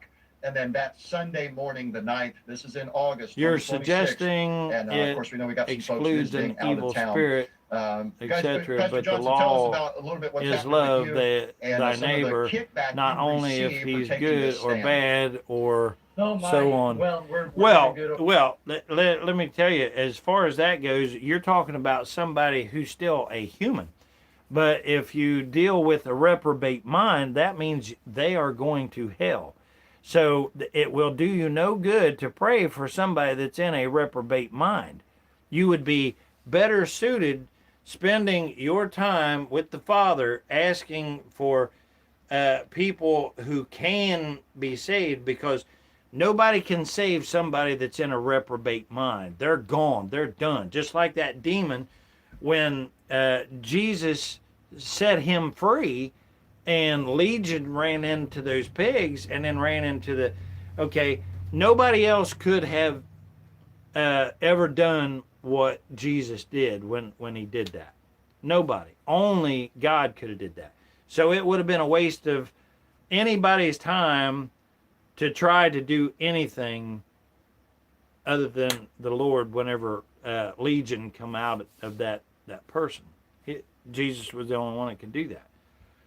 So I get what you're saying, but what I'd really ask is that you would consider what I am saying, which is I don't hate everybody. I do not. Absolutely not. I think every one of you here are brilliant. I so appreciate everybody that's on here and that has been on here, all of them, even the ones that come in and say their piece and then they leave. I don't want anything bad to happen to them. I know that I'm different than them. And do you know how? I've already showed you. Look at their Talmud. They are the ones that have the ones that says that they want to kill me and do harm to children. Now, you know, if you're saying that for me wanting to protect or stand up for the weak or even myself, that I'm bad, well, I would caution that, because you would have to check out what Jesus did when he went to his to the temple and they was in there with the money changing and all that stuff. What did he do? He took a switch after them, right? He overturned tables, right? He was upset. Now, the Bible tells us to anger but not to sin. Well, I'm trying to do it, but I'm going to tell you something. There's way better men than I ever thought about in that Bible that, you know, I wouldn't even be worthy to stand underneath their sandals, you know, and I'm not trying to compare it at any time of being anywhere close to that. But I am human, you know, but I can't sit back and watch somebody doing evil and not do anything. I can't do it. Now, God made me the way that I am. And, you know, I've tried to fight against that, and I tried to, and I honestly did. I tried to say, well, you know, God's got a plan. As a matter of fact, I'll tell you a little example of that real quick. And you already know this since you're into your Bible and stuff. But do you remember when Peter jumped up and he took his knife, sword, whatever it was, and he whacked off that soldier's ear? What did Jesus do immediately after he did that? I'll leave you to respond to that. Over here in Eastern Carolina, praise the Lord. We're over here on the coast, just outside of Camp Lejeune, and we're standing up. This is definitely an interesting position that I'm in. I find myself as a Bible believer that, you know, doesn't pledge allegiance to the flag, and I don't support the endless wars, and you know. If you remember, once Peter jumped up and he cut the soldier's ear off, you know, and was ready to fight and everything, then Jesus, Yeshua, stops him and says, "What are you doing? Don't you know I could call down legions or whatever, you know, from heaven to armies to come and help me do this or whatever? You know, I don't want you to do this." You know, and he put the ear back on the soldier and everything, right? Another miracle. You know, it's awfully odd that nobody really points that out as big as what I feel that should be done. But he gave the soldier back, the very one, like what you're saying, that I shouldn't hate these demonic people. Can't help it. I do. I really do hate evilness that goes against anything that's good and pure, like children. And have you seen what indoctrination that they do to these children, even in school? They teach them songs to sing about killing Americans and so on and so forth. Have you seen any of that? Okay, so like I said, I'm only human. Maybe I'm not perfect or whatever. I'm not claiming to be neither. And I pray for them. I pray for those, especially the one that released the footage and stuff earlier, like I pointed out, where, you know, it was showing the debauchery that was taking place. I mean, that was a general or whatever she was the one that come out and was telling the evilness that they was doing. And then they went after her. So she even recognized that her own kind were doing something really bad to the point where she felt like that she had to do or say something to release that footage so everybody else would know. That's all I'm doing. So, pray for me. I breathe in and I breathe out, and I'm still here in this demonic world, and I'm not as perfect as you or anybody else, but I just pray that the Lord will give me the right answer, And so I'm struggling and trying just same as anybody else. That's why he said, let he who is without sin cast the first stone. But yeah, I don't take kindly when somebody blatantly has a book that says to kill me, but to kill children for no reason, and then we know that they're actually doing this. Yeah, you're right. I struggle. They'll support the Jews, and so we've definitely had some conversations and some questions and some people that push back and don't want to necessarily. They literally killed Jesus, and his last words were, "Forgive them. I keep praying and I keep they know hoping, not and what I they keep, do." Just kind of laying the groundwork. The Bible, the truth is the truth, and it's hard to fight the truth. And so, now that wasn't his last words. Trying to. That wasn't his last words, Ghost Machine. Do you remember what his actual last words were? I'll wait a couple minutes here to see if you can tell me, so you can look it up or something. But that is not his last word. See, that's what I'm saying. We all make errors, and those were not his last words. I love my brethren in Christ if they're a little confused on a few of these topics, but things are going pretty good over here. Praise the Lord. Man, we're having people saved every week. We've been going to the marketplace, and we had. And just so you know, always remember, I'm not against you. I'm not mad at all. I'm so thankful for your participation, and I'm learning a lot. I have learned a lot from you, and just you being here, I really appreciate that from the bottom of my soul. I mean that truly. 2 Marines saved on Sunday. Praise God for that. We're looking forward to getting them baptized in the water, and I got a few lined up for baptism soon, so pretty excited. Praise the Lord. Noam, if you're still on here, do you know what the last words was? I know you've actually had some pastors preaching against you because you're not a Zionist. Absolutely. Everything's going good here in Salisbury. We're just about 35 miles from Charlotte, but things are going great. We're continuing to go out soul winning every Sunday after church, and we're seeing fruit for that. And we got a big soul winning concert. I'm surprised nobody's telling what his last words were. Oh, wait a minute. I'm sorry. I had the comment stuck. I'm sorry. So we look forward to that, and just seeing people get saved. Oh man, that makes me feel bad.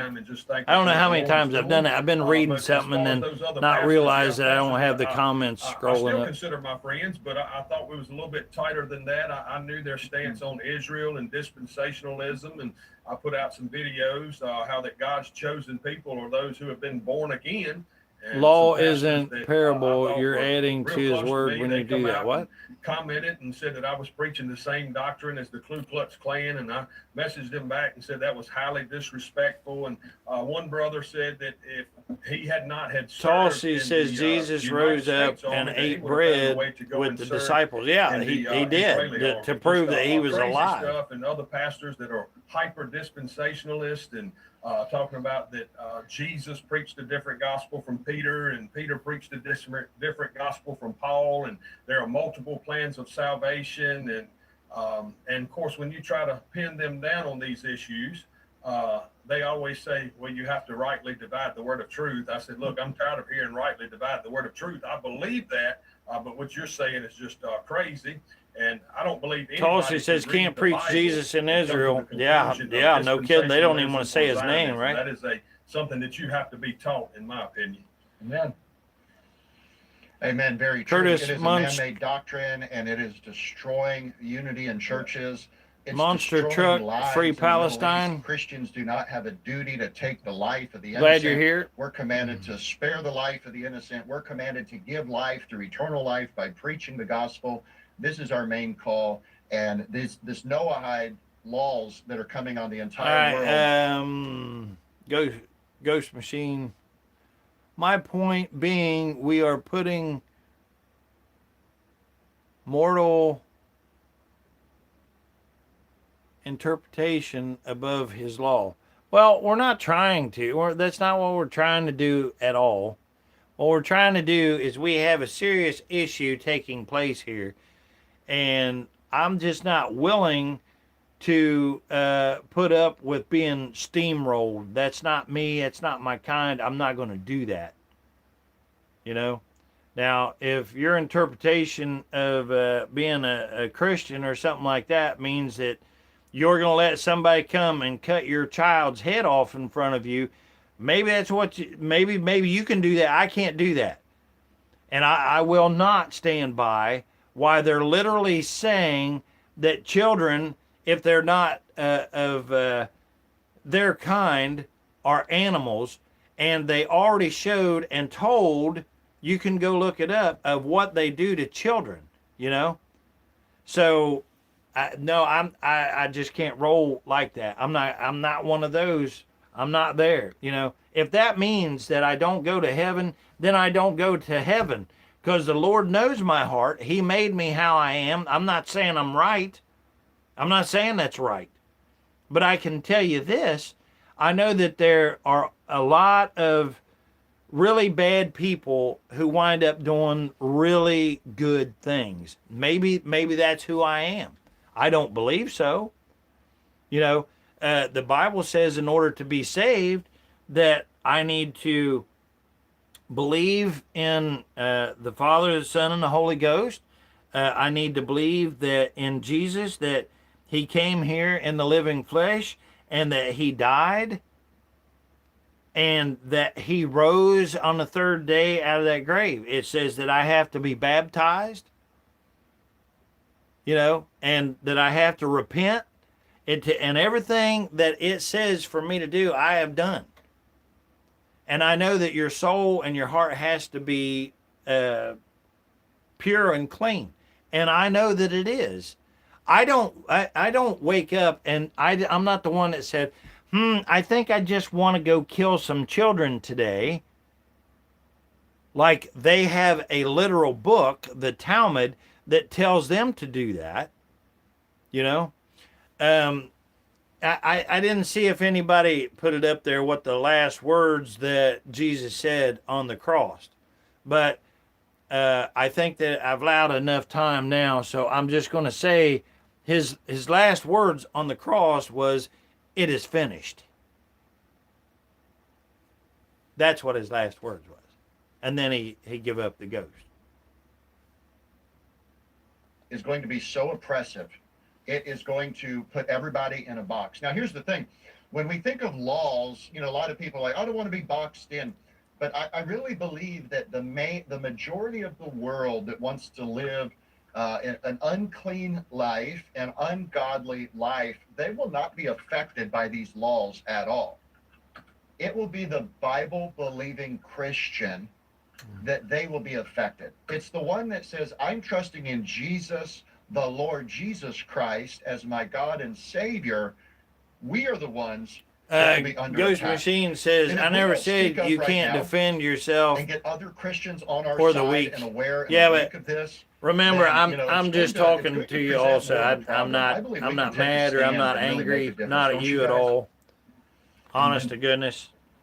You can tell you're highly, highly intelligent, and I appreciate you even being involved and being adult enough to have a conversation, because who knows, you know, sometime maybe what you said or something, maybe later on I'll think about it and maybe it'll bring me to an understanding that I'm not seeing right now or something. But isn't that really what this should be like? Shouldn't we be able to talk to one another and explain ourselves out like this? But instead, you have others that say, no, you're going to do as I say, or I'm going to physically cut your head off. Okay, that's where I draw a line. Like, if you're physically telling me that you're going to do harm to another person, you know, just because, you know, they don't feel or think or worship who you are saying, you know what I mean? Because then you don't have a life. That's somebody else who has taken over your life the same way as that demon did that was in that body, like when Legion took over that body.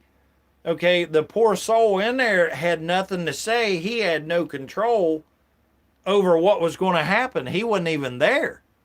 He was down somewhere buried deep. So that was Legion just, walking around in this poor soul's body. And thank goodness Yeshua, walked upon it and threw Legion out of there, right? But think about it. That's exactly what they're trying to do. They're trying to take over other bodies. Amen. Now that's a demon. Well, the Lord is coming back, and we don't know when or how things are going to line up. We know that what the Bible tells us, but we don't know how soon it's going to, we're going to be into that time of tribulation and at war with he's at war with the saints, and we're going to be preaching the gospel. But I do think that the pre-trib kind of rapture idea has. Oh, okay. I'm not for sure how to say your handle here. It's Yama JTI. Don't explain what you believe. Explain why.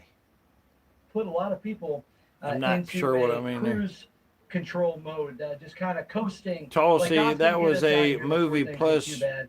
Paul And, and as long as King we support James Israel, we'll be version okay. of I'm lies. telling you, we need to toughen up.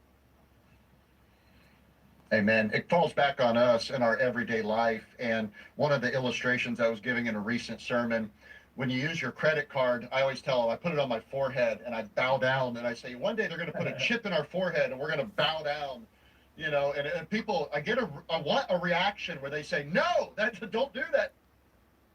I'm not for sure I understand. Don't explain what you believe. Explain why. I don't know what that means. That's not right. Because I want to scare people into realizing that this mark of the beast is coming. This is not in the past. This is in the very near future. Now, in Revelation 13 that we just read, it talked about a one world currency. What are you guys tracking on the one world currency that will align with these Noahide laws? That's a good question. Digital currency, right? Fed coin, Bitcoin. How many other things that tie in with that? Yeah, I believe digital currency, it's a big thing now. I believe in the near future, it won't be too long before there will be absolutely no cash. And like I said, it's just falling into place with digital currency. And like you mentioned, Bitcoin, and I'm sure that there are other forms out there as well. Yeah. Hey, Tulsi over there in South Africa, are they big into the whole Bitcoin and all that stuff? Fake money? We know, we can trust the red shields with our banking, right? We're going to go to a Trump city or a Freedom City, right? And then it'll be the good Bitcoin or the good central bank digital currencies. Yeah. Well, that's the way the Bible describes him being able to control us, is through being able to buy or sell. And so it just makes sense that, they established the courts of justice, and we see this kind of coming up all over the world. There's this kind of external thing. It's corporations, and, basically you're going to have a social credit score. It just seems to be lining up perfectly with the book of Revelation. Yeah, it's all playing it out. It's coming to reality right before our eyes. And there's still people that are going to deny it. There's people that don't believe we have the Bible. They believe we need to change the Bible. Yep. We've got people that don't want to read the Bible. Yep. Because it is very clear that all these things are going to happen. Yep. And I find it just repulsive how many Christians are out there telling you that there is no mark of the beast, that the Noahide laws are not bad, that Zionism is good. I mean, this really is an infection in our thinking. And I believe the pre-tribulation rapture has deceived so many people. Tulsi writes, do you know how many characters been on earth with the same story of Jesus before the Bible? Yeah, that should tell you something, right? If there's been all those characters that have the same story of Jesus, well, wouldn't that point to there must be something to that? And I believe that if you're truly saved when that day happens. Yeah, and it's pretty interesting too, because no matter what area of the earth that you go to, country or however you want to look at it, north, south, east, or west, it doesn't make any difference. They all seem to have a belief in a higher power, right? Whether you believe pre or post, or you're going to be there. But I believe that there are going to be a lot of people on that day that when the Antichrist. Okay, Yamedi says, thanks for not explaining. I'm not understanding what you want me to explain. I would be glad, and I want to, Yamedi. I want to explain whatever it is if I can understand what it is that you want me to explain. Christ is revealed, they're going to run. Tulsi, all born on a virgin. This pre-tribulation rapture that has been taught, resurrection, a false doctrine that, like you said, brother, churches need to wake up, pastors need to wake up, and it is our job to get the true teaching out there. And yeah, so there must be something to it, right? Pretty modern in history when you look back. Of course, there is. You see, whenever they broke apart, that when they break down a human's DNA, and maybe we'll look this up, on a different show sometime or something, because it really is fascinating. The DNA actually spells out Yeshua or Yahuwah or what, but the DNA itself says the Father's name whenever it comes out or whatever, and I would have to look it up so that it would be better explained to you. But when you talk about breaking down your DNA, all of the letters and stuff that it could wind up being actually spells out God's name. I mean, wow, right? The early church and the apostles as well. It's a powerful thing when you think about it. The ecumenical movement never includes the Jews. It doesn't feel like for a lot of Baptists, we don't really say, stop the ecumenicism with the Jews. They are always wanting to yoke up with them. One of the most frustrating things is that I'm finding being the host of a show like this is like this Yamadi on here, and he asked me. He says, I'm gonna go back here and see if I can find his comment for everybody that's here. So help me out here.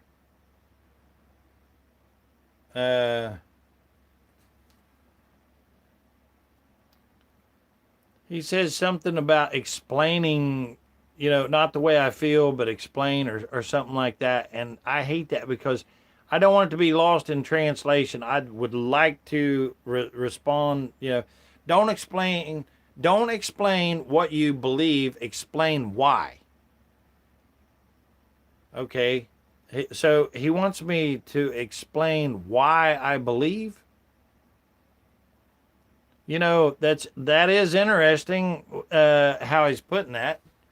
I believe, and I believe is the what, explaining the why is the evidence. Try again, dancing clowns. Okay. All right, I will. Why do I believe? Because without believing, Yamadi, then what would be the point of existing? I mean, do you really open your eyes in the morning and you really don't have anything to believe in? I mean, I just can't imagine. I don't want to imagine that. Like, what would get you up out of bed? Isn't it hard enough to get out of bed now? Like, even with you believing in the higher power, like knowing that you was created, knowing that you are special, knowing that you have this opportunity to take advantage of the one chance that you have now, this audition, as I said earlier.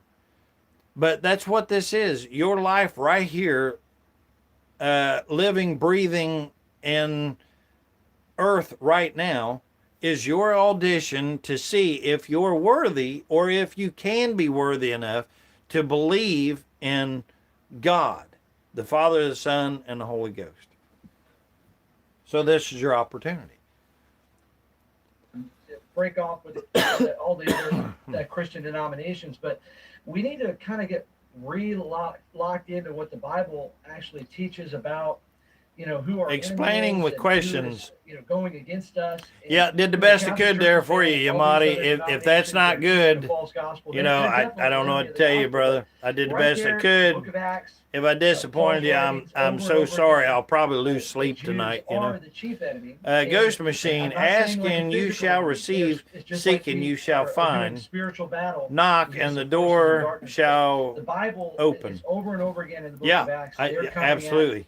I love that too defeat from the Bible. The work of the Lord. No, McCampbell, that's his right. Saints going around preaching. I mean, they would follow the apostles. Tulsi, Christians city to city and try to now allowed same-sex marriage totally against the Bible. Oh, now wait a minute. Now see, Tulsi, look, you're saying Christians now allow same-sex marriage totally against the Bible. Yeah, the same way with me whenever I hear somebody that's across the pond or, from a different country or something like that. I realized a while back, and I started talking about a story earlier to you, Tulsi, and I somehow got sidetracked from that. But I realized that I don't understand the same way like somebody from a different part of the country does. And I'm trying my best to do that, and I always have really once, I thought about trying to, I used to think whenever I was little, I hope somebody will get a chuckle out of this. Looking back, it's kind of funny now, but I used to think that if it was raining where I was at, that the whole rest of the world was being rained on. Like, I didn't know that it just rained, because there was a cloud over, or there was a storm just over top of a certain area, right? So, but I realized that, and the same way that I come to the conclusion of, I don't understand exactly everything that you're going through, Tulsi, with where you live at, like being in South Africa, and the other parts of the country, because I talk to amazing people from all over the place, that's amazing. But I have to tell you, when you say Christians believe, you can't lump them all in together. Just like whenever, that's why I don't say Jews, because if I said all Jews are bad across the board, well, wouldn't that be saying the same thing that Jesus would be bad too? I'm not. I call them the demonic Jews for a reason. I want to separate any of them that's saying to do harm to somebody else. Those are the demonic Jews. And when I say the demonics, I'm talking about anybody living by that Talmud or something evil like that. So,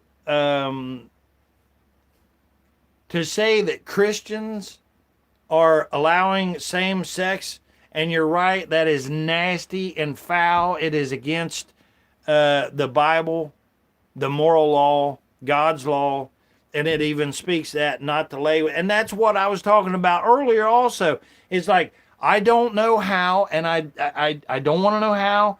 I'm not asking the question, but when you see another male that gets sexually aroused enough to do any kind of nastiness like that with another male in any circumstances, whether it's prison or wartime or anything else, but then on top of that, as if that couldn't possibly be bad enough, you've got like 10 or 15 of them lined up to take turns at another male. I don't understand that. And that would be like saying that all males are nasty like that. They're not. And they're definitely not men, because a real man is a protector, and cares and can be gentle and compassionate and loving and understanding. And you know what? The biggest critic that a man has is himself. And I'm telling you, that's a fact. So when you say Christians believe, no. If somebody's calling themselves a Christian and they're doing stuff like that, that they are a liar. That is Satanist. His letters from the Sanhedrin. He was. I better handing read out, some of the "The Bible comments says it here this way, while I for ye was. have heard of my conversation in times past in the Jews' religion. Let me see. How that beyond measure I persecuted the church of God and wasted it. It was not God's religion in the first century. It was the Jews' religion. That's why Jesus was very clear. You're teaching for doctrines, commands of Okay. men. You're of your father, the devil. This is wicked. He was always butting heads with the religious type. Okay, These are- Tulsi puts in here too. It says Christmas is pagan worship. You know, see, you're pointing out so many things that a lot of us have realized. Maybe I shouldn't say it. I guess I'll say myself. And not so many years ago, yeah, I started learning about that Christmas is in fact a pagan worship. And when I first heard about it, you know, some years back, Tulsi, I was even still trying to figure out a way how I could still, you know, have the problem and keep going with the problem. What I mean by that is I liked Christmas. I liked it. I thought it was wonderful at once upon a time. I thought, man, the lights come around, the snow's on the ground, everybody's being nice to each other and giving presents and so on and so forth. But you know, you have to come to the conclusion that if it's not for God, if it's not about God, then it's not for God, right? And for them to say that Jesus' birthday would be at the time of year that they say, which is November 25th, is completely wrong, because we know that Jesus, if he was born, was probably born in the first of the year, which would actually be April 1st, right? The beginning of the year, which has 13 months, by the way, instead of 12. But this is another way how they've tried to twist this up, Tulsi, with Christmas, you know, the pagan holidays and all that stuff. So, but you're absolutely right. The same people. These are the spiritual descendants of not Abraham, okay, but of the Pharisees that Jesus criticized as being the children of the devil. Well said. It is their religion, and they went their own way. They went against God's way. Judaism, or the religion of the Old Testament covenant, was totally hijacked by the Pharisees. And today, the religion of the Pharisees, I want you to think about this, that if the Apostle Paul showed up today and he went into your local synagogue, he would literally say, I don't know what this religion is. I don't know what the language they're using is. I don't know what the garb is, these black box on their forehead. He would say they're not using the name of God. He would literally call it an idolatrous cult. And if somebody said that's Judaism, he would say, you're crazy. That's not what I was raised in. That's not what the Old Testament taught. And I think Jesus the same. If Jesus came back, he would walk in and say, you're nuts. This isn't my religion. This is your own religion you've made up based on Babylonian and Egyptian mysticism, and it's a cult magic. I mean, some of the things they do are the most vile, disgusting things. You know, I'm going to tell you something, old Yemeti there. I really tried to talk to you like a civil adult human being, one to another.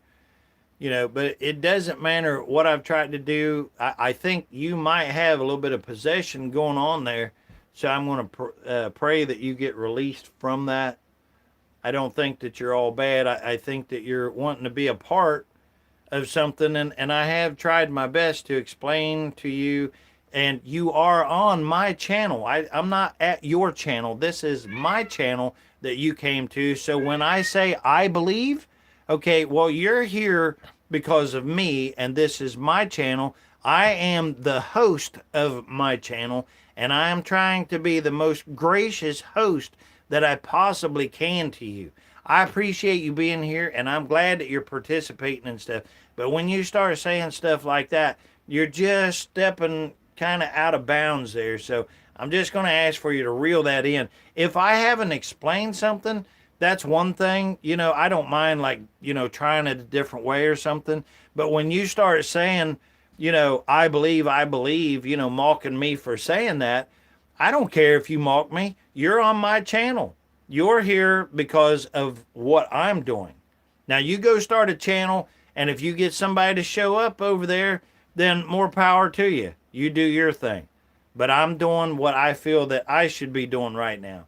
And I'm here just to inform people of U.S. Incorporated merging with the demonic Israel. So that's my main purpose here. And if I happen, if I get to talk about my Lord and Savior, then, you know, that's the number one thing for me, you know, absolutely. So if I failed communicating with you somehow, some way, I really do apologize for that, because I have tried, you know, and I am glad that you're here, and you're welcome to stay here. But there ain't no need cussing me or anything else, okay?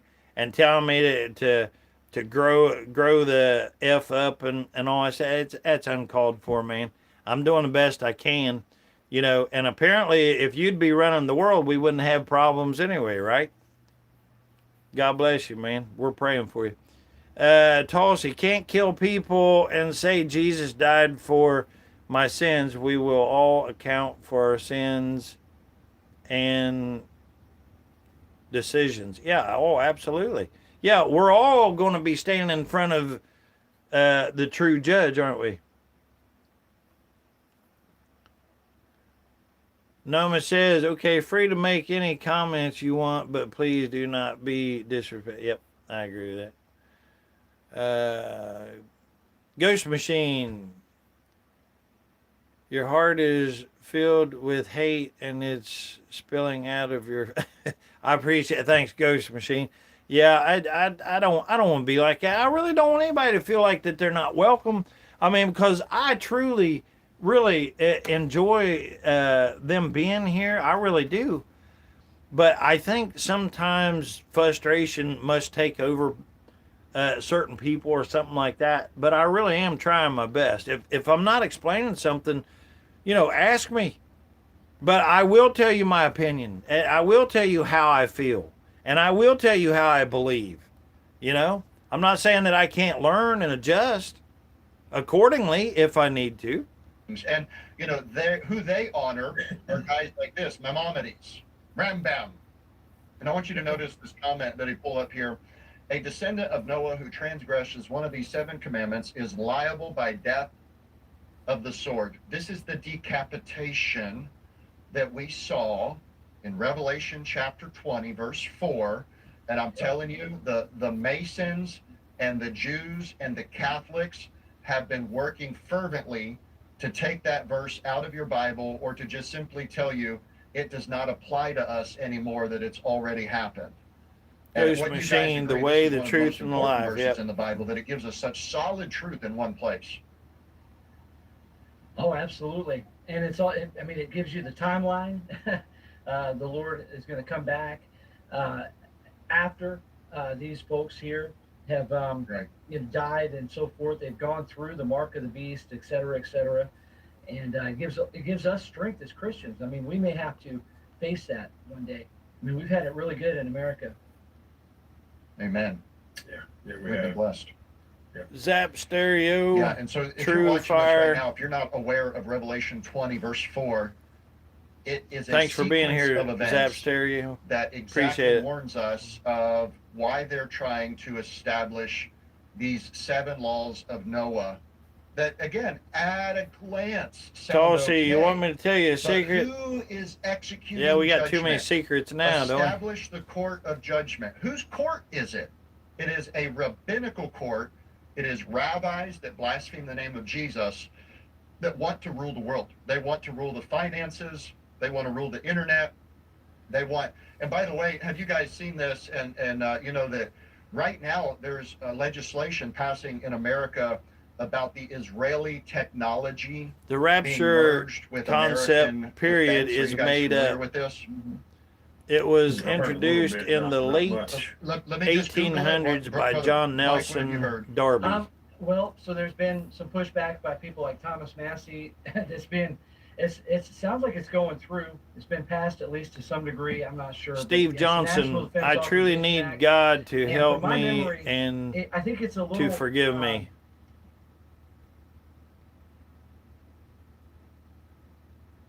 Well, Steve Johnson, we are asking in Yeshua's name, in Jesus' name, that you get the help that that you're asking for. And we're glad that you're here, and we're glad that you are giving your time to join us right here. You are amongst some really, really, really, truly awesome individuals, and you know, if you're asking for the Lord's help like that, I'm sending him your way. Absolutely. Says I truly need God to help me and to forgive me. He will forgive you. All you have to do is ask him. Invite him in, and he's going to come to you.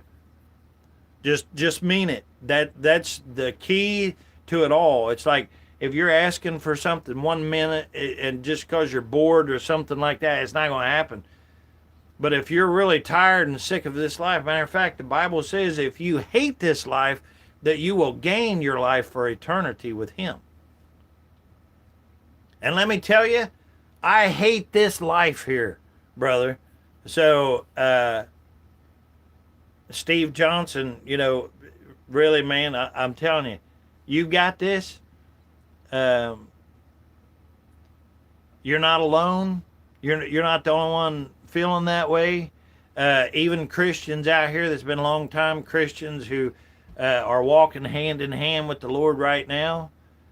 We all struggle. I mean, I don't know how long that you've been listening or been on the show right now, but as you heard, I was already being torn into, you know, and I'm telling you right now, I guarantee I know that God's real. I know that Jesus is real, you know. Now you'll hear me say Yeshua and you'll hear me say Jesus, because my struggle right now is I'm really trying to figure out what I am actually supposed to call the Father's Son. And I'm doing that because I want to be respectful and I love the truth, you know. The just sound did not come out when Yeshua in Hebrew was on earth. So the Jesus came along, you know, sometimes afterwards or whatever, you know. But here's what I truly feel in my heart is that if you're talking about the Father who is in heaven, the only one, the true living God, our Father who is in heaven, that Yeshua and Jesus was talking about, you know, we're talking about the Father's Son, the only begotten Son that he has, the one that came down and died for us. And I can't bring myself to believe that, you know, that would cause somebody to not enter in to heaven just because, you know, you was calling him by the wrong name, especially when we're trying to figure that out, right? So we're all learning together, you know. And I said it before, like the Bible says, let he who is without sin cast the first stone, right? So, yeah. So we're glad you're here, Stephen Johnson. Thank you very much, brother. You've got our prayers coming to you for sure. Thank you for being here.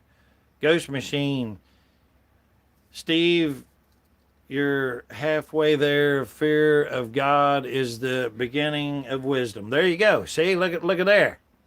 Look at that. We're here for you, brother. Thanks for being here. You're in good company. Promise you. Noam is in there. I guarantee you she's already praying for you. Perfectly said, Ghost Machine. See, she's backing up. Everybody's here for you, brother.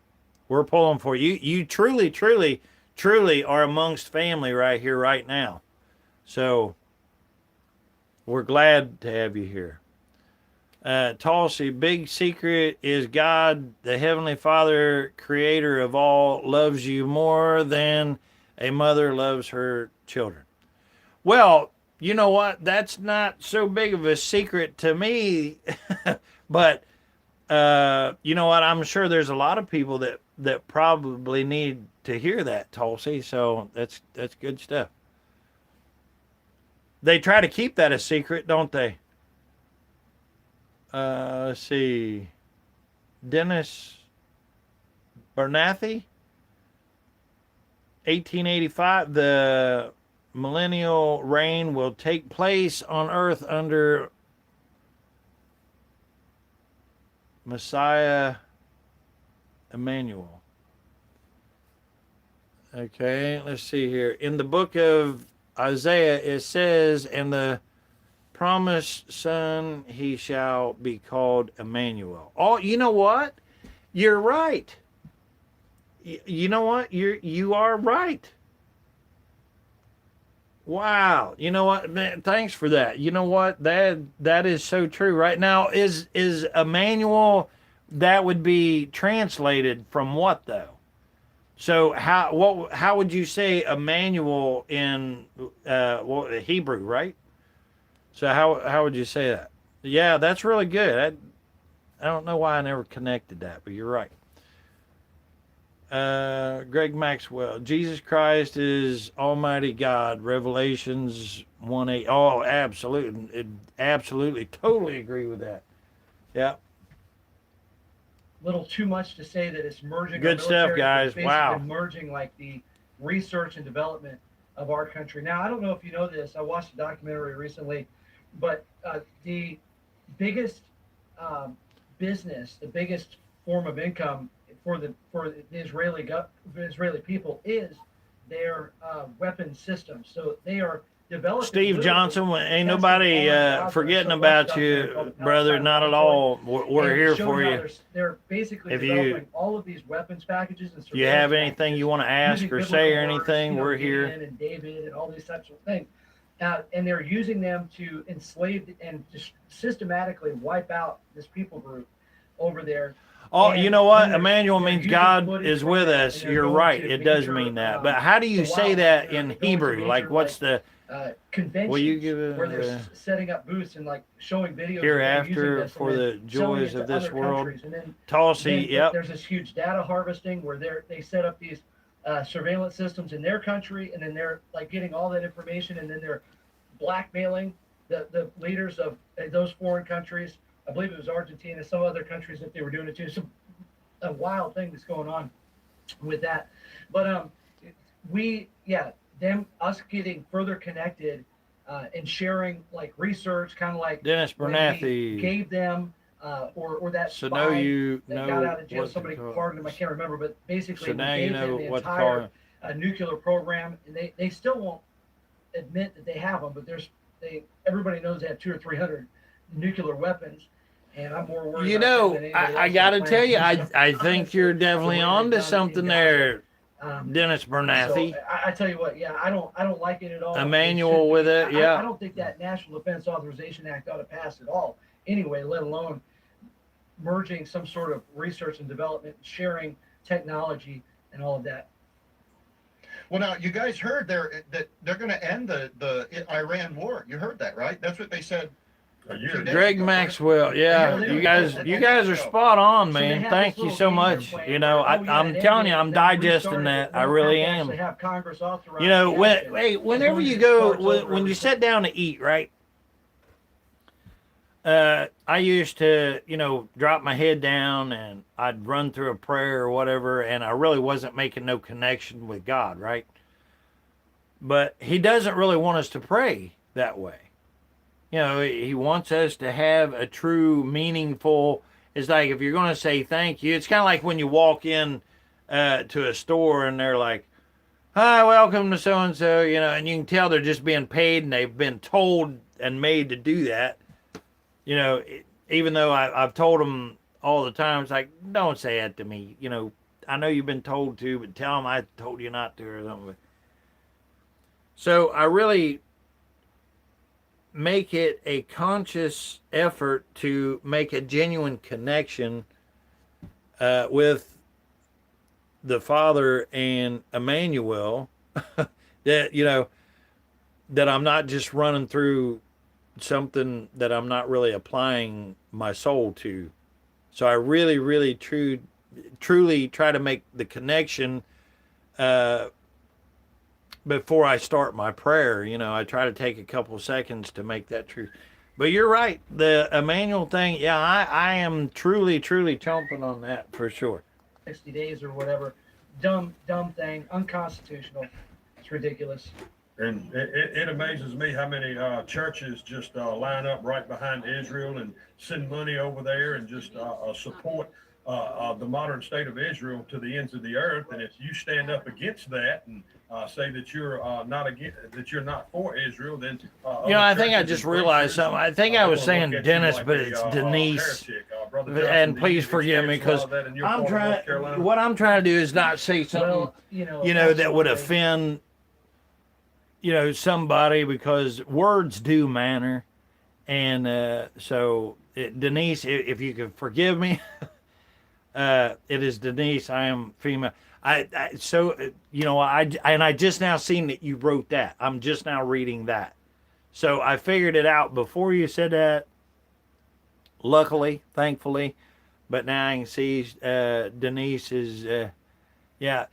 You know, these handles and stuff like that, you would not believe. Yeah, I think you would. I hope, I think you can forgive me. I hope you will. I'm asking for your forgiveness, Denise. But if you read some of these handles, man, sometimes I can't even pronounce it. And it's because there's people from different countries and stuff like that. And my tongue don't even work that way, you know? Like, try to speak French or something. That, you know, they do their tongue roll and twist and all that. And I struggle with it, so please forgive me. It's Miss Denise Bernathy. Thank you so much. I appreciate you being here. Thanks for your time, everybody. Thank you. But I tell you, I guess I'm the third generation preacher here in this area, and my dad is still alive. My granddad is passed on, and so I get a little respect, but I know it's more of a situation when I go into other churches. There's kind of like that look. They're never spell God with small letters. Tulsi says, "Yeah, I can respect that." So, Shem. Let's talk about this.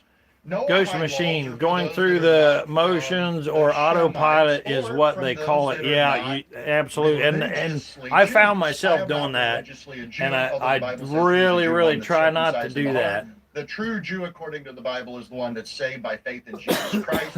Those who blaspheme Jesus, it's called the synagogue of Satan in Revelation 2:9. Very clear, Revelation 3:9. But I don't want to get off on the labels for a second, because the first thing they do is they say, well, you must be a racist. I'm a racist.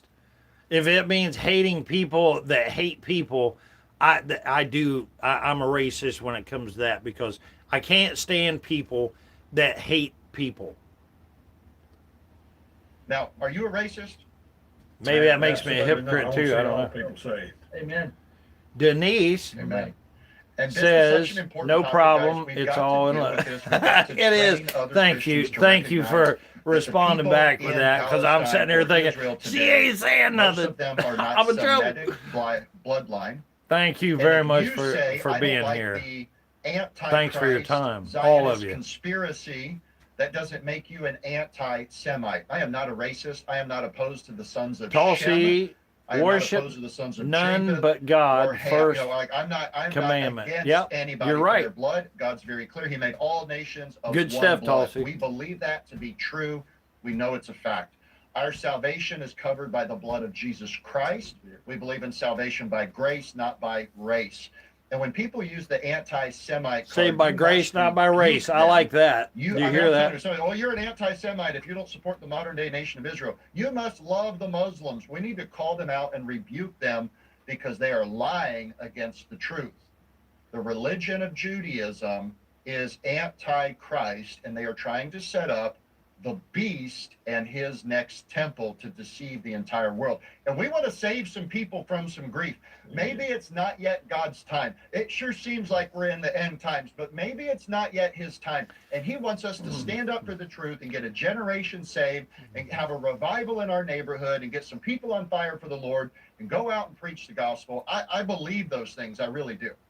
Yeah, and he's probably going to go into and start talking about like where they're going to be seen, all these pastors and stuff. They got a big meeting coming up sometime later on in the year here, which like I said, for me, I do watch Fannin over here on the left side of your screen right here. This guy, the other two, the one in the middle and on the right side of your screen there, I don't watch them so much, but Fannin here, he gives it to you straight, and I mean, he's really, really knowledgeable about the Bible and the stuff that he talks about. And you know, it's good to watch a polished professional like that is into whatever they're in, like tell you about something. But how many of us out here, like sometimes is like, well, wait a minute. Where are they at? Like, I'm lost. Like, when I got into quote-unquote politics, okay, I wasn't getting into it for the politics. I started getting into it because I'm like, man, we're getting shamed and scammed. You know, they keep taking away our rights. You know, this ain't getting better. This is getting worse. What do I have to do? And then finally I said, well, hey, as boring as this is, I'm going to have to start paying attention. And I didn't know, you know, politicians' names or anything like that. And I'm here to tell you, the more that I found out, the more absolutely, and I say this word so much and I don't care. We're always searching for that perfect word that will explain the amount of disgust and dismay that we have for something or someone, right? Because if you ever like looked at somebody and you're like, that piece of low life garbage crap, you know, and you're searching and you're calling them all these words, it's because you're trying to convey just how much disdain for that person or that thing that you have, you know, and it's a struggle sometimes. Yeah, you know, these on the Noahide World Center, they have a facility there in Israel and in Jerusalem, and that's where they're going to be holding Denise that Congress coming up Abernathy in November. comes back And in. There is only one race, discuss human race. in You kind of actually the mean realm of, they like to put it as, you know, you don't have to convert ethnicity. to Judaism. There are just accept these 7 laws. different there are more ethnicities. under our Yes. laws, but these are the ones Yes. you have to have, etc. And the reason you don't have to convert is because, you know, each nation, Ethnicities. nationality can have, Mhm. and they describe it That's as what a I mean. nationality. Like, Thank you, Denise. being a Jew Again. is a nationality, but we know that's not true. Being an Israeli is a nationality. That's a modern day, and that's different than an Israelite, right? Because that was a different country long ago. But they confuse these terms. You know, that's really hanging with me. I wonder why that, and I'm asking a genuine question here. So when you guys bow your head to pray, do you say Emmanuel? They want to make it like it's a bloodline, but they can't have the DNA. They have to, you know, and people. Do you convert say into that in all the time. Emmanuel's They name? want to make it into Or a in the name of nationality, but, you know, Emmanuel? more Jews live. Well, I think more Jews lives outside of Israel than are in Israel. I think, and then, you know, so what is it exactly? Well, it really comes down to a religion, and they don't want to necessarily admit that. And I think, but if you, I just sent you a link there. This is an important point. They are trying to, you know, establish a worldwide religion. If you look, they're not calling it church, but they on the Noahide World Center. Did you see that link, brother? Yeah. If you go down, they're all sitting around the chair. A study group. We're gonna have come over to a study, not a synagogue. It's just gonna be like a Noahide study group. They're gonna start trying to start this all over. And I was gonna read you the Wikipedia if you don't mind. It says this. Go ahead. Jump Can I start a one of these Noahide study groups. I want to get put on the Just list click so there. people will come. Yeah, and we'll teach them. We'll really help them study it. We'll tell Well, them what's really going I on. totally agree with Should we that. sign up? Amen. Ghost Machine says I wouldn't focus on the name so much as I would his message. Amen. I Go ahead, totally brother. agree. That's what I was saying. I said if you go back and listen just earlier, not so long ago, that's what I was saying. I don't think he's going to condemn anybody because we was trying to figure out to give him as much respect as we possibly could by finding his name, you know, in all the corruption that they've created and the twist and turn that they have and the confusion that they put on us. I don't think that he's going to condemn us because we didn't call him, you know, this or that. I think he will understand, but we have to be careful what we say we think he's going to allow or not allow, because you could be creating a false god by doing that, you know. But I totally agree with that. Totally. Hidism. But I was just asking, you know, what are any of you want to chime in there and say, you know, I mean, tell me, because if we're talking about what to call him and you guys say Emmanuel, all I'm doing is asking when you pray, is that what you call him? Do you say, Father who is in heaven, you know, and then end it with in Emmanuel's name, I pray? Is that how you do that? I'm genuinely asking. Yeah. And it says this, it's a monotheistic Jewish religious movement aimed at non-Jews based on the 7 laws of Noah and their traditional interpretation Ghost of Machine. Orthodox Judaism. According He to knows Jewish law, the heart. He non-Jews knows are you not before obligated to you convert were to in the Judaism, womb. Yes, but they are absolutely. required to observe the 7 laws of Noah Denise to be assured of a place comes in the and world says, to come. Parentheses, Olam Haba, the final reward I do of say the righteous. So this is a Messiah, religion, and they're promoting Emmanuel, it's kind of every a weird time. way of doing it, but they are trying to get the entire Thank you world for that. to kind of Tulsi, convert to not the Judaism, words whatever you call it that count, but the basically action this is, and you can still efforts. be a Muslim, If you can still be a love the Christian, until we decide you can't Creator, off, you have if to you can just love all all join of in His upon these creations. few little things, and just don't commit Well, absolutely. adultery, then you'll make it into heaven. It's just another works-based salvation, right?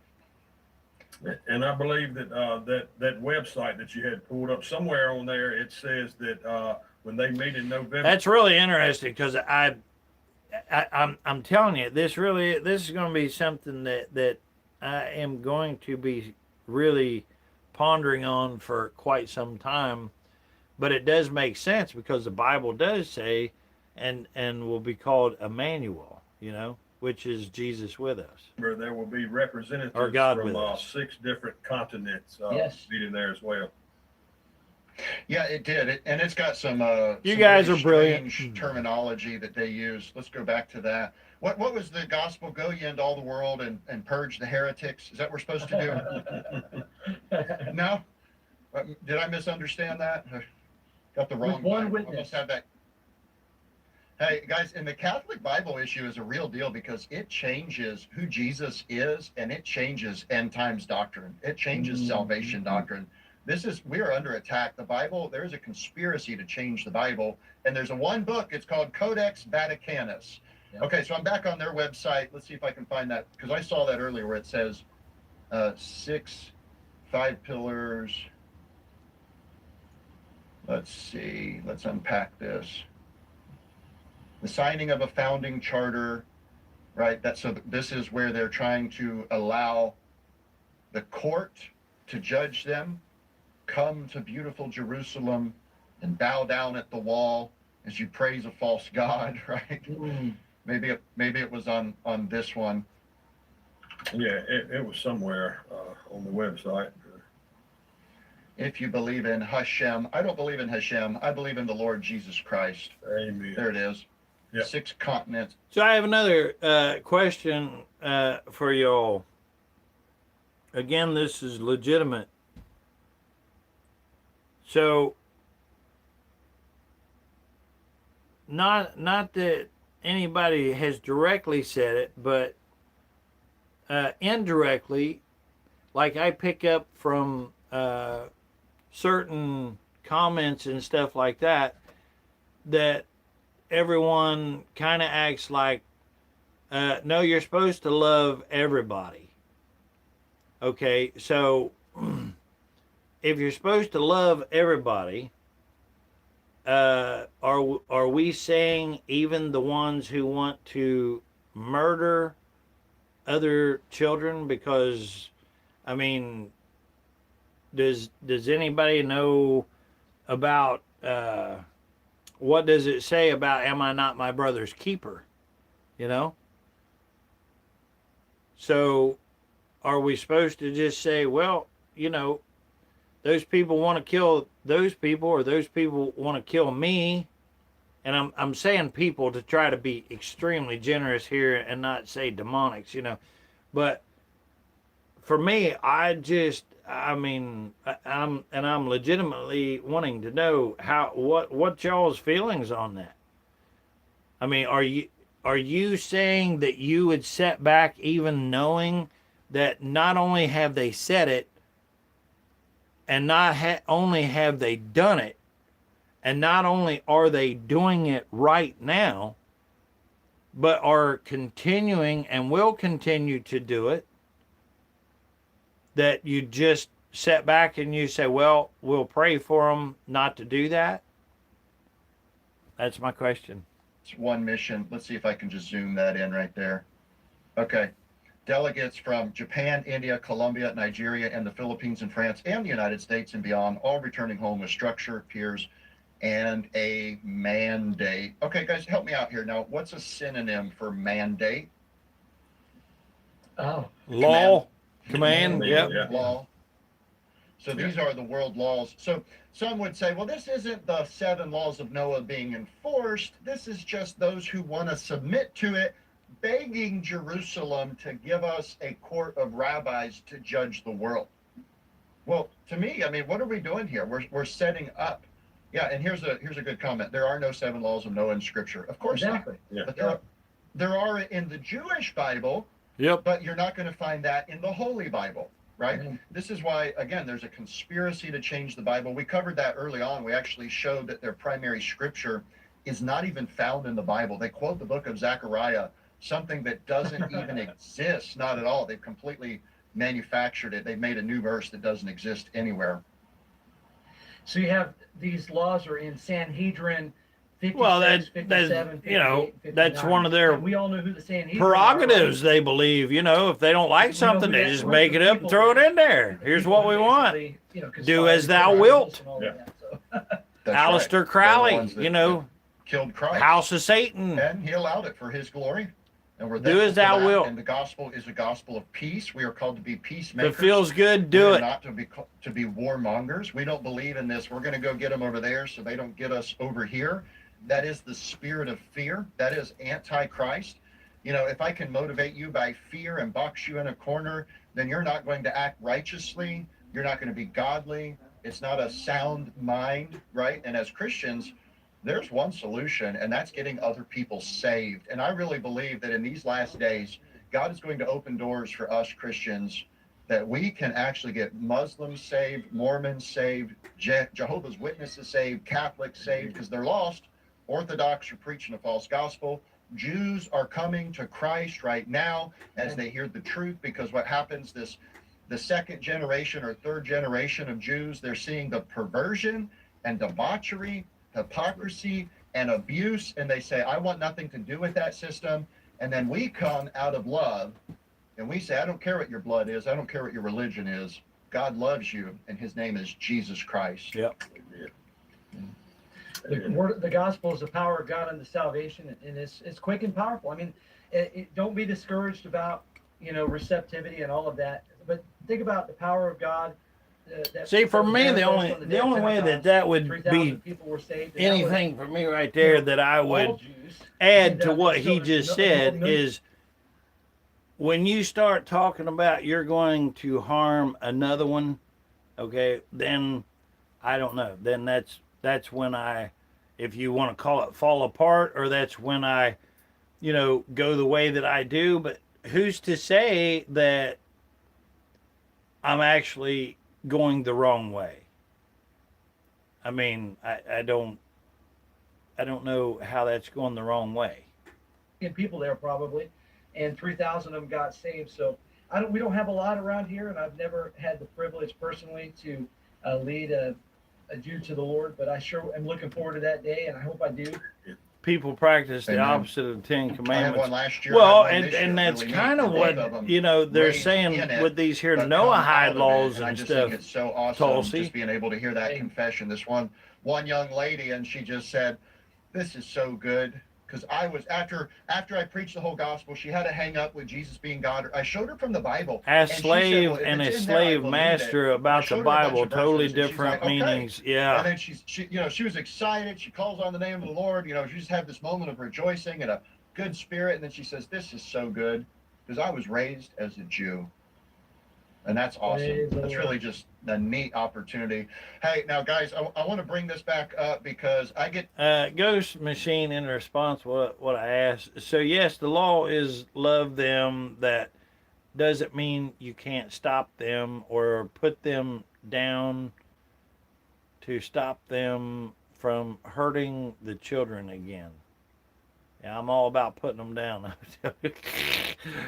Tulsi, the letter J was lately invented. Yeah, absolutely. Yeah, and that's what I was trying to figure out, because Jesus, whenever I grew up saying Jesus, and then when I started hearing about that was wrong, that there wasn't even a J sound, I'm like, what? Well, what am I supposed to call him?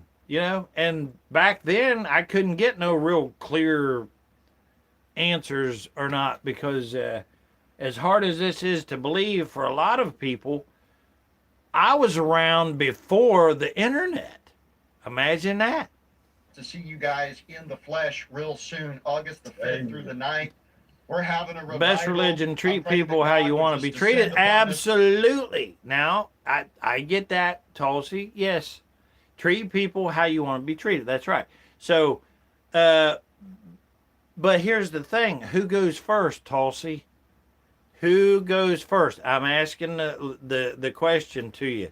Tulsi, who goes first? Because you said best religion, treat people how you want to be treated. Okay. So there's two people, one on the left, one on the right, one at the north, one at the south, however you want to put it, but there's two people. Okay, now, who goes first at being respectful? That's a question. Place and these people, and I want to see Jacksonville, Florida as a stronghold for the Lord, that we can go out and change this community and this area, and Lord willing, the entire world. And I'm super excited for what God's doing. We've got a creation seminar, we've got a soul winning seminar, but every night at 7 o'clock, 5 on the 5th, 6th, and 7th, we are having some preaching. Noma said she was around before the internet too. Here as well. And I'm excited to have you guys with us. I'm trusting that the Lord will give you a message that we need to hear, that will stir our spirit. And then that Sunday, by the way, Friday night, we're having a dessert fellowship. That'll be pretty good. But Sunday morning, we've also got regular services. 10 o'clock, we got a special preacher. 11 o'clock, I'll be preaching. And I've got a message I believe God's given me that should fire us up and wake us up. I just see something that's really powerful. And I want to invite everybody, if you're interested, come out and see us. And guys, what do you think? You excited to come to Jacksonville and preach? Praise the Lord, brother. Absolutely. Looking forward to it. All right, so the rest is they're going to spend time telling you to come and see them and stuff like that. I think they're three really amazing individuals, all three of them. But there was something that I wanted to find, and I can't remember what it was. Let's see what pops up here. I think what I'm going to do, I think I'm going to get ready and get In off this week's here. Radio Dork News, in the spirit of maintaining emergency communications and You making guys have friends, absolutely an amateur been radio operator group is built. amazing. Super grateful to all of yous watching and joining in. Thank you so much for all your kind words and your help and stuff. No kidding. I subbed good night, Ghost Machine. Hey, thank you very much for that. I appreciate that. You don't have to. Not asking you to sub or whatever. And I truly, truly mean that. I just appreciate y'all's time. You don't even need the thumbs up or anything. Just being here, listening, especially jumping in and sharing. And you know, I am absolutely surprised every time that I get off here because, like right now, you already know what I'm going to be thinking about. You know, pretty daggone hard too. And you're right. There's probably not really anything to think about it because it's kind of a no-brainer when it's already wrote down. And I already know what I know, and you guys pointed it out to me, right? So, fun fact here, just kind of offbeat, but see the little backhoe machine there? I have one of those. If you look at the channel any, you'll see, I think I got a few videos of it being on there. But I am going to get off here. Before I do, I wanted to, let me see. What was the guy that said that he needed the Lord? I'm trying to remember his name. Stephen Johnson, is that right? I'm pretty sure it's Stephen Johnson. If you're still here, brother, you have our prayers, and I'm not going to be forgetting about you.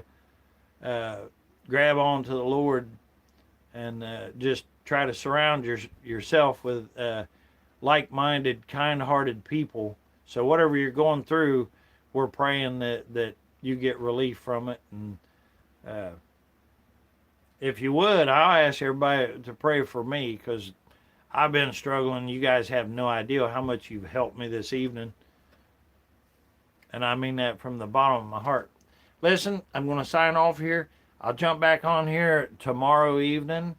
And for anybody that subscribed, anybody that just was here, period, thank you so much. Thank you for the thumbs up and stuff. I see I got 41 thumbs up, which is 41 more than I ever expected. So Steve Noma Campbell says, what, did I get the name wrong? I hope not. You said Steve. I don't know. But you know, not only, but I am saying that I am going to be praying for all of yous that was on here, truly, and I mean that. So we're going to get off here. We'll jump back on tomorrow, and if you get the opportunity and you can, please jump back in, and that would be awesome. Tell everybody that you know about what's going on. Law things that they got that they're going to be trying to start putting together because they're going to start making their council or whatever November 2nd. They're having their meeting. That's when they're going to start all that. Maybe we'll jump into that a little bit tomorrow evening or something. Again, thank you so much for being here. God bless. I am saying a prayer for all of you. And in Emmanuel's name we pray.